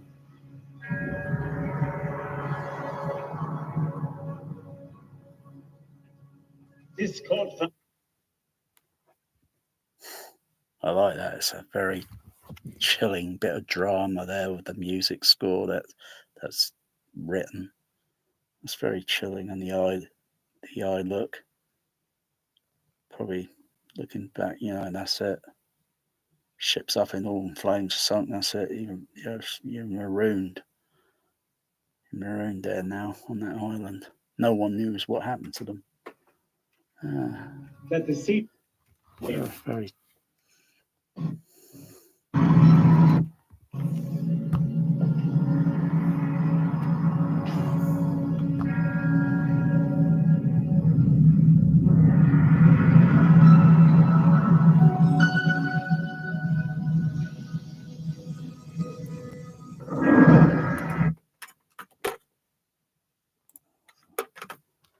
The mutineers' fate remained a mystery for 18 years until their island was discovered. Whaling ship. They found one man and women, 23 children. What happened to Fletcher Christian remains uncertain. Some say, that's not nice. Oh gosh.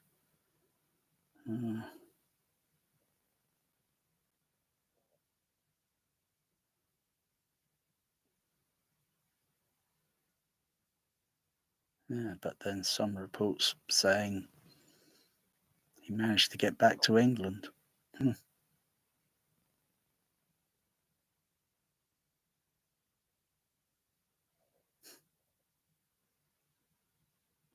The bounty hunter.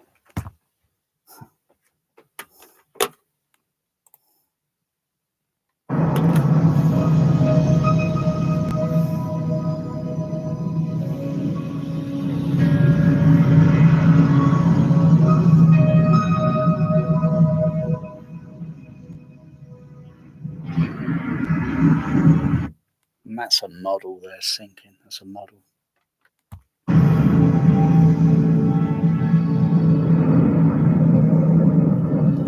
Large scale model by the looks of it.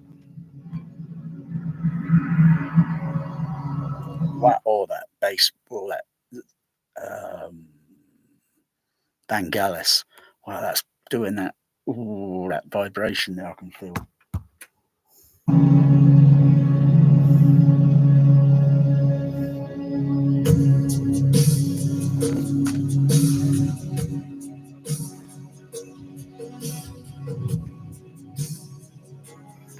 That's what it's like. Just turn off the LC, listen to the surround.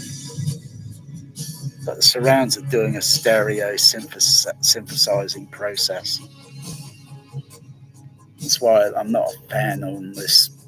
It doesn't work because it's not keeping to the original tradition. There's no way you can switch it off. You've got an option to go to,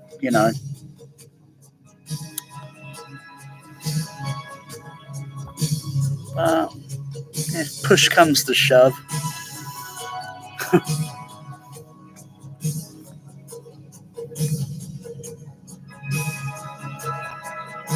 but it's a very unusual music score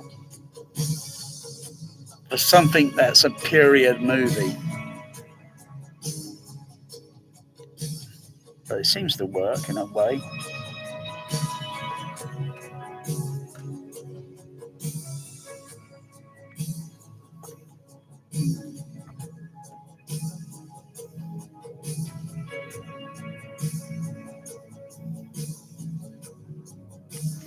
I'm curious about the bounty.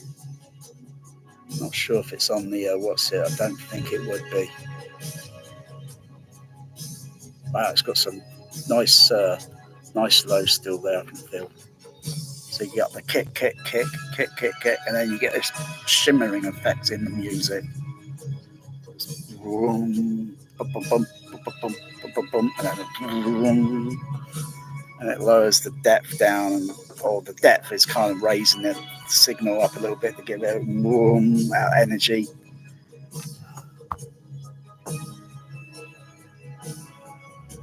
Wow. You know, Vangelis is almost kind of like a bit like Jim Zhao. Oh wow! Oh wow! It's mixed by those Pinewood people. Those Pinewood people, they mix pretty good here in England. Those Pinewood people. Oh, and John, what's his name? I chatted to that guy probably on the phone many years ago, and on Facebook. But I don't think he does it much now. I'm not even sure if he's, you know. Oh wow, Dolby Consultant. All right.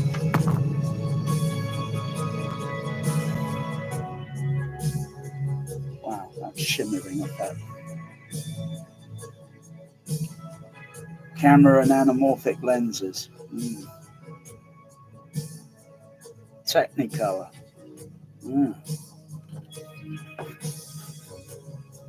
Dolby Stereo in selected theatres. Re-recorded at Twickenham Film Studio, Pinewood Studio.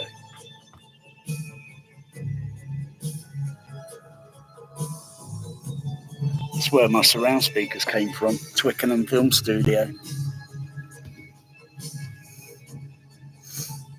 But up until the time this was probably done, they probably had different surround speakers, and they probably put those in the Twickenham dubbing stages, probably at a different year or such, because they could have been put in during the late 1980s or very early 90s, and they stayed that way until they refurbished it a few about, oh gosh, can't remember how many years ago now. A lot of famous film soundtracks have been mixed up into those surrounds, so they're kind of famous. So often when you buy some speakers, you know, you might be getting something famous. In a way, that's not bad. I like that. I like that Zach Vangelis. Wow, that was a cool. I like that. I'll play that again. That was cool. I like that shimmering effect and the music beat and that was cool. That was cool. That mix. Wow.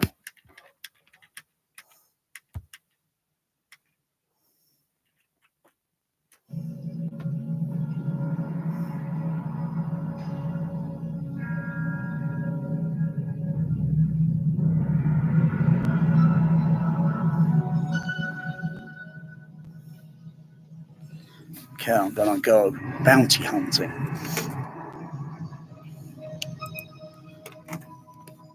Gonna put my Boba Fett outfit on. Go bounty hunting.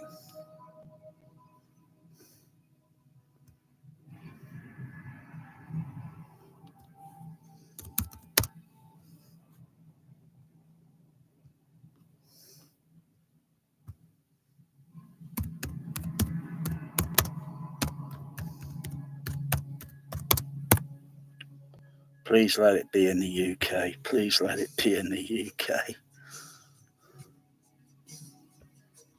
Got Muty on the bounty, so got the bounty there. That's an import. It's gonna have to come from America.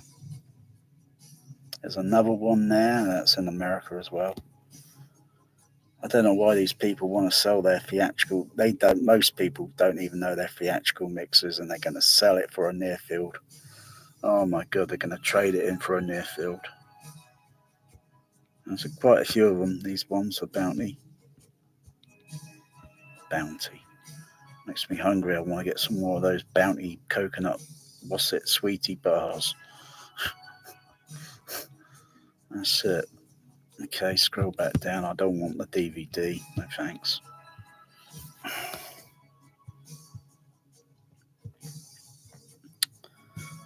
Okay, let's go back down. Okay, let's check this item out. Okay, I'll consider that a little bit. Okay, let's have a check out on the other one.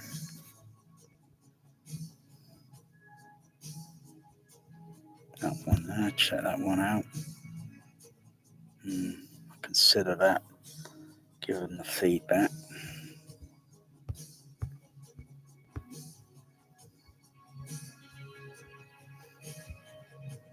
That one. Damn. So far, the feedbacks are they're just under the 100%.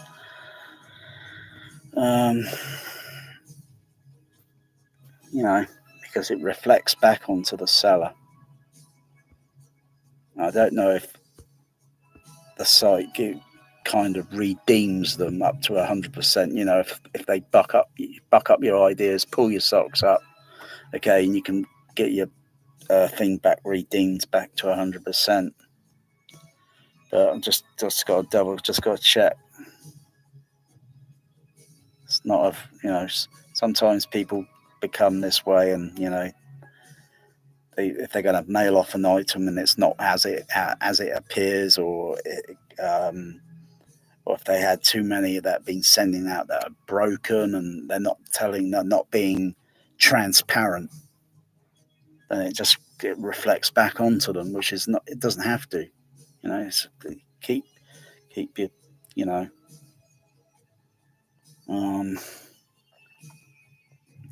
So I've looked at that, looked at the prices, postage prices. So I'm just weighing it up before I buy. I'll just play this game. It's just wow. Like that. Thank God. Otherwise, there's lots of copies of Muti on the bounty, but it's not Dolby Stereo now, is it? might be mono mix. Might be stereo. Might have directional dialogue panning. Okay.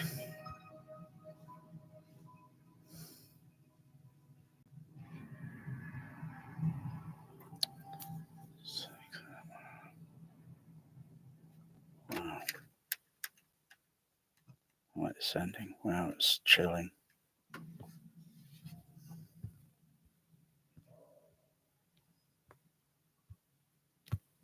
Let's go back. Okay. Let's go back to that other side there. It's cheap. That's cheap there. Okay. I'll check his items and see what he's into. Oh, wow. He sells a lot of Laserdisc. Okay. Oh, I got that one on DVD. I was trying to get that on Laserdisc. Oh, what the fuck's all this shit now coming up on the fucking Neighbours? Fuck off, Neighbours. Neighbours? Have you ever heard a neighbour? What the fuck? Oh, I'm getting fucking neighbour. I must have missed what's it? Go back to the bounty. Hey. What's your game, Amazon?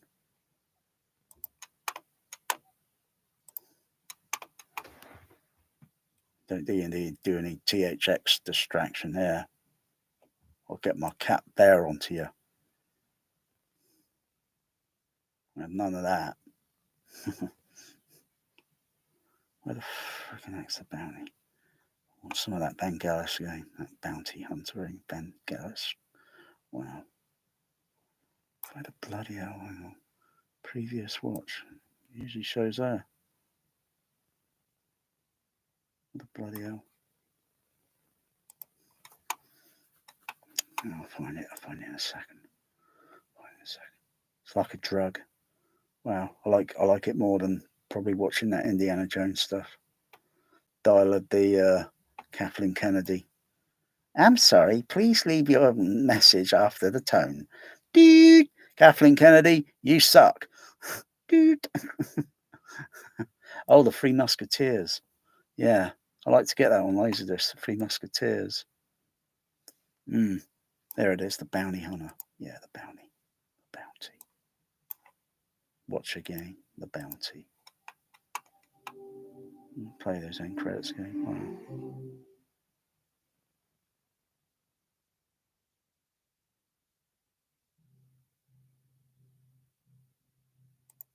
I like the opening title.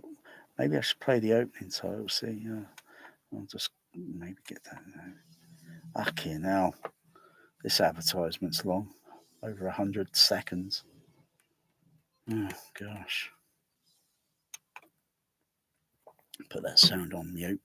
Yeah, this by Dawn's early light. Yeah. Wanted to get that on Laserdisc. My goodness, can't believe the price of it. What the heck with this Laserdisc? What the bloody hell? What are people smoking now? 148. Blimmin' what are people smoking? What the heck? Halloween? 170. So it's not even scope. It's pan and scan. You gotta be. What are people smoking? That's what this guy's selling. You know, he's got some laser discs there, really, really high prices, and some of them are cheap.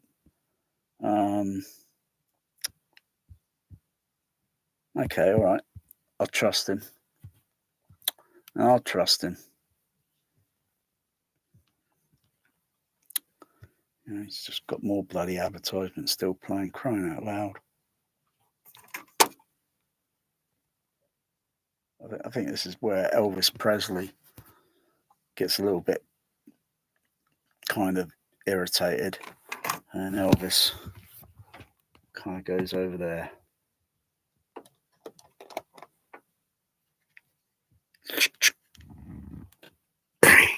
It shoots the television.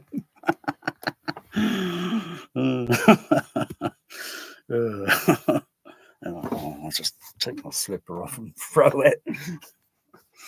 That still looks like an optical effect there, I think. It still looks like an optical effect. It's clever how it's done.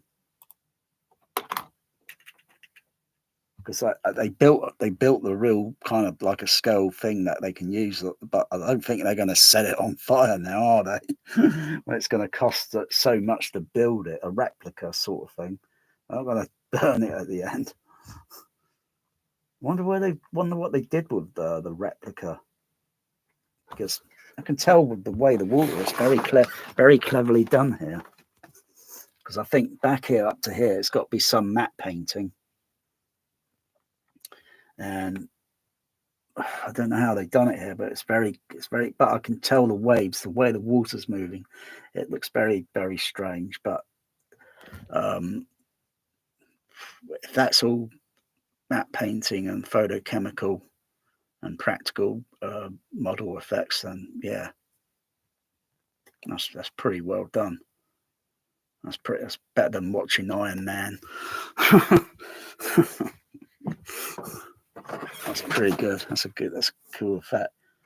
Probably in the Cinefex, I won't be surprised if I've got any of my Cinefex magazines that may have an article on the bounty, because you will look at a movie like that and probably wouldn't consider it to be a visual effect movie.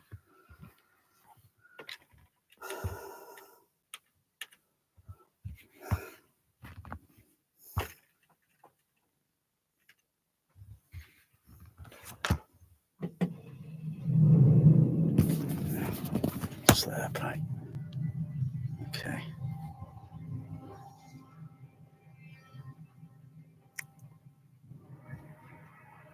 Okay. Bounty.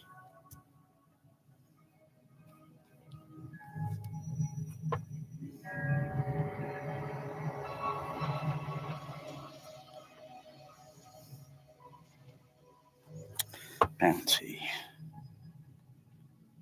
Bounty. The bounty.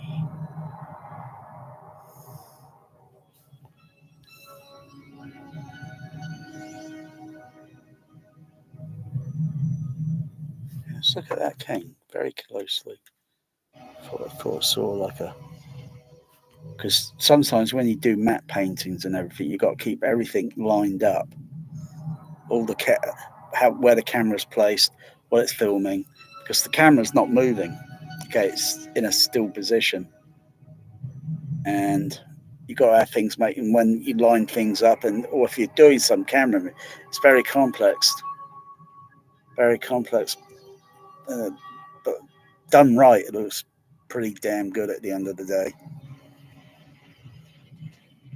Wow, the bounty is on its way. Well, not on its way yet. You'll probably get the information in the morning. It'll probably get dispatched. Sometime later in the day, or if not tomorrow. And the bounty will be here in a couple of weeks. Maybe not high definition, but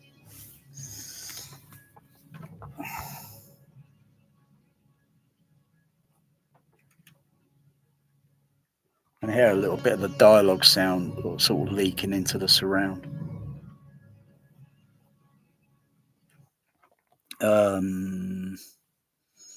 But that's partly because it's going for processing. It's taking sound from the left to right.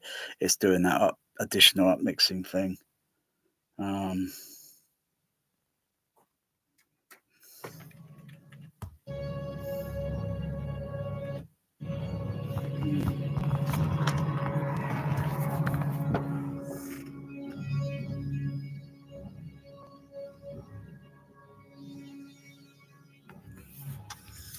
Otherwise, I don't need all those channels active.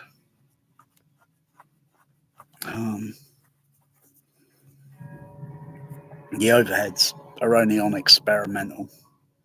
They're not on the upmixer. So it's only taking sound mostly if it's trying to take sound from the surround signal, but some of that's still going to get a bit of crosstalk because of the way the DSU is doing whatever. So it'll probably get a minimal crosstalk of sort of filtering, leaking in. And this looks like it's got legit grain on it, because I can tell by the way that the close up there and the saturation sort of thing. I can tell it's not that. Doesn't look like that static fake grain effect that they've been plastering over these 4K discs lately.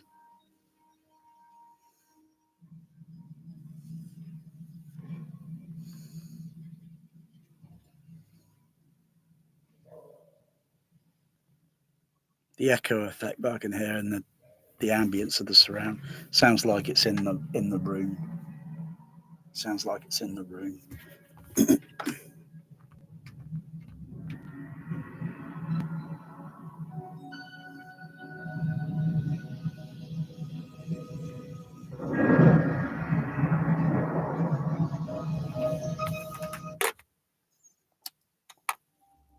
Fucking missed it again. You got this thing that pops up in the screen in the lower corner. If you don't click it off in time, it goes on to the next. Pisses me off. It fucking does that shit. They think most people are not going to watch the end credits. Well, I think they should get rid of the bloody thing. I can't stand that fucking music on that Freeview shit. Sounds like that bloody Kevin Bacon crap. Mobile phone crap. That fucking sounds like that music there. I'm just going to play the opening, see what it sounds. That's interesting.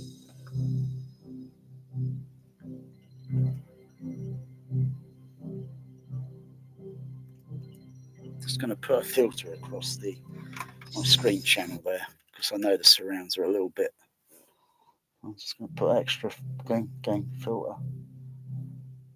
Bit of a cheat, really, actually. Put a low pass filter on. Turn up the level a little bit. So it's up to about 15 dB already. Although I can turn the other gain levels up.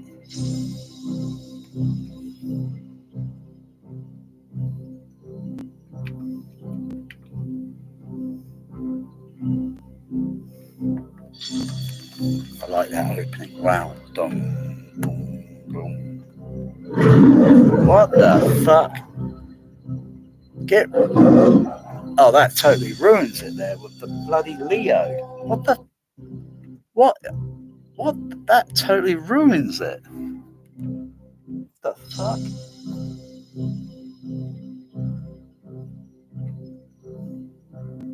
That won't be on the Laserdisc. That won't, because that sort of thing they add in there. Oh no. Good thing I didn't buy this on DVD or what. If that came up, that would just totally piss a lot of people off. It would be totally distracting. So I have no idea what the original was like. It might have the original Leo. I don't know. I've got to check the what's it? Go to Wikipedia. The Bounty.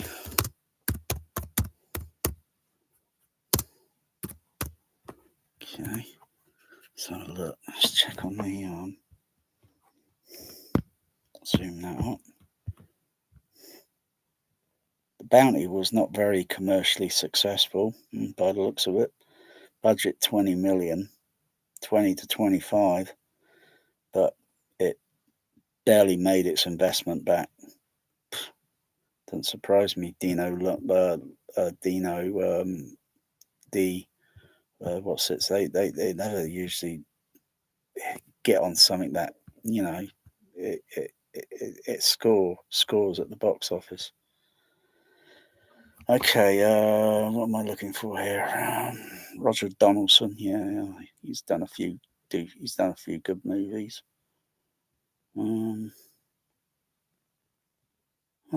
Distributed by Forney and My Screen Entertainment. Scroll down a little bit. Down a bit.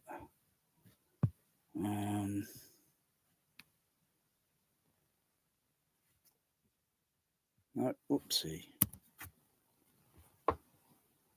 Oh, for crying out.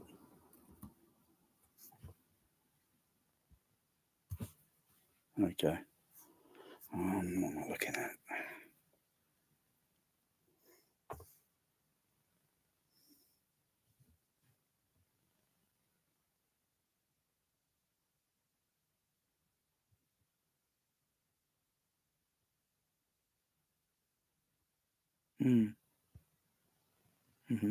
Okay. What about video releases? Because it's obviously MGM. It's obviously gone into other hands and that. No idea. So it's going to be a little bit. It's going to look totally different on Laserdisc compared to, say, like a DVD, because the DVD is probably going to have that, depending on the ear pressing release and such, print release and all that.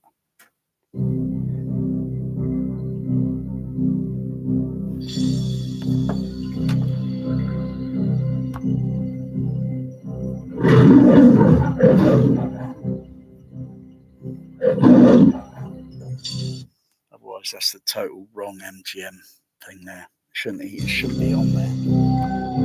Wow, that bass there, that is really.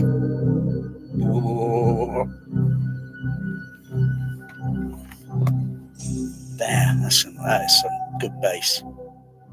Oh yeah. I don't need a Trinov. I don't need a Trinov. What's it there? That's pretty good. Because if I turn that all down to an OLED playing the sound, and it's like, oh, that's what it sounds like. And oh, Daniel Day-Lewis is in this.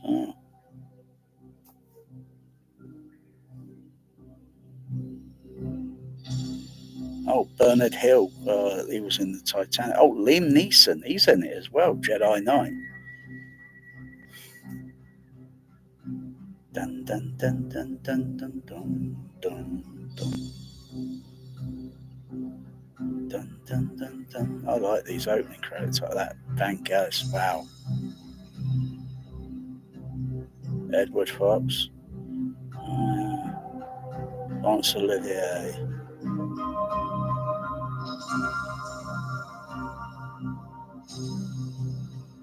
Wow. It's cool.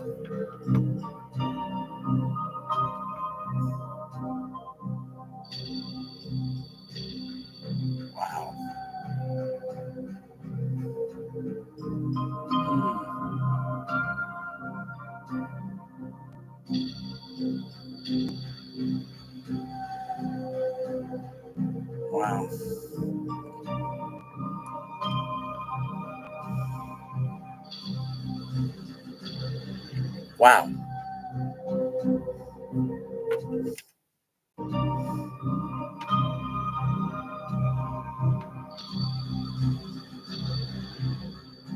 Wow.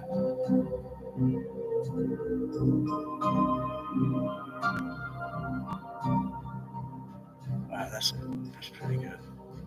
Pretty good. That's good.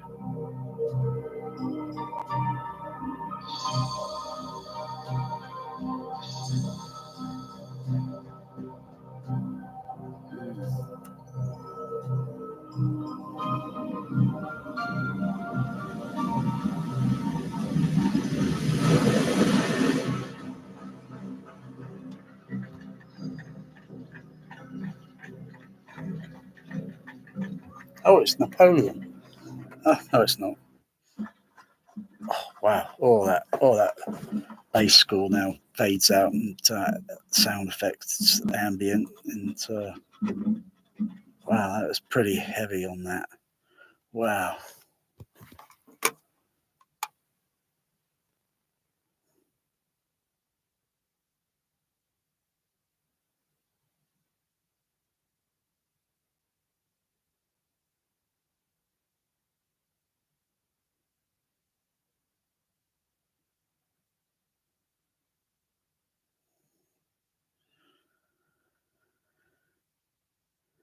So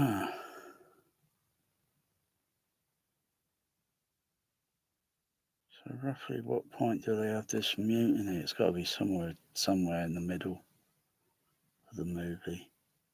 It's 2 hour running time, so it's got to be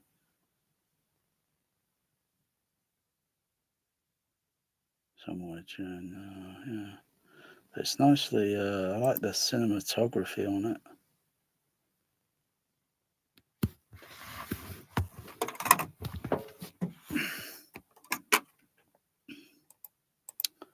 Another advertisement, 88 seconds. Oh gosh.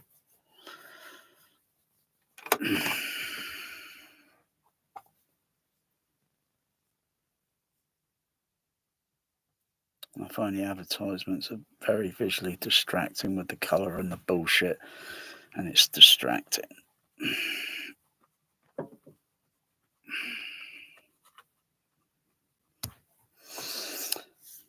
Don't distract THX here in this THX cinema, come on.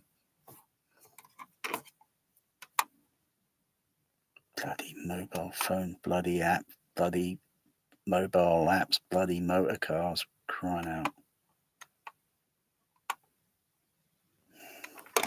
Don't look at it, don't look at it, don't look at it, don't look at it, don't look at it. See no evil, hear no evil. See no evil, see no evil, hear no evil. Oh, I'm getting vexed. Crying out loud. It's almost finished the advertisements. Oh, look at the crappy advertisement. They're vexing me because they're going to distract me from the cinematography. It's coming up to the end somewhere now, I think. I'll mute the sound. And okay, let's go to another bit of scenery.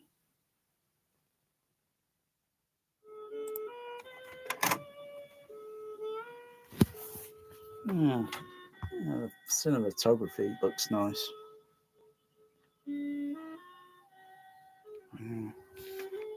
I think they found their special island. Belly high, belly high. They found their special island. Won't be long now, lads. Oh, it's Liam Neeson. Jedi We'll Knight. way home. Jedi Knight. You're not coming? I fancy having a look at a few of the other islands around here. They'll hang you for desertion. Only if we're caught. You with us, John? No. I've got a wife. 3 kids back home. There he goes. Mr. Bly and Bloody Mighty.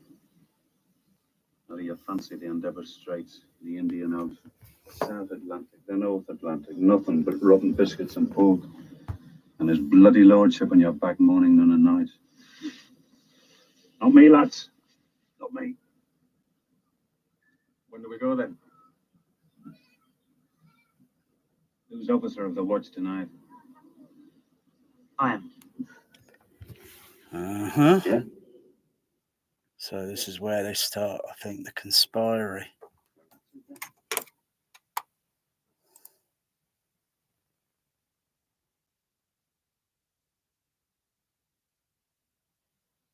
Start to conspire to mutineer. I don't see anything wrong with it. I mean, if you find somewhere it's nice, I mean, hey, you know, it's no big deal. 98 seconds of bloody advertisement. Hey, it's me. Mute it. Fuck off. Not having your advertisement going through my JBL. Not in my THX cinema. I'm very biased on advertisement. Sometimes you can watch it now without advertisement, and then you get ones that you can watch, but they got advertisements on it. Or I can buy it, but I don't want to buy it. I'd rather buy it on Laserdisc.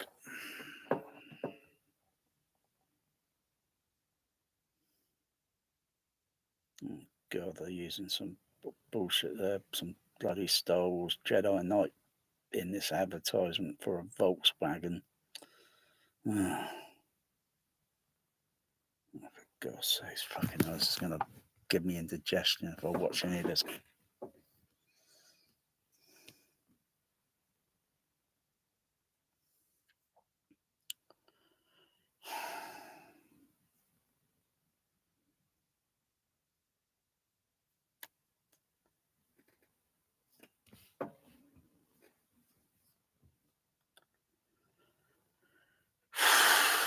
I think that's it. Back to the movie. No, more bloody advertisement. Fuck off. I don't want to see that. Can you stand that, Bear? I don't know. God's sakes.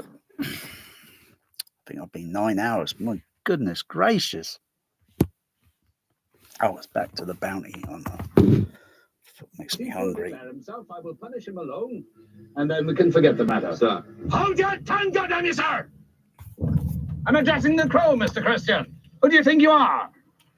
If I will punish him alone, and then we can forget the matter. Sir. Hold your tongue, goddamn you, sir! I'm addressing the crow, Mr. Christian. Who do you think you are?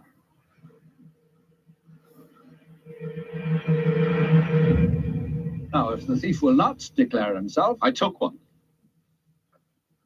You? I was thirsty. I took one of your coconuts. I thought it of no consequence. One coconut, Mr. Christian? A dozen were taken, man. I know nothing of a dozen.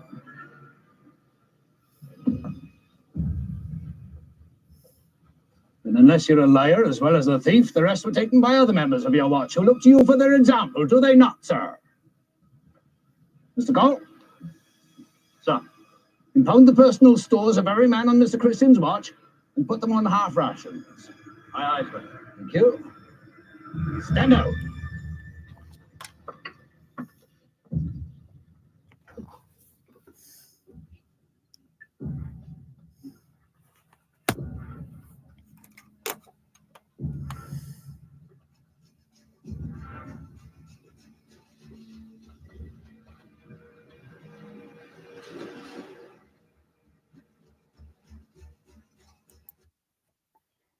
Another advertisement because I've gone. That's it. That's the last advertisement. Bloody 100 seconds. 100 seconds. Oh my goodness gracious. Yeah, the coconut. I want some coconut bounty. I'm out of it. I've got to get all of some. Bear, remind me. Get some coconut water. That's a very refreshing drink. When it's in a fridge, it's chilled. It's very refreshing. Wow. This seems too dry. Bit of tiny little bit of orange squash in it, mostly distilled water. It has a dry taste, a bit better with maybe ice cubes in it. Change the texture of the, so you get a flavour still, bit that percentage of orange squash in it, and the rest water.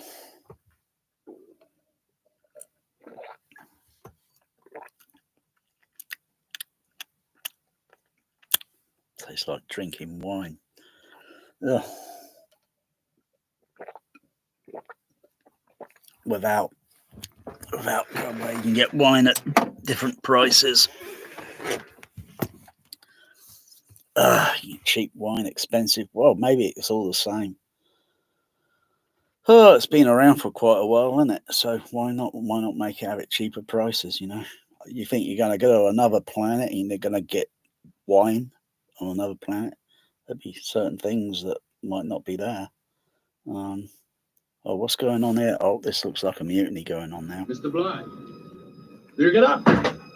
Get up. Get up. On your feet. What are you doing? Time. What are you doing? Mr. Collins! Mr. Collins! Come on, get up! Get up on deck! Mr. Collins! What? Your hand be as high as I am!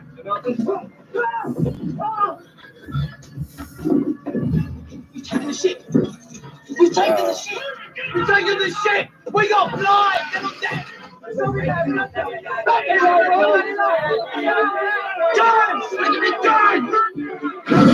Easy!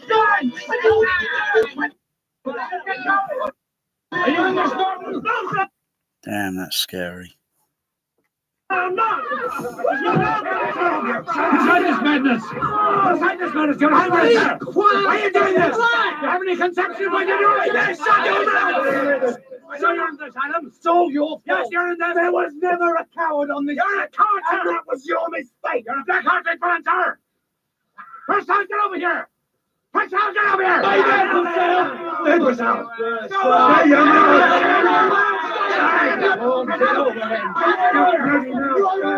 Allison, get over here. You're shut up. I'm staying here. Look at that. I didn't even, you sodding bastards! You take your hands off him! Take your hands off him now! Get your hands off him! Now!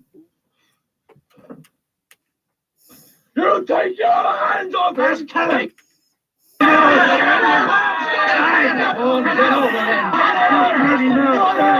Allison, get over here! You shut up! I'm staying here! Look at that! I didn't even, you sodding bastards! You take your hands off him! Take your hands off him now! Get your hands off him! Now!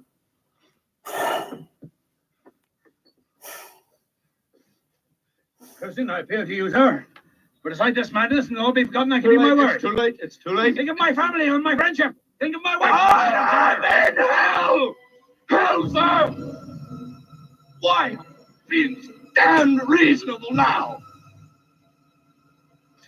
God damn your blood down hell with mine, sir. God damn your blood. Mr. Christian, get a hold of it. You'll be quiet or I will run you through. Do it, Christian. Kill him.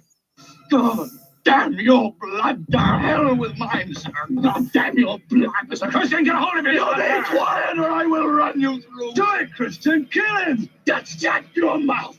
You shut your mouth. I will run you through. And Fuck yeah, that's scary, intense, and they're pointing muskets out everywhere. Freaking hell, that's scary.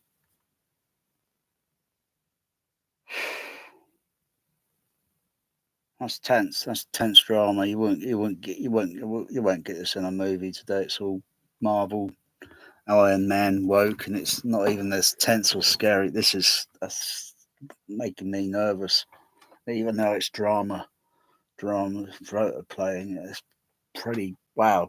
that's well performed with. Oh gosh, that's scary. I don't think it's like that with the original, but this is a lot of cursing and swearing and such. So you won't get any of that on the original. But be interesting to compare to see how, what artistic license Roger Donaldson is taking, and from his what history books or what's written or whatever, and and try to think maybe this is probably what happened, or how the captain will say this is what happened, and get all recorded, and then Myself often. You get him dressed now. Get him dressed. Get him dressed. What's the matter with you?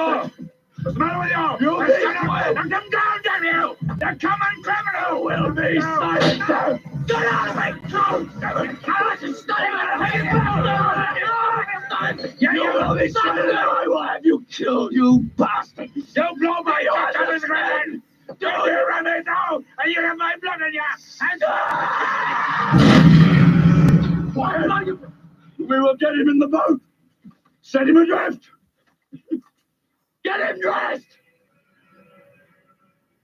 Will someone give me my... We will get him in the boat. Set him adrift. I like the grittiness of it. I mean, the picture looks good. The picture quality looks pretty good. The transfer looks pretty.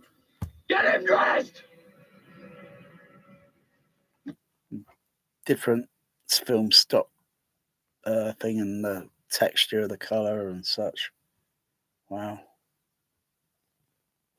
Will someone give me my breeches? Fast as you watch, you'll be here then. Come on, move yourself.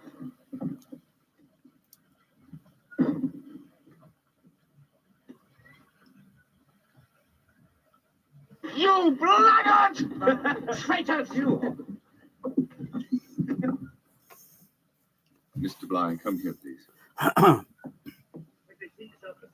If you wish to. Bit of dialogue panning.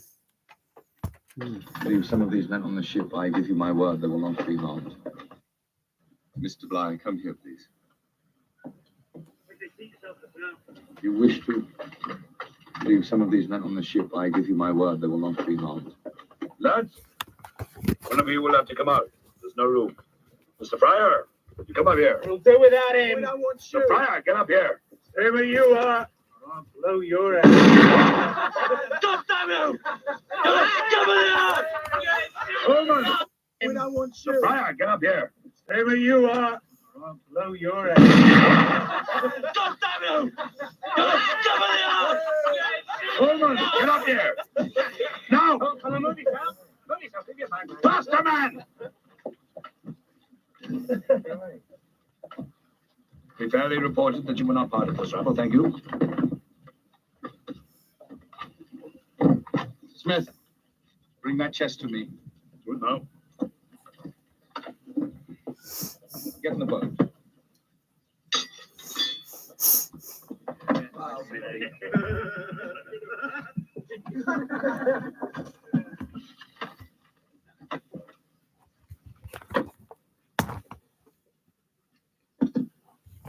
What use is that without charts? I need the charts. Turn around. Really think you'll be able to command this rabble? I'll do my best. Well, I did my best. And I had the authority of the law. You're a dead man, Fletcher. Dead man's dead. On the boat, sir. Quick, not seen the last of me, Ned Young. Take my word for it. Thank you, Mr. Lamb. Are you John Adams? Not seen the last of me. I wouldn't wager on it. Sir.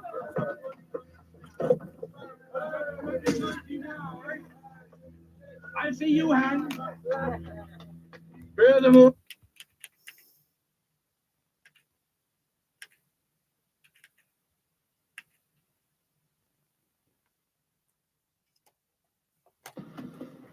Really think you'll be able to command this rabble?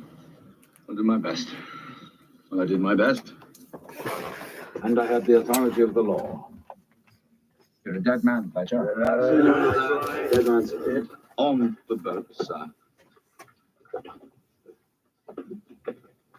Quickly. Not seen the last of me, Ned Young. Take my word for it. Thank you, Mr. Lamb. Were you John Adams? Not seen the last of me. I wouldn't wager on it, sir.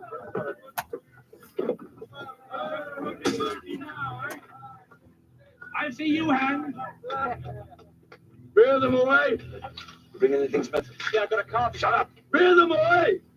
Back to all, lads. Run back to all, my great boys. Get the old house. Sorry, here you go. Isn't this what you came for? Here you go.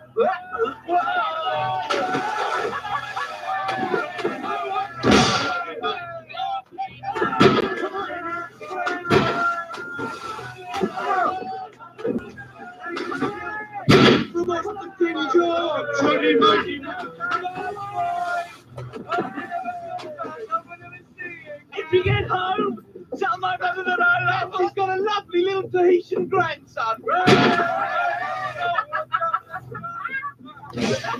Come on, bye. Have a nice day, Lofton. Don't just bloody eat your fryer. Yeah, you can run it.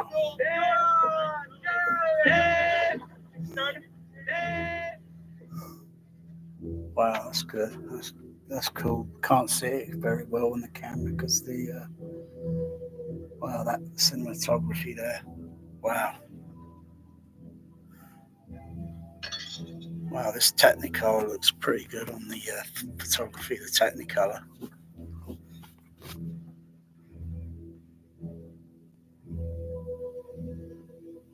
I hope never to see Fletcher Christian again, unless it is to see him hanged. How could he have betrayed my friendship and kindness to him? I can only assume he has decided to return to a life in Tahiti. After taking stock of the meager provisions allowed us, I have decided to make for the island of Tafua in the hope of supplementing our supplies of food and water. By now, there are many natives about us, and by their manner, we do not expect our welcome to last much longer. Yeah, I think they're considering a different menu. No.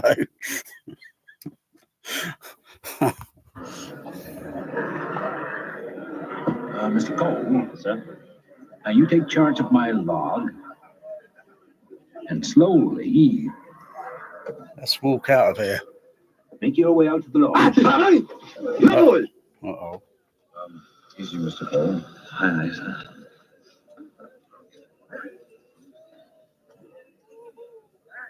Go now.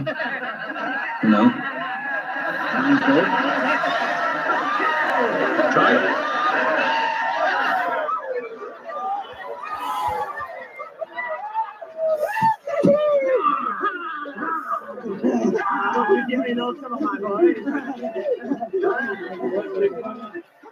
Get in the boat! Leave that fellow! What blanket?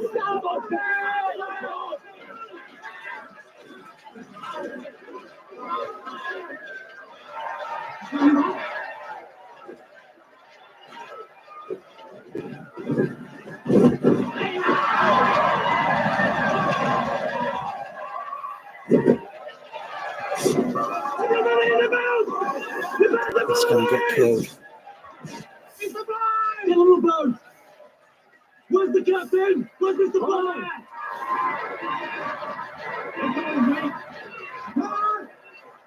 You come back, you fool! What are you doing? I'm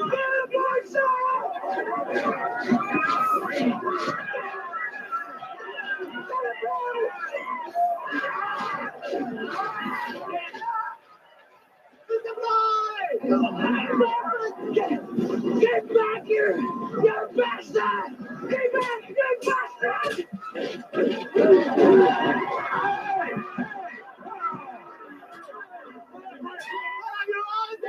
Get back in the boat!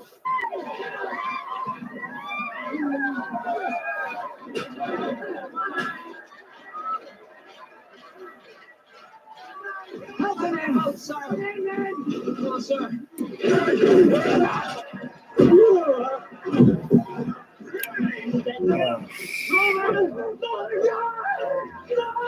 what the fuck? What the fuck?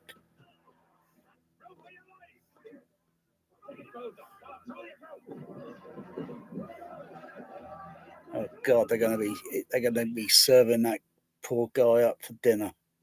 Oh God.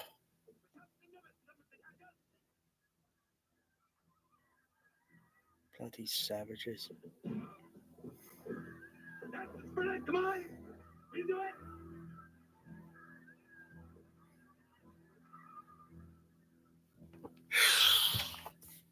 That was tense. That was tense, that was.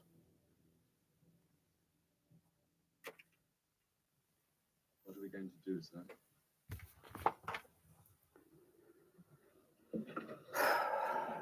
Well, we shall have to try and reach Kupang. Without charts? Well, I shall have to navigate from memory, Mr. Fryer. It'll take us close to the most savage islands in these waters, the Fiji Islands, where cannibalism is perfected almost to a science. And from there, my friends, God willing, we shall proceed onward to the Great Barrier Reef itself, then to the coast of New Holland, and from there across the Timor Sea to Kupang. Now, it will take us at least 2 months, and we have provisions and water enough to last us 1 week. So that is the situation, gentlemen. Plain and simple.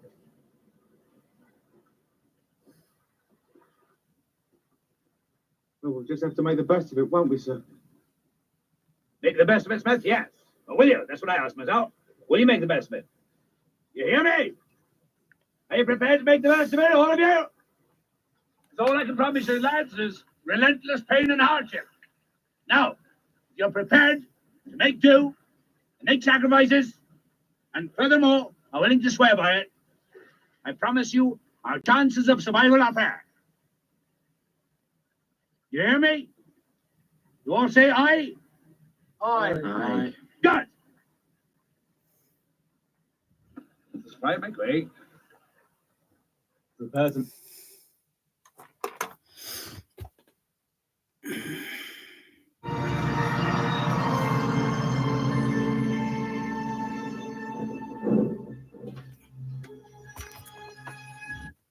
Give this a little bit of bounty.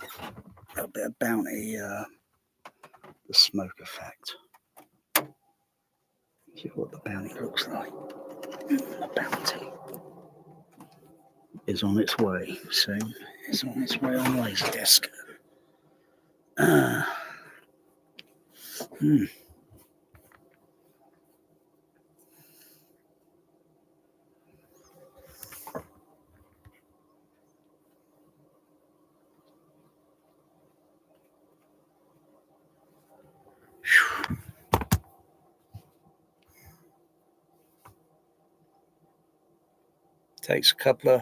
Takes about 2 minutes for the smoke machine to warm up.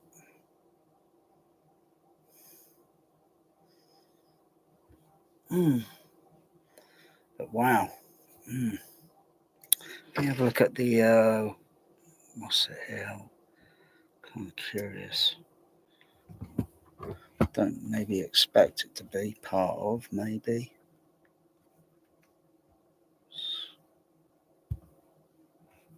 Come on.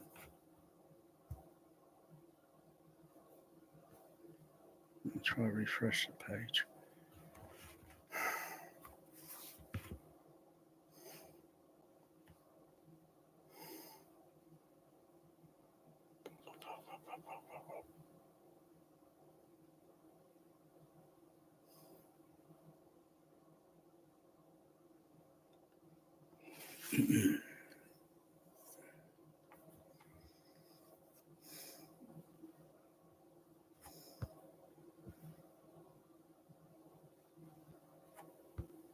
Try again. Okay, switched. Bounty, BBB. Doubt it very much. I don't.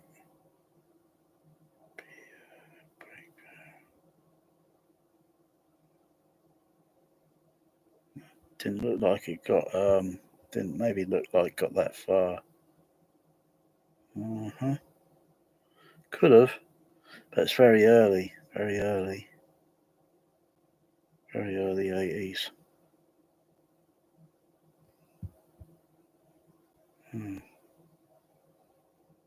It's not on there.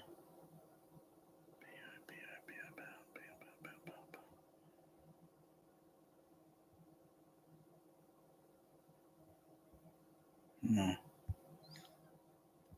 No, it didn't make it there. Well, could have. It could have been. Could have. Anyway. I think the smoke machine's ready now. No, just got to wait a few more moments. But anyway, the Bounty in THX sound system. Wow. The Bounty.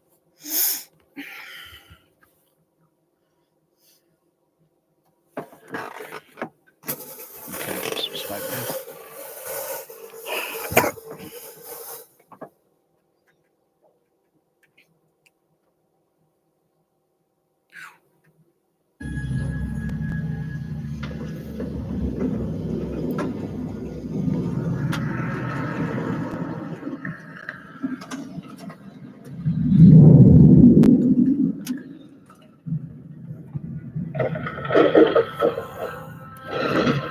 The Bounty.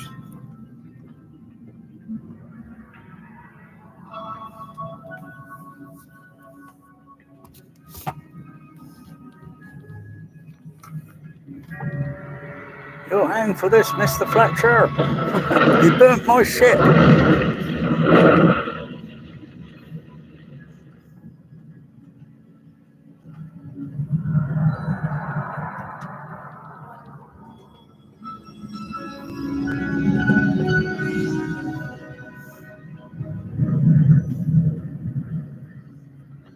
Wow. The Bounty.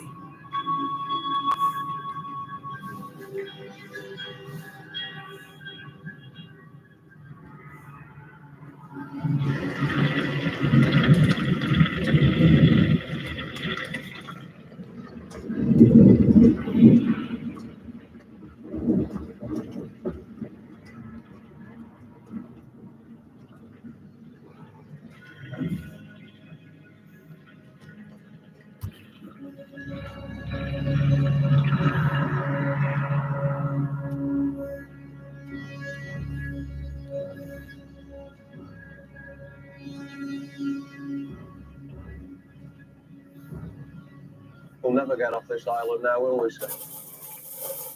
Never see England again.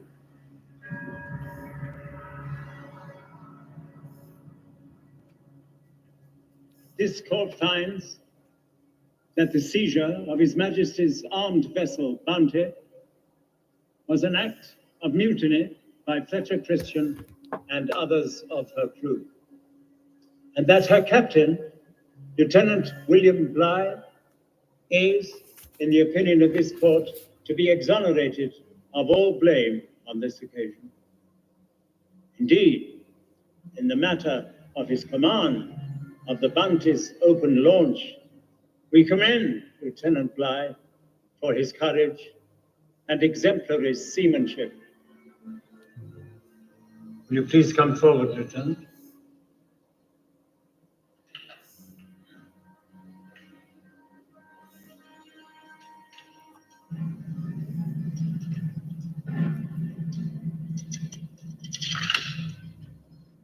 My lord.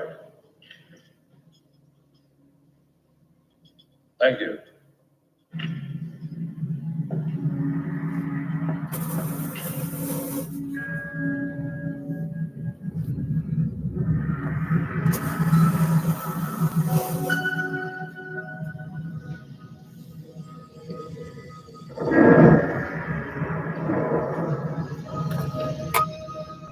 Oh, for fuck's sake, I missed it.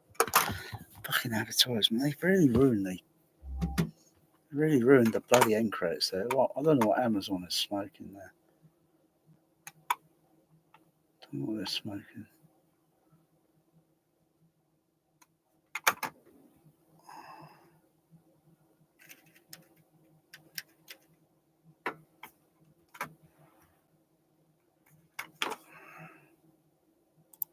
Who's that? You got to catch that thing right this moment you see that thing pop up, click it off, hide it. Oh. So I've got to get up to near the end credits, but I've got to watch 80 seconds, 78, 77. Oh, God damn it. What the heck is this crap advertisement doing on my 4K projector? I'll have it for Mutiny. This is Mutiny. Wow, that smoke effect there. Wow, it's like I can see it down there. Wow, it's like a vapor of cloud, like a cloud vapor effect up there. It doesn't show up good because the camera can't adjust. Wow, that looks cool. Wow. It's actually like being out of cinema. I don't know what year they stopped it. Banned smoking. It's during the early 80s, around the early 80s they banned it.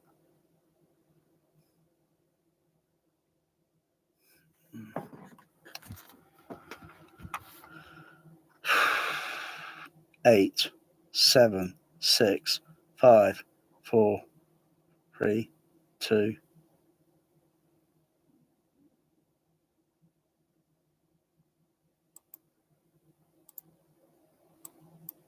Okay. But that's okay.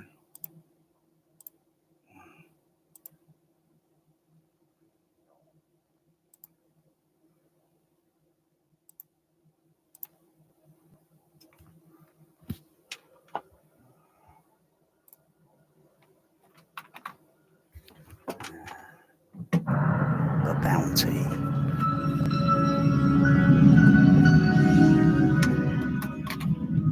Let's make sure that thing doesn't pop up again. So we can move that around. Get the light beam effect. So,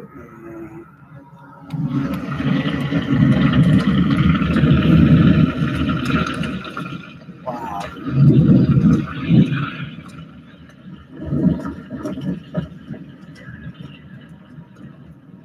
Wow.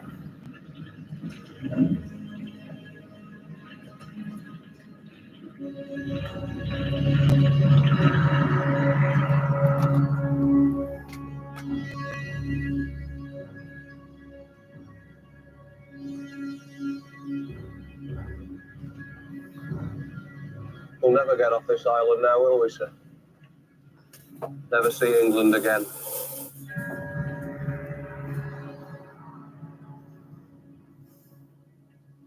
This court finds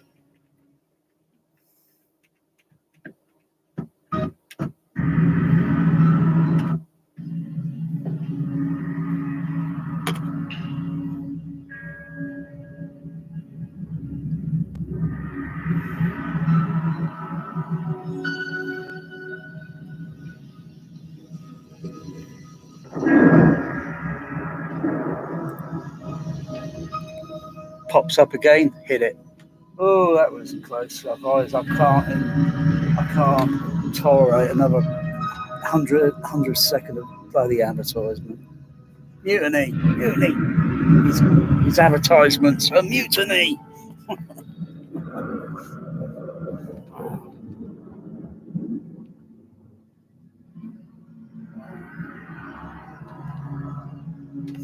I can tell that's model. I can tell that's model by the way the water's moving.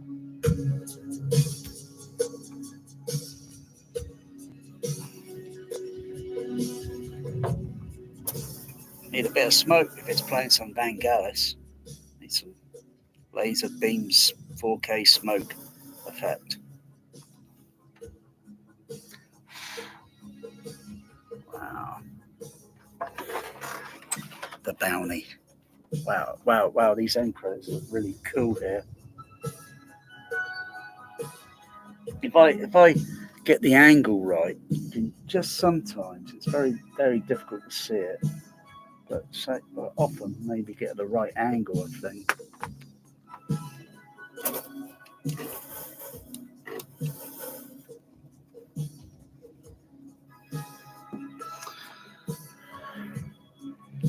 goes to different. You get the still credit thing, you get the still image thing, where it's just projecting still, like until the credits roll again, and they start rolling again.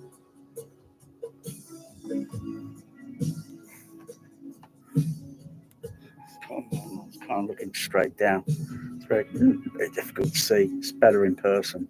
Looks really wow. But if I focus sometimes be able to see it. But oh yeah.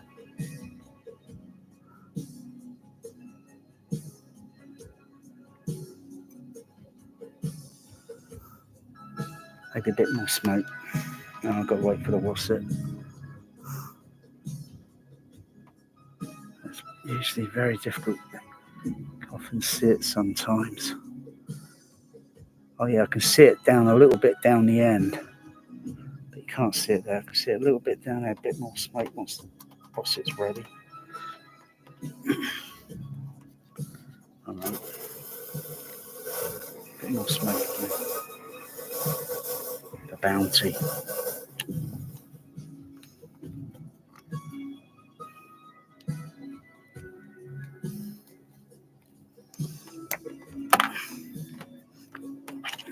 The bounty. Yeah, I can just see the end credits in the smoke. I can see the text letters and so. Can I see the Dolby Stereo one? I can just vaguely see the Dolby Stereo logo in the smoke because the light and the smoke in there. Partly the light is imaging on the smoke in 3D or the fourth dimension. Play those credits. Yeah, that's cool. Let me get my video camera. Got the the other card in the what's it? Grab that. See if the camera can register it, pick it up, because my eye can. I can see it with my eye, but it's.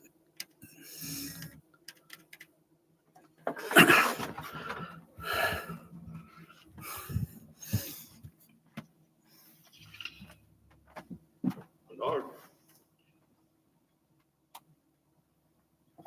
Thank you.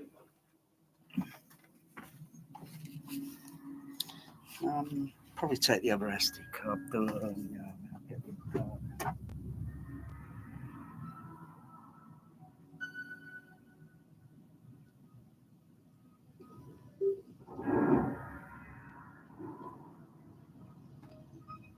Oh fuck! I missed that fucking thing. That fucking thing came up. Ah, you little bugger! Ah, walk the plank. Melbourne, Australia. For most of the world, it's about as far away as you can possibly be. But for the residents of Ramsay Street,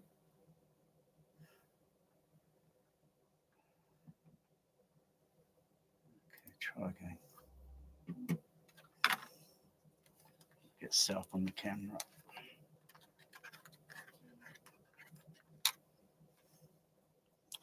Gotta wait until the bounty arrives on Laserdisc. No advertisement. What's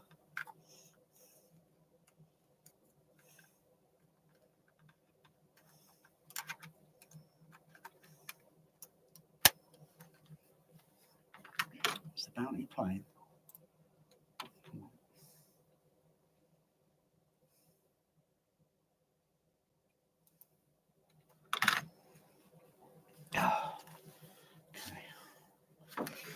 Oh, that's doing that.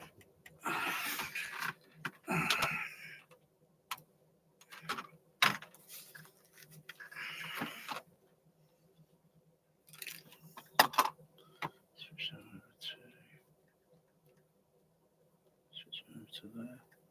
Back to that one. I've got plenty of record time.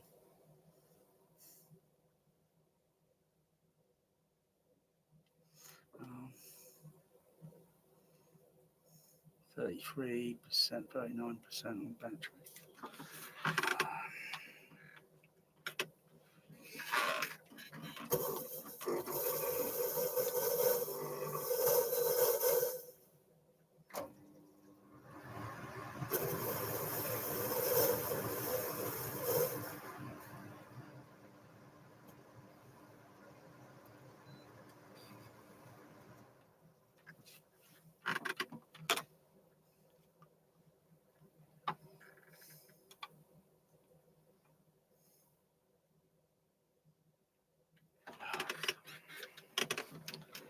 That's right.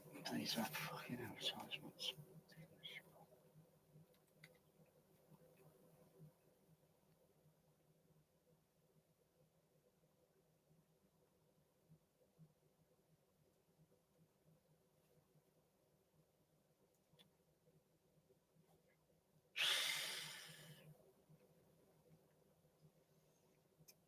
This is mutiny.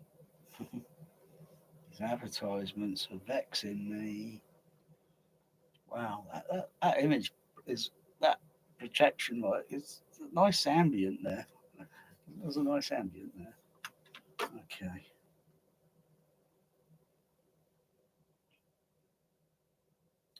Just play it up until I see that thing pop up, and then I'll click it, hide it. It's going to pop up in a second. There it is again. Get rid of that fucking thing. Ugh. Okay.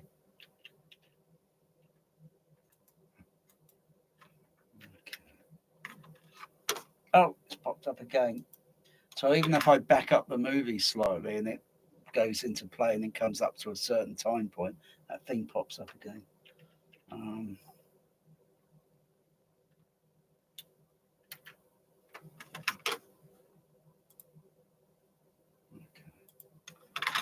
It's just going to be a short video if I can get it right. Ooh la, sound check.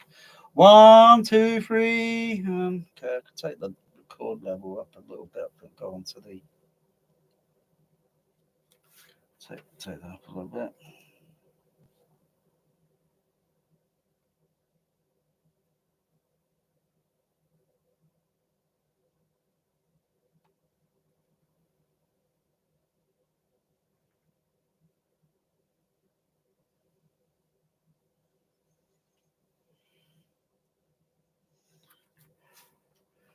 Ooh la, modulation. Okay, that's good. Okay, recording a little bit of segment on laser smoke of the bounty. This is streaming, high definition. Got the laser disc ordered. Anyway, that's not important. Let's get a bit more smoke in there because I like smoke. And see if the projector or the imaging of the camera. Just stop that. Just blowing circulating the smoke a little bit.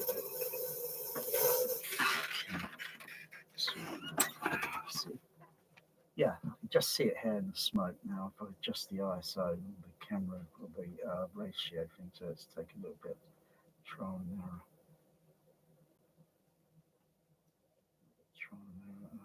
Maybe adjust that ISO, maybe take up a little bit there. It's faded out a little bit there. Maybe need a bit more smoke, but it is possible to see it.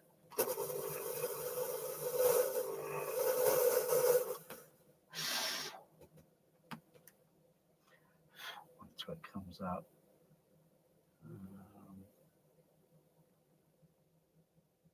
It's very vague to see it. It's very, but it's there. Yeah, I can just see it here, there. The text letters and that, and all that's on the screen. Because there's a density of smoke here, it's acting like a kind of transparent projection sort of thing, but it's transparent. It's very difficult to notice. So it's like a fourth dimension. Can't really notice it this way, this angle around here. So if you turn up the ISO,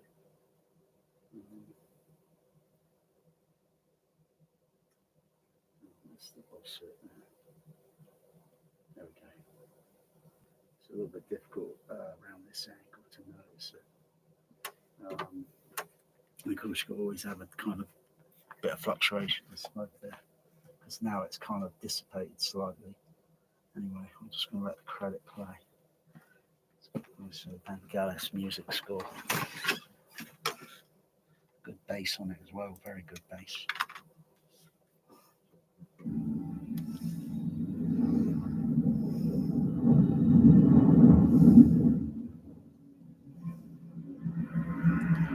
It's a little bit, just trying because the colouring on the.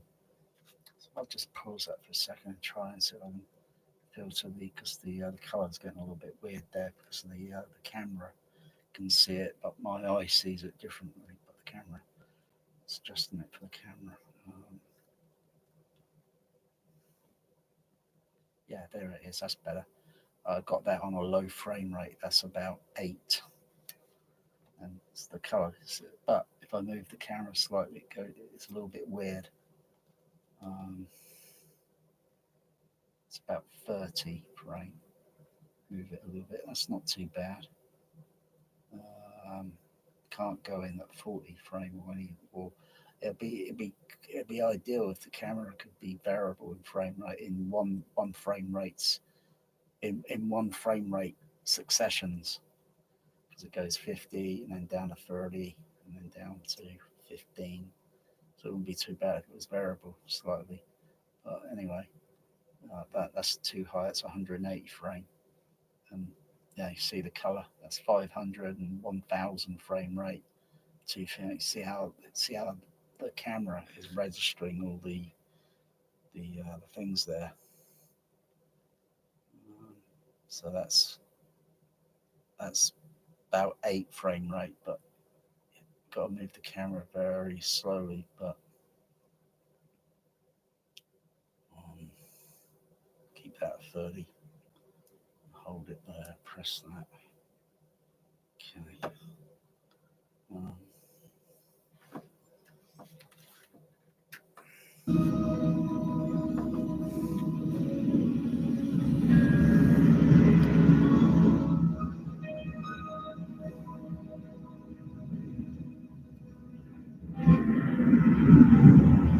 Just the ISO. You have it at that level there. That ISO, it just picks up the light beams that are going onto the projection screen.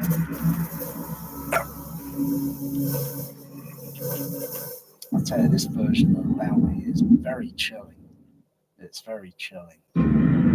Dialogue, it's got some dialogue panning in it, and when it comes up to the point where they're Fletch and Christian and everyone else are taking over the Bounty, it's very chilling in the dialogue and the yelling and the shouting and muskets being pointed everywhere, and it's very tense and scary. There's good model work here on the Bounty. So I'll go back just a little bit. Some good usage of probably matte painting and model work, and it's very clever how they've done it.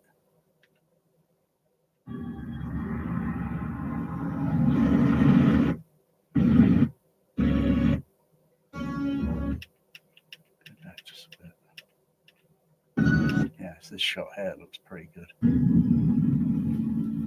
But I could tell there was something kind of a little strange with the water, because obviously around this area, around there, is matte painting and there's model work, and it's all practical. It's all that practical stuff. That's CGI. But I don't know.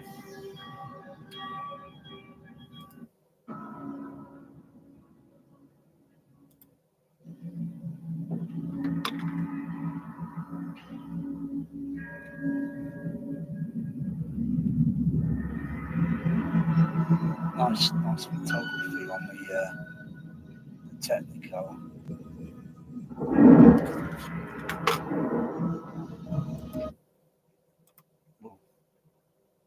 Just hide that advertisement that was about to come up and interrupt the movie. How dare they? That says mutiny with these advertisements. But anyway, looking at the smoke.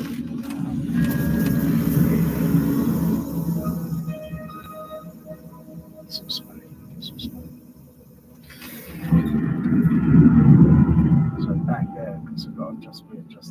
so it's too bright.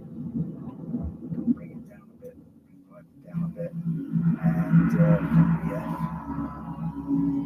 I'll adjust that a little bit. And that light's maybe down to a head credit roll. You see the beams. It's very difficult. It's got to capture the things and have things sort of stand up. Got just rainbow down the road. To get the colour rainbow of that thing. A bit more smoke that's red. But I can just about see the text right, the text letters here. You can just see the smoke about this angle here. It's going up there. It's going to go to a still static gravity setting. It's not rolling. I mean, just at a certain angle, I can see the writing, the letters, but the smoke is moving, so it's not very legible. This is what that Vangelis. There's some laser and smoke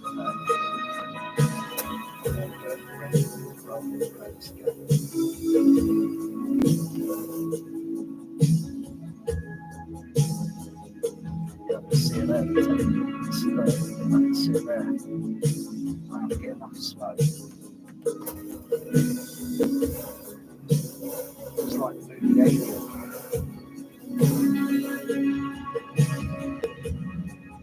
Wow.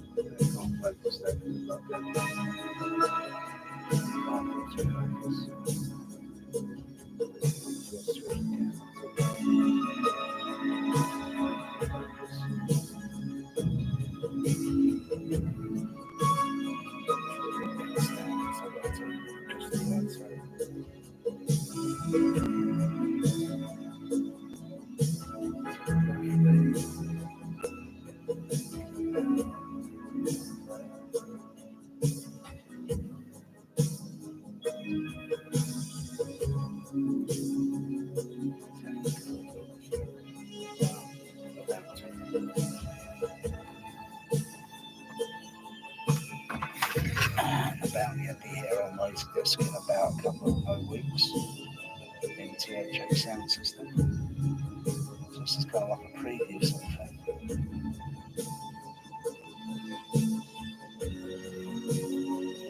Yeah.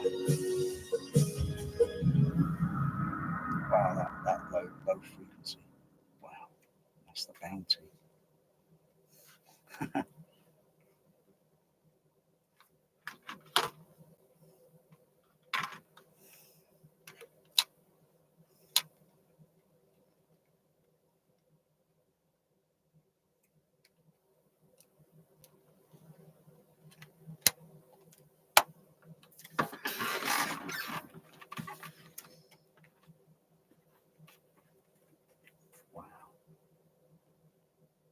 The bounty.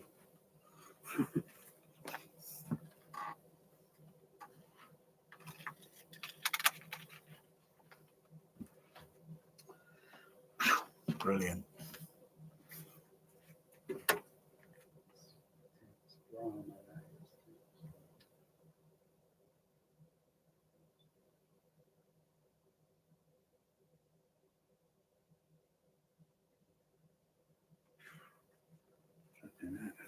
Down is it?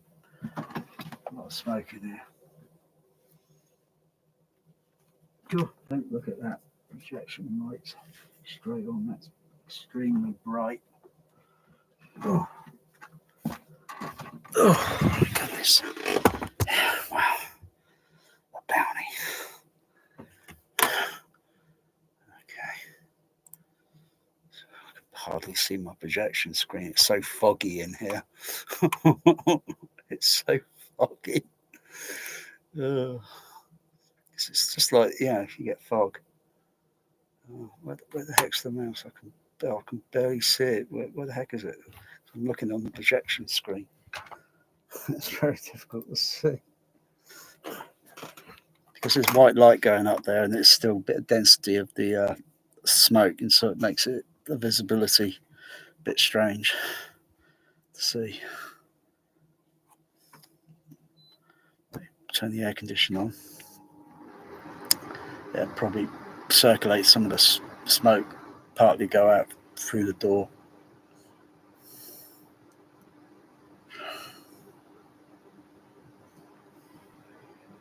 Wow, that's pretty good, that. Bounty. Can't see my mouse cursor. I can't see the damn thing because it's...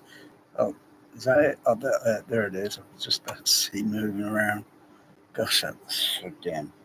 Oh, so much smoke. Oh, dear. I think visibility's down to... I don't know. If it was actually out there, it'd probably be down to something like maybe... maybe 100 foot, maybe 150.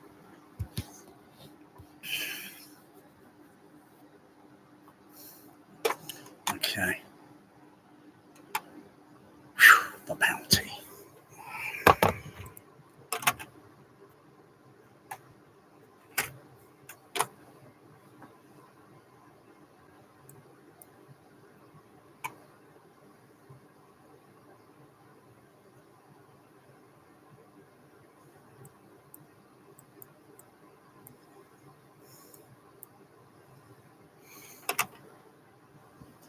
So I'll change the aspect ratio up there so I can see what's going on.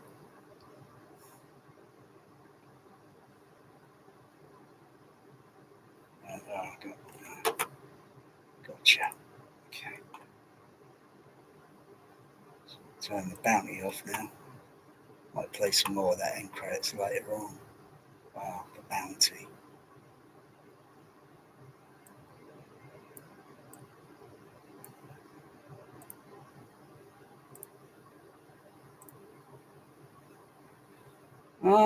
Okay.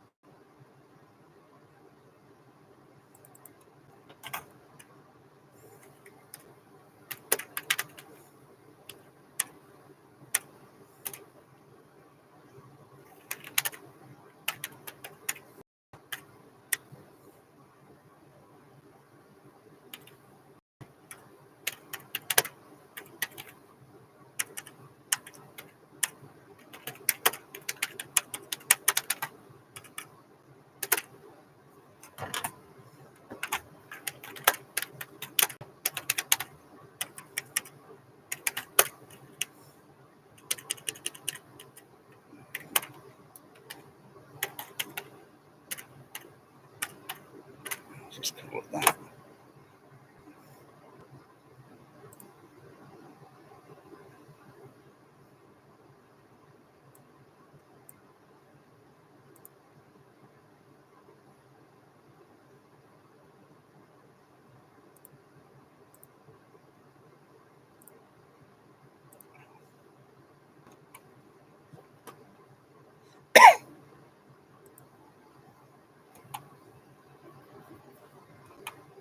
Oh, that's good in high definition now.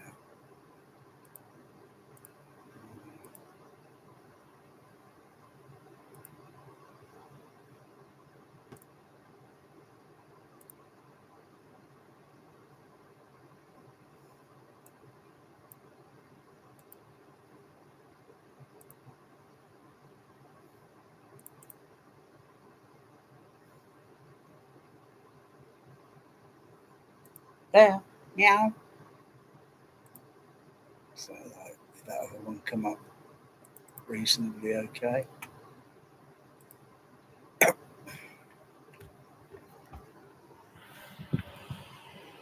This is the black hole. We've got some red title here. Laser smoke projection beam, such a thing. So, look at this. That's like alien. Because you got the green. What's it? The what's it? No, alien uses blue laser. But so I've got a wide angle there. Got a little bit of a flicker there. That's the camera frame around.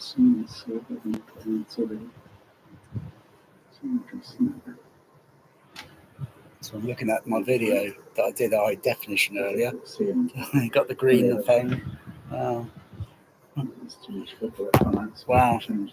Like a flash. It's like a flashback. It's not too bad. How the camera. I'm not seeing too much blotchy pixel effects that I would kind of expect to have seen. If I've videoed it in 4K, it'll probably make the video noise a little bit, because there's a little bit of video noise I can see in some of the dark area. But come back, meow.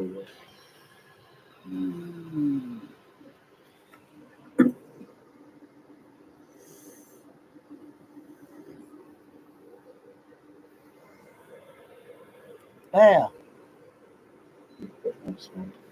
Don't go too much. It's usually a balance. Oh, that is so cool. Yeah. Oh, wow. The bounty bear. The bear bounty. It's what it looks like the house lights on. Like zigzagging around. That's cool, that angle. Wow. Whoa. Look at that. Wow. I stand up, because I see the beam there, the light. I stand up on the seat riser. I go a bit above it. Look at that. Wow. Wow. All the way down. Probably got the coolest. That looks wicked. Oh dear, but you should never look at that bloody projector light. You should never look at that projector light. Damn, that's bright. Oh, crikey, that's fucking bright. I can still see it in my eyes. Still see it there a little bit. I want to go overkill in that smoke because the light beams. Most of these little twinkly beams here. Takes a few minutes for this to wear off, that does.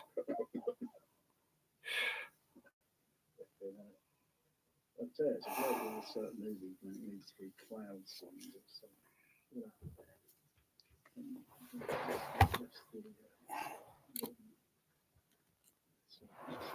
Where was that?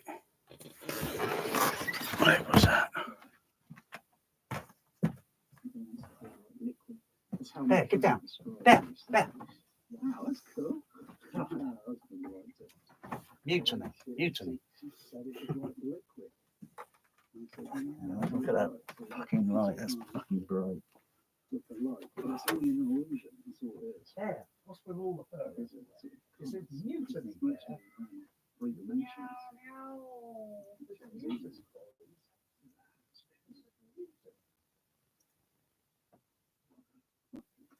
Because I've come out and said, it's got a camera light looking at me with the DLC, and it's got a bright flare in it.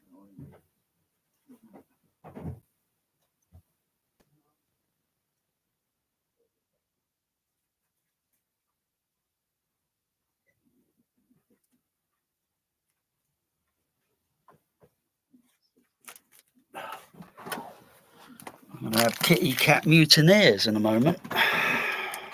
We want feeding again. You've been fed. You had your rations. No, we want feeding. My eyes are still fucking. You should never look at these fucking laser projectors. Always look. Never make direct eye contact with the. Because it's fucking hell, they're bright. Oh. It was only about a second I only caught that. Only a second. Fucking hell.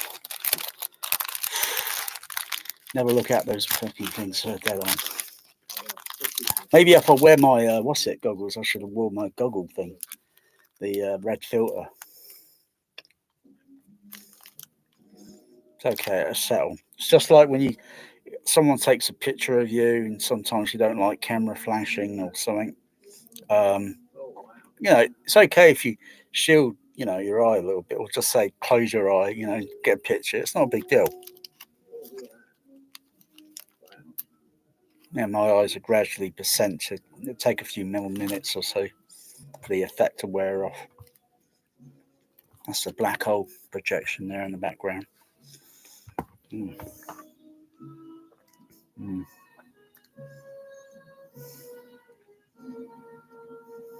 Mm. Should have videoed it at 4K. Yeah.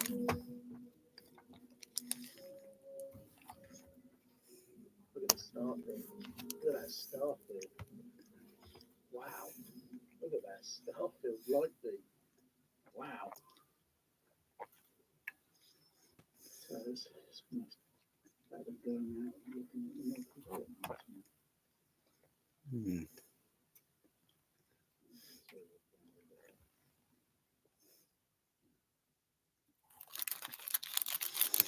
Not too bad. I'm not seeing any color banding noise on my video there. I'm not seeing any of this circly or weird color banding noise. Absolutely. Oh, the moment I see that on a 4K or a Blu-ray disc, oh, I want to throw that disc out the window.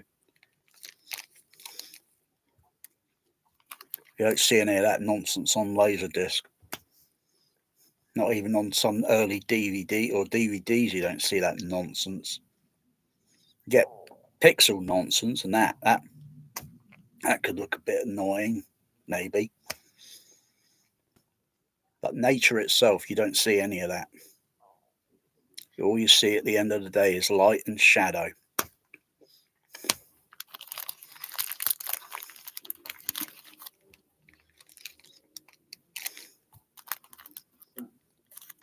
Depending on how good the camera is, and the lens.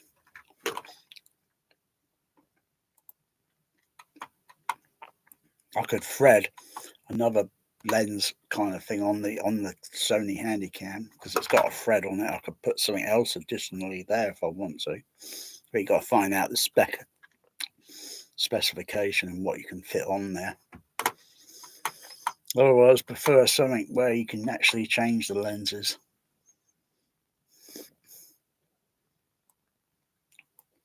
Because it could do with a bit more wide angle, whereas the DSLR's got a bit more a wide angle on it. And if I'm back here videoing, it picks up the screen angle pretty well, whereas the Sony is just a little slightly narrow. The camera phone, it's got a kind of wide angle, so it picks up fairly well there.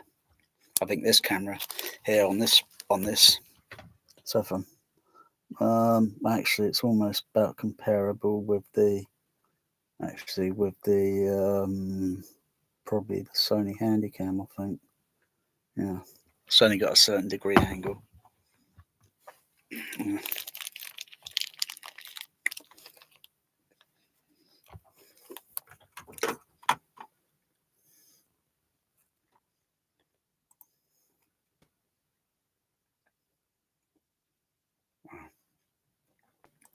The Bounty.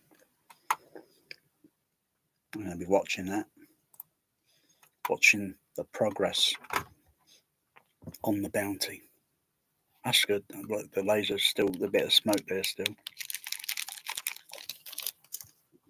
On the still images there. And I see the green there. You can see the green there. Everything else light, different colour. I see any red. Yep, just a little bit there. Just a little bit of red.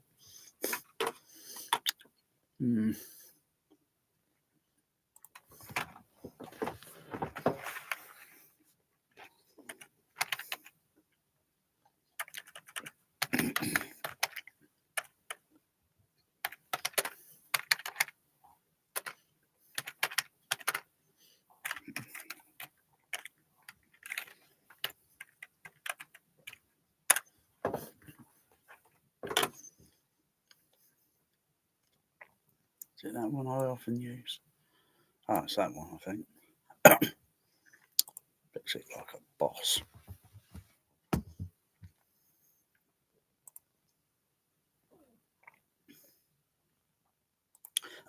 Yeah, I knew there'd be some blooming advertisement. Unless it's not painfully too long.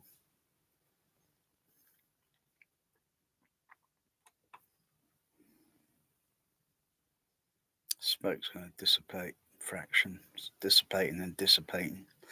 Thinning out.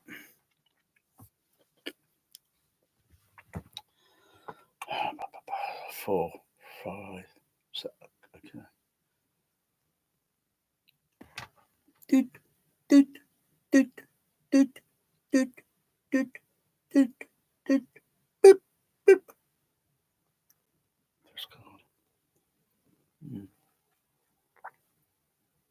Oh, that's good there, the test card color signal there.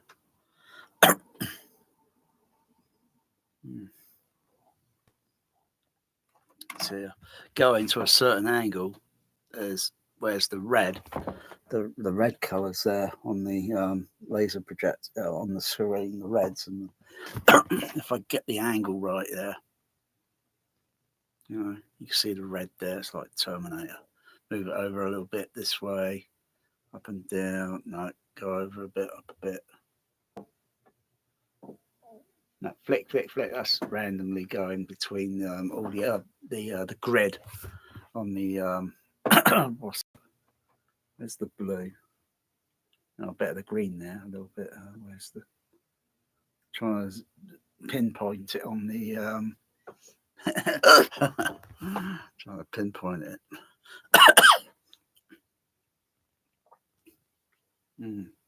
Wow, look at that.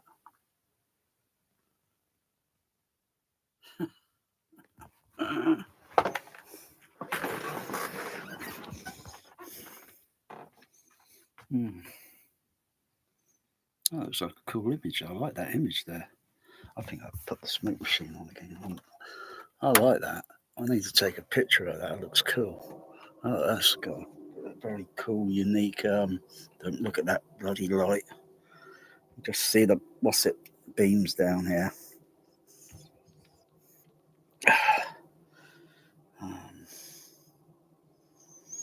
Yeah, take a picture with the DSLR.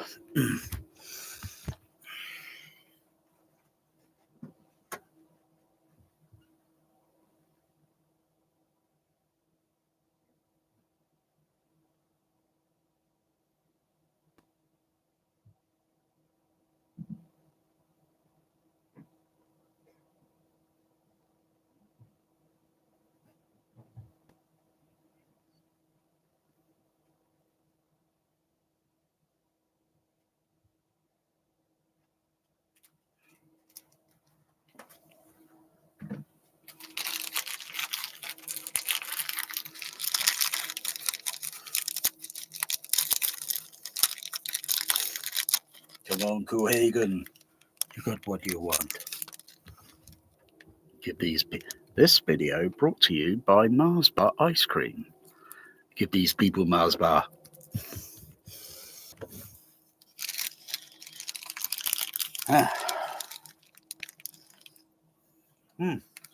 Wow.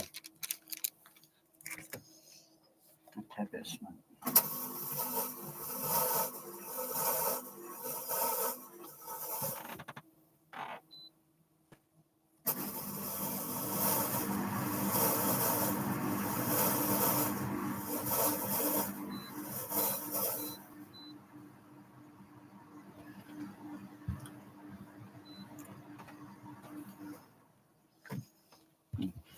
See if I can get a cool picture.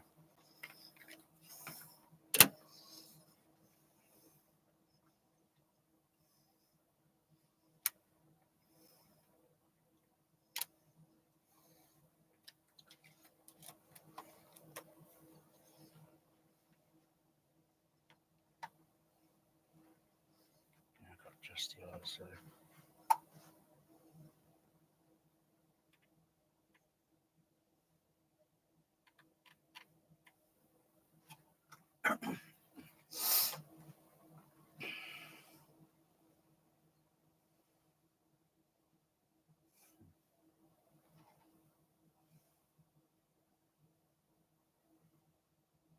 It's a fraction too bit on what's there.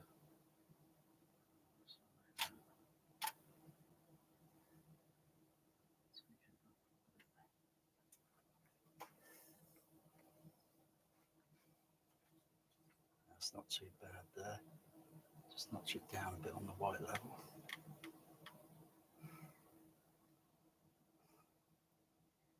Selfie on that.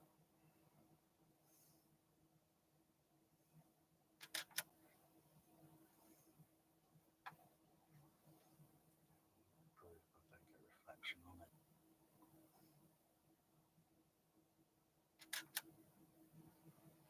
Okay. These are going to reflect some of the light.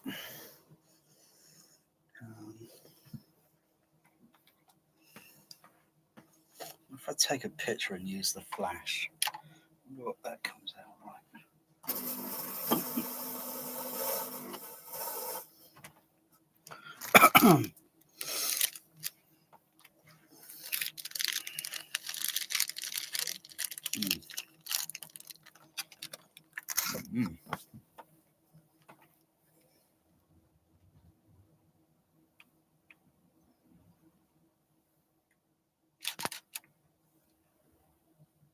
No, it's not very good.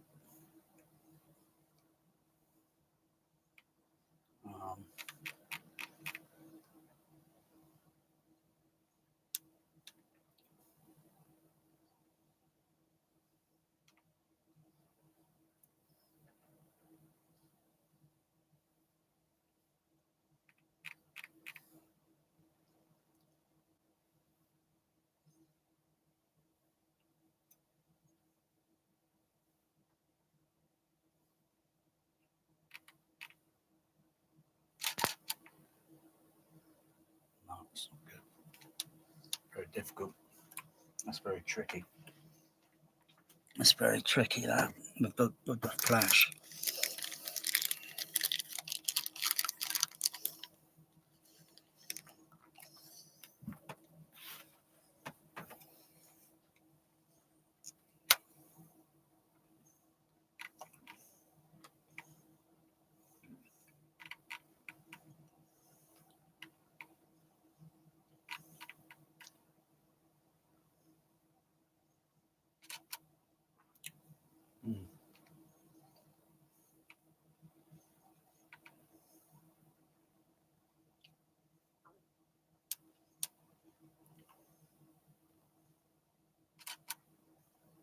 No, that's coming out weird because of the color. Got to adjust the kind of frame rate. Let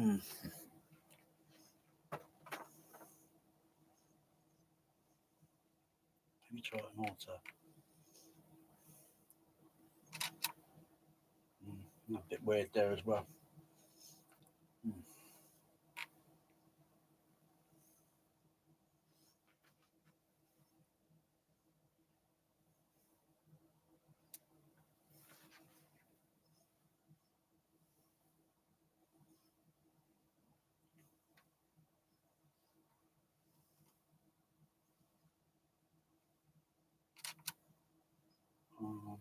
Not unclear about that.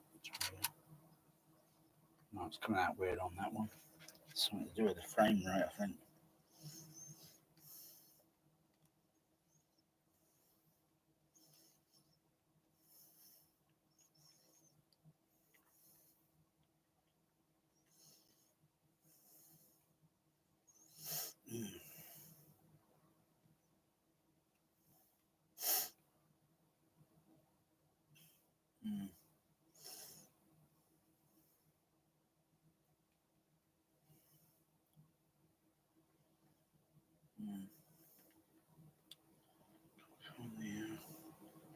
This frame rate would be on video only, yeah. But it's coming out very weird. If I use a flash on it, it counteracts it a little bit, but it's very difficult to get a flash works a little bit, but put that on auto.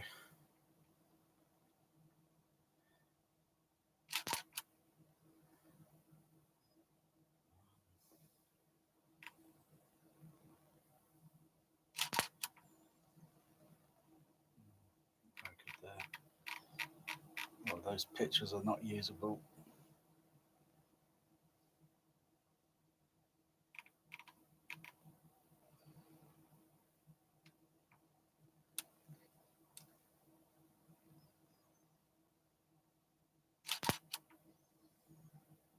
That one's kind of dimmed it too much.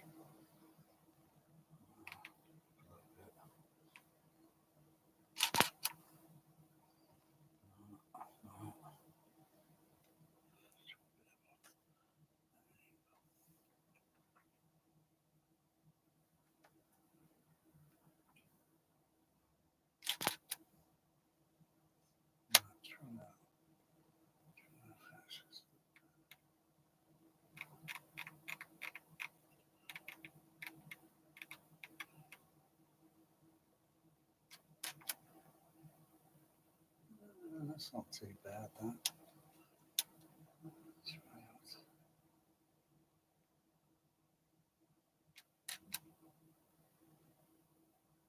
That one's not too bad, but try this angle.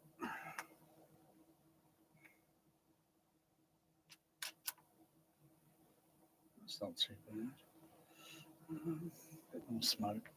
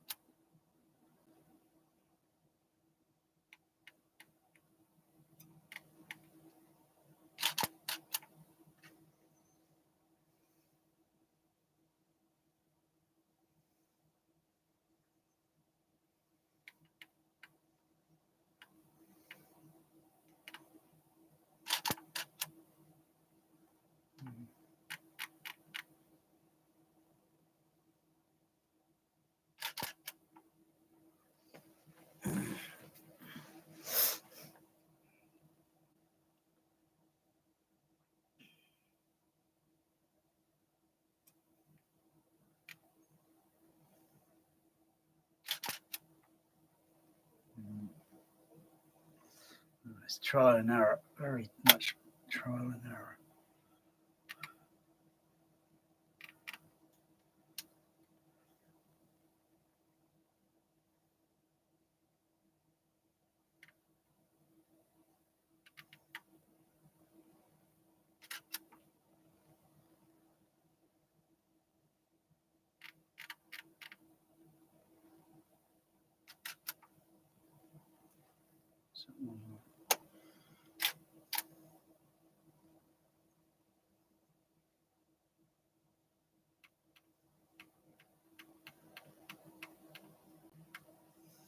It's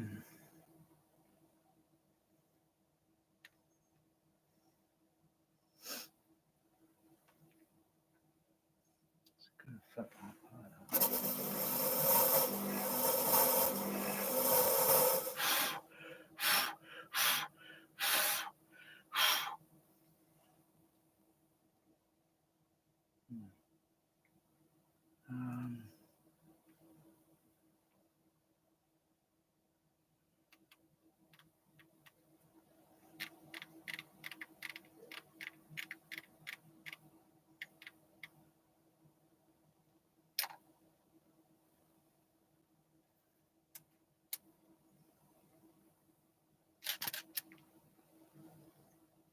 I made it somewhere, but I'll drain the battery down. Like, there's a flash. So it's almost there, somewhere there. Let's turn that down a bit. Right. Maybe up a bit.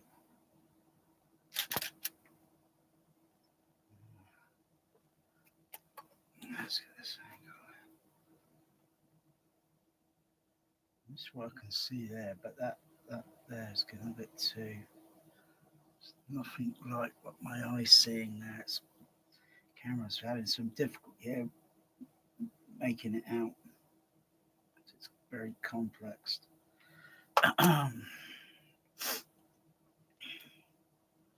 Can I video it? Does it look like? Can I video that? Set that to that. Can I video any of this? Does it kind of look like? Let's see.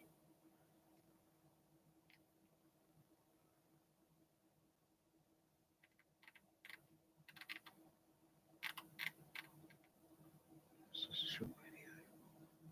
It's not quite what I'm seeing there with my eye. So a bit the opposite. It's very difficult there. Frame rate, camera, laser, smoke, etc. It's very complex.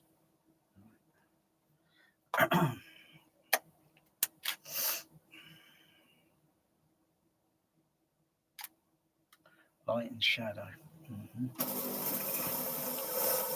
Light and shadow, light and shadow.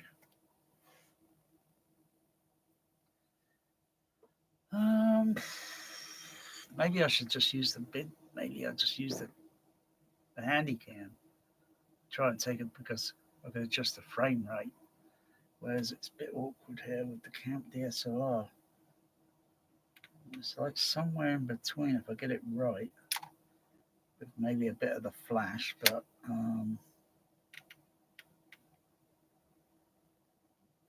hang on, maybe a slower shutter speed. Okay. I'll keep the camera very still.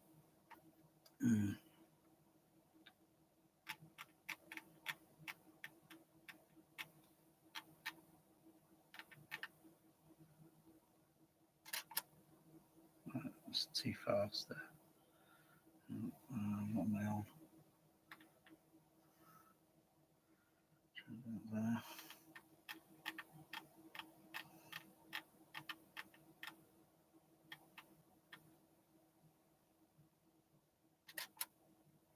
Right.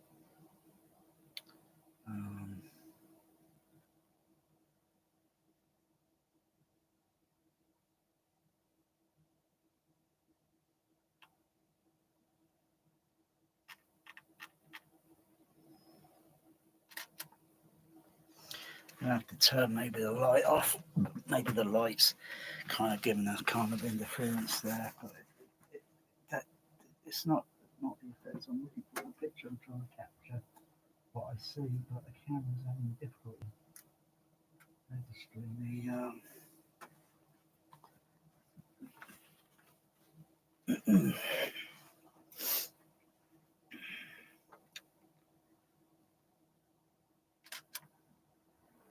It's obviously too dark. Okay.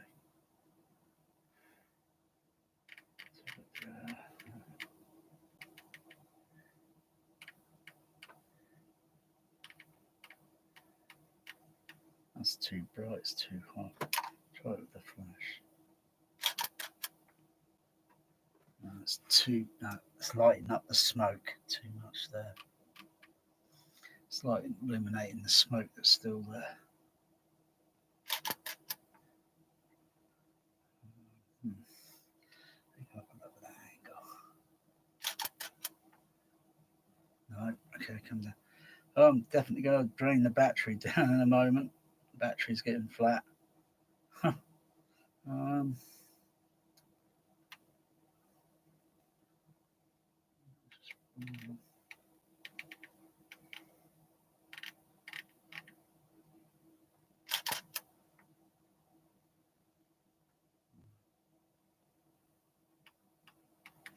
Try auto.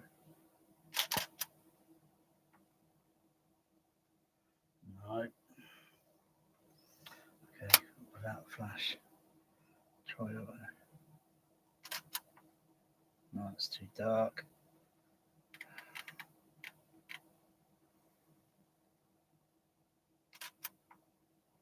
That's picking up the wrong color there on the projector. It's only picking up a.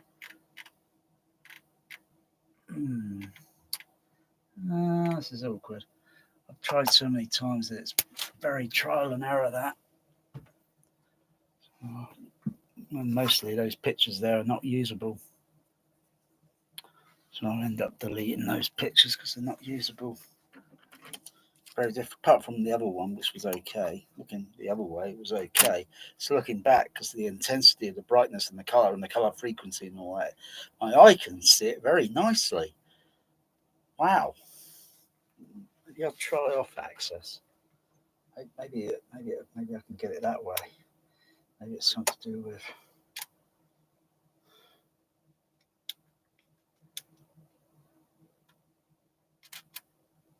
Oh, that looks okay. Oh wow, that comes out nice. But it's probably when I'm on axis too much. It's probably. Can I use the flash on it? Take it down to a low level. No, it's washing out the laser light because it's counteracting.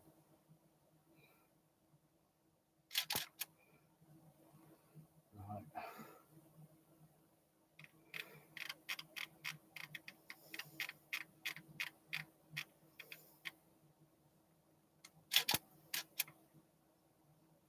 Oh, that almost came out all right.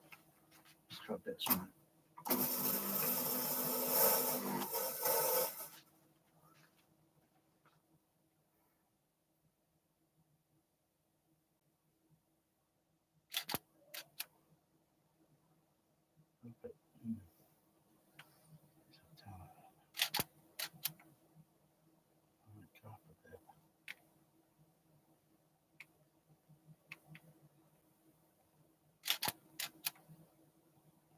No.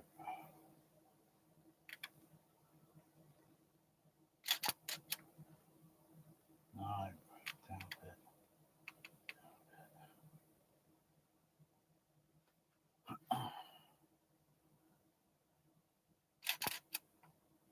Not too bright. Slowly.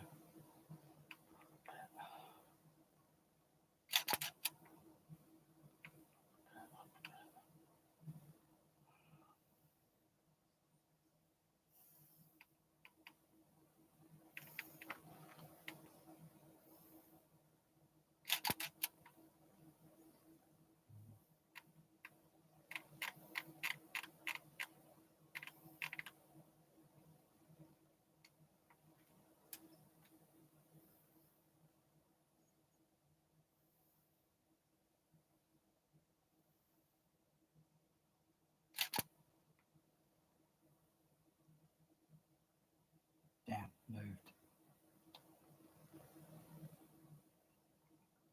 It's probably going to come out too bright, overexposed. It's probably about 30 seconds. Clicking off. Yeah, it's too much there.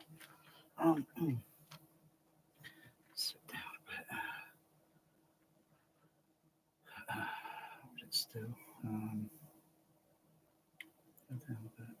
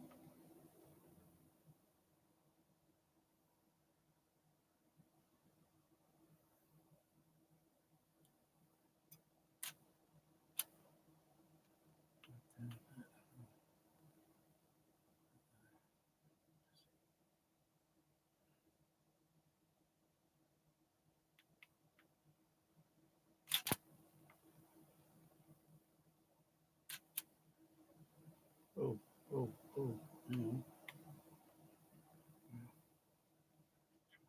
Do that when you focus or so.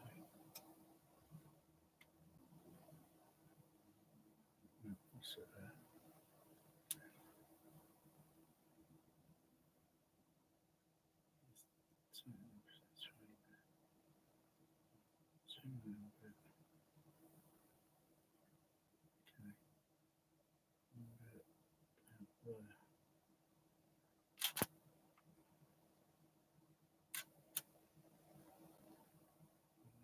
Too bad.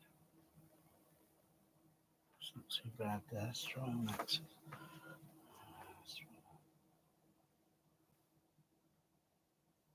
Focus, zoom in a bit. Zoom in a bit.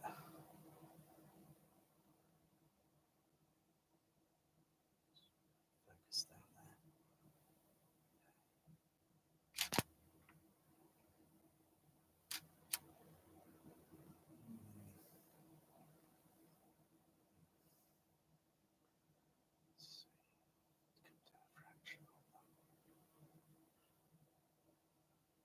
Bring that down in lower.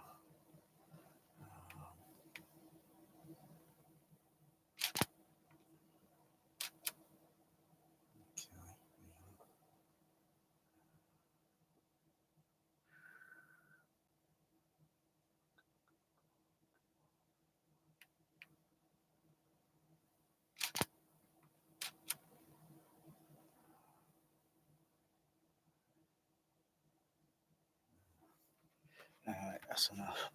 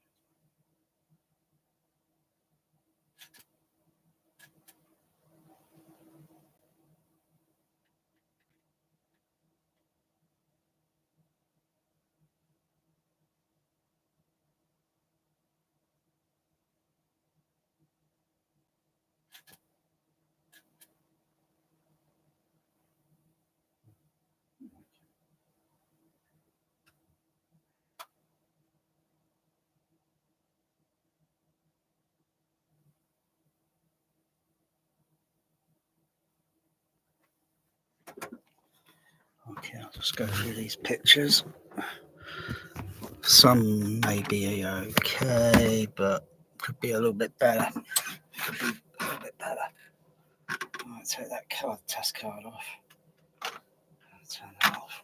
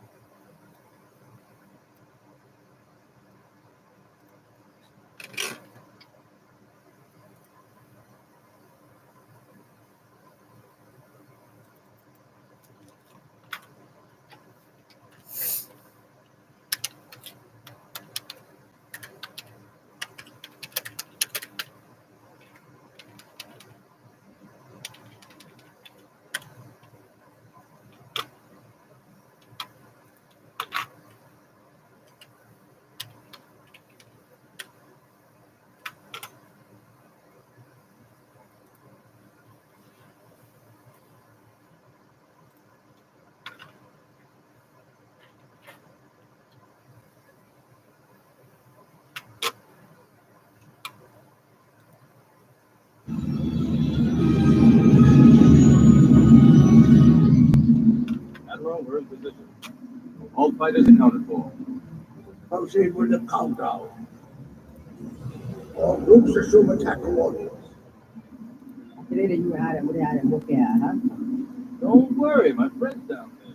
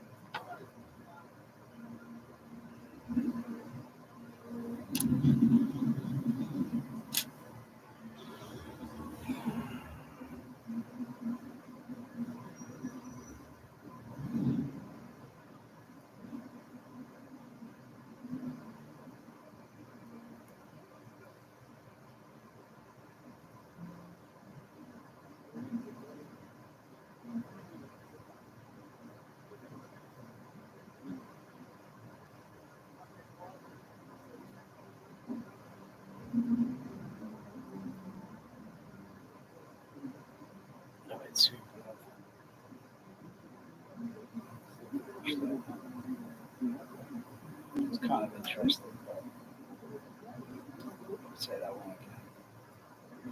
I might keep that one for crying out loud.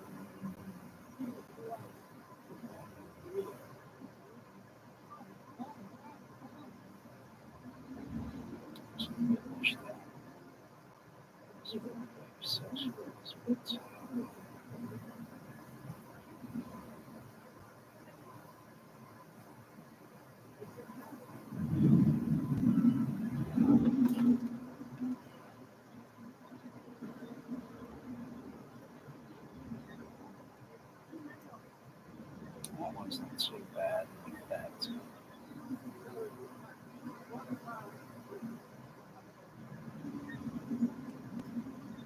But the effect is not exactly close to what I see.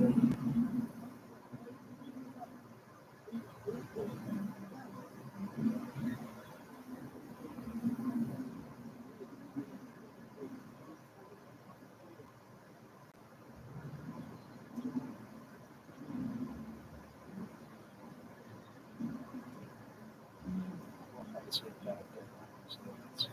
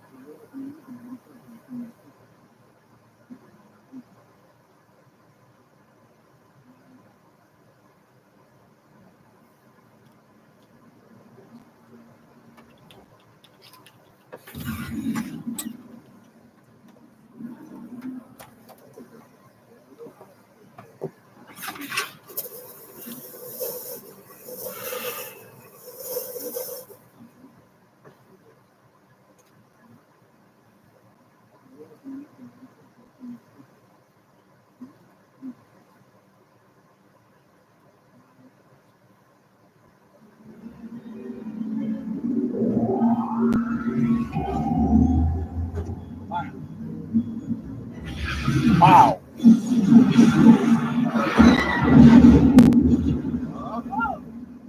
Blast me, but that's not. That's operation. Blast me, but that's not. That's operation.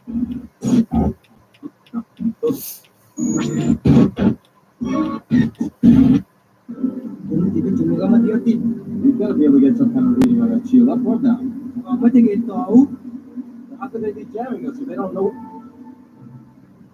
we're coming? Break off the attack. The shield is still up. Break off the attack. The shield is still up. We're coming. Break off the attack. The shield is still up. Break off the attack. The shield is still up. I get no reading. You sure? All crap, hold on. Wow. All crap, hold on. I get no reading. You sure? All crap, hold on. All crap, hold on. Wow.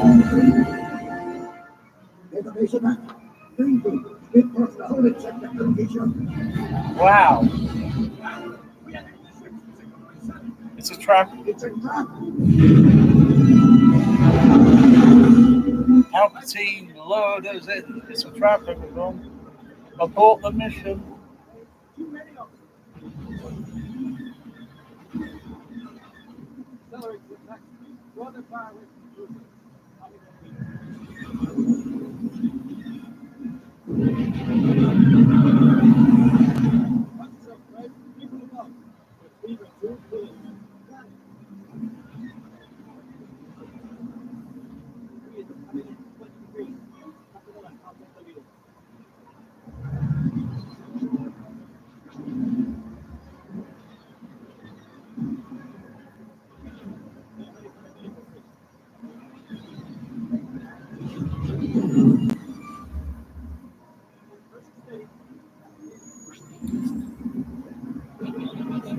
not too bad.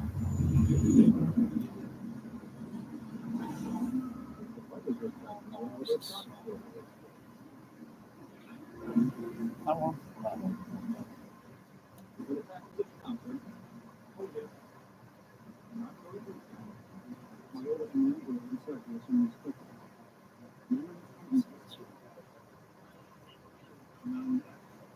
That one. That one.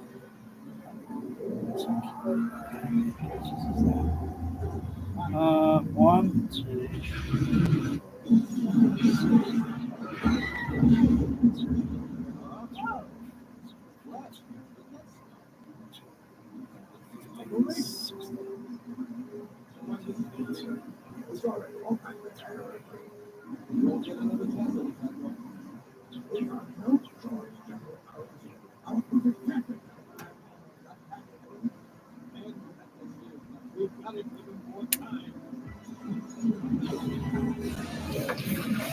Patch on charge.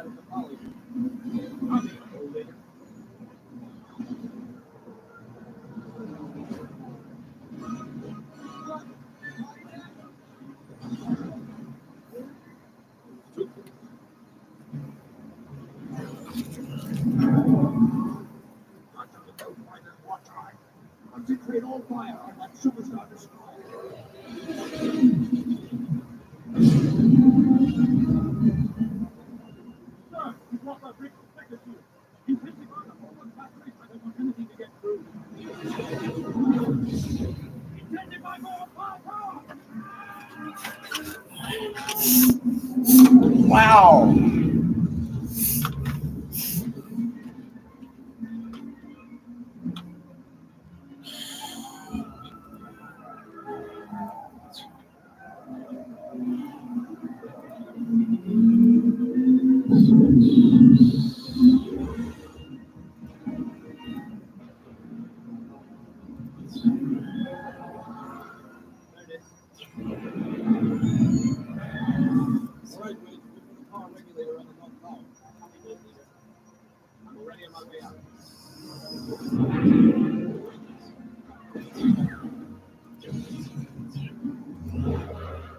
Wow.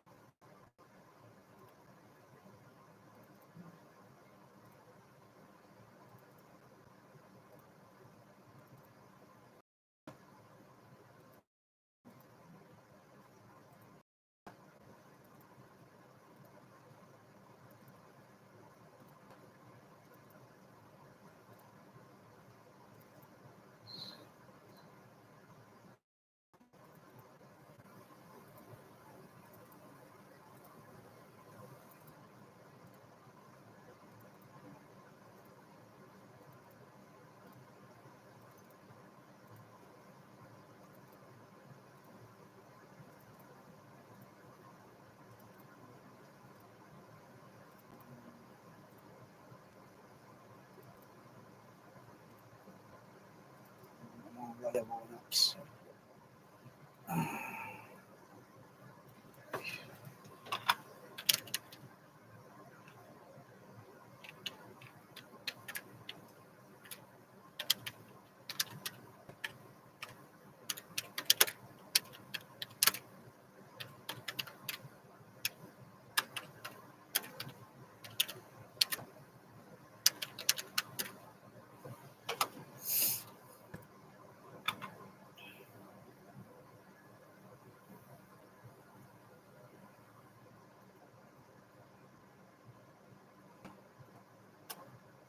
It's really difficult to get the pictures. What I see, light and shadow coming out of it.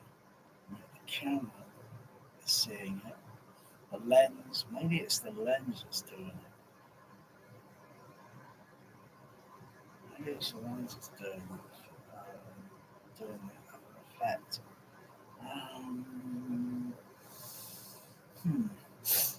I've got other lenses, but narrow lenses, narrow angle, one's telephoto.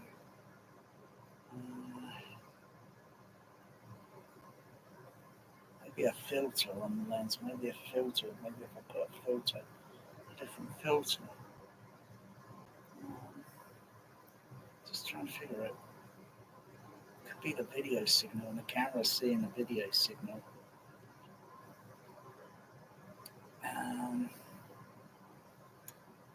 And the light frequency of the light imaging and the light frequency of that is all different. Color temperatures and all this bloody. That's probably where it might be. It's not capturing what I want to see. It's not capturing what I can see. It's not. I can get near, but I've got to be precise because the camera is not adjusting in total adjustable steps where I need it to be. There are gaps. There's slight gaps. It needs to be. I'll try it again some other time. And try it with the Sony Handycam on the camera picture because the Sony Handycam can take still picture. I'll see if it comes out. It's got a fair angle, wide lens, but not very wide. And I'll try that next time. See if that comes out. See if I can get it. It's very difficult to get it. Takes a bit of skill.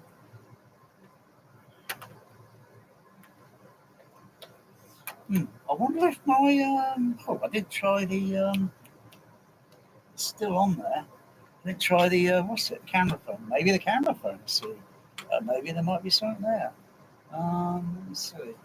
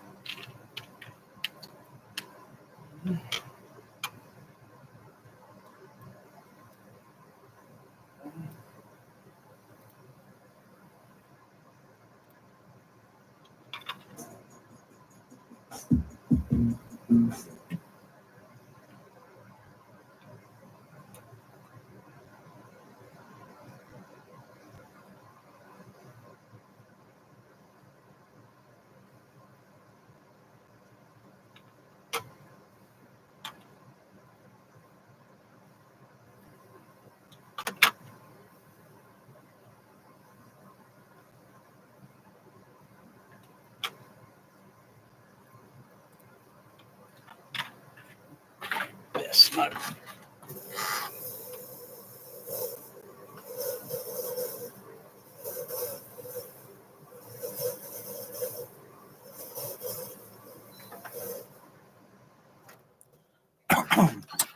Try the other. See I might capture it. Maybe.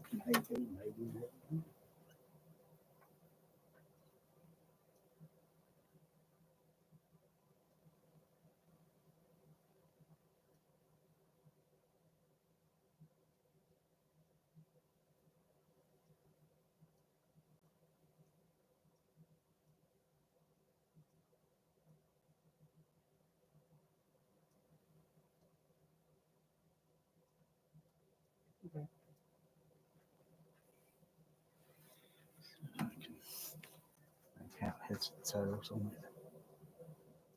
So far, it looks okay. Let's see.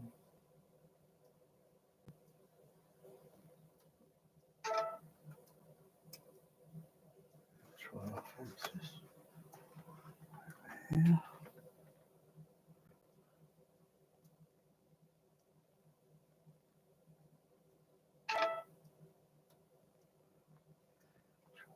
here. Look up.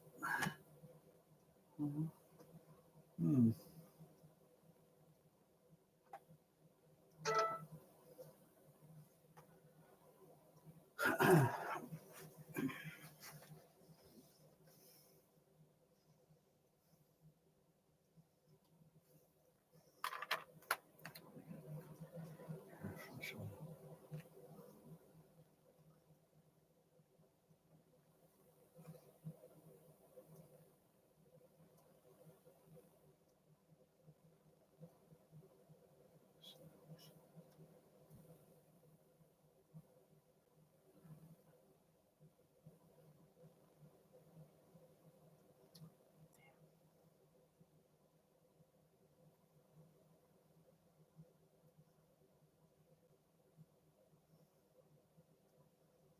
What's that part in the middle? That's it.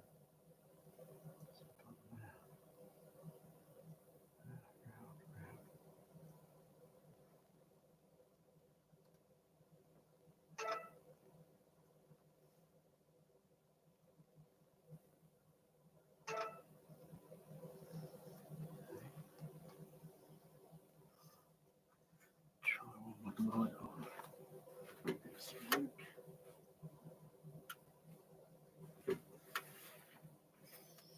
This way.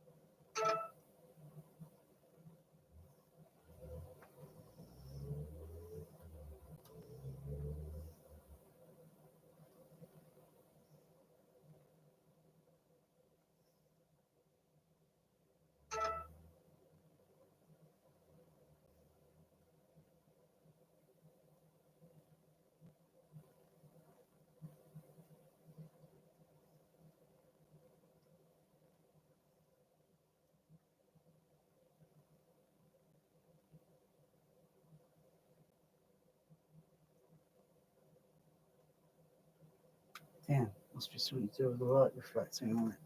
It's not doing it anyway. Got fuse on it.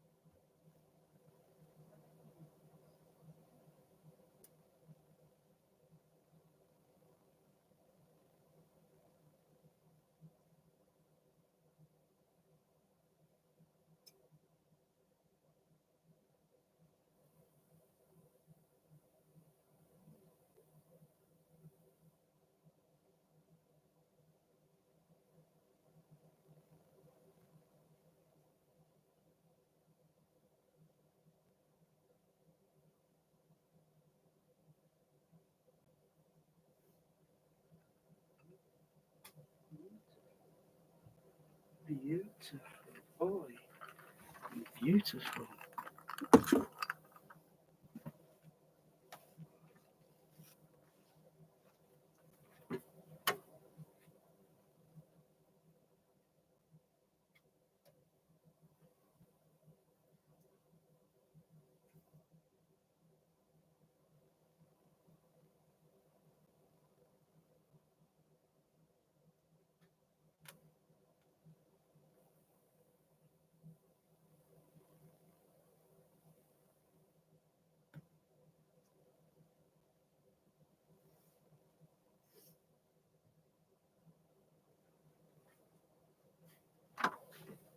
Put them glasses.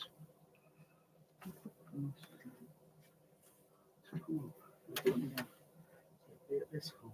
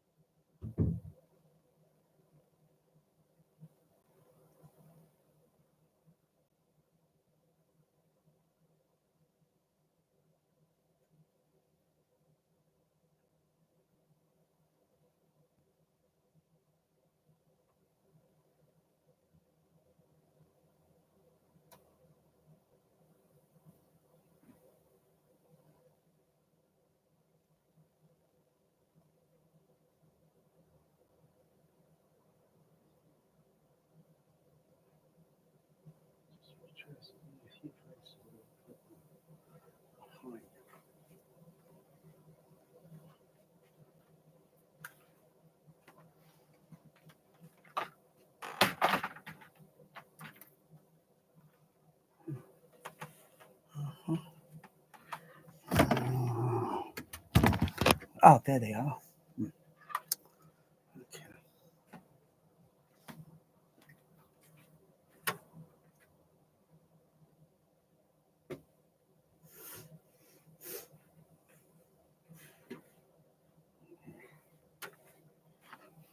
So, I think enough for the smoke for tonight now.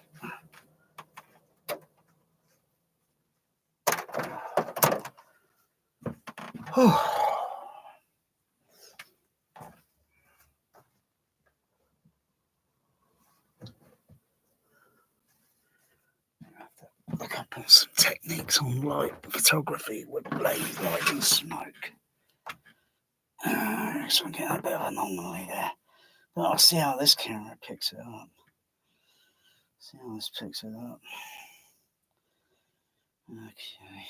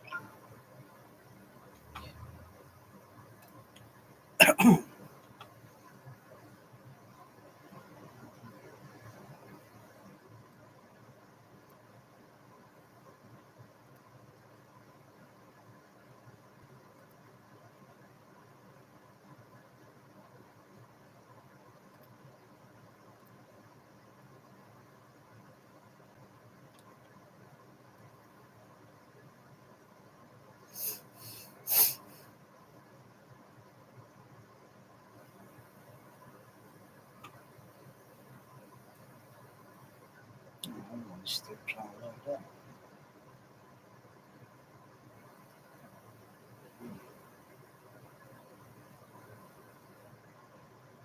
Still trying to load that. Weird.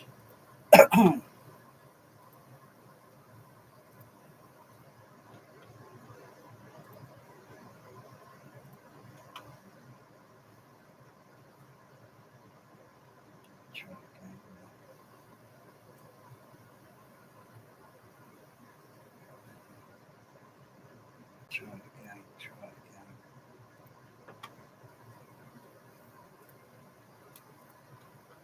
We've got too many pictures there, it's probably why.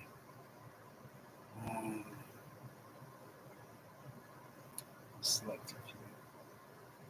That one.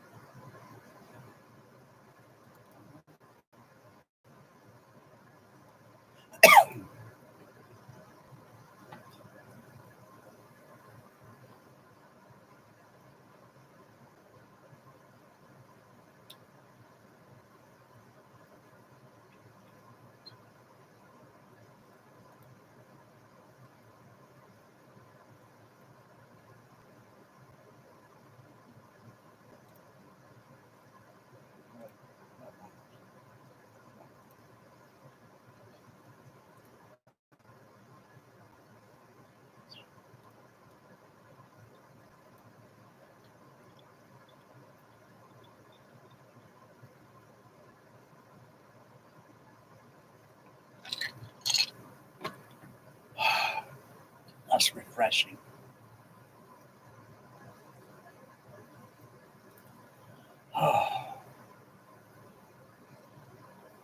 That's good. That's kind of interesting.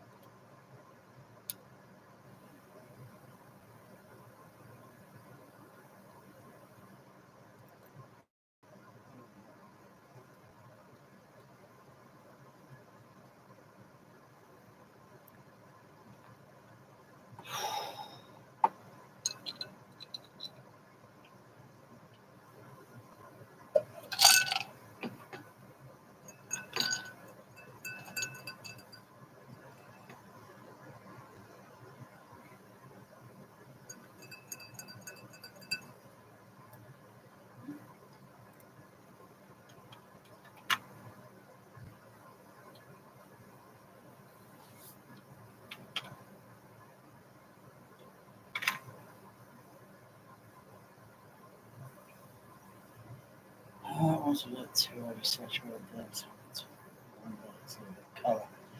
Colour strange because of the light frequency, and it's turning the colour opposite, turning into a totally opposite colour. What's been is there? But maybe that's what the camera's seeing. Gotta just get the frame rate and everything, ISO, all the shutter speed right.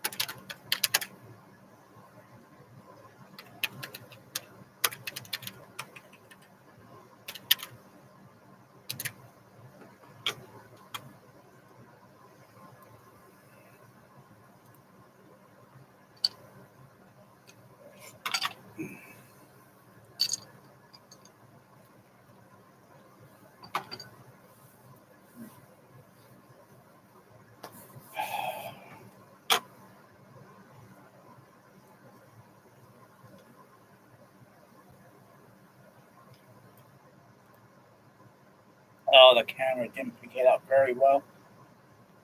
Camera phone's just as bad. Oh my goodness, that's not good.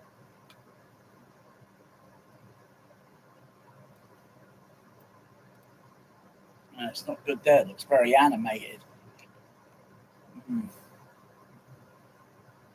It's a little bit too hot. Maybe I should. Oh yeah, you've got the what's it thing to adjust on your camera phone. A little what's it? Click on it and you lower the. I'll do it next time. Otherwise, that's kind of not very good. What's it like looking at me?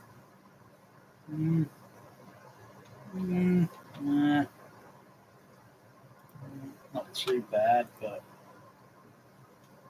look a bit angry there. What about the DSLR?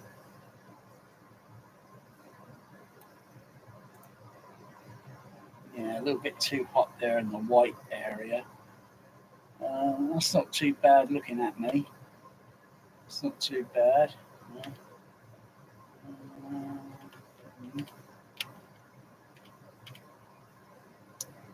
That's not too bad. That picture there, that's not too bad.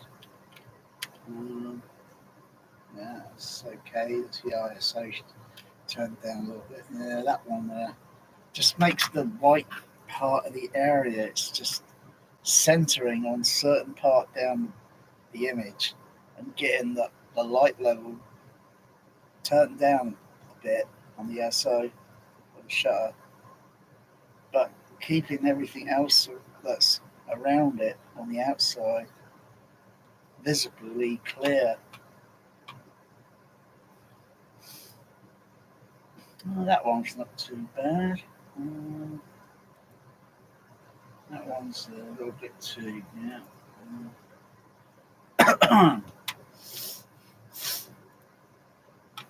Okay.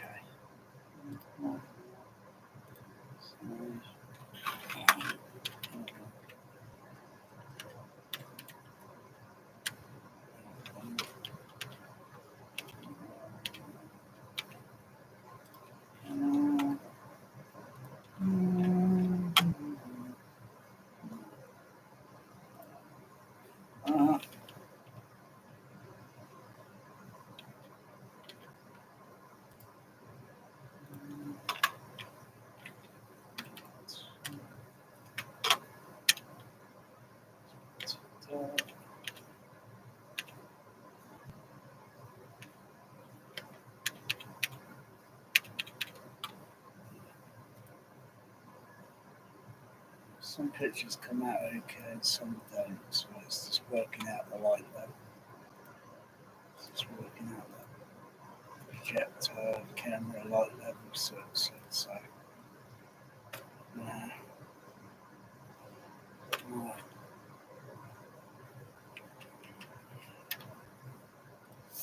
Yeah. So much.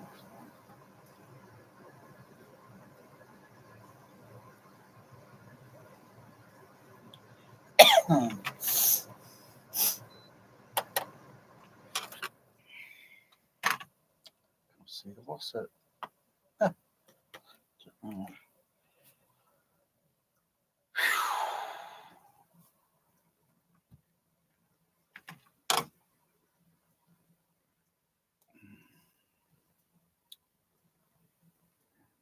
Figure out I'll work it out.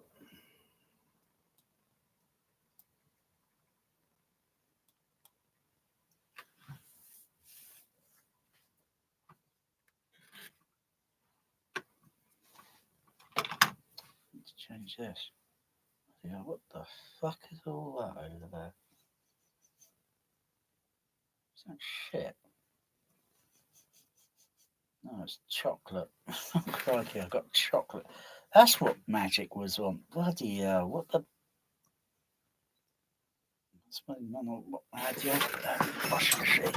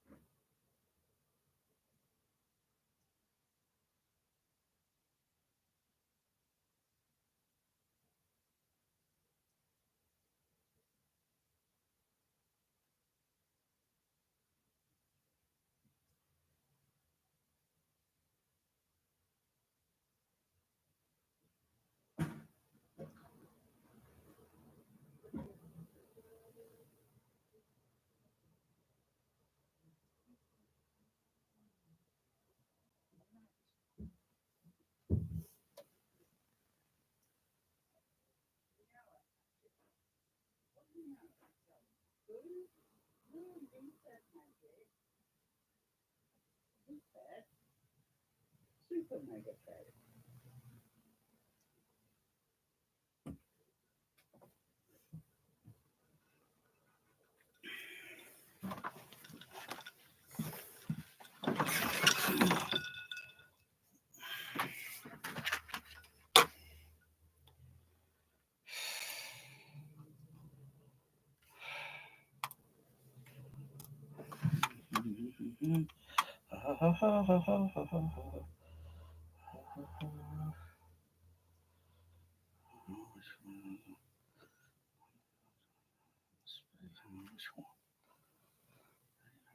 Which one is this one now?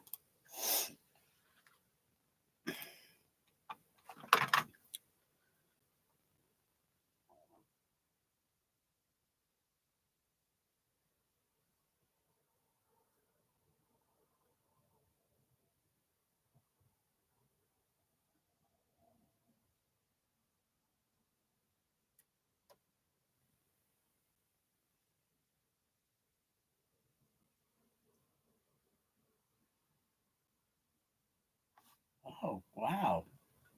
Wow, I can't say. Shh.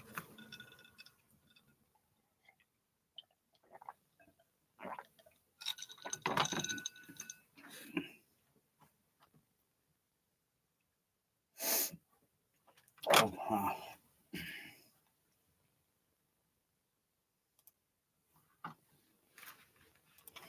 Oh, no, no. Well, that's interesting.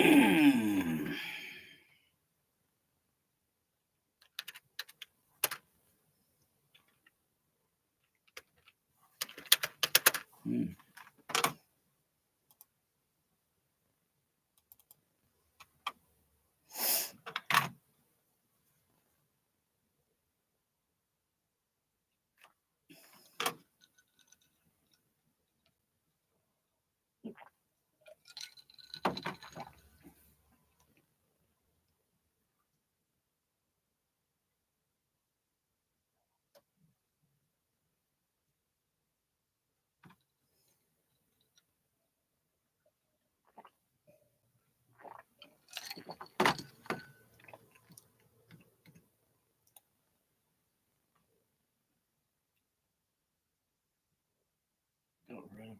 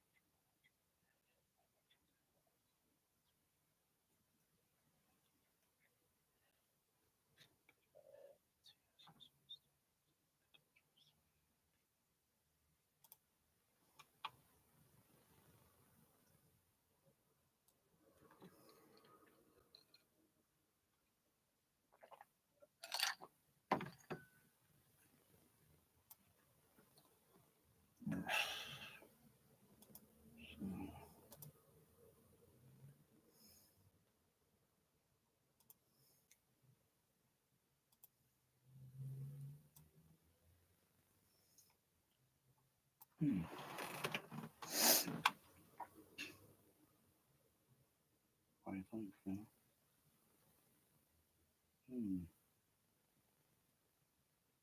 Wavelength for the colour. I wonder if that's why I can't get a very good. Maybe it's the wavelength for the colour.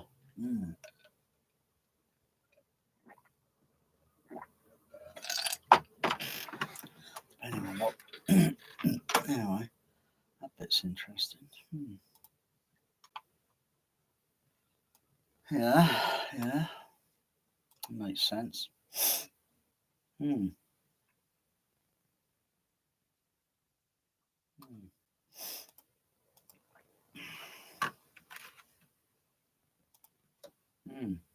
interesting. I like that. It goes very interesting.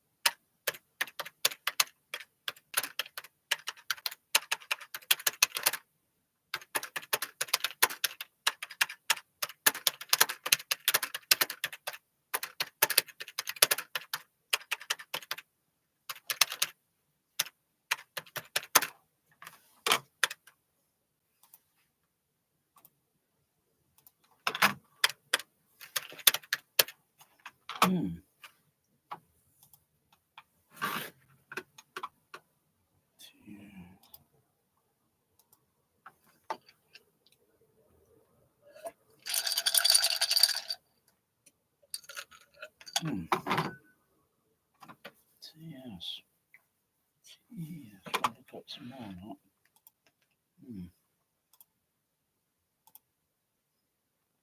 Maybe there's something there.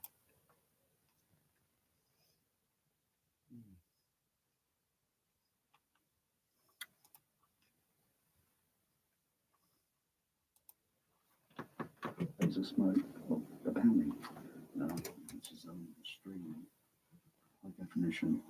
I've got the laser disc ordered. Anyway, that's not important. Let's get a bit more smoke in there because I like smoke. See if the projector or the imaging of the camera. Just stop that. That's a bit of just blowing, circulating the smoke around a little bit. See, yeah, I can just see it here in the smoke now. If I adjust the ISO, the camera will be ratio thing, so let's take a little bit of trial and error. Maybe adjust that way, so maybe take it up a little bit there. It's faded out a little bit there. Maybe we need a bit more smoke, but it is possible to see it.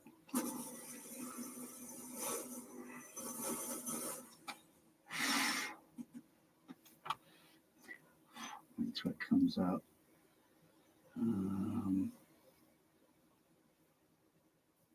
It's very vague to see it. It's very, but it's there. Yeah, I can just see it here, there. The text letters and that, and all that's on the screen. Because there's a density of smoke here, it's acting like a kind of transparent projection sort of thing, but it's transparent. It's very difficult to notice. So it's like a fourth dimension. Can't really notice it this way, this angle around here. So if we turn up the other side.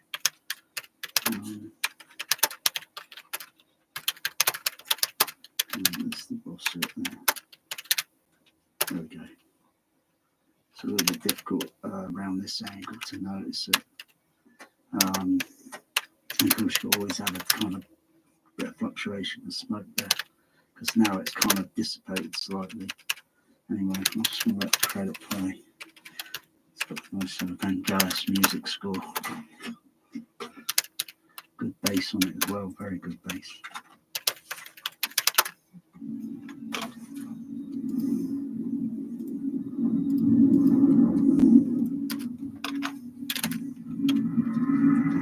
It's a little bit, I'm just trying to, because the colour of the, I'll just pause that for a second and try and see if I can filter because the colour's getting a little bit weird there because the camera can see it, but my eye sees it differently than the camera. It's just the camera. Yeah, there it is. That's better. I got that on a low frame rate. That's about 8. And it's the colour. But if I move the camera slightly, it's a little bit weird. It's about 30 frame. Move it a little bit. That's not too bad. Can't go in at 40 frame or any more. It'd be ideal if the camera could be variable in frame rate in one frame rates in one frame rate successions. It goes 50 and then down to 30 and then down to 15. So it wouldn't be too bad if it was variable slightly.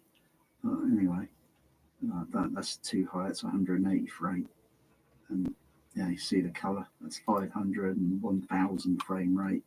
250. See how the camera is registering all the things there.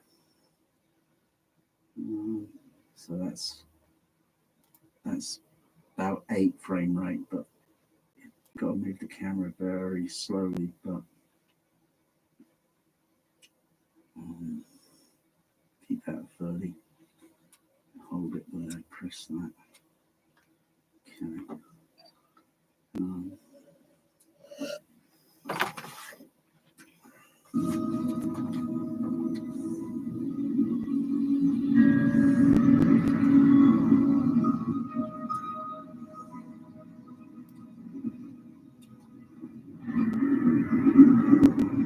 Just the ISO level. But you have it at that level there. That ISO, it just picks up the light beams that are going onto the projection screen.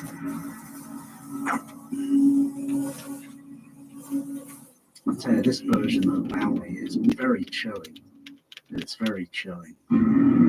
Dialogue, it's got some dialogue panning in it, and when it comes up to the point where they're French and Christian and everyone else are taking over the Bounty, it's very chilling in the dialogue and the yelling and shouting, and muskets being pointed everywhere, and it's very tense and scary. There's good model work here on the Bounty. So I'll go back just a little bit. Some good usage of probably matte painting and model work. And, it's very clever how they've done it. That's all right.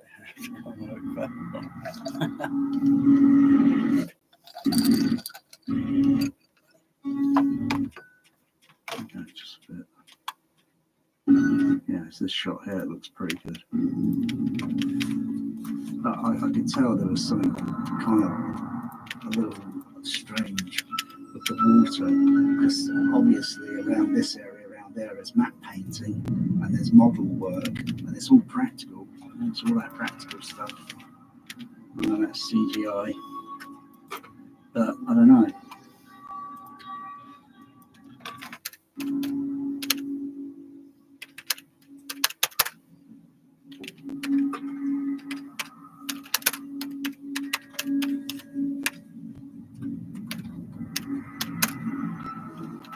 Nice photography on the Technicolor.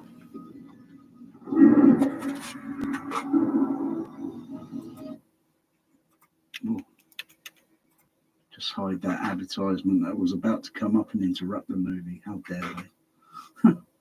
This is mutiny with these advertisements. But anyway, looking at the smoke. I can't see anything on the Bounty on Cinefex. Maybe it didn't make an article in there, sort of thing.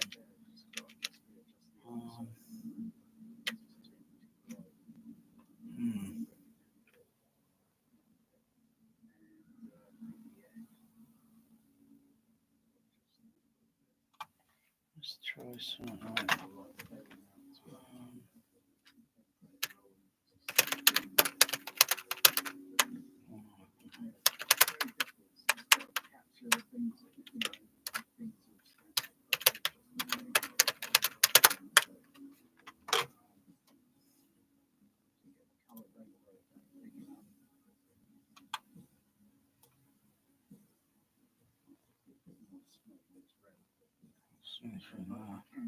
It's probably very low key sort of thing. Sometimes you can get a good effect, and it's very good. And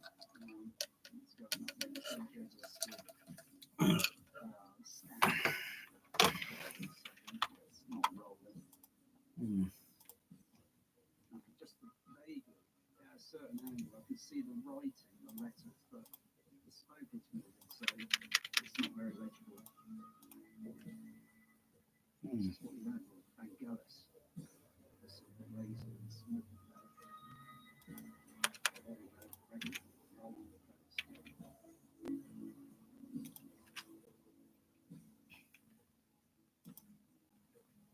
see it there. I can see it there.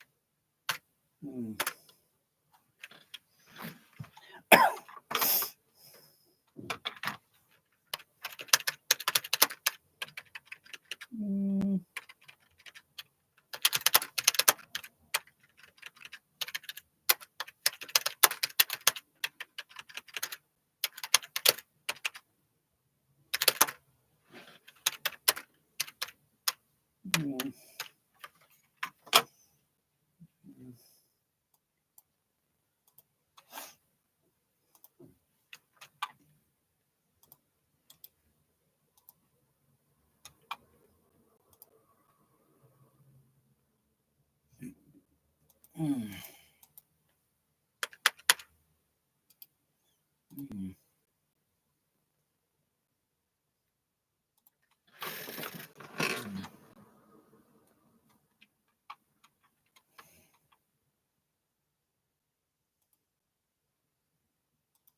Mm.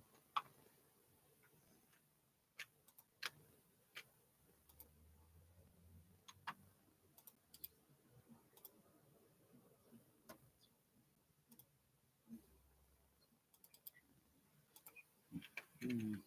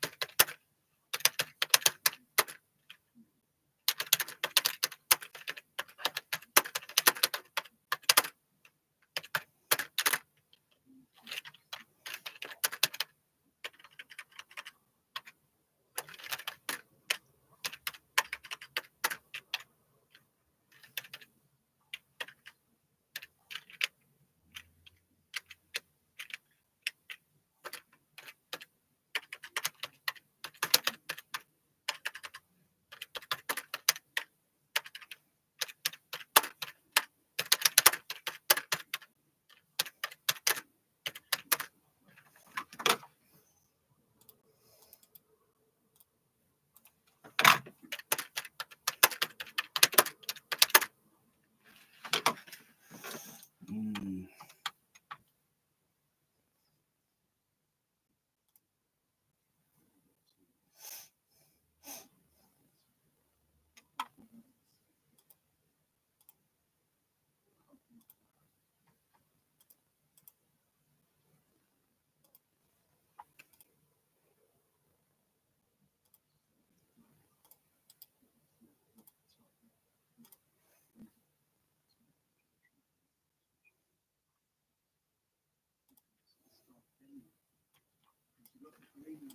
What's it?